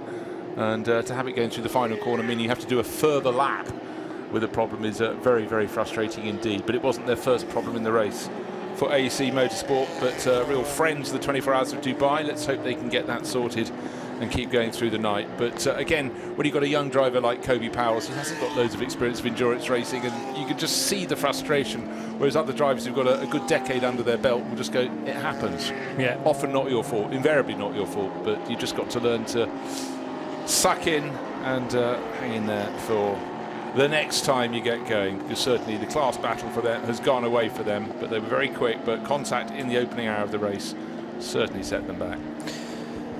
Yeah, and a question of sort of making sure that's happened now, we can't affect that, and we move on with the next phase of the race, and that's what Mühlner have done so brilliantly well to this point. They've known that they've been totally taken out of the fight within their category, and very early on in the race they caused the first code 60 after only an hour and 20 minutes with this intermittent ignition problem. But then I love the fact that, and I'm pretty sure it was Bernie Mühlner himself that Snowy went up to and said, is this car out? Are you going to just strike it? And he went, no, of course not. We're here for the 24 Hours of Dubai. We might not compete for all of those 24 hours, but there's still 21 hours to race for. So this is not going to dampen our spirits, and that's precisely what, you know, the attitude that everybody else should be taking, even if an incident might park your car for an hour or two. You know, keep on pounding round if you can do. There are many stories we've had elsewhere down pit road that have unfortunately spelt the end of a race far, far too early. But great to have still 14 GT3 cars up where they should be. One or two other stragglers that are trying to keep the pace up. And the other story we're trying to follow, actually, and this will be one for Chris Milbourne when you get the opportunity. CP Racing's Mercedes came in well over an hour ago now, when Darren Law seemed to be going quite strongly, and we still are yet to receive news on precisely why that Mercedes has been parked and whether it's likely to rejoin at any point. It might be that they're still feverishly working on it. However, you may go to that garage at CP and find nobody there. The Mad Max-esque number 13 Audi, purely because it's missing part of its front bodywork, but it looks great in my eyes, and that number 13 car is still ticking off the laps, Bruce. No, of course, it's really 138, but that bit of bodywork, that bit of the number has come off with the bodywork on the other flank of the car. The TCE class Audi going very well indeed. But yeah, monstered in the early part of the race. Bodywork damage, bodywork came off. No danger at all, and Kavi Jundu has been doing a very long stint in this car, but he's got an advantage of 9 laps in class over the SRS Team Sorg Rennsport Porsche Cayman, now with Benito Tagle at the wheel, so looking comfortable, but not quite as it left the garage in the morning, but yeah, catches the eye. Looks like it's been intentionally mauled to look a little bit more aggressive. I don't think it was intentional at all, but no bodywork flapping, so that 138 Audi can continue upon its way. This is running in the TCE class, in the TCR club subcategory. And it's hard to say at this time of night, but going very well indeed. Fabian Schiller, 6.6 seconds to the good over Ricardo Feller now, and definitely the German, the quicker of those two cars. Mercedes versus Audi. It's an Audi versus Porsche battle at the sharp end, which is firmly going the way of the R8 LMS. It's always been a German manufacturer taking the win in this Dubai 24 hours. And I was looking up earlier on in the broadcast the number of wins for each individual manufacturer. Is it Mercedes with the most dominant? I've now completely forgotten the stats that I was looking up. Yeah, I actually looked that up during the week, and I can't find as well. Yeah, no, I mean, indeed, it's been German manufacturers all the way since 2006 that have been. But it feels like Audi have a few years to make up on one or two of the others. So let me just get that correct data. It is 2:15 in the morning, folks. So we've been going for nearly 5 hours on this current stint. I'm nearly there. So... Oh, hold on. I've got it in this file under my arm. Oh, OK. Well, that will also... Not the overall figure, but we'll just read through. Yeah, so well, whilst we do that, let's hand to Chris Milbourne, because I know you're trying to chase the story on the 85 Mercedes. You may have other news too, though, from the pits. I do. I've got an update for 429, but before we do that, let's have an update from the 85. I've been told it's a transmission issue, but you've also told me that you're going to get back out there. Yeah, CP Racing guys did an awesome job. They yarded that old gearbox out, and they got a brand new one back in it. And they're just doing the final touches now, so we should be back out in a few minutes. So who's going to be behind the wheel when you get back out there? I'll be in. I was all getting ready to put my helmet on, and Darren was able, fortunately, to get it back to the pit box here. And yeah, it's unfortunate. You know, we were having a great run, and you know, the preparation was top notch. Everything was new, but you know, that's racing. Mechanical things break in endurance racing. I would say it's pretty impressive how the team managed to change the transmission in that short of a period of time as well. Yeah, I mean, they're the best guys. You know, I mean, everybody says their team's the best. These guys are the best. This is who you want to go into battle with. Everybody works. Everybody came and did something and got it done. So it's warmed into my heart to see, and it makes you smile. Well, good luck with that, and of course we'll see you on track in a few minutes' time, right? Yeah, thanks so much, and shout out to my daughter Evelyn. It's her 15th birthday in Tampa, Florida. It's having a big party. I'm going to miss it, unfortunately, but I know she's going to have a great time with it. Thank you so much for talking to us. And the update I have for you as well is for the 429, the BMW M4. Unfortunately, day over. 429 out of the race. Thank you, Chris. And the message to Charles Espinlau's daughter, did you say? Daughter, back home Evelyn. in Tampa. Tampa to Daytona is, I mean, it's quite the same close. state. Yeah. There's a cracking race going on at the moment. Daughter of Charles Espinlau, a bit closer to home. You want to make sure that Daddy's doing okay as well, I understand. But, you know, race fan, she could monitor what's going on here in Dubai from the high banks of Daytona. Just a little hint. I can't think of many 15-year-olds would forego a good party at home when you're 15 versus going to a race meeting. You never know. A good point, yeah. And maybe if she was that eager to go, she might have got tickets for Daytona rather than stay back home at Tampa, but I'm sure she'd been glued to the Dubai 24 hours, and every reason to send Chris to that part of the pit lane then, therefore, to get the latest news. Every credit to CP Racing, but also to the design work of that Mercedes as well, which has been refined, and the ability to change a gearbox, change, in fact, the full transmission at speed. Maybe Lamborghini can learn some tips regarding their fuel tank and how easy or hard it is to change that from Mercedes. Just saying. Now, manufacturer wins within this race. It's actually Porsche by one who lead Mercedes-Benz. So Porsche won this in 2008, 2009, 2010, 2014, 2017 and 2021. So that's a total of 6 victories versus the 5 that Mercedes-Benz have. And 4 for BMW, but they won the first 2, set the ball rolling, got the third one in quite quickly. When that was more of a touring car race, wasn't it? It was, yes. And my thoughts were that Audi, yes, they're one of the 4 big manufacturers who have won this race, but they are the one with the shortest or the slimmest amount of wins at 3. Their last one 2 years ago, and the one prior to that was in 2019, but they only won this race for the first time in 2016. There's not really a pattern to this, but they would dearly like to be on 4 wins by the end of this event to at least be level with BMW. Yeah, well, that first race was an E46 M3 GTR, so yeah, you could say sort of touring car-ish. But the next one, the following year, again, Duller Motorsport, again Dieter Quester and Philip Peter, and they were joined by Dirk Werner and Jamie Campbell-Walter. A BMW Z4 Coupe. It was a faster M4 a handful of years later, 2011, for BMW's third win. That was Z4 GT3. That was a car run, Need for Speed, run for them by Schubert. That was very impressive. Wonderful rumble that car used to make. But, you know, all along, the cars around them kept on changing, and BMW now, obviously, the last few years with the M4 GT3, and it is a really, really good car. As I say, very few cars come into GT3 and hit the ground running and get the balance of performance right and stuff, but it's not just the balance of performance, it's the way the car performs through the course of a race. Through a 6-hour, through a 12-hour, through a 24, you've got to have a car that can work from the day through the cooler temperatures in the night and back into the day again, and have that mechanical solidity that's required to go with the speed. So it's very, very difficult to shine instantly, but I must say the M4 GT3 has looked very handy since it arrived a couple of years ago, about a year and a half ago really.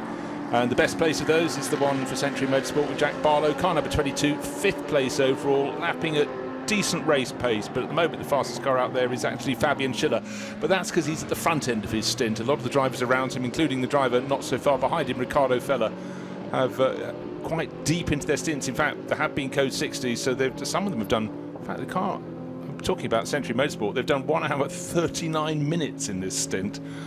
And you'll feel Jack Barlow needs to come in for a drink and a biscuit, and the car for a spot of fuel, one think, and some fresh rubber. Yeah, so the lower order of the top 10 reaching the furthest that they can on their current fuel load. That immediately makes me want to check how close are the race leaders to the end of a fuel stint. Marcus Winkelhock has done 28. Remember, though, he's been in the car for longer than that because he did a 4-lap stint, a single lap stint, then 2 more, and then finally properly got into the swing of things. But that was all surrounding the latest code 60. That car is capable of doing 34 laps when Simon Riker was in command, and that didn't involve any code 60. Bear in mind though that Riker's pace was not of the Marcus Winkelhock kind, so obviously slightly slower on the average lap times is better for fuel burn, as in you're going to get through less of your allocated fuel. So Simon was doing 203s, the mid 203s for 34 laps on average. Marcus Winkelhock way down in the 202s, a 202.1 to be exact, although the fastest lap in this stint was half a second quicker than that. But you would think, therefore, that Winkelhock's going to have to come in maybe after 33 laps, perhaps after 32 laps, and that is only 3 laps away from this point. Speaking of which, the second place Audi of Sergei Borisov is in, having only done 29 laps on this stint. But again, there's a slight grey area because he was in and out and in and out at the very start because of the code 60. And better to err on the side of caution, really. In the middle of the night, you do not want your car stranded out on the back section of the circuit with 0 fuel in the tank. Yeah, what is to be gained within that? The simple answer is that experienced teams don't allow their drivers to go into areas of possible confusion in terms of when they need to come in. Err on the side of caution. We've certainly had some races here in the 24 hours. It runs metronomically. After the first hour and a bit, we thought this was doing quite nicely. No code 60 is about to say actually maybe 54 starters is actually quite a good number on this circuit. Not too many incidents at all.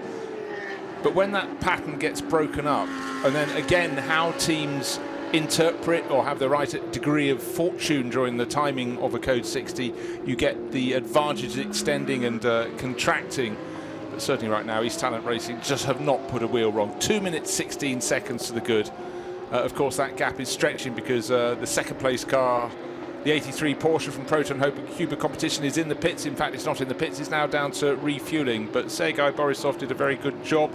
I think it may yet get back out ahead of Fabian Schiller. But Schiller is the one that pitted, or the number 9 Get Speed Mercedes pitted not so long ago. He's just under half an hour ago. So he's getting up to speed in that car in third place. Will he move into second place? Possibly at this moment. But then it'll rotate again. Yeah. And with so many moving parts within this, you know, you're almost sort of floating through the race within that timing screen, and you have a vague area that probably the teams are happy to occupy. Sometimes it might be third, sometimes second, then back down to fourth. But there shouldn't be any knee-jerk reactions because, well, a lot of the teams will have made sure they've got the clever computer systems that are actually predicting on what we've had so far, where the car is likely to finish when the checker flag is shown at 1 o'clock this afternoon. And that's done by a clever series of blocks. So it's mapping out where your car's likely to pit compared to the cars in front and behind you. And then we'll sort of cleverly predict where you're likely to be at the finish. But that's if everything remains the same. And so often in motor racing, it doesn't. I'm just hoping, for the sake of the team strategists, including Paul Truswell, legendary figure, his car for Red Camel's team, Jordan leading the 992 Cup. But soon, is it going to be race tactics by ChatGPT? There's my question. How soon, or is it already happening? Is AI interpreting what's going out on the circuit? You might smirk, you might wonder, but there are some people that have posed the question that, you know, part of Paul Truswell is artificial intelligence. The original? Well, yes, indeed. But are there some kind of computer chips incorporated in his body that are doing a lot of the work for him, and he just regurgitates some of that? I jest at nearly 2:30 in the morning. These are the sort of conversations we have on the Radio Show Limited Network, folks.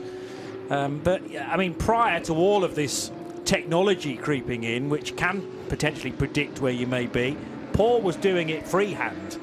Absolutely, and quite staggering. I mean, if you can imagine someone trying to learn to juggle, and you just got that moment when you go into 3 balls. I mean, 3 balls would be nothing to Paul. You know, he likes a field of 50-plus cars, even if he's only concentrating on the other cars in class. Say a dozen. So many moving parts, as you said.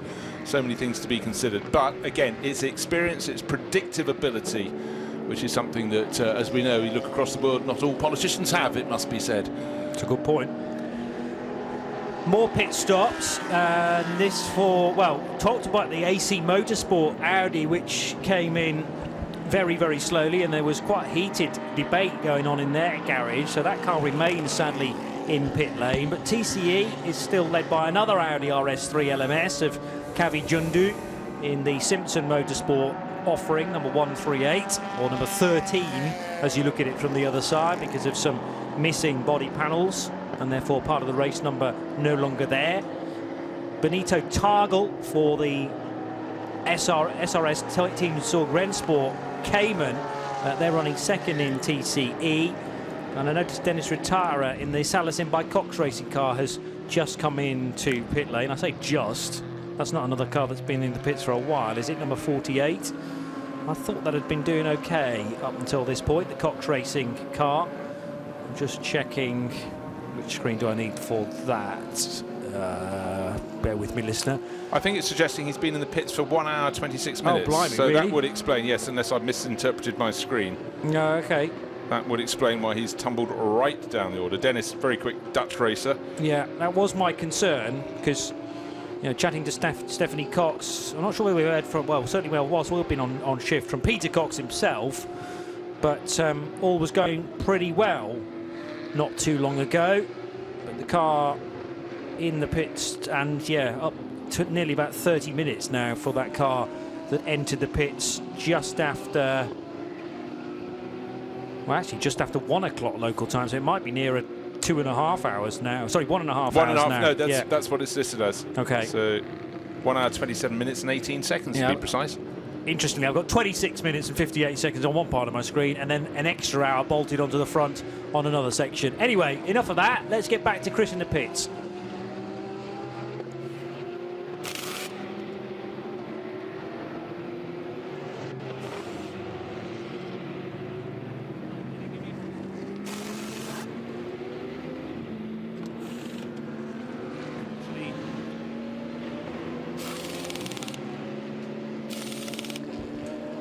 So apologies. Again, we're in a situation where Chris is talking, but I don't think he's getting to you, the listener. We'll work on that as the 961 is continuing on with its scheduled pit stop. I love the fact that a lot of the teams kind of leap on the front of the car down at Fak-Autotech, and the windscreen being cleaned.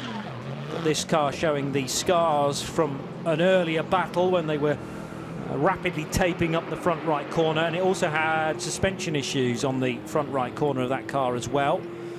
Yeah, the body in the past. Yeah, the bodywork in ahead of that front wheel on the right-hand corner certainly looking a little bit tattered there, and you can see the tyre contact. You can see the burnt rubber kiss on the side of that car. Very few cars get to this point in a race without some form of little body rubbing, but I must say I still can't get over how they got around the opening lap of the race. It's really hard if you weren't watching the start to understand just how dusty the circuit was. A sandstorm about 45 minutes before the start of the race, and it kept on blowing. Every lap was different for the drivers, but as they went 3, 4, even 5 abreast down to the first turn, how they all got through, I do not know. So obviously a degree of caution from the drivers, and as it was Lawrence Tomlinson, Janetta Boss pointed out to us, it wasn't just the fact there was very little grip, it was the fact there was very little vision to be had with all the dust being kicked up, and it stayed like that for quite some while. So really good job at the start of the race. The news from Chris Milbourne was that car 48 is out of the race and will not resume. So that's the message that he was trying to get across to us. So that's another one, I'm afraid, that you can plunge across through from the black marker of doom. And the graveyard in the back of the paddock, unfortunately, is rather increasing, with no more action from the Salatin by Cox Racing Porsche to look forward to. The plan was always to load them up into the various containers and get them back onto that huge cargo ship to return them to wherever they need to be in places around Europe and further afield. It's just unfortunate for these teams that are already out of the race that they can start their packing much earlier than the runners that we still have, and we'll be able to total up hopefully in the not too distant future how many cars are still running, but we're easily now into double figures of retirees. Some of them in the pits, but not necessarily out completely. Oh, and CP Racing's Mercedes is now running again, speaking of which. So Charles Espenlaub was giving it the big build-up that the transmission change was nearly done, and I believe that is the outlap. Correct. For the first time in a long number of hours for CP Racing back out onto the track, Bruce. Yep, I could have told you exactly how long they're in the pits, but now they're back on the track. I can't tell you because that they started a new stint of track time on that particular column. But I think they lost. No, let's not guess. They lost a long time. But then changing a transmission is never easy. But CP Racing got a huge amount of experience. Fallen way, way down the order. Bear in mind that was leading the GT3 AM class in. I think it had moved up to 5th place overall, down into 40th now, and has 280 laps on the clock. That's 51 laps, or maybe just 50, fewer than the race leader. Marcus Finkelhock, 2 minutes, now 5 minutes clear of the second place car. But let's see, when's Winkelhock due in the pits? He's done 1 hour and 35 minutes, so he'll be coming in really very soon indeed. He's effectively an hour longer on the track than the car in second place, Fabian Schiller. So Fabian Schiller will gain some of that time back.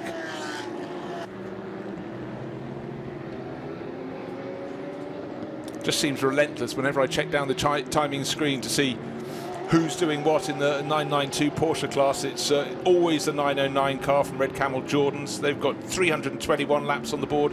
That gives them an advantage of now 2.5 laps over. Well, how's this for a car come out of the order? I haven't really talked too much about the Red Ant Racing team, but it's Yannick Redant himself at the wheel of that. That's moved up into second place in the 992 Cup class. And third place is, this car's always there or thereabout, QMF by MMF by HRT. It's a local team, Q80 team actually.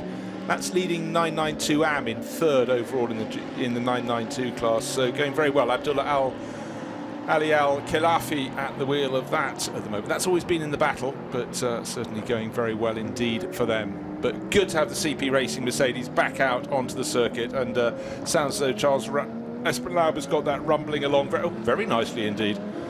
Just getting up to speed this time around. So always just got to check those first few laps out. Got to just have a little in hand to be able to listen, feel how it's handling, get some heat back in the tyres. Knowing how Charles Espinlaub drives, I think he would struggle with the tippy-toe approach, but I'm sure the team have said, you know, we've changed everything. There are no spares still on the garage floor, so if nothing's been missed in terms of those crucial bolts and screws that go back in. Oh, hang on a minute, what's this? No, they're all the T's are crossed and the I's dotted down at CP Racing. But nevertheless, you know, when you launch your way down into turn number 1 and start to pull through the gears through that sequence, or particularly on the back straight coming out of 9, and you're stressing that brand new gearbox, there'll be a moment of apprehension, I'm sure, for just that single outlap. I remember my father always told me the first time he rebuilt an engine there were 3 spare parts when he'd finished doing it. The next time he did it was rather better. There were still 2 parts left over. So strip it back down, find out where they were. Oh well. Yeah, and at the 4th attempt, you haven't got a clue where anything goes, and your brain is completely fried. Jack Barlow's in the pits in the number 22 BMW with this. I wasn't sure how to take this paint scheme initially, but it's very much growing on me now at Century Motorsport. It's not exactly that every single panel on the car is a different colour, but each panel is about 5 different colours in one, but it really does flow quite nicely down the car with a diagonal blue stripe at midpoint, and a nice bit of car control there from the new driver to use the power from the rear wheels to sort of drag it around a car that was parked immediately in front of the BMW M4, so a semi-drift to get it back into the fast lane. Yeah, I think that was possibly Jake Rattenbury just taking that one over. We'll see when it gets out of the refueling area. And the reason I said that, I thought I spotted a Welsh Dragon flag on his helmet, and Jake's from Cardiff, so that might be a decent enough guess. Or again, at this time, late in the race, in the second half, my eyes might have been slightly fried. Wonderful rumble, and the T Parker Racing Bentley trying to get going a little sooner than it was expected to by the person with the lollipop. So the lollipop came back down, brought in by Rob Huff. Remarkably good stint from him. Is it Rob who's staying in for a double stint? May well be, but again, as almost all the others after a regular pit stop, they don't get on the track very quickly. They go into the refueling area, just waiting to see if the Bentley's turning in. Yes, it is, turning right to go into the refueling area at the exit of the pit lane. And then we'll find out if it's Rob on board or not, but certainly that was a good stint. He got the fastest lap of the race for that car, 2 minutes 0.3 seconds, so one of the very quickest. We've only had 3 cars going under 2 minutes, so that's put the Bentley right, probably up to, I think, 4th fastest lap in the race. So elements of pride there, I think, for Rob Huff in that stint. Very strong indeed.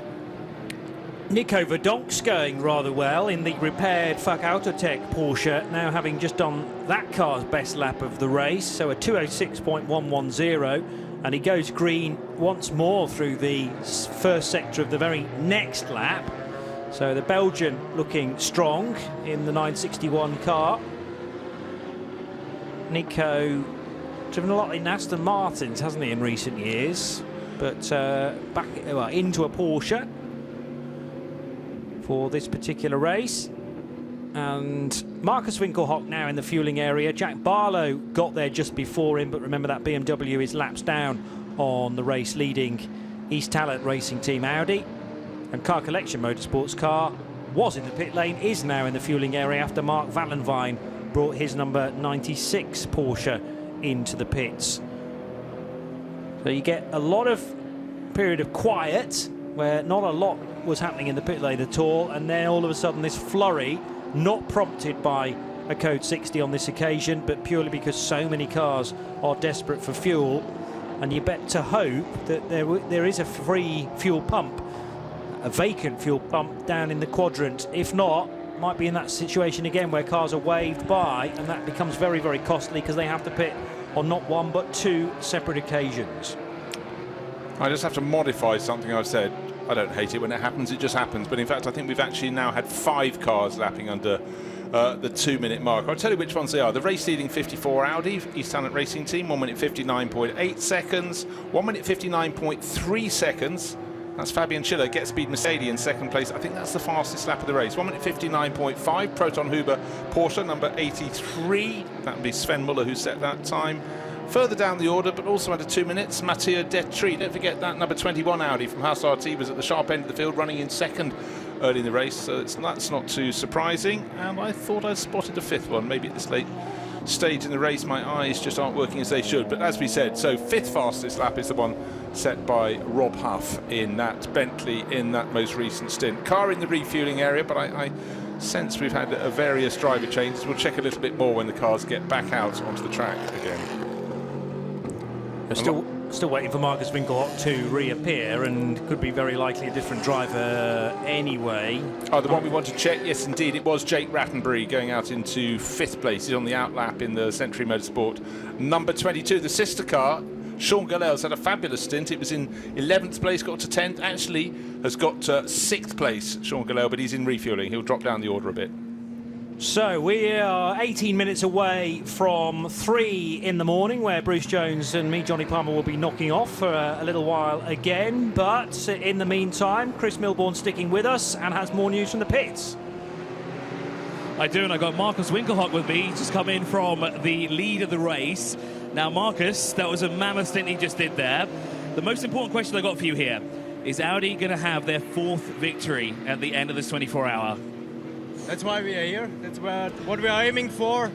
There's still some hours to go, but in the moment it looks not too bad. Car is running well, but as I said, you know, it's just like after halftime of the race. So we have to focus on our job now, driving fast without any mistakes, hoping for some luck with the strategy and the Code 60 stuff. But in the moment it looks quite okay. It's good fun to drive. So I'm motivated, and I'm looking forward for getting in the car next time.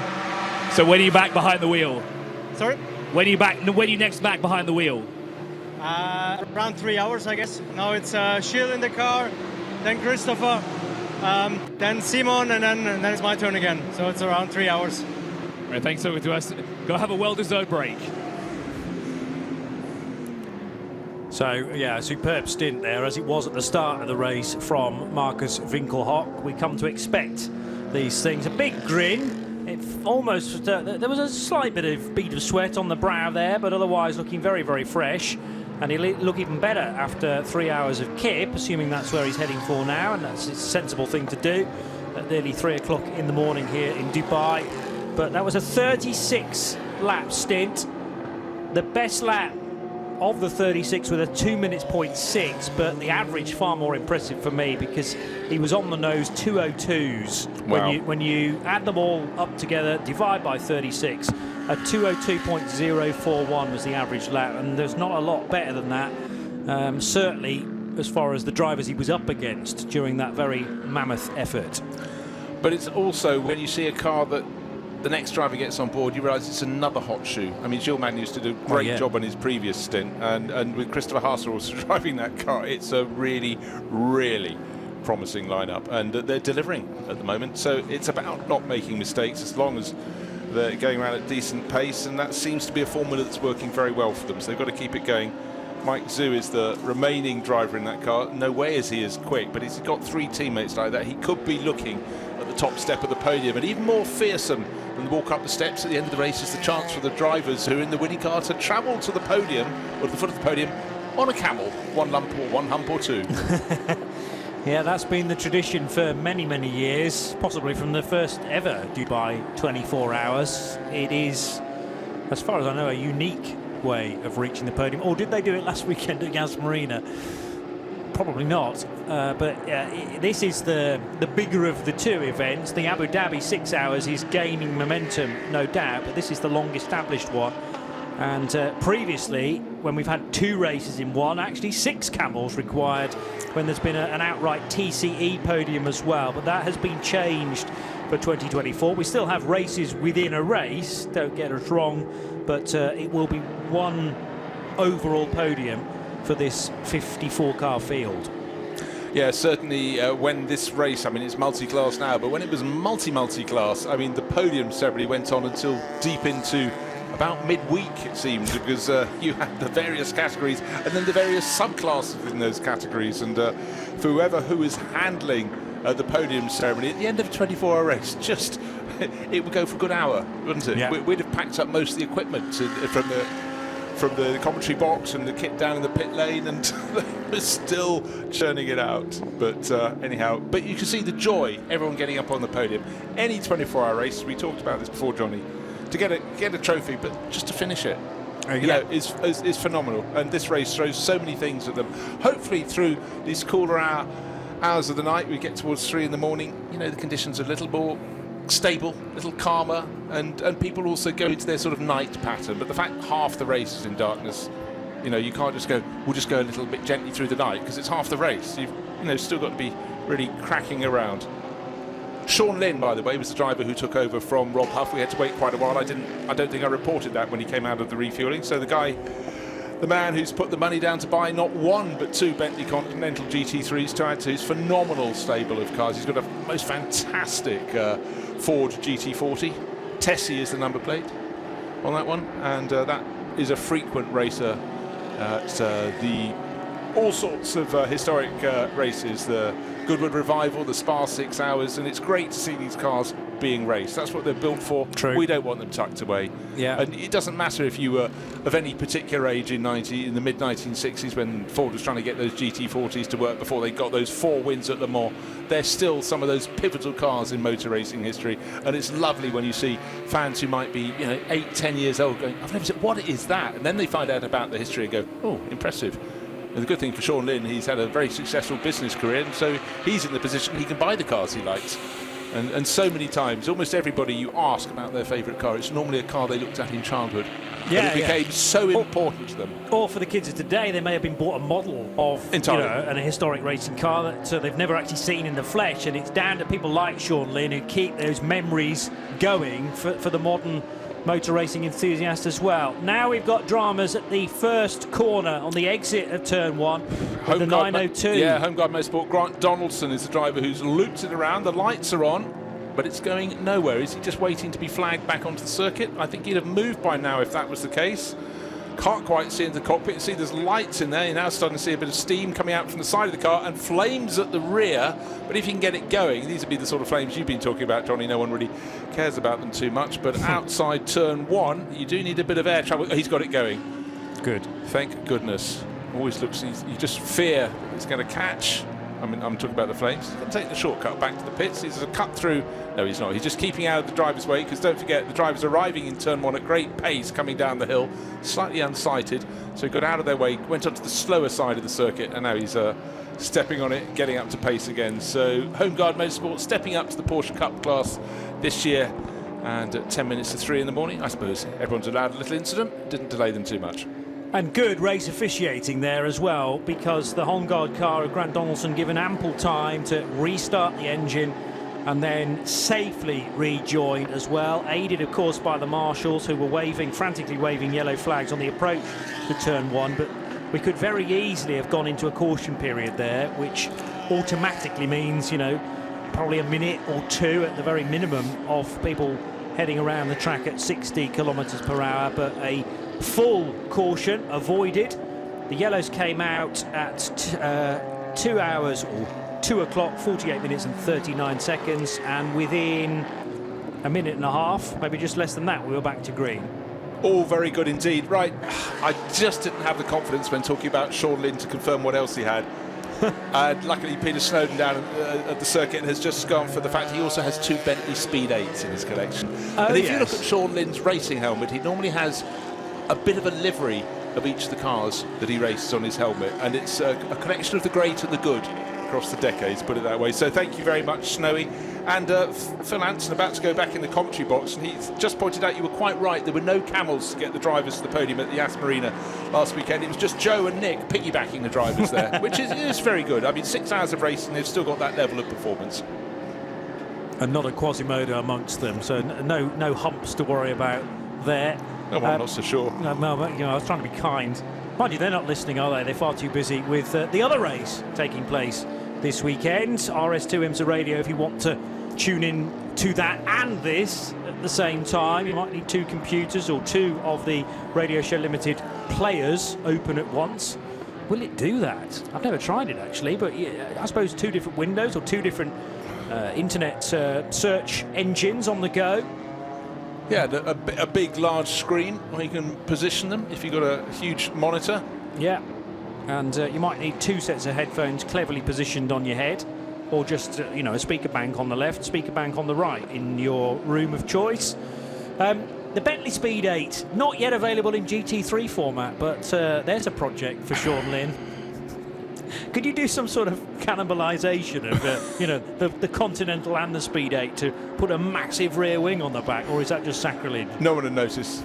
It's sacrilege with a capital S, Johnny, quite frankly.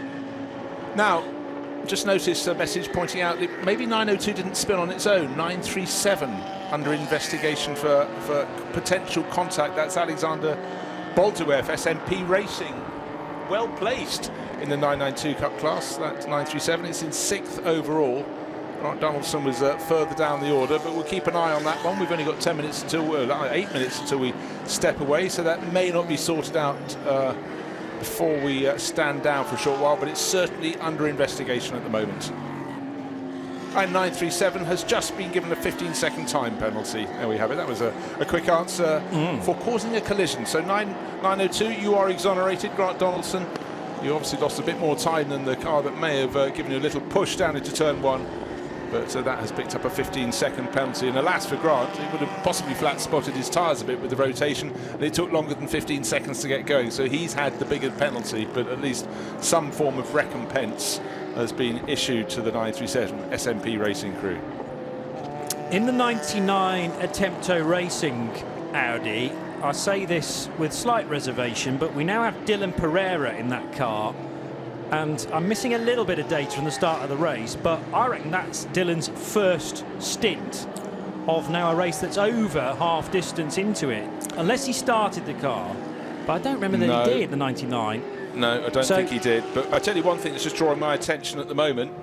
No, that car was started by Alex Arca Jr. Okay, so we had Alex in for a good chunk of the early stages. Sergei Titarenko did what turned out to be a 3. He was the second driver, and then a triple stint, I should Andrei say. Mukazov, and then it was a long time until Ricardo Feller got into the car. Yes, it was. So kept 2 of their hottest drivers there. Just want to say though, we've got a battle in GT4 we need to look at, because only 2 cars remaining in class. 496, it's a Toyota from Continental Racing by TTR, but it's been caught by Hugo Cook in the AG MC Racing Team M4 GT. Bear in mind, GT4, bear in mind we had 2 of those cars in the race, but one of them, the Piers Johnson Century Motorsport car, has it's over and out for them, but just 2.2 seconds between the GT4 runners, so it's shaping up very nicely under cover of darkness.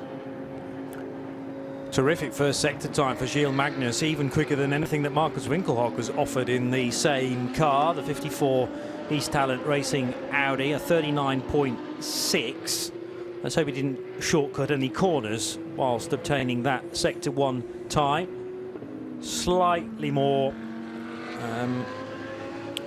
slower effort through Sector 2. As, again, not wanting to burn through the tyres too readily in the early part of the stint. And likewise, burn too much fuel either. It needs to be a measured pace over these just over an hour-long stints. I was just talking about the GT4 battle. Wanted to get a view of the Toyota leading the class, and he was suddenly passed down the start-finish straight on either side by a couple of GT3 runners. And tucked in behind, you've got one of the Century Motorsport cars. It's the number 22 car that's in 5th place overall, the BMW of Jake Rattenbury. So the GT4 runner, he was in shot fleetingly. Couldn't quite see how close the challenge was from behind. We know at the previous lap it was 2.2 seconds. It remains at 2.2 seconds, but for Vasily Vladikin, oh my word, that was an exciting moment. Getting his ears boxed is often a phrase I like to utter, because you only get surrounded by, well, similar cars on that occasion. The 6.2 litre V8 in the front of those Mercedes, that will certainly grab your attention at 5 to 3 in the morning. I still always think of it as the Ricardo Zonta moment, that famous Belgian Grand Prix where he had Michael Schumacher going to his left and Mika Häkkinen 2 wheels on the grass in the McLaren, passing the pair on the right-hand side. And you can imagine Mika's heart rate probably fluttered up to 40 beats a minute at that point. So laid back. Yeah, just blinked once, or maybe not even that, and continued to pound round. I just used to love interviewing Mika. Sometimes he'd only offer you 3 words, and at first you thought if you just analysed the words, they were really dull. But if you looked to where his eyebrows went, he was having a little game with you. You know, nothing was ever exciting for him, but his sense of humour got better and better across the decades, particularly once he stepped out of the car. And he's now, you know, he's not exactly garrulous, but he's much closer than he ever was before. Yeah, agreed. A chance to come out of his shell in later years. So 3.5 minutes away from the top of the hour, at which point we will have a shift around in the Global Broadcast Centre, and a little bit more from Phil Anson, and Chris Milbourne will be joining him within the Global Broadcast Centre, with Peter Snowden taking over in pit road. In fact, Snowy is already settling in and has just sent me a picture of a rather large gearbox that he very nearly tripped over. Easy to do at this time of day. Thankfully disaster avoided, at least for now. 340 laps in the book for Gilles Magnus, and has a lead of just over a minute from the Get Speed Fabian Schiller Mercedes. Then it's Sven Muller in the Proton Uber competition Porsche. And just before Chris Milbourne hot steps it through the tunnel and up the stairs to join Phil Anson in the commentary box. We'll hear this from him in the pit road. I'm here with the Intento Racing Garage, and of course with Ricardo Fella. You are one of the quicker of the 2 drivers, and of course with the Audi that you currently have under your feet, well, obviously you're in the garage at the moment, but you'll be getting back in the car soon enough. You could be one of those cars, the Audis, to make it 4 wins. Do you think you have the strategy here? Do you think it will work out for you towards the end of the race? Yeah, we have to see. At the moment the gap is quite big. We came here to win. But now it looks very difficult, but in the end I would be also very proud of the team if we could maybe manage a podium. So yeah, let's see how it goes. We need some luck, we need some cold 60s, and then we should be back in the fight. Well, we still have, what, 10 hours to go? There's plenty of time for all that stuff to happen. When are you getting back behind the wheel? Yeah, we'll be next again, so around 1 to 1.5 hours probably. Great, thank you so much for talking to us. I know I probably woke you up from a nap there, so I'll let you get back, and I'll talk to you soon. Yeah, so there's a chance, again, if it's not to be the 54 crew, then perhaps Attempto Racing with Audi's 4th victory at this event. Santilok Junior team just a bit too far back with the Merafina family, but they are in 7th place. Santilok probably thought that the stronger effort may come from the 18 car, particularly as that took pole position yesterday, but it faded fairly early on with the steering issues creeping back in that Pierre Caffer felt during qualifying, and they were felt again for Sven Herberger. Sven was fairly optimistic at the time that the car might be able to be repaired, but it turned out that it was out moments after that particular interview. So we're nearing the end of our stint full stop, Bruce, on this year's 24 Hours of Dubai. It's been quite an event so far, the 19th edition, with some big incidents causing lengthy code 60s, but I'll say this with some trepidation, you know, 54 in a good spot right now, and they've found their rhythm. Yeah, certainly have a really, really strong driver lineup. Here we are, 10 hours remaining in the race. The battle in GT4 class, we might be talking about 33rd and 34th overall, but they're first and second in class, separated by 6/10 of a second. The Toyota Supra's been in front for a very long time, but even within a 54 car starting field, you can have these scraps, you know, 14 hours into the race. It's great. So many stories within the overall story, but right now I say East Talent Racing just seem to have the form. They seem comfortable at the top of the race, but Get Speed Mercedes, they've got some quicker drivers, they've got some slower drivers, they're still in the mix, and whenever Sven Muller gets in the 83 Proton car, he absolutely flies. He's in third place, the 83 Porsche. So 3 manufacturers, all German, all duking it out at the front of the race. I think we leave the race in good form. 3 in the morning. There are 10 hours to go at the Dubai 24 Hours for 2024. Bruce Jones, Johnny Palmer now leaving the Global Broadcast Centre to leave you in the capable hands of Phil Anson.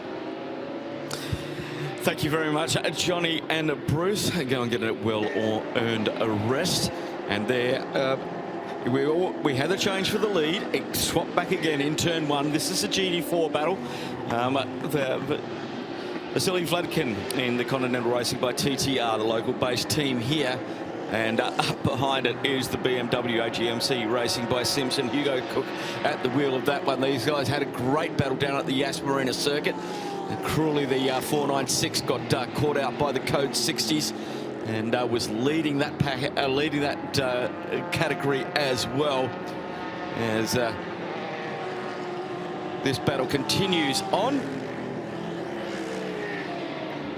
24hourseries.com is where you'll get all of the information you need. Live timing, live vision. As this Porsche just got in the middle of that battle, but the Supra stays in front. And you can also catch us live on RS1 on the radio show network of channels. If you want to switch over to Daytona on that one, RS2 IMSA Radio. Catch John Hindorf and the team over there as that continues on. Hashtag This Is Endurance for all of the socials as the battle with under 10 hours to go now continues on between the BMW and the Supra. The BMW about 100 kilos heavier than the Supra. Let's head down to the pit lane. I found a man, Patrick Heisman. Your CV is incredibly long. The amount of races that you've probably won around the world is even longer than that. It's great to see you here, and you seem to be loving it today. Yeah, it's good fun. I did this race twice, like the last time 10 years ago. So I always wanted to come back, and this year we had a good chance to do it. And so I'm happy to be back with RPM and Krohn Racing. We're doing all the 24-hour race this year with them. And I did last year with him in Barcelona, Creventic, where we won the category, so let's hope we have a good result here as well. Well, you're getting there. We've still got 10 hours left on the clock, so still plenty of time to rise up through the ranks. What's the strategy going on here for you guys? Well, just staying alive, staying out of trouble. Car-wise, we're doing well. Car is doing very well.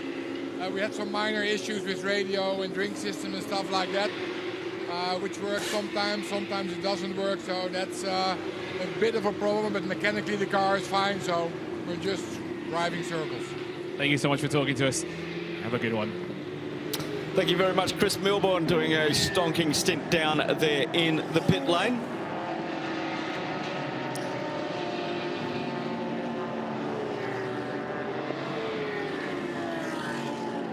And the battle for GT4 continues on.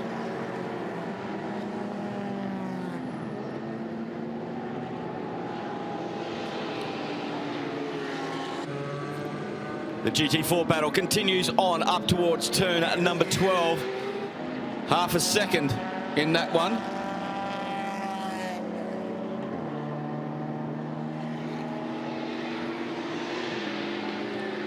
It's a balmy 20 degrees here in Dubai at 3:04 in the morning. Temperature hasn't dropped as much as we thought. A lot of stands still in the air, keeping the temperature up. And temperature up definitely in this GT4 battle as Johnny did say, the Continental Racing by TTR had been leading this category for a long time. Had over a lap on the BMW. But they've both, I think, they both have done 16 stops at the moment. Stint time 1:48 for Vasily Vladikin in the Toyota, and just over an hour for Hugo Cook in the BMW. So they can probably run out, Vasily can probably run out close to the 2 hour before he's going to have to box.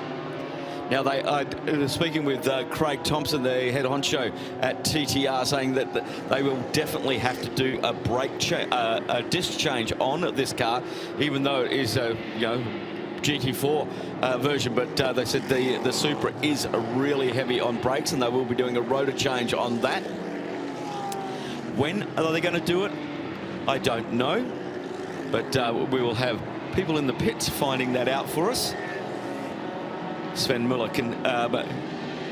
continues to hunt down Fabian Schiller. Just a minute separating them on track at the moment, the 9 and the 83.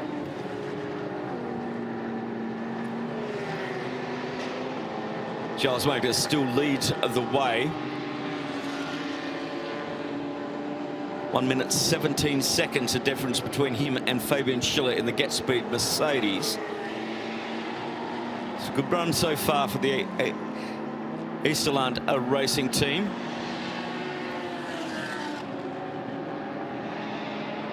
So as Bruce and Johnny handed over, we had up to 9 code 60s. The last code 60, the 429, the second BMW in the GT4. That was the impact, the barrier at turn 7. We've got a yellow out down at turn 1. We had a spinner there just before I came there as well, and that was an impact. And some penalties being applied. Just a quick wrap over to the penalties. And exceeding the speed limit in the refueling area, 20 kilometres an hour down there for the number 17. That's George King in the MRS GT Racing Porsche, currently 5th in the AM and 15th overall. They will have a 10-second penalty to deal with that.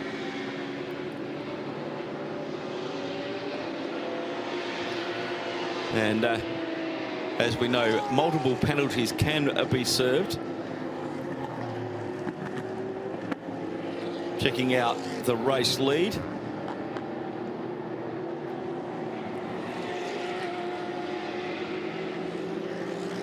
.29 changes for the lead at this time. Lap 345. The 226 has had this lead now since lap, the 54 has had this lead now since lap 226. Now, this is a very long stint in the lead.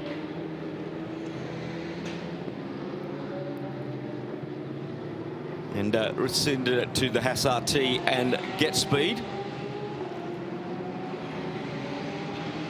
who are currently running in second position.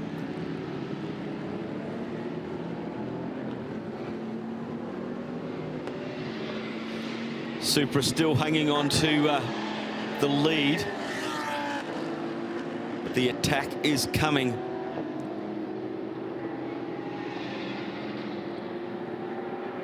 From the BMW.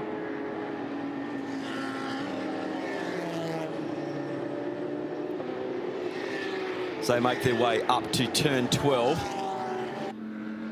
Vortex has been having its issues. Currently down in 32nd, third in the GTX category. 318 laps completed by the 2.0 Vortex.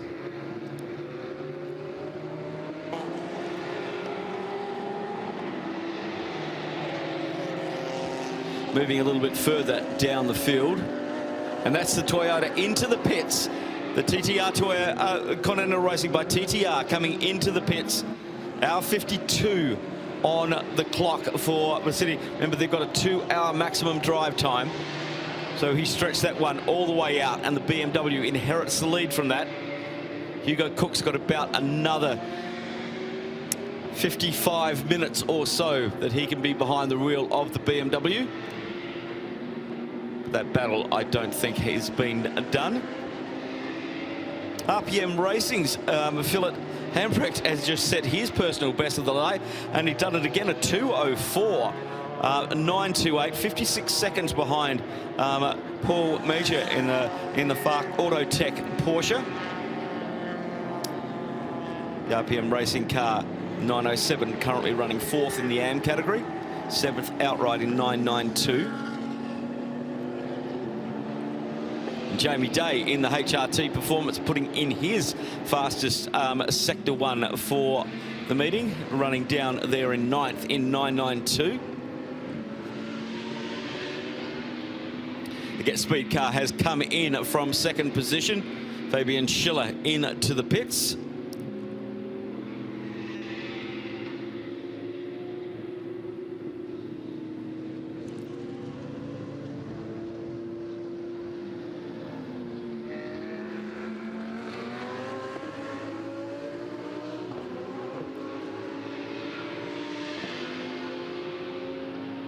And Freddie Tomlinson also into the pits in the car leading the GDX category, the G56 Ginetta from Toro Verde. Around 334 laps completed for that car. It's been leading that category for quite some considerable time now. It's got quite a few laps over the 714. Second in GTX, Daniel Drexel in the Razzoon More Than Racing.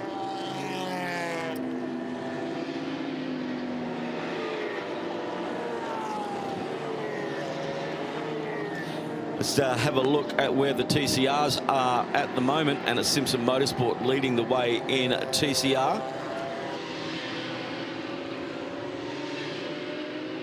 Nader Zahur, local driver at the wheel of the 138, 37th overall, but leading that category. Second in the TCR is another Audi from AC Motorsport.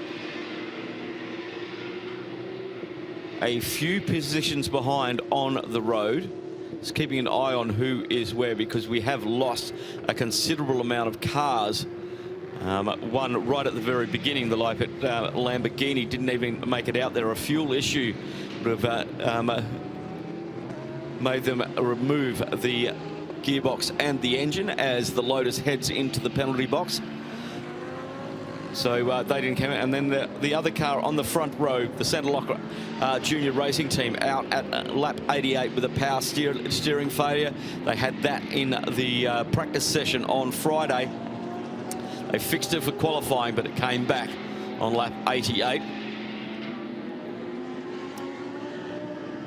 The Herberth Motorsport car had that crash at turn 1, and too much damage to the shell, and they retired.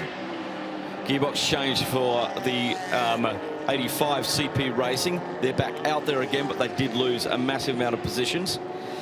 Really unfortunate, as we heard earlier on from Stewie Hall about Dragon Racing with their issues. And they'll be all set to go. They'll be right to go next weekend. They have 2 of these cars here, and they're getting set up for the Asian Le Mans Series coming your way. The Salison by Cox Racing is out as well, the 48.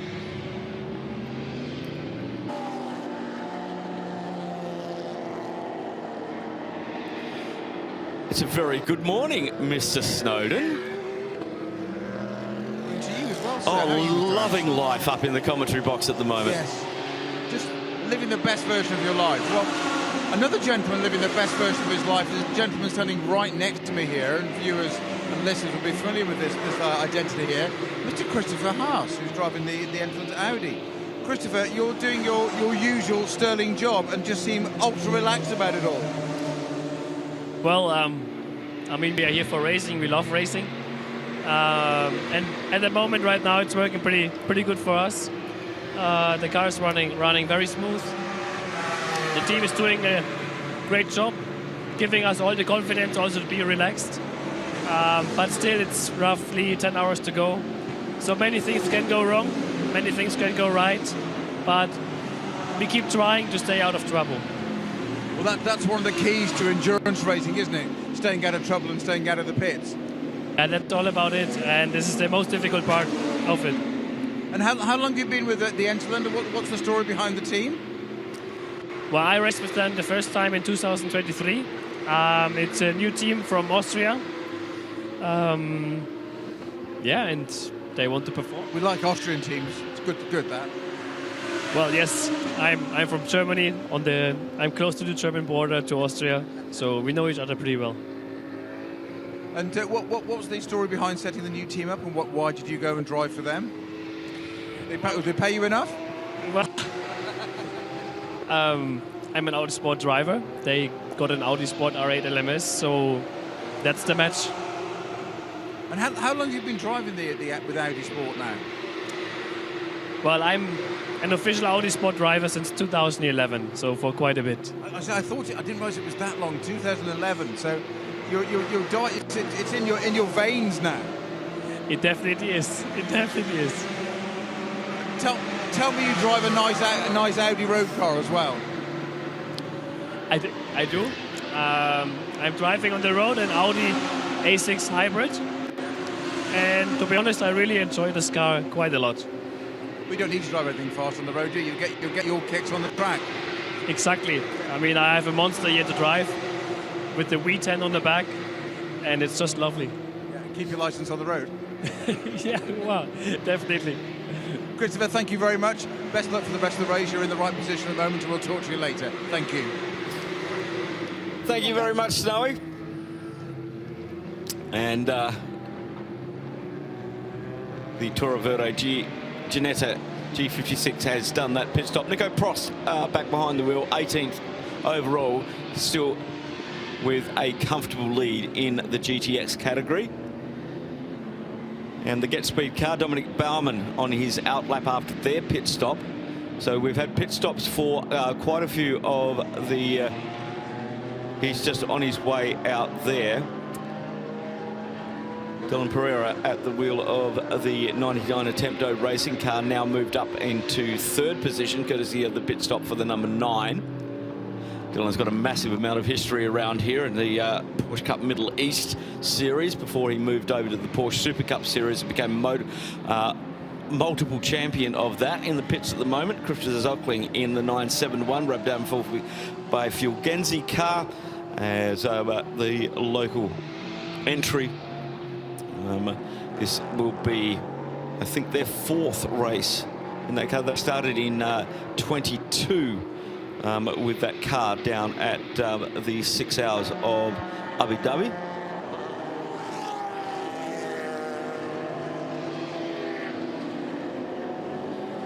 And the BMW GT4 and the 438 is in the pits as well. So they're counter punching with the 496, which came in before them. Yes, Mr. Snowden. Well, we thought we'd mix it up a bit here, going from the very, very fast Audi driver, Christopher Haas, to a gentleman that's just said to me, he's got a great quote here. He said, "I'm just trying to keep up with this Audi." It's Fabian Schiller. Yes, hello. Good evening, welcome. Thank you, thank you. Good. You're looking very relaxed in there. I'm sorry to have broken your rest. Yeah, I just came out of the car. It's pretty hot in our car here because the air ducts are full of sand. So it's quite exhausting, but yeah, so far we're still in the mix and it's fun out here. You've been putting in some stellar stints in this car. You're obviously very at one with it. Yeah, obviously I race quite a bit in the Mercedes, and that obviously makes life a little easier. But yeah, the car is running great and I'm comfortable with the team as well. They're doing an amazing job. Get speed as usual. So yeah, all going good so far.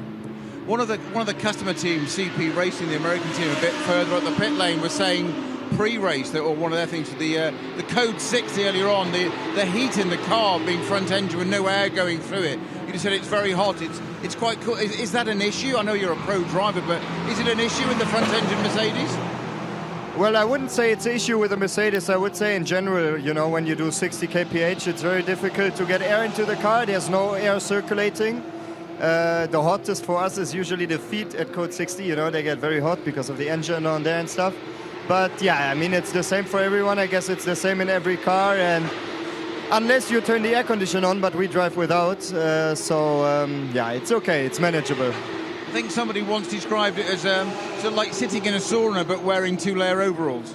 Say again, sorry. Like sitting in a sauna but wearing overalls. Yeah. It's kind of, I mean, it's hot. Luckily now at night it cools a bit down, so it's not so bad. And at the end of the day, you know, we're used to it. It's our job. We have to manage it, and we live with it. Obviously, we prefer cooler conditions inside the car, but it is what it is. Now, realistically, do you think you can beat the Audi?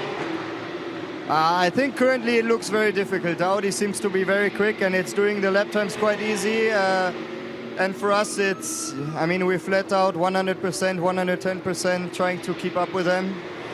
It seems like now at night we have a bit more pace than during the day. Degradation is a big issue this weekend. It seems like all the cars are suffering a little bit after 20 laps to keep the pace up on the tires. But I mean, we're giving our best. Let's see what happens. The race is still long, and yeah, there's better situations and worse situations. Right now at the night, I think we are doing quite well. Is the degradation to do with the sand, being there's so much more sand on the circuit, or not? I'm not so sure. I mean, Hankook introduced a new compound, I think, somewhere middle of last year, and the tire has good peak performance. It's very grippy early on, but obviously that makes the tire degrade a bit more, you know. So it's something, us as a team, it's the first race we're doing with Hankook, so obviously we also need to learn and evolve, and yeah, there's definitely some potential to try to keep the tires a little bit better in the window, and being able to push over a full stint, which is not so easy for us right now. But I mean, I think other cars are struggling as well with some degradation, and yeah, we're just trying to make the best out of it. And there's obviously, with the condition change, always a chance to improve something or yeah, make a step forward. So this is your first run in the Mercedes on the Hankook tyre? No, I did this race last year, but with a different team. But for GetSpeed, it's the first time running the Hankook tire on the Mercedes. So yeah, obviously it takes some time to get to know a tire very well as well. So maybe even there we have a bit of potential for next year, maybe, if we come back. You want to win this race though, not next year. You want to win next year as well. But what about this race? Well, this race, say again, what was your question? All very well talking about next year, but you want to win this race still?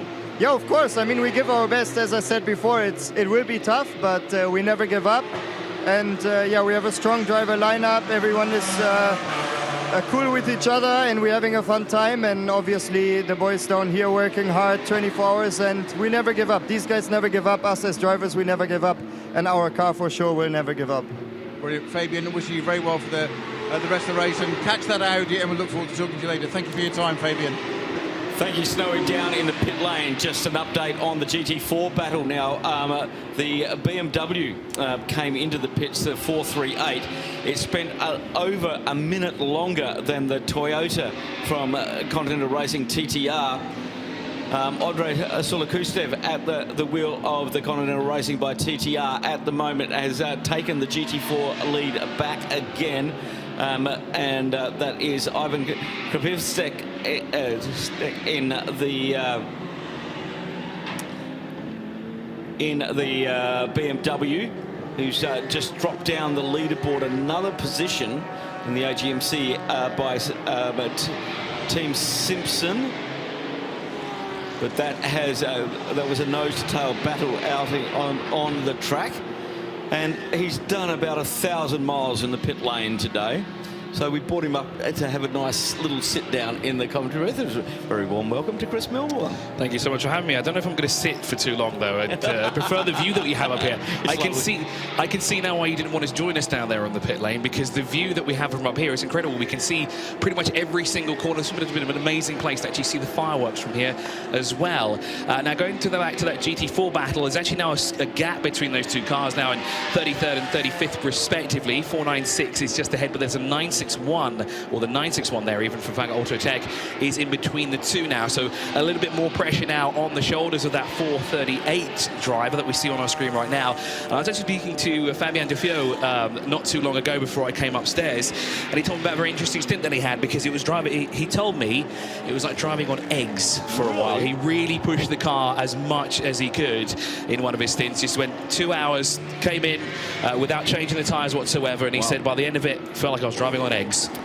Yeah, once these tyres drop off, they do. And yeah, and it's really difficult to maintain lap time with that happening, and also you're fighting the car so much because it's not doing what you want it to do. Race is sort of settling down after the 9 Code 60 we've had so far. Just keeping an eye on the battle for 3rd and 4th at the moment. The battle that's in GT3, the Attempto Racing 99 and the Get Speed car. They both the Get Speed just had a pit stop not too long ago, around about 10 minutes ago, and the Mercedes AMG 202.908 on his last lap for Dominic Baumann. And Dylan Pereira, 203.606, just 7 seconds separating them from 3rd and 4th. That's a step on the podium. It's the GT3 cars to the 4. Totally different to what we saw in Yas Marina last weekend, where we had Pro-Am and Am at the top of the league. And that was mainly because we had a third of the race under Code 60, and the GT3 cars couldn't let their strategies play out. They couldn't quite get to the end of their strategies because all the very long Code 60s. So we're seeing how the advantage, the way that the pro teams work, and then remember these cars from their BOP, they take 5 less litres than what is written on the fuel filler, and they carry 30 kilos more of ballast, so they're using more brakes, using more tyres, but they always seem to rise to the top.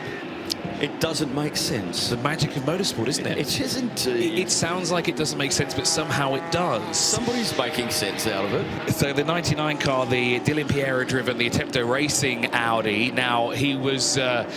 I spoke to him earlier as well, and he's doing some driver coaching for Carrera Cup Middle East. That's down at the Yas Marina circuit. But he was supposed to be down there, so what he's actually doing, he's actually texting the driver that he's coaching at the moment. He's texting Basha Mardini to sort of give him advice via text message. I don't know how well that kind of works. He's just, oh no, I didn't say that. I'll quickly edit the message. No, read that again, and then that's how I was supposed to say it. But of course, a lot of things to do there for Dylan Pereira this weekend. He's got driver coaching, plus, of course, on track at the moment. 24-hour. Yeah. Currently circulating in 3rd position overall on 352 laps, so that's 3 laps down from the race leader who's come across the line, but I'm pretty sure that will be 2 laps from the leader when they come across the line next time round. Gilles Magnus is out in front there with the 54 car. 2 laps, no, but it will be a lap when the 83 comes across the line, when Sven Müller in the Proton Herbert competition Porsche comes across the line. Now, what about that GT4 battle? Has that changed ever so slightly? No, because Nico Verdonk is still between the two of them at the moment. Of course, that AGMC racing team by Simpson Motorsport, now that's the car that's in contention for the Middle East Trophy in that category, and that's the one thing that's on their mind. Every time I've spoken to the drivers there, that's the thing that they always talk about. Yes, we want to win, but more importantly, we want to be the ones to win the Middle East Trophy at the end of the 24-hour race, which of course will be in 9.5 hours time.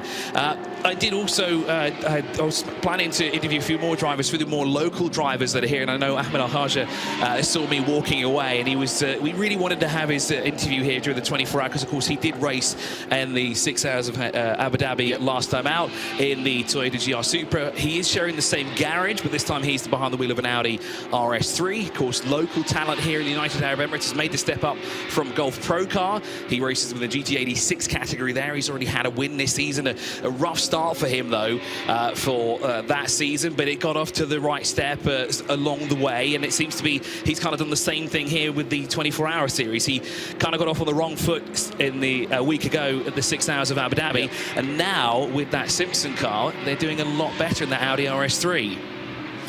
It seems that way because that Toyota last weekend was once again involved in the battle but fell away just towards the end of the race before we got into the Code 60s, as the Century Motorsport moves up into 9th position. And Darren Leung at the wheel of that BMW, currently 2nd in the GT3 AM category. And that's moved Dustin Blattner in the Car Culture Motorsport Porsche 96 car down a 1 position. Seems to have settled down a little bit. You've been monitoring. What's the mood like down in the pits? How's the team's feeling as we've, we're well over halfway now, and 9.5 hours to go. What's your read on it so far? I think there's not too much tension, to be honest. We're kind of at the midway point. Well, we've gone past that distance now. It's, like you said, it's the mood's getting a bit more somber. Everyone's trying to relax now and just get everything sorted out. Okay, we've seen a number of cars that go out already for numerous reasons, which is a shame because it would have been fantastic to end the day with 54 cars as we started a couple of hours ago. But it seems to be the mood is very somber. Everyone's relaxed, I would assume that's going to change within an hour to go, and that's when things are going to go absolutely bonkers. But we've got a long way to go for that, don't we? Indeed. We're expecting sunrise at 7 a.m. Then the race starts all over again. As soon as the sun comes up, it tends to change everybody's thing. Everybody gets a bit of a spring in their step, even though they're tired, because it just goes, well, it's coming now. When the sun goes down, this race will be over, and we'll either be on the podium or not. So everything seems to change, and it's always that last couple of hours where things really kick off. And once that happens, well, the strategy's playing out at the moment. Did you have a look at anybody's? Did they have big Excel spreadsheets over there, or they're all doing their strategies now on computers, and it's all that way now, isn't it? Yeah, and there were screens I don't think I've ever seen in my life before. Now, I'm not talking about 1 or 2. I'm talking about 15 to 16. Some of the pit boxes here just have screens with all this data on them that they can constantly monitor. They're even running live streams of their in-car footage as well, which is great to see. And they're constantly tracking down each and every step. Wow. And of course, that helps them with the strategy, especially when the Code 60 is thrown out, right? Because then they can quickly adjust, do a couple of equations, switch it up a little bit, and then kind of get back onto the strategy that they really wanted to be on. But of course, saying that, every team has a strategy A, strategy B, strategy A through Z, and then A through Z again. Point 1, point 2, point 3. Because anything, it's motorsport, right? Anything can happen over the course of 24 hours. You told me, as we were talking at the beginning of the race, we didn't have a Code 60 during the first hour, but we did have a lot of dust on track, right? Which made things quite slippery for a lot of drivers.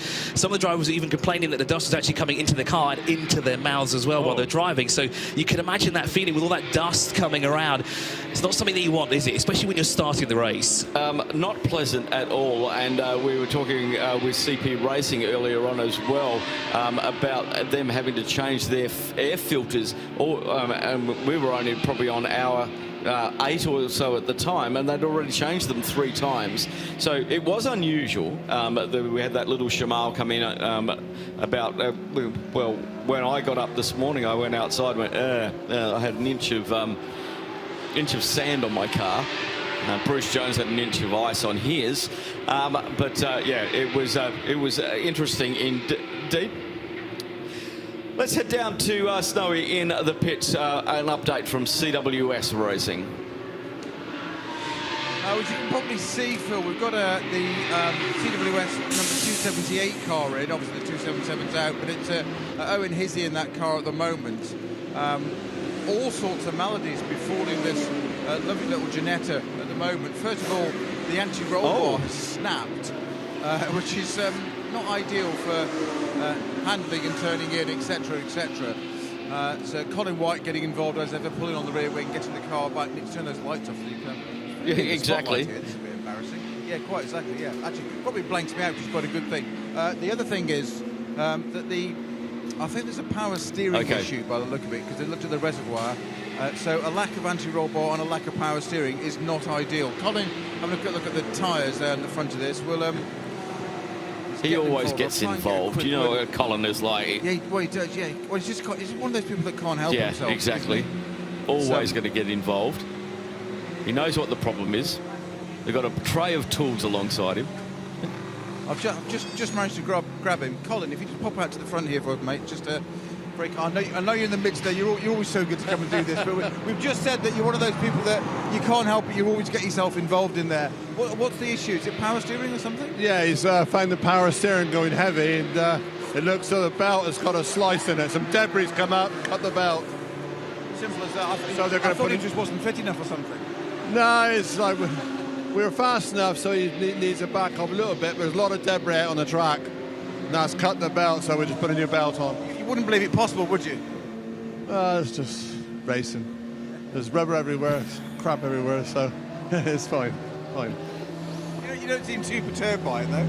Well, it happens, doesn't it? And there's nothing you can do about it. And unless you put it completely in a case so that nothing can get to it, it's always going to happen. It's one of the... Then it breaks and you can't change it. Sorry? And then it breaks and you can't change it. Well, it's hard to change, that's the problem. Yeah, and it's hot. So hopefully it's a very simple change of a power steering belt, but I heard there's an issue with the anti-roll bar as well. Yeah, so we're going to get on and do that now. I'll remind them. Thank you, bye-bye. I think I just reminded him to do that. There you go. That was good. So you go pit lane. You see, live. He's like, oh yes, I've forgotten that. Yeah, I've left the iron on. Go and pick up your check from you're now pit strategist, and don't forget to pick your check up before you leave the circuit. Sergio Nicolau into the pit fuel for the Manameri Energy by Heavy Motors. Currently second in the Pro-Am GT3 car, 6 overall. Dominic Baumann has closed that gap down to 6.8, and we've got the 9 going very, very slowly. And that's Dominic Baumann in the Get Speed car. He was 6 seconds behind the 99 of Dylan Pereira. He's got it going again. Did he just do a Control-Alt-Delete? I was going to say the same thing, because the car just stopped, all the lights went off, even the LEDs on the side. Oh, wow. And then he kind of just sat stationary for a while, but the car kept kind of moving. I guess he still kept it neutral. That was up just after the bowl complex, was it not? No, it was a bit further back through the track there, but it looks to feel exactly like a Control-Alt-Delete. But is this a further issue for the car? Because, of course, they've had issues in this race already.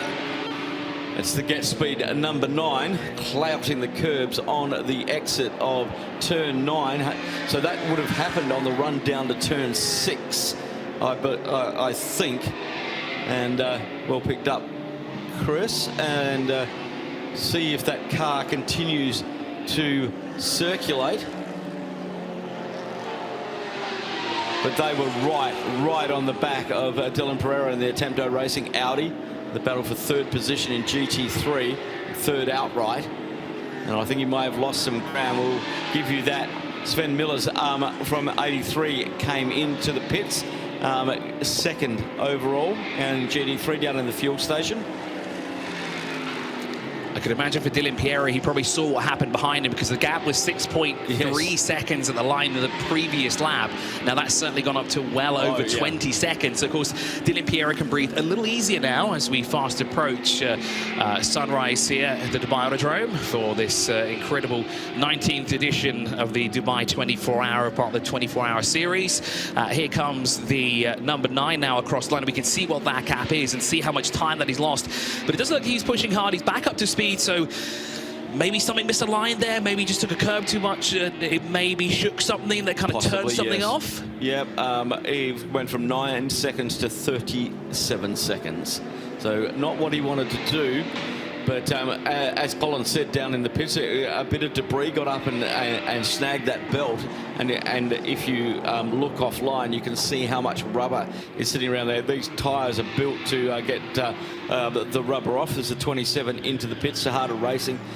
Daniel Manicelli brought that one in, currently sitting third in the GT3 Pro-Am. There's some racing tape there going on the left front left of that car. Getting a little bit of a massage with the million-mile-an-hour tape. Certainly not an unfamiliar sight here. Until the 429 had plenty of that stuck to it before. Unfortunately, they were out of this race.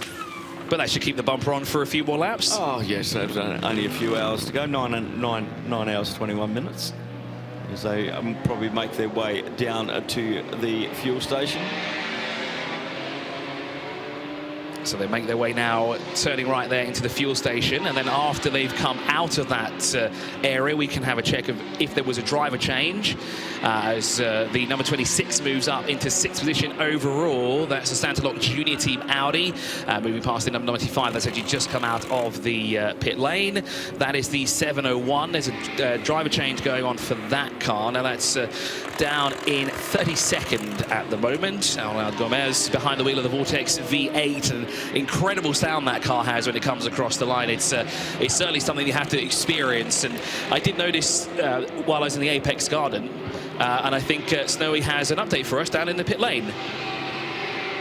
Yeah, just very quickly, Chris, wanted to add in that the number 27 Mercedes, there was no driver change. As you say, that change of tyres, that massaging on the front left of the wing where it's you've got the 1,000,000-mile-an-hour tape on, and off it went and down to refueling. The Vortex has indeed, just in the pit behind that Mercedes, that has now done a driver change as well, and I'm guessing going to refueling as it exits right now. Thank you so much, Snowy, there for the update. So no driver change there for the number 27, but confirmation of the driver change for the 701. And once they've exited the refueling area, we'll get an update on who is currently behind the wheel of that car. The 14 and 96 have moved up as well. The one of them is the Car Collection Motorsport Porsche, up now into 8th position, because of course the 95 did come into the pit lane, so of course it's natural for them to lose a couple of positions, but of course that's their strategy that they're playing out. That drops them down to 9th overall, not just on track but in the category of GT3 as well. They're currently running in 3rd in Pro-Am by the looks of it, yes indeed, and the car that is in 4th in Pro-Am, their closest rival, well, they're currently in the fueling station at the moment, so not too much to worry there for the 95 car at the moment, but of course things will start heating up as we fast approach 9 hours to go here at the Dubai Autodrome. Giles Magnus leading in that Audi. They've done 23 pit stops. I was just looking at Victor Shater is on his outlap at the moment. Only 18 stops for that one. Just losing that position to Dylan Pereira, second overall, as they are making their 18 stop, 20 stops for the Audi from Attempto Racing. What's the bet that possibly a German marque is going to win this again? Unfortunately, McLaren had issue. The Bentley had the ABS issue, and that happened very, very early on. I saw you speaking with Rob Buff earlier, and that happened in daylight hours where he had to keep on winding the ABS off, and because it was overloaded in the circuit, and it kept on popping the breaker. And I think all the drivers are dealing with that in the Bentley. It's not a new car. It's spent its life in America, and just came out here to get some racing done. Stonking sound, does shake the grandstand when it goes through, which is lovely. But yeah, it's currently in 5th position in the GT3 Pro-Am. Sean Lynn at the wheel of that one as well. Ivo Broik is behind the wheel of the 909 Red Camel Jordans.NL. They've been leading that 992 category for a very, very long time. And the second car in 992, well, it's the QMMF by HRT. Ganamal Ali at the wheel of the Qatari-based car. That is a stonking drive from those guys. We've had them in Kuwait and at Yas. And Raul Hamid, the head of the QMMF and the circuit over the LaSalle circuit, we caught up with him in the first time. They had 2 cars at the 2023 Kuwait 6 Hour, and that was their launch of this team, and they are doing very well indeed. And that local region cars, as with also the 971. And I didn't know that about the, I didn't even think that if I put a plus in front of that, I could dial. Thank you for that. It's a nice little nod to the UAE, isn't it? Because, of course, homegrown drivers, essentially, Saif Al-Ameri rose through the ranks of local racing here in the GT86 category, series. Then he also raced in the GT86 class in the Gulf Pro Car. Salam Al-Khepi, who drives with him, Fahad Al-Zabi, also did stints in GT86 here locally, both at the Yas Marina circuit right here at the Dubai Autodrome, except for Chris Zeutschling. And, well, Zeutschling's actually been here for quite some time, so I think the only thing he's missing there is just to have an Emirati flag next to his name, and then essentially it is an entire driver lineup of drivers from the United Arab Emirates. Well, at least all of them are based in the United Arab Emirates. Exactly. As there goes the race leader. That's the 54 car that's gone out. Gilles Magnus was behind the wheel of that car, as we now jump on board with the Camel's car here as they work their way 909 down the front straight. Down towards turn one. Well, it's been quite tumultuous over the past couple of hours, hasn't it? There's been a lot of action down towards turn one. As you see, just deep in the corner he goes next time around. Now, currently behind the wheel of that car is... We look down the order to find out where that car is on track. Currently 14th overall in the 909. Ivo Brojka is currently behind the wheel of that car and leading in the 992 category with at least 2 laps ahead of his closest rival, Ghanem Ali, in the QMMF by HRT car, the 931. Now, the 971 and the 931 actually started in somewhat close proximity, and of course, with a little battle there between the two GCC representatives, one from Qatar, and one from the United Arab Emirates. So, of course, they just want to show who's best out of the two of them. Of course, the UAE wanted to be on top, but unfortunately, some issues here and there during various Code 60s, or even before the Code 60s happened. I know I was speaking to Saif Al-Ameri before about it, and he wanted to come into the pit lane because he had a feeling the Code 60 would have come out. Yes. But unfortunately, I think the team just weren't ready for him to come in, so he came through the pit lane, and then he had to go back out and come back in after that. So that cost him a couple of laps, and that's why the 971 has kind of just dipped down a little bit at the moment. They are currently circulating in 23rd with Hilal Mazrui behind the wheel of that car at the moment, and that puts them in a 7th position in the 992 category at the moment. So the gap between the two GT4 cars after their pit stop, and remember that the BMW AGMC racing by Team Simpson Motorsport spent a considerable amount longer, a minute and 3 seconds longer in the pit than the Continental Racing by TTR Toyota Supra, and the gap at the moment are 1 minute 19. So Ivan Kreventic has got all the work to do to chase down Andrei Solokustev, considering they were nose to tail for quite a few laps. All the work to do for the BMW, as the Continental Racing by TTR have been leading that category, even though there's only 3 cars in it. And the other BMW, that was the 429. Unfortunately, that was the one that had the incident with the wall at turn 7, which brought out, I think, our last Code 60. It was very unfortunate as well for Century Motorsport. They did a fantastic job to get that car back out after being in the pits for a lengthy period of time. Yeah, they haven't had the luck of the run in this one. As then we see flashes of the Seoul Toyota Supra, the GR Supra, on a track at the moment. Now, this car has got a bit of an interesting history. Also raced in the Gulf Pro Car Series as well. I think it's the only one in the country, to be honest. And Vasily Vadakin and a few other drivers have taken turns behind the wheel to sort of prepare themselves for upcoming endurance rounds, and it's great to see Vasily Vadakin actually move up into endurance racing. I know he did the 6 hours of Abu Dhabi last year, but before he did that, he did the Clio Cup Middle East category, where he was a force to be reckoned with. And of course, he runs the highly successful Continental Racing team, or at least is a part of that team, as they are running the Toyota here as well. We saw some great racing action from them as well. But again, it's sort of like a home team for us essentially here, because they race a lot here. They're based here, and they continue to put on a fantastic display here, don't they? Well, they do, and their performance is their performance is outstanding this weekend. They were so cruelly treated down at Yas, the Code 60. They were leading up until the Code 60s, and ended up in 4th position. Greg Thompson, I had a word with him after that race. Well, he didn't want to talk, and I can understand why. And Johnny Westbrook, who's spinning the spanners on that car this weekend, with a team that Johnny said to me as they threw together, and it's done. They've done all the work now, and they've just got to keep it out there. Yeah, 1 minute 25 seconds is the gap at the moment between Yes, Mr. Snowden. Oh, just a very quick update for you, mate. 99 attempt to racing the Audi R8. That's just popped in for a literally tyres and fuel, no driver changes. Thank you very much. Dylan Pereira stays at the wheel. And remember, the drivers do have a 2-hour maximum stint time, and then their rest time must be at least 50% of that to stay within the regulations.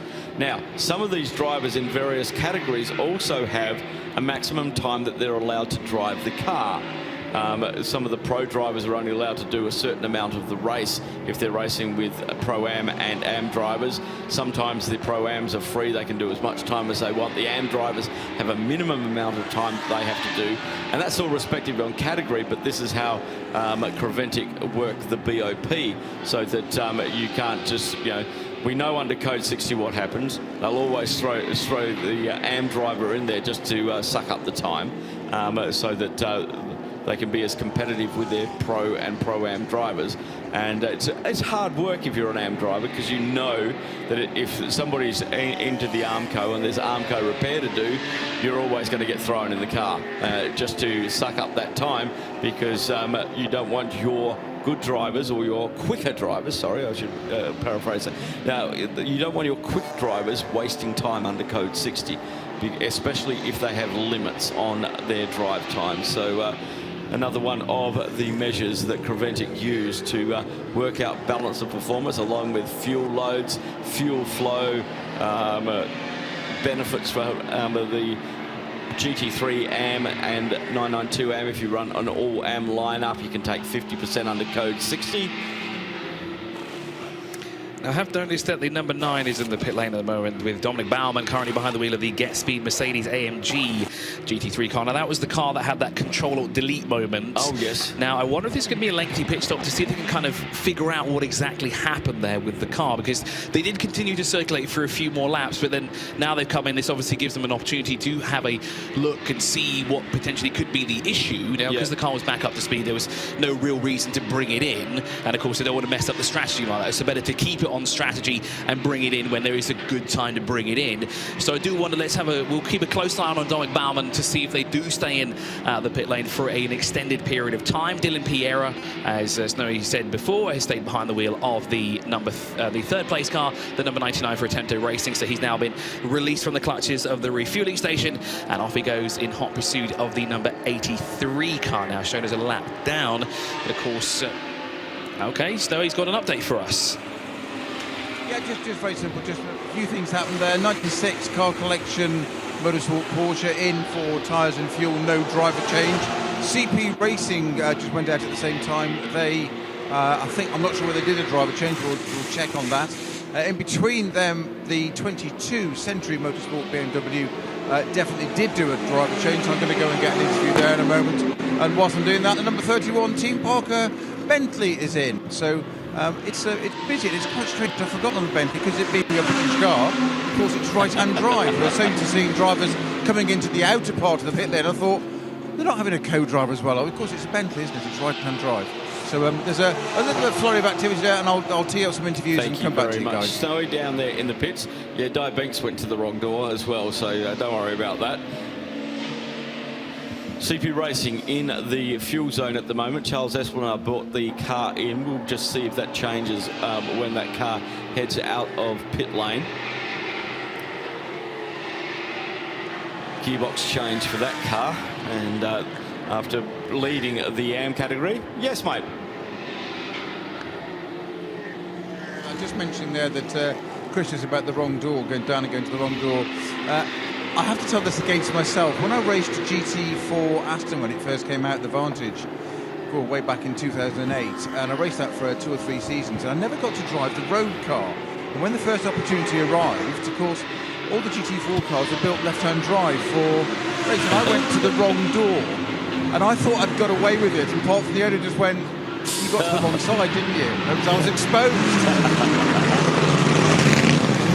it's always embarrassing, especially when you got your race suit and helmet on, and go in to get in the wrong door, and you step over the fire extinguisher, and no seat.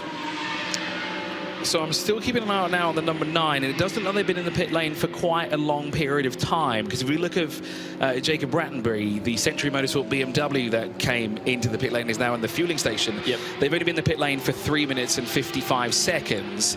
The Get Speed number 9 has been in the pit lane for now 10 minutes, so that means the team there's something going on there. So hopefully Snowy can get us an update for what's happened with the number 9, and if it is a Control-Alt-Delete, and if they can figure out the issue, as Dustin Blattner now works his way back out the car collection Motorsport Porsche. The number 96 will most likely be able to find a way past that Dominic Baumann, and there is the car in question, and that's never a good sign, does it, Phil, that the bonnet is popped up like that. And people walking around and saying, thank you very much. Is that something a little bit more serious? Because nobody is working on the car. And that's a real shame. You can just see in the back of the pictures there, Faisal Al-Zubair, Carrera Cup Middle East champion. I think he's a two-time champion. He's raced around the world, waves the flag of Oman very proudly wherever he goes. Of course, he is somewhat of a veteran here of the 24 Hours of Dubai. You see him all over the place in all sorts of endurance races. It's great to see him here as well. And I think Snowy does have an update for us. He's just had a little chat there with the team. So we'll throw it down to the pit lane as soon as he's ready for us. But that does look rather unfortunate. And Snowy, what's the update here?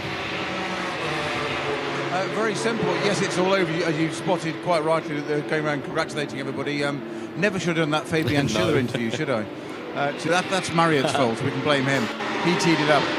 Yeah, basically, he just said to me, gearbox, same as CP. The only thing is they're not...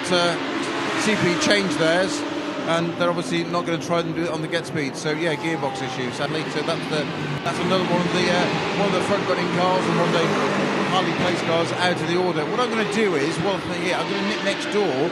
I was on the way to Century when that just happened, so I was going to pop into Century and see if we can get a little update. Phil, Chris, I'll just let you carry on for a minute. I'll just tee up. Thank you so much, Snow, there for the update, and very unfortunate news there for a very quick Mercedes-Benz AMG GT3 car, and well, that will mean that the next Mercedes AMG that could be the overall winner, well, they've got a lot of work cut out for them, because that is the number 27 car, the Heart of Racing by SPS, down in 10th position at the moment. Of course, they will benefit, unfortunately, for the number 9 no longer continuing in this race, as Darren Young in the Century Motorsport BMW, the 14, now moves up into 4th place. Lewis Plato now behind the wheel of the Century Motorsport number 22 car, up into 5th place. And there we see on the timing screens the Dominic Baumann Get Speed car, unfortunately tumbling down the order. Not something we wanted to see with 9 hours to go, Phil, no. Was it? Because unfortunately that means we have less and less cars that will make it to the end of this 19th running of this epic Dubai 24-hour. Joe Foster has got into the CP racing car, replacing Charles Esplanade as he heads out. That car currently down in 38th position, running 6th in the AM category after running it. Now, if my sums serve me correct, we have lost, if we would have had all 3 of the top cars on the grid, we have lost all 3 of them now. The Lamborghini, as you found out early on, didn't start the Herberth Motorsport, saying that they would have to pull the gearbox and everything else. That they were in P2. On lap 88, we lost the Saint-Elot Junior team, the pole-sitting car, power steering failure. They had power steering failure on Friday in free practice. They fixed it for qualifying. It lasted 88 laps. That came back again. And now we've lost the 4th position car, which started on the 2nd row on lap 367 with the gearbox failure for the Get Speed car. The front of the field is coming back to the rest of the field because they're all starting to fall over. It's a very interesting statistic there as well, that we're losing the front runners before we lose the ones further down the field. Exactly. So, very bizarre what's going on there. The closest one to that is Dragon Racing. They started down in 22nd, and when they retired from the race, and we had Stuart Hall here as well. Swerve at that, and then we also lost the Salison by Cox Racing as well, the car, number 48 car, as our list is growing at the bottom of the timing screen. We started from, I think we're into double figures of our non-runners at the moment, which is not what we want to see, but it is endurance racing, and these cars are getting pushed very, very hard, and they will find their break points. So the next car that we have to keep a close eye on now is the 21 car, now in 10th position overall. And of course, they've had their fair share of issues as well throughout the race. They started a couple of hours ago when we started the race in 3rd position overall on the 2nd row of the grid. Another top 4, they're the only ones left standing. Now, as you said, they're currently running in 10th position at the moment. Thomas Kiefer behind the wheel of that Audi, 10th overall in the race, and currently circulating 3rd overall in GT3 AM at the moment with 361 laps completed. Stint time though 1 hour and 14 minutes, so not too long before we see that car come into the pit lane as well, Phil. Yeah, just looking at who is due a time now. Dylan Pereira, he came in and went back out again. So his stint time, remember, he's maximum 2 hours. He can, so they just threw some tyres in the car. Darren Leung the same. He is around about 1 hour 13 into his stop. Dominic Baumann now being stationary for 15 minutes in that Get Speed car, and that's gone, and unfortunately, and it will start going down there. Scott Nobles in the Herberth Motorsport will take that 11th position in the not too distant future. But the Easterland Racing team, they have been at the pointy end of the field for probably over 150 laps now. That's no mean feat at all. Let's have a look at our leader history. They led from lap 193, to 163 to 191. So they've always been up the pointy end of the route. They first got the lead on lap 36, and then we had pit stops. They were getting it back. And then all of a sudden, lap 98, they held that for until lap 120. Then from 131 to 152, 163 to 191, 193 to 222, and now from 226 to 369, where we are now, 369 laps in the race. I think Johnny Palmer said it. I don't think we're going to make the 692 laps that we did in 2012. I think that's very well gone. So less now than 9 hours on the clock, 8 hours and 59 minutes, and I think I've just spotted Sean Galisle working his way out of the Century Motorsport garage. So that means there will be a driver change for what will be the 14 car that's currently running 4th overall in GT3 AM. That is the leading BMW as well for Century Motorsport. Lewis Plato has already been in the pit lane and done a driver change. He's been behind the wheel for about 7 minutes or so already. So it does, it's quite easy to spot Sean Galisle. Very tall man indeed. So very easy to spot when he's hopping out. How he has this much energy, I will never know. But of course, racing drivers have a very strict regime when it comes to this kind of stuff. And of course, when it comes to something like a 24-hour, you have to prepare, over-prepare. The amount of prep work that goes into these things, the amount of time you have to hit the gym, all these things that you have to keep in mind. And I just find it incredible how some of these drivers are able to stay up like this and just keep with it, keep their focus, their attention on the one thing, and that is winning this race in 9 hours' time. And to do that, they've got to hold a strategy. They've got to understand what the strategy is. They've got to drive to a strategy, which is very difficult, especially when you're racing people. Yes, Peter.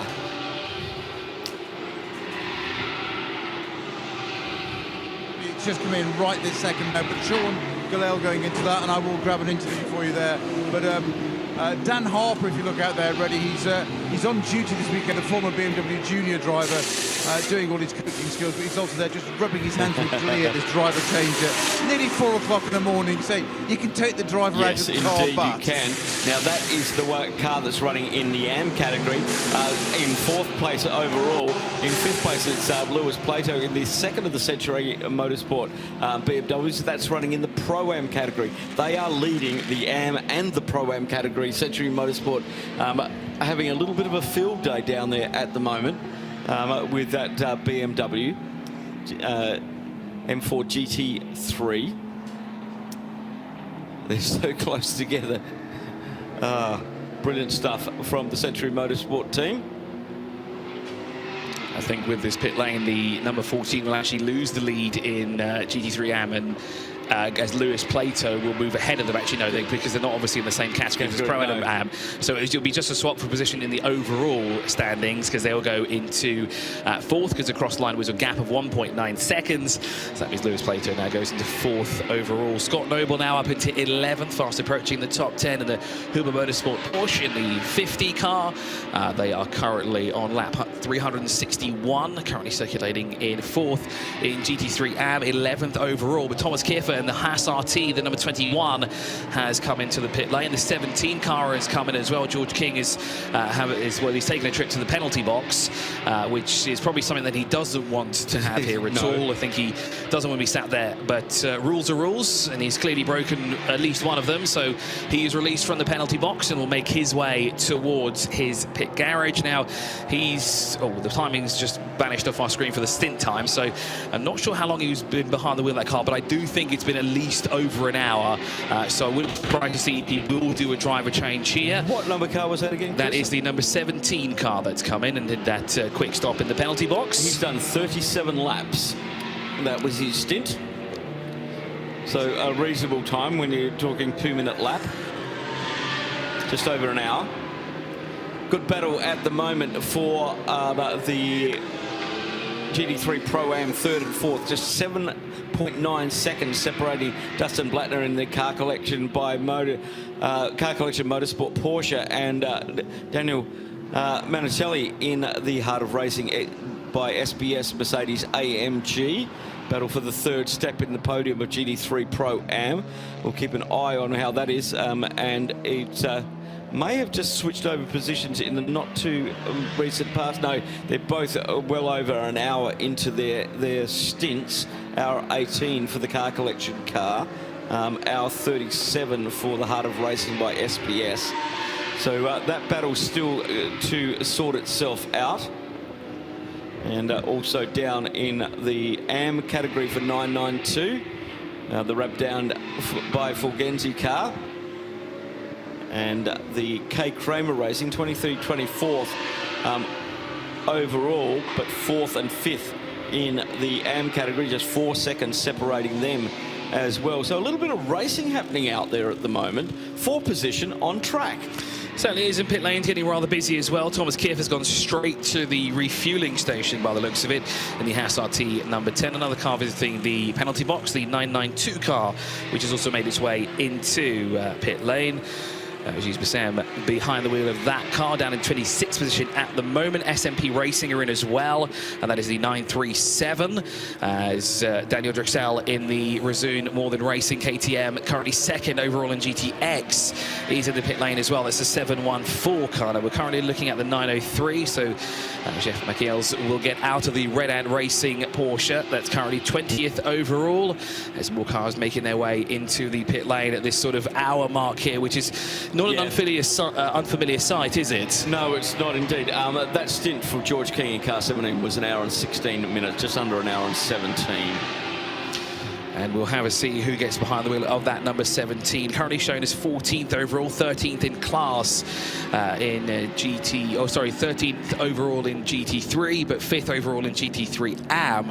At the moment, their closest rival is the Herberth Motorsports of Scott Noble, who's been in the pit lane, or who's just actually come into the pit lane, has that car.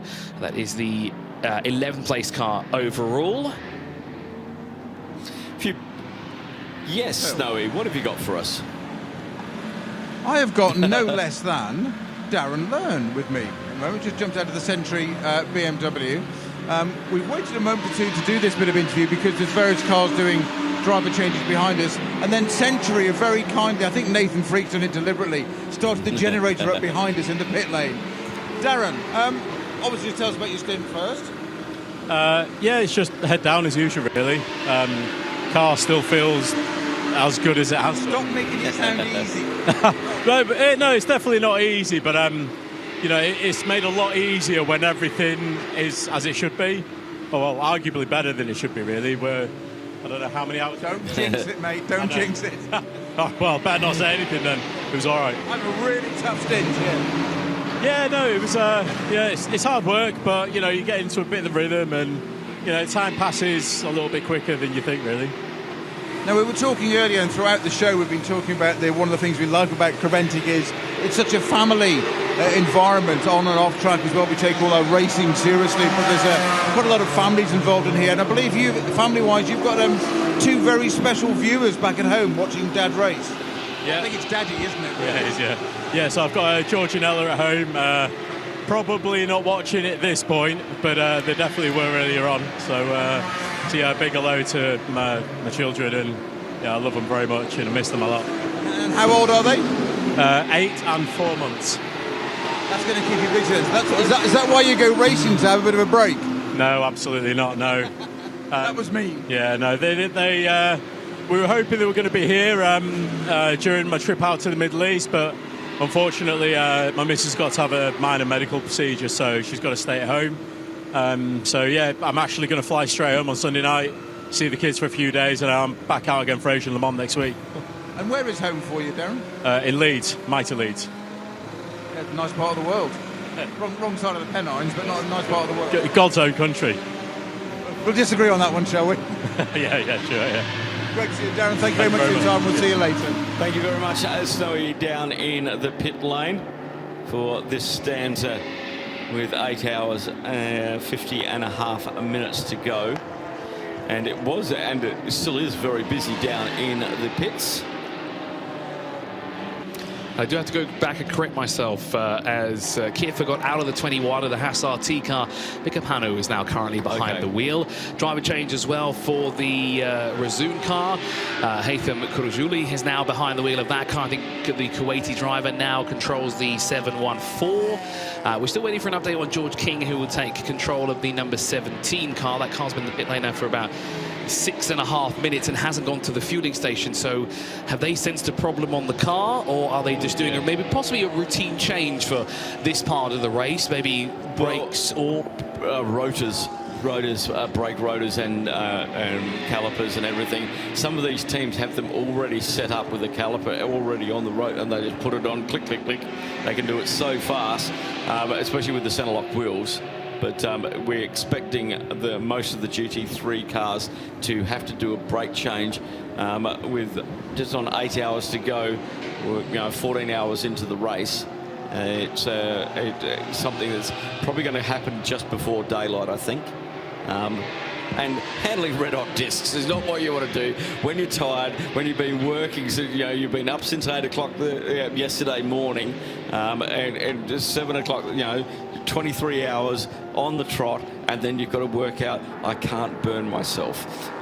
It's not too bad. 49 seconds is the gap now between the Toyota Continental Racing by TTR, Andrei Solokustev, and the BMW is closing that down a little bit, around about 1.3 seconds difference in lap times at this stage.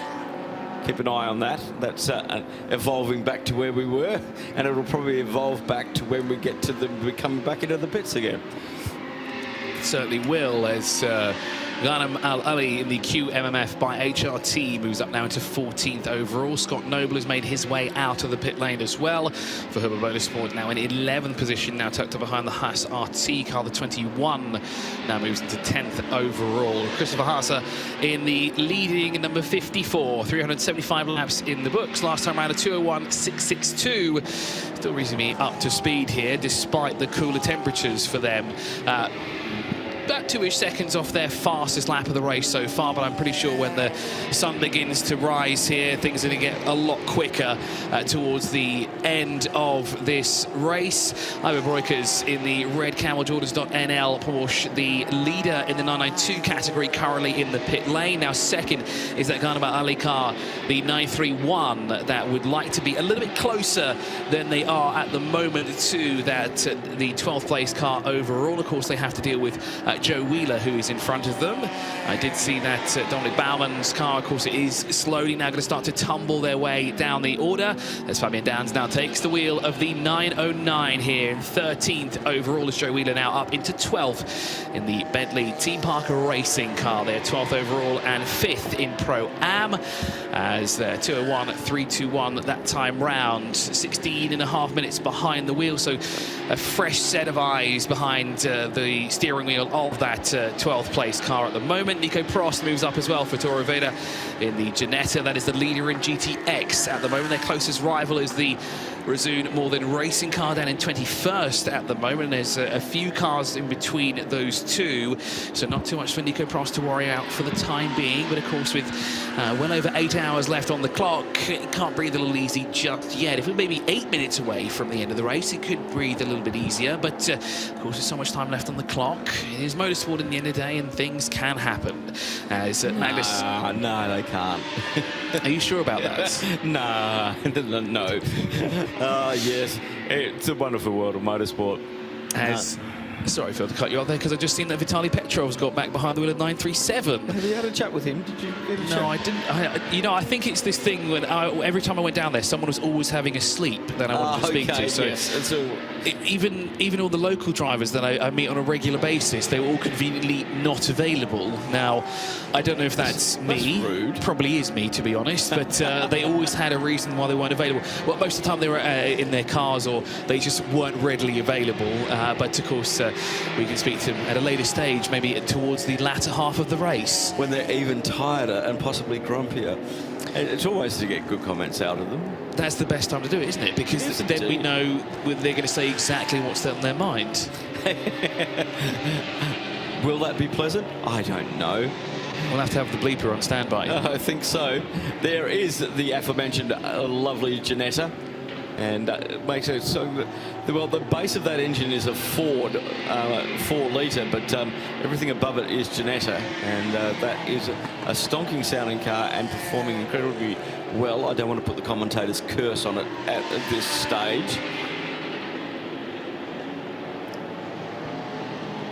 The other Ginettas are unfortunately the G55 cars, sort of falling by the way now. 277, and the Owen Hizzy brought the 278 in with that belt that had come awry. They are back out on track in the Ginetta, so Colin got that belt changed. Currently in second position in TCX behind the Porsche 718 Cayman. Haven't seen a lot of that SRS Team Sorg Rennsport. It didn't run down at the 6-hour at Yas. We had a larger field of the TCX cars down there. It's very, very sturdy little race car.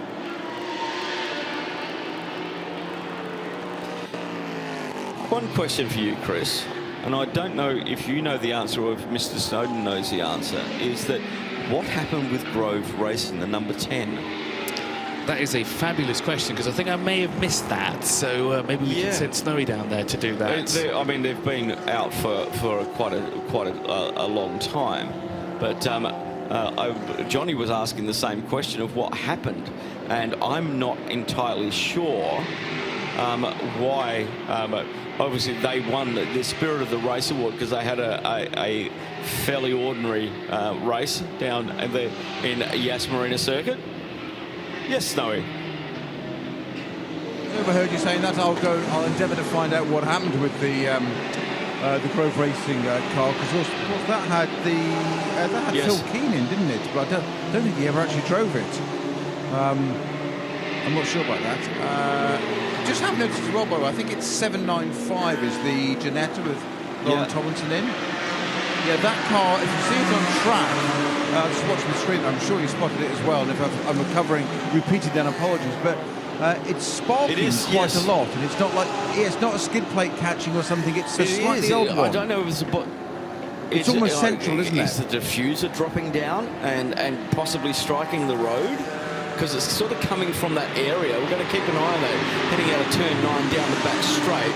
we'll see if it starts to spark up in the bumps down at turn 10. And interesting. I do get what you mean, because I did notice it through a couple of the corners as well, especially specifically on the right-hand side of the car as well. Now, we just watched it through 10 and 11. We didn't see much come out there, so possibly whatever it is. There we go. There it is there. On the right-hand side of the car again, not just the left. So maybe you're right, maybe a bit of diffuser is hanging a little bit lower than it should be, but it doesn't seem to be causing too much of an issue for that car. I just didn't like where that was coming out, because that could be coming from the brake rotor. So it's right on the very edge where the diffuser is, and we can see it sparking on that right-hand side as it makes its way through 13, the high-speed kink. The team will be watching this in the garage, just thinking, okay. I see now that Alex Bukunchtov has got behind the wheel of car number 17, taking over driving duties from George King. They were title rivals in the Golf Radical Cup a couple of years ago. George King won it, and then Alex Bukunchtov, who's now currently reigning champion in that category, in that series here in the United Arab Emirates. Great to see him here. He's got a very busy few weeks. He'll be off doing Asia Le Mans next week as well. He's been hopping out of his rear-wheel drive Porsche into a LMP3 car. That would be... Oh, that's nice. It is. It's a very interesting thing to do. You race a GT3 one week, and then the next week you're racing in an LMP3 car instead.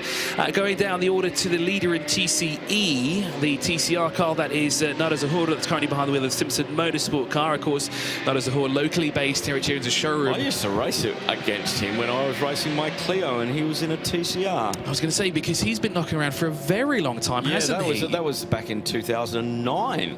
The last time I was competitively, well, I never was really competitive, but the last time I threw a suit on and actually race my Clio, and yeah, Nada was racing in the TCR there. We had a great race with him and John Simmons down at Yas Marine Circuit. I think you're under you're doing something here that you should be doing, Phil, because I watched you racing back in the day, and you always had fantastic racecraft, and you always had something to show. You always took the fight tooth and nail all the way to the end. But of course, Nada Zahura is racing here with us. He does frequently appear in these 24-hour races, not so much in the 6 hours, but I think he just loves racing here at the Dubai Autodrome. Current leader, of course, does own, as I said before, he's got a showroom just down the road here as well, which is one of the sponsors on the car. That's Top Line Motors. Great to see that team running strongly as well, because there's a number of drivers that are from this part of the world that are driving that car, and there is said car right now. Did you see that lock-up as well through turn 10? I hope that wasn't them and giving us that little jinx on them as they're running so strongly here. Of course, one of the drivers that's in that car is Ollie Webb, and I think he was a very, very late addition, because I spotted him on the grid, and I swear he told me that he's only here to assist and do a little bit of driver coaching.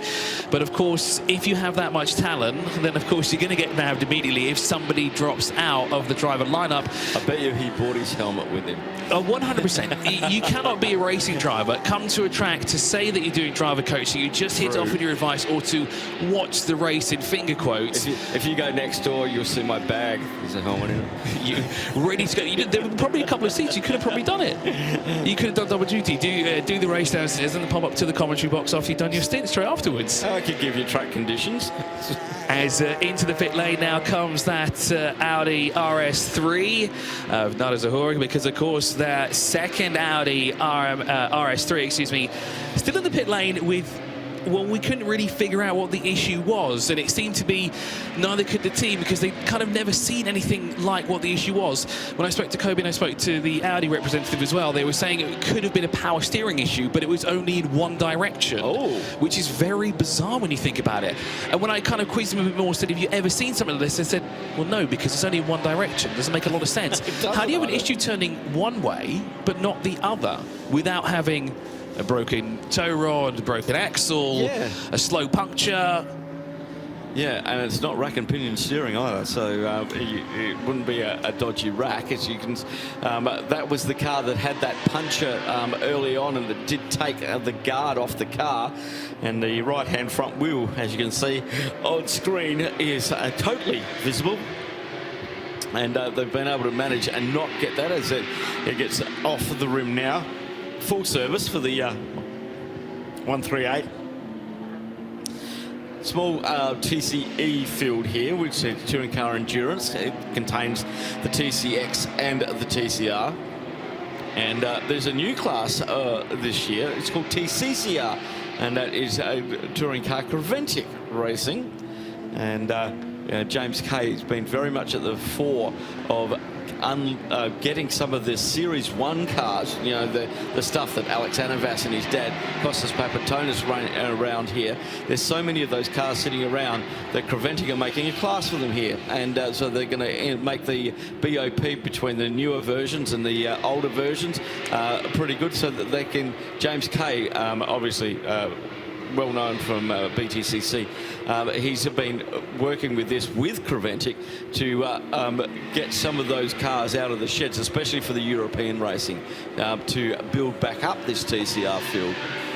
It was great actually to see both Alex and Kostas here in the paddock area, and it's a shame not to see them both behind the wheel. They're highly competitive, especially when they were racing the TCR categories in the Golf Pro Car Series. But of course now kind of taking it easy, focusing on the 9-to-5 job and obviously organising everything like Alex is coaching some young karters now. Now, he obviously, a few years ago, he was doing the Pro Car Series and the IAME Series in the shifter cars, and has now last week, I think it was at the O Plate last weekend, when everything was happening on motorsport. There was racing at every circuit in the UAE. Yeah, he was coaching one of the young guys. So once you get out of the seat, you can't let the sport go. That's the whole thing. I wish I could have got into it so I would know what you're talking about. I did try to do a 24-hour race not too long ago. I did the 24-hour endurance, I think back in like 2006 or something. We didn't fare too well because it was kind of a competition of who could be faster than the video game. I mean, nowadays that's a real thing. That happens. It's a huge thing. It's a massive thing. We see a lot of drivers elevate themselves from sim racers on a console or a PC all the way up into racing into the biggest races of the world, like Le Mans. But back then it was a little bit weird, I'll be honest. But in all fairness, I think I did it with a controller, so there's no comparison between a controller and a steering wheel, even if it is a proper sim rig. I'm going to go back a few years. I remember when Hindi had Darren Cox up here, and he was with Nissan.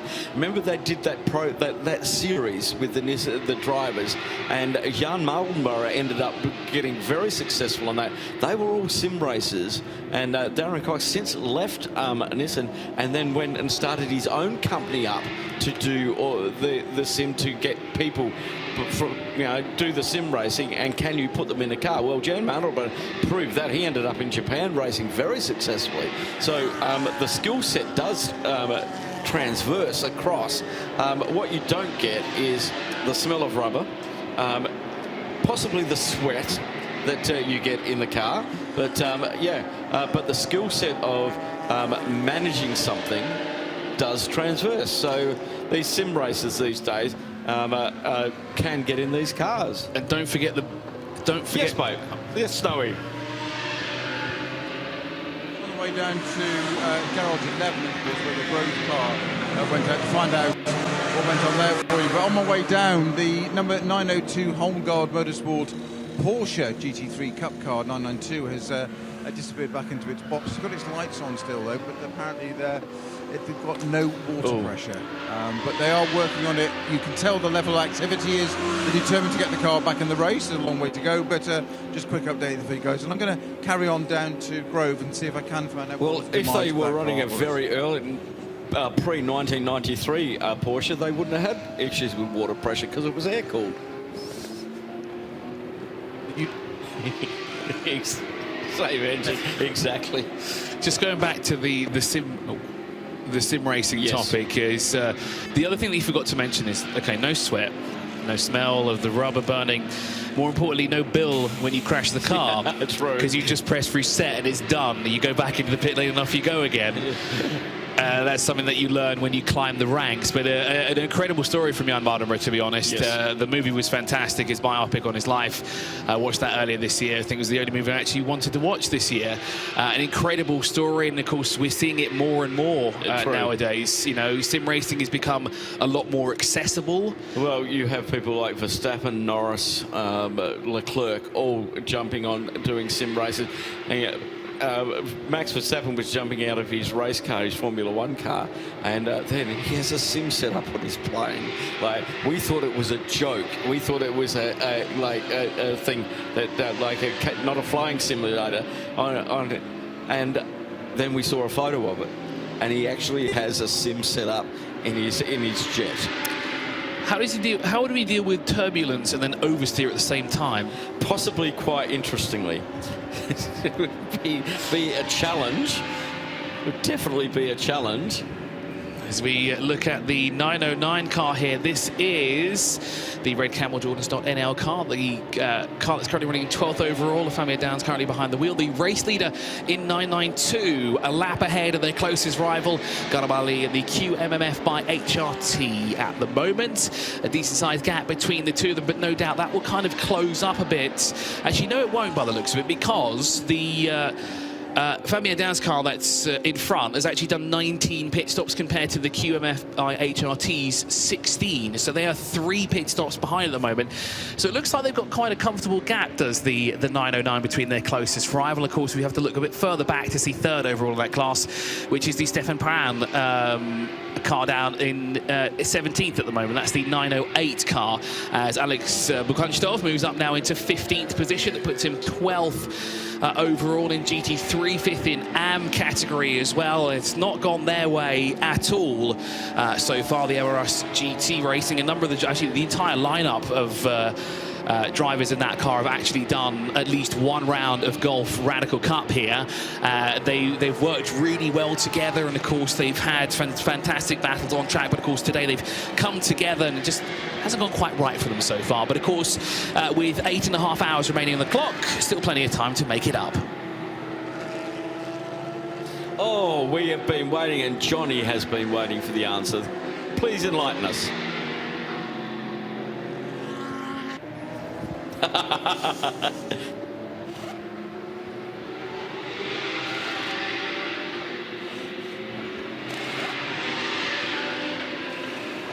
Don't know whether it was contact or not, but it had a front left bearing, wheel bearing failure, which they replaced, but that had then apparently badly damaged the ABS sensor, and it just became too complex to try and do it and set the whole thing up and affect the ABS, so they withdrew the car. Yeah, they got the Spirit of the Race award down at the Abu Dhabi 6 Hour last weekend. They had a bit of an ordinary weekend down there as well, and that is that one done for the Grove Racing. So at the moment, that is from the starting grid. It's out at position 1, position 2, position 4, position 8, and position 10. Will we have a top 10 left? You know, I was going to ask you, because as soon as we got that update, the red pen came out immediately, and I was like, that's a little bit too far up the grid for our liking up here. But like you said, are we actually going to finish with the original top 10 as we started this race with? It's looking less and less likely. Well, what we're seeing, I mean, we had it a couple of years ago when the Porsches started to use gearboxes, and we were getting a lot of retirement with Porsche gearboxes. The Mercedes the AMG GT3 has been such a reliable workhorse. It's totally under-stressed motor. It just plows along all the time. But we've had 2 gearbox failures already. So is there something going on? Are the cars getting pushed beyond the limit because just of the sheer pressure of such a large GT field? We went on the entry list with 55 cars. We had just 23 of the GT3 cars and 20 of the 992 cars. That's a really fast grid, you know, when we're talking 3 GTX, 3 GT4, 2 TCR and 2 TCX. So there's not everything out there. The majority of the field is really, really quick.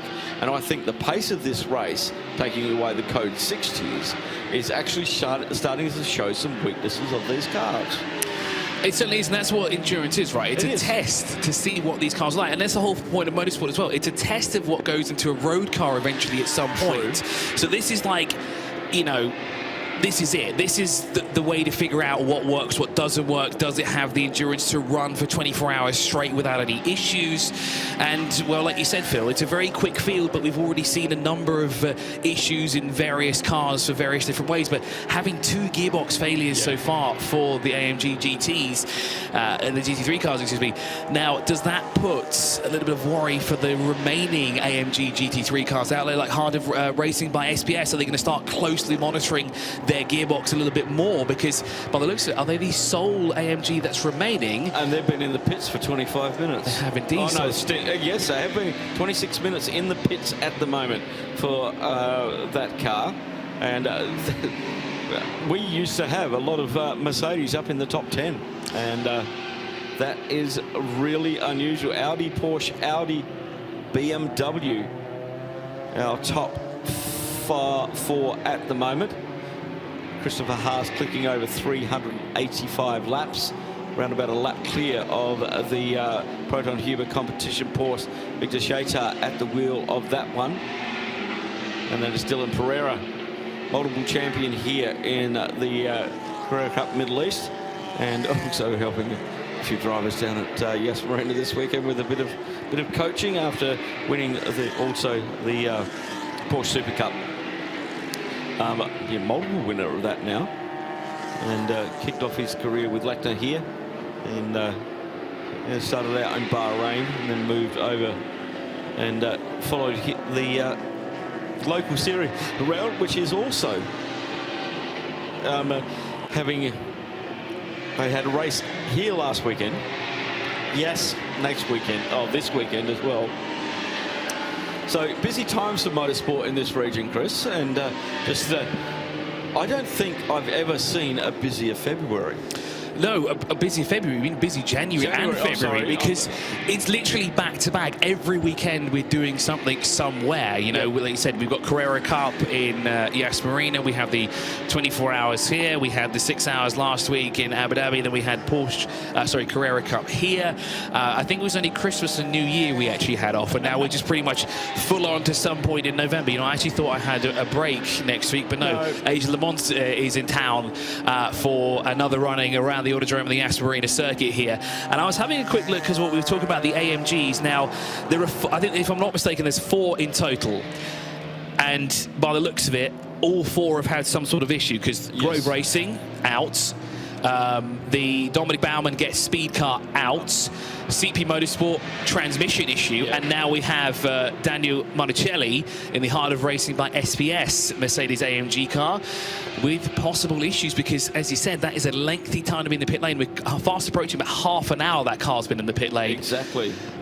You think it could be another transmission issue? Could it be something else? We might get Snowy to head down to see what's going on with the 27 car from Heart of Racing SPS. That is a very long stop indeed. Now, the other manufacturer that's a bit of difficulties here this weekend, I've noticed, as well as the 296s, the Ferraris. They've not had the best race weekend, have they? No, indeed. The Dragon Racing, we had Stewie Hall up here. We're absolutely gutted with the issue with their car. And then the other one, which was...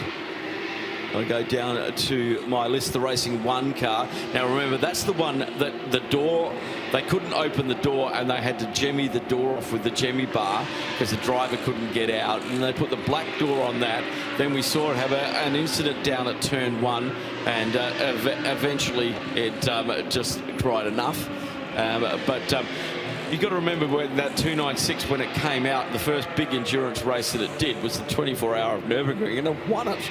So, it's been a reliable car. Now, the Dragon team will be, they've got 2 of those cars. One of them will be at the Asian Le Mans Series here at the Autodrome next weekend. Do we have supports with F4 UAE here next weekend? They should be up for their next round because they've got this weekend off, literally, for F4 and Formula Regional Middle East.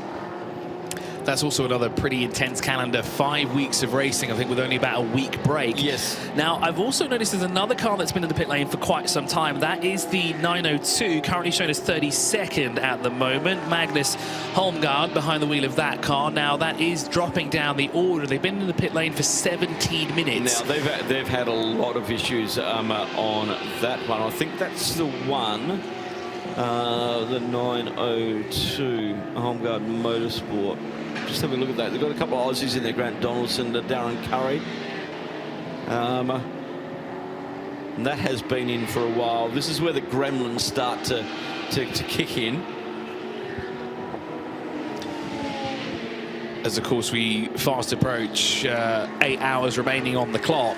This, like you said, Phil, this is when gremlins will start to creep up on you, and this is when the cars are getting fatigued themselves, not just the drivers, of course, because, of course, we're running non-stop for 24 hours. The cars only get turned off once in a while. Yes. They run pretty much solid, even through the Code 60s. It's not exactly like they get a break. Yes, they're not running at speed, so, of course, the entire engine is not used to its maximum, but it still does take a toll on these cars. Most definitely does. I'm just keeping an eye on the GT4 battle. That's still their 33rd and 34th as the AGMC racing team by Simpson Motorsport in the fuel zone at the moment. And Andrei Zolokustev in the Continental Racing by TTR just around about... Well, he's at 1 hour 21 minutes into his stint, so they've swapped positions again. That one's going to go down to the end of the race, I think. It's a great battling going on there. We saw it down at Yas with the GT4 cars. The BMW GT4 is the heaviest car in the field, just over 1,460 kilos, and that Supra is about 100 kilos lighter than it on screen at the moment, the 496. Just getting a bit squirrely under brakes. Down to Snowy in the pit lane. What do you got for us, mate? Yeah, Phil, I've just got Owen Hissey, who just jumped out of the 278 CWS Ginetta.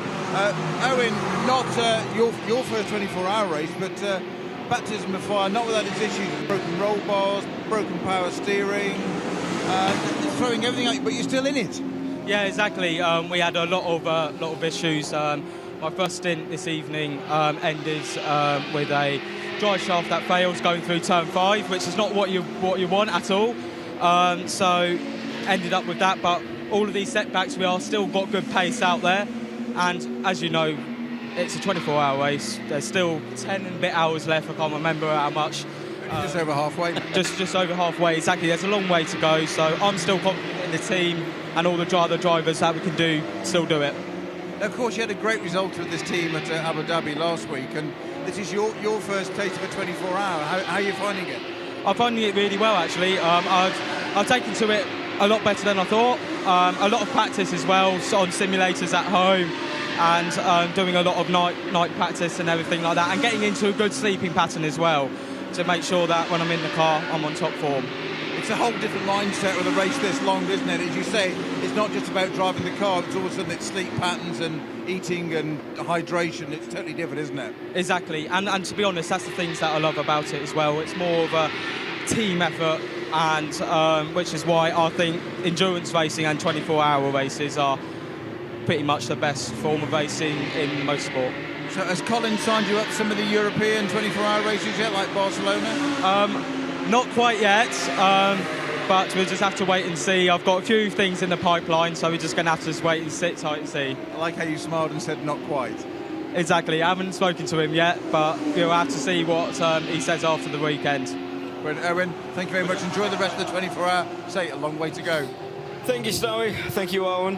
Owen Hissey was at the wheel when that car came in with the roll bar and the belt issue, and got back out, doing a great job. He was sweating. Still 20 degrees out there. Now, we've been, last night, the night before, got down into the teens. There's still that much sand in the atmosphere, keeping the temperature up a little bit. Humidity's down, humidity's up a bit, 73%. So, cars don't make power when they're trying to ingest water. So it's trying times out there. Everybody's starting to get tired. This is where mistakes happen. This last few hours, what time have we got? We've got around about 2 hours and 20 minutes until we have official sunrise. About a half an hour before that, we'll start to get the glow. And that's where everything changes. But it's this last little sector of night time where people just start to, the concentration may fade. It's just, and we've got still a large number of cars out on the circuit. I think we've probably still got around 45 cars running. Keanu Alazari, I saw you have a chat with him earlier on. The youngest driver ever to drive in the Dubai 24 hours, just 16 years old. It's incredible to think what he's doing at 16 years old. He's a semi-pro. He doesn't even have a driving license here, and here he is racing the 24 hour, doing F4 and everything like this. He won 2 races last weekend in F4 as well. Unbelievable stuff. Karim Alazari, his father, multiple champion around here in the GT series, ran also in the Porsche Cup Middle East here. So even drove a 286 once, I believe, or a couple of times. But a very proud dad, and I've got to hand it. I mean, I remember commentating at Keanu when he first started karting, and seeing it where he has come from now. I think Dad's looking at Europe at the moment to see where he can go. It's an incredible story from him as well. He's moulded himself perfectly as well. Every year he just seems to get quicker and quicker. Yeah, and true. It's such a busy schedule for him as well. I don't know how he found time to get this seat, and it does seem like it was a last-minute thing for them, right? Because if you looked yesterday when you were walking around the paddock area, the signboard didn't have his name on it at all. And when I came down the track this morning, well, there it was. It just appeared overnight. There is some other good news as well. Darren Turner is on track in the 27, and that means the Heart of Racing by SPS. Mercedes-AMG is back out after a very lengthy time in the pit lane. Now, hopefully for them, they can continue running like this, because technically, well, we don't know what the whole issue with that car is, because we haven't heard of an issue with them. So currently, I think that they're probably the only Mercedes that we know of that hasn't had an issue as such. But of course, being in the pit lane for 30 minutes, that means there was something that needed to be sorted out on the car. It wasn't just a routine fuel or pit stop. Even doing a brake change is not. Does never take that long. Had a great chat with Darren on a Thursday. Well, we know Darren Turner, he's an Aston Martin driver, so we had to get a little bit of special permission to come here and race in the Mercedes, although they do share a common engine. But had a great chat with him. And he's got some fantastic racing boots. And if we can get him in the daylight and we'll have a look at his boots, they were designed, his racing boot design is by his children. And they drew on his boots, and they had them made into the boots, have to be fireproof, of course. And he's going to have to recommission them, because he says these are old and getting really stinky now. And he said, okay, he's going to have to recommission his artists, which are his 2 kids, to redo another set of boots for him. Because as he said to us, he said, advice from one of his mentors said, and I think it was Huffy actually, said, don't stop driving. Don't stop driving. It's the easiest job at the track. Don't be pit crew. Don't be a team manager. That's the worst job. Just keep driving. Would you agree with that statement, that the easiest job here to do is driving the car around the track? I would hasten to add that probably 153 drivers sitting downstairs would say no. That's what I thought. However, if they've ever been a team manager, they'd probably say yes. Or pit crew. Yes, Snowy? Just on your note there, I think it was actually Darren Turner that was the quote, was actually. But it was having done it, just listen to what you said, having been a team manager and tried it for 1 year, I went back to driving. Exactly right, my friend, exactly right. Yes. Unbelievable stuff. 96 in from 7th position, 3rd in the Pro-Am. Dustin Blattner at the wheel of that one. It'll head down to the fuel station shortly. Fresh set of tyres on. Looked like he stayed in the car, actually. I didn't see a driver change happen there. We'll keep an eye on that one as they'll head down into the fuel stop. The second car as well, Victor Shaitar in the Proton Human competition. in the fuel station as well. Round about 3 laps behind the race leader at the moment, Christopher Haas at the wheel, just on an hour into his stint in the Eastland Racing Team Audi. And of course, looking for Audi's 4th overall victory. It's incredible to think they've done 24 pit stops compared to Victor Schuyler's car. That's done 19. There's 5 pit stops between them, and they're this far ahead. I think what they have done, and Snowy may, after he's been a team manager, of course, I've never been a team manager, he may correct me. But what I think they've done is that they've actually had a little bit of a play under the Code 60s and done some multiple drive-throughs and kept topping the car up, because then they went green, and I reckon they've done 1 double stint on tyres. And that may have just allowed them to creep out there and do a full, they can't run 2 hours on fuel, but they may have had a shorter pit stop just by going into the fuel bay. But yeah, average of 4 minutes a pit stop. That's 20 minutes in the pits, which is mighty impressive when you think about it. They're not 20 minutes ahead of the rest of the field, but all that time that they somehow found to get back, because essentially they should be 20 minutes behind the 83 car, but they're not. They're 2 laps ahead. Sorry, they're 3 laps ahead of now Sergei Borisov, who's behind the wheel of now the Proton Herberth competition car. Well, now that goes the way of Dylan Piera, who now makes his way to the pit lane. Definite driver change for Dylan Piera, because he's been behind the wheel for well over an hour. Yep. So who will it be that will get behind the wheel? Well, we'll find that out once they make their way out of the car. I think some more drivers also owe us a couple of pit stops here as well for a driver change. Felix Nauhafer of the Nauhafer Rennsport Porsche will have to come in. That's the car that's currently 24th overall. The HRT performance of Jamie Day, another one of those young and upcoming talents right here from the region. Tall these days. He is. I do vaguely remember him from a couple of years ago. I don't remember him being that tall. No. When he was doing F4, when I was stewarding F4, he was nowhere near that tall.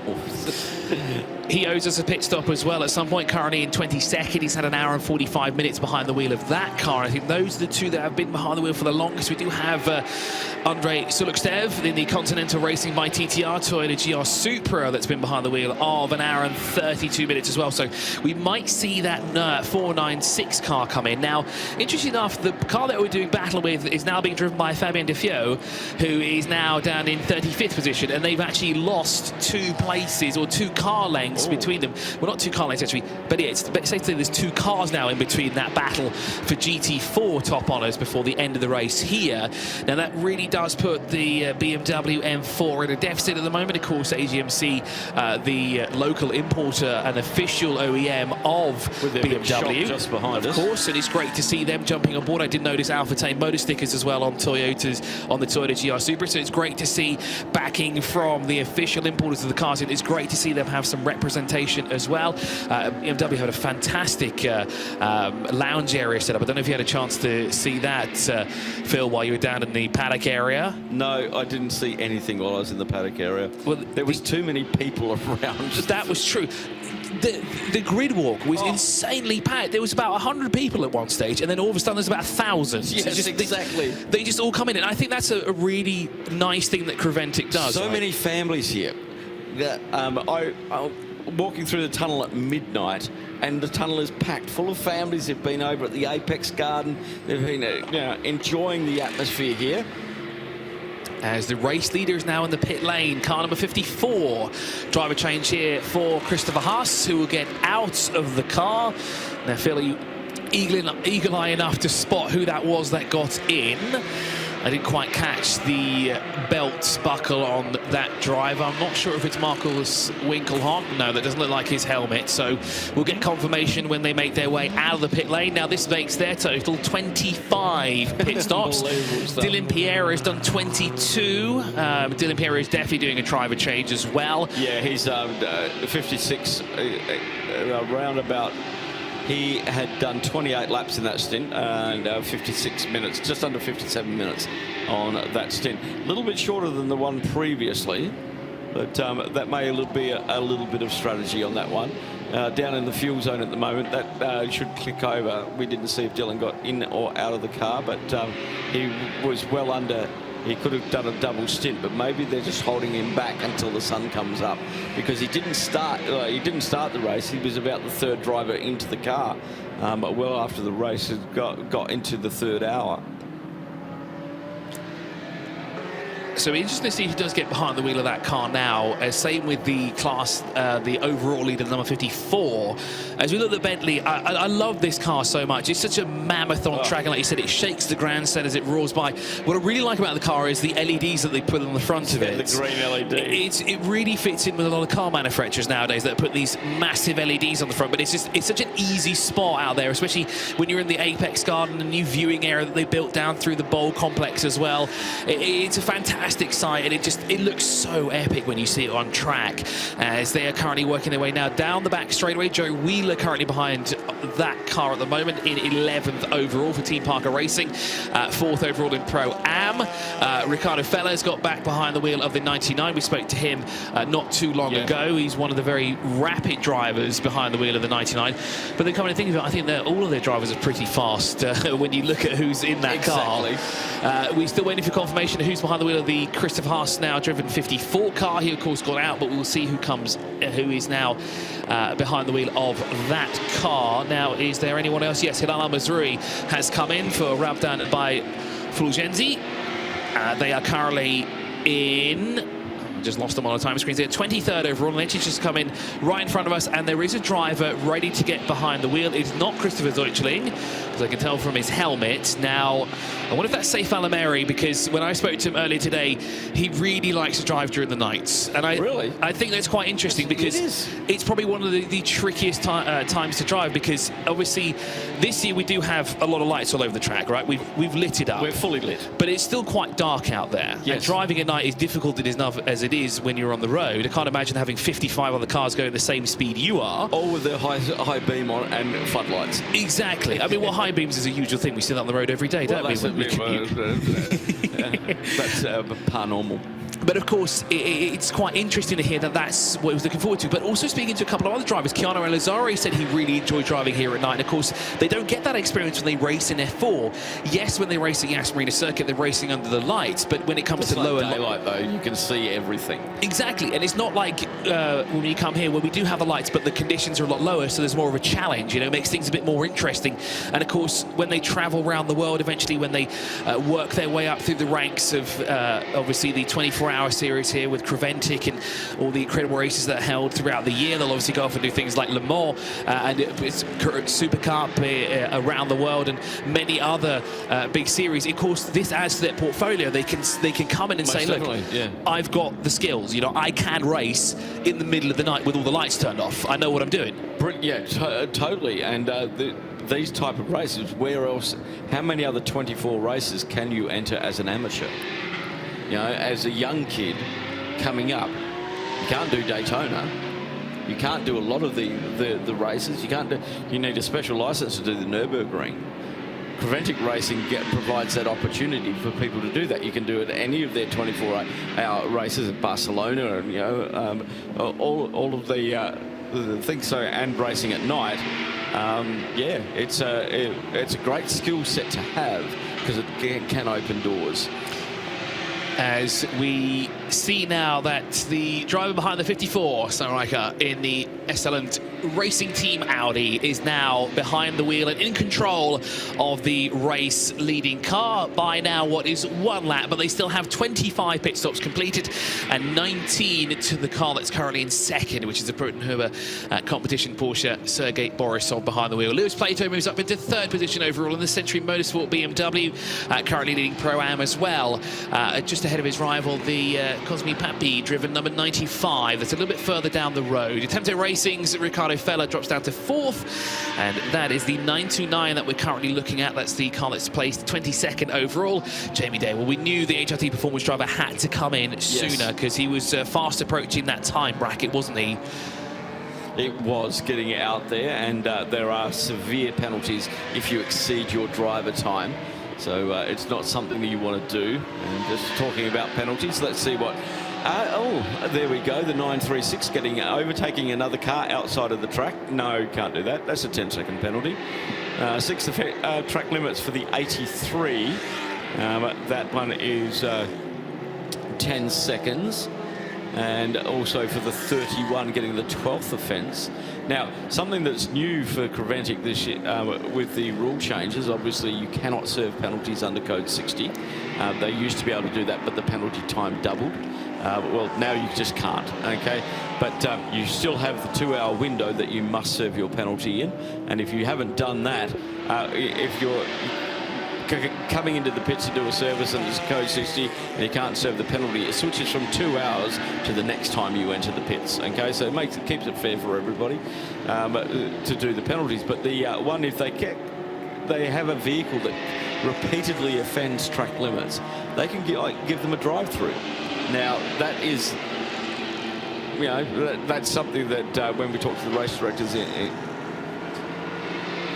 we have, you know, the race director in Kuwait, and they said it's exceptional circumstances, but we had to put a caveat on. We will only allow so much. You know, they have to reel it in as these cars get faster. You know, when we have the drivers, the team managers meeting, they have pictures of the piece of curb and they park a car. They go, this is legal, this is illegal. There is no grey area. So the curbs here on the corners, on the exit of the corners, you can have the wheel on the red and white part. That's fine. It can be over the white line on the corners, but you can't have. You can't have all 4 wheels on the solid red part on the inside. So the red and white bits, you can have a wheel on that, you're okay. But as soon as you go onto all 4 wheels onto the red, you're outside of track limits. Now, you said that the drivers will be told this in the driver's briefing. Now, you as a driver, do you abide by the rules as well, or do you think that maybe you could be a bit cheeky here and there to see how far you could push the limits? Okay, so with Creventic Racing, you get your first 3 track limits are a warning. The next 3 is a time penalty. So you get 3 chances. Look, a lot of the time, and when they have the discussion with the marshals and the judges of fact, they go, look, sometimes a car's going to run off because he gets pushed off or he's out of control. That's not a track limits offence. Track limits are really when a car gains an advantage, and that's how that should play out. Is that, you know, you shortcut a corner, etc., etc. You should get penalised for that. So it also becomes an education process for our judges of fact and our corner marshals. And given that we've got CCTV cameras at both yes and here, we see a lot of penalties get rescinded. Okay, cancelled, because they've looked at them in race control and gone, oh no, he was okay there, and they cancel the penalty. Okay, so it's very, very clever. You can never escape the watchful eye of race control and the stewards. We just saw a fantastic battle there with what was 4 Porsches trying to go into one corner. It ended up being 5 Porsches going into one corner. A great battle, as you did join the onboard footage of that as they worked their way now through turn 1. And I think, Phil, we've got some highlights with 8 hours to go. Well, we've got some standings, and let's have a look at how everything has been playing out with 8 hours to go. 16 in the books, and the East Atlanta Racing Team, the 54, leading the way and has done for a good now half of this race. In second position, it's the 83 Proton Hubert competition car. In third, the 22 from Century Motorsport. These are all running in the GT3 category, except for the Century in leading the Pro-Ams. Then the Attempto Racing 99 in 4th position. Manamari Energy by Evi Motors. With the Italian driver lineup in 5th position. 6 is Century Motorsport in the 14. Jean Galal at the wheel at the moment. The Santalok Junior team with only 3 drivers, but all the Merafinas in 7th position in the 26 car, running in the GT3 AM category, and second in that, Century Motorsport leading that. Car Collection number 96 in 8th position. In 9th position, it's Haas RT with Mika Panu And I'd be interested, can you find out any information about Mika Pato? We've Googled him. We can't find out anything about him at all. We'll leave that one until after this one. Huber Racing Motorsport in 10th position in the 50 car. 11th, the 31 team. Parker Racing. Haven't seen much of them. Joe Wheeler at the wheel, but Rob Huff in that Bentley Continental GT3 doing very well indeed. Almost into the top 10. Red Camel Jordan's .NL in 992 in 12th position. 13th, the Qataris, the QMMF by HRT. Ganamal Ali at the wheel at the moment, running in the 992 AM category. And then 14th position is the number 17 MRS GT Racing. 15th is the 907 RPM Racing. And in 16th position, the 962 FAC Auto Tech. In the 795 Toro Vordi in the G56 Cup, leading the way in GTX. 908 Sebla Racing by Duo Racing. Then in the 992 AM category in 18th position. 19th is K Kramer Racing, 936. With Christopher Bruack at the wheel at the moment. The second of the GTX cars in 20th position, the 714 Northern Racing, the the Kuwaiti driver Haitham Parajuli at the wheel at the moment. In car 20, in 21st position, the 903 Redant Racing. Running in the 992 category. HRT Performance in the 992 AM category with Jamie Day at the wheel, 22nd. New Offer Rennsport by MRS GT, 23rd in the 988. The 971 Rabdan by Fulgenzi, the local team here, in 24th position. 25th NKPP Racing by Baz Coton Racing. In 25th position. 26 is the Heart of Racing by SBS, the number 27 car. 901 in 27th position, Pro Sport Racing. In 28th, SMP Racing in the 937. 925 in 29th position. That's the Captain America by Baz Coton Racing. Probably got my car of the way that car looks with its paint job. It's pretty special. I do enjoy that one. In 30th position, it's the 701 Vortex running third in the GTX category. Then it's the FAC Auto Tech 992 AM car, the 961 in 31st. And then the Continental Racing by TTR running in 34th position, currently leading the GT4 category from the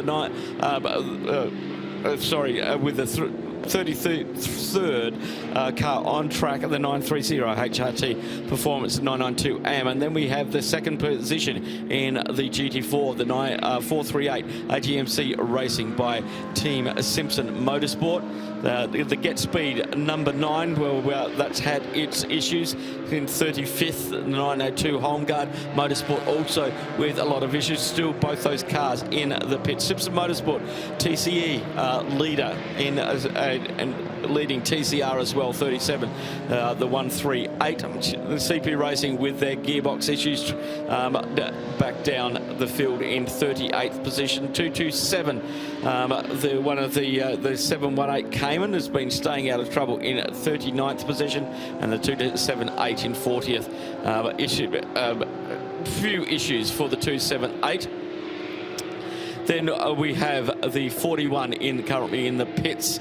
The 48 currently in the pits. The Celestine by Cox Racing GT3 AM car. Then the 277 also had issues with that, but back out on the track. And then the 226 Lotus currently in the pits in 43rd position. And then the second of our TCR cars in the pits in 44th. Mueller Motorsport a 921. Back out on possibly, not sure on that one. That's Keanu Alzari. Yes, he is.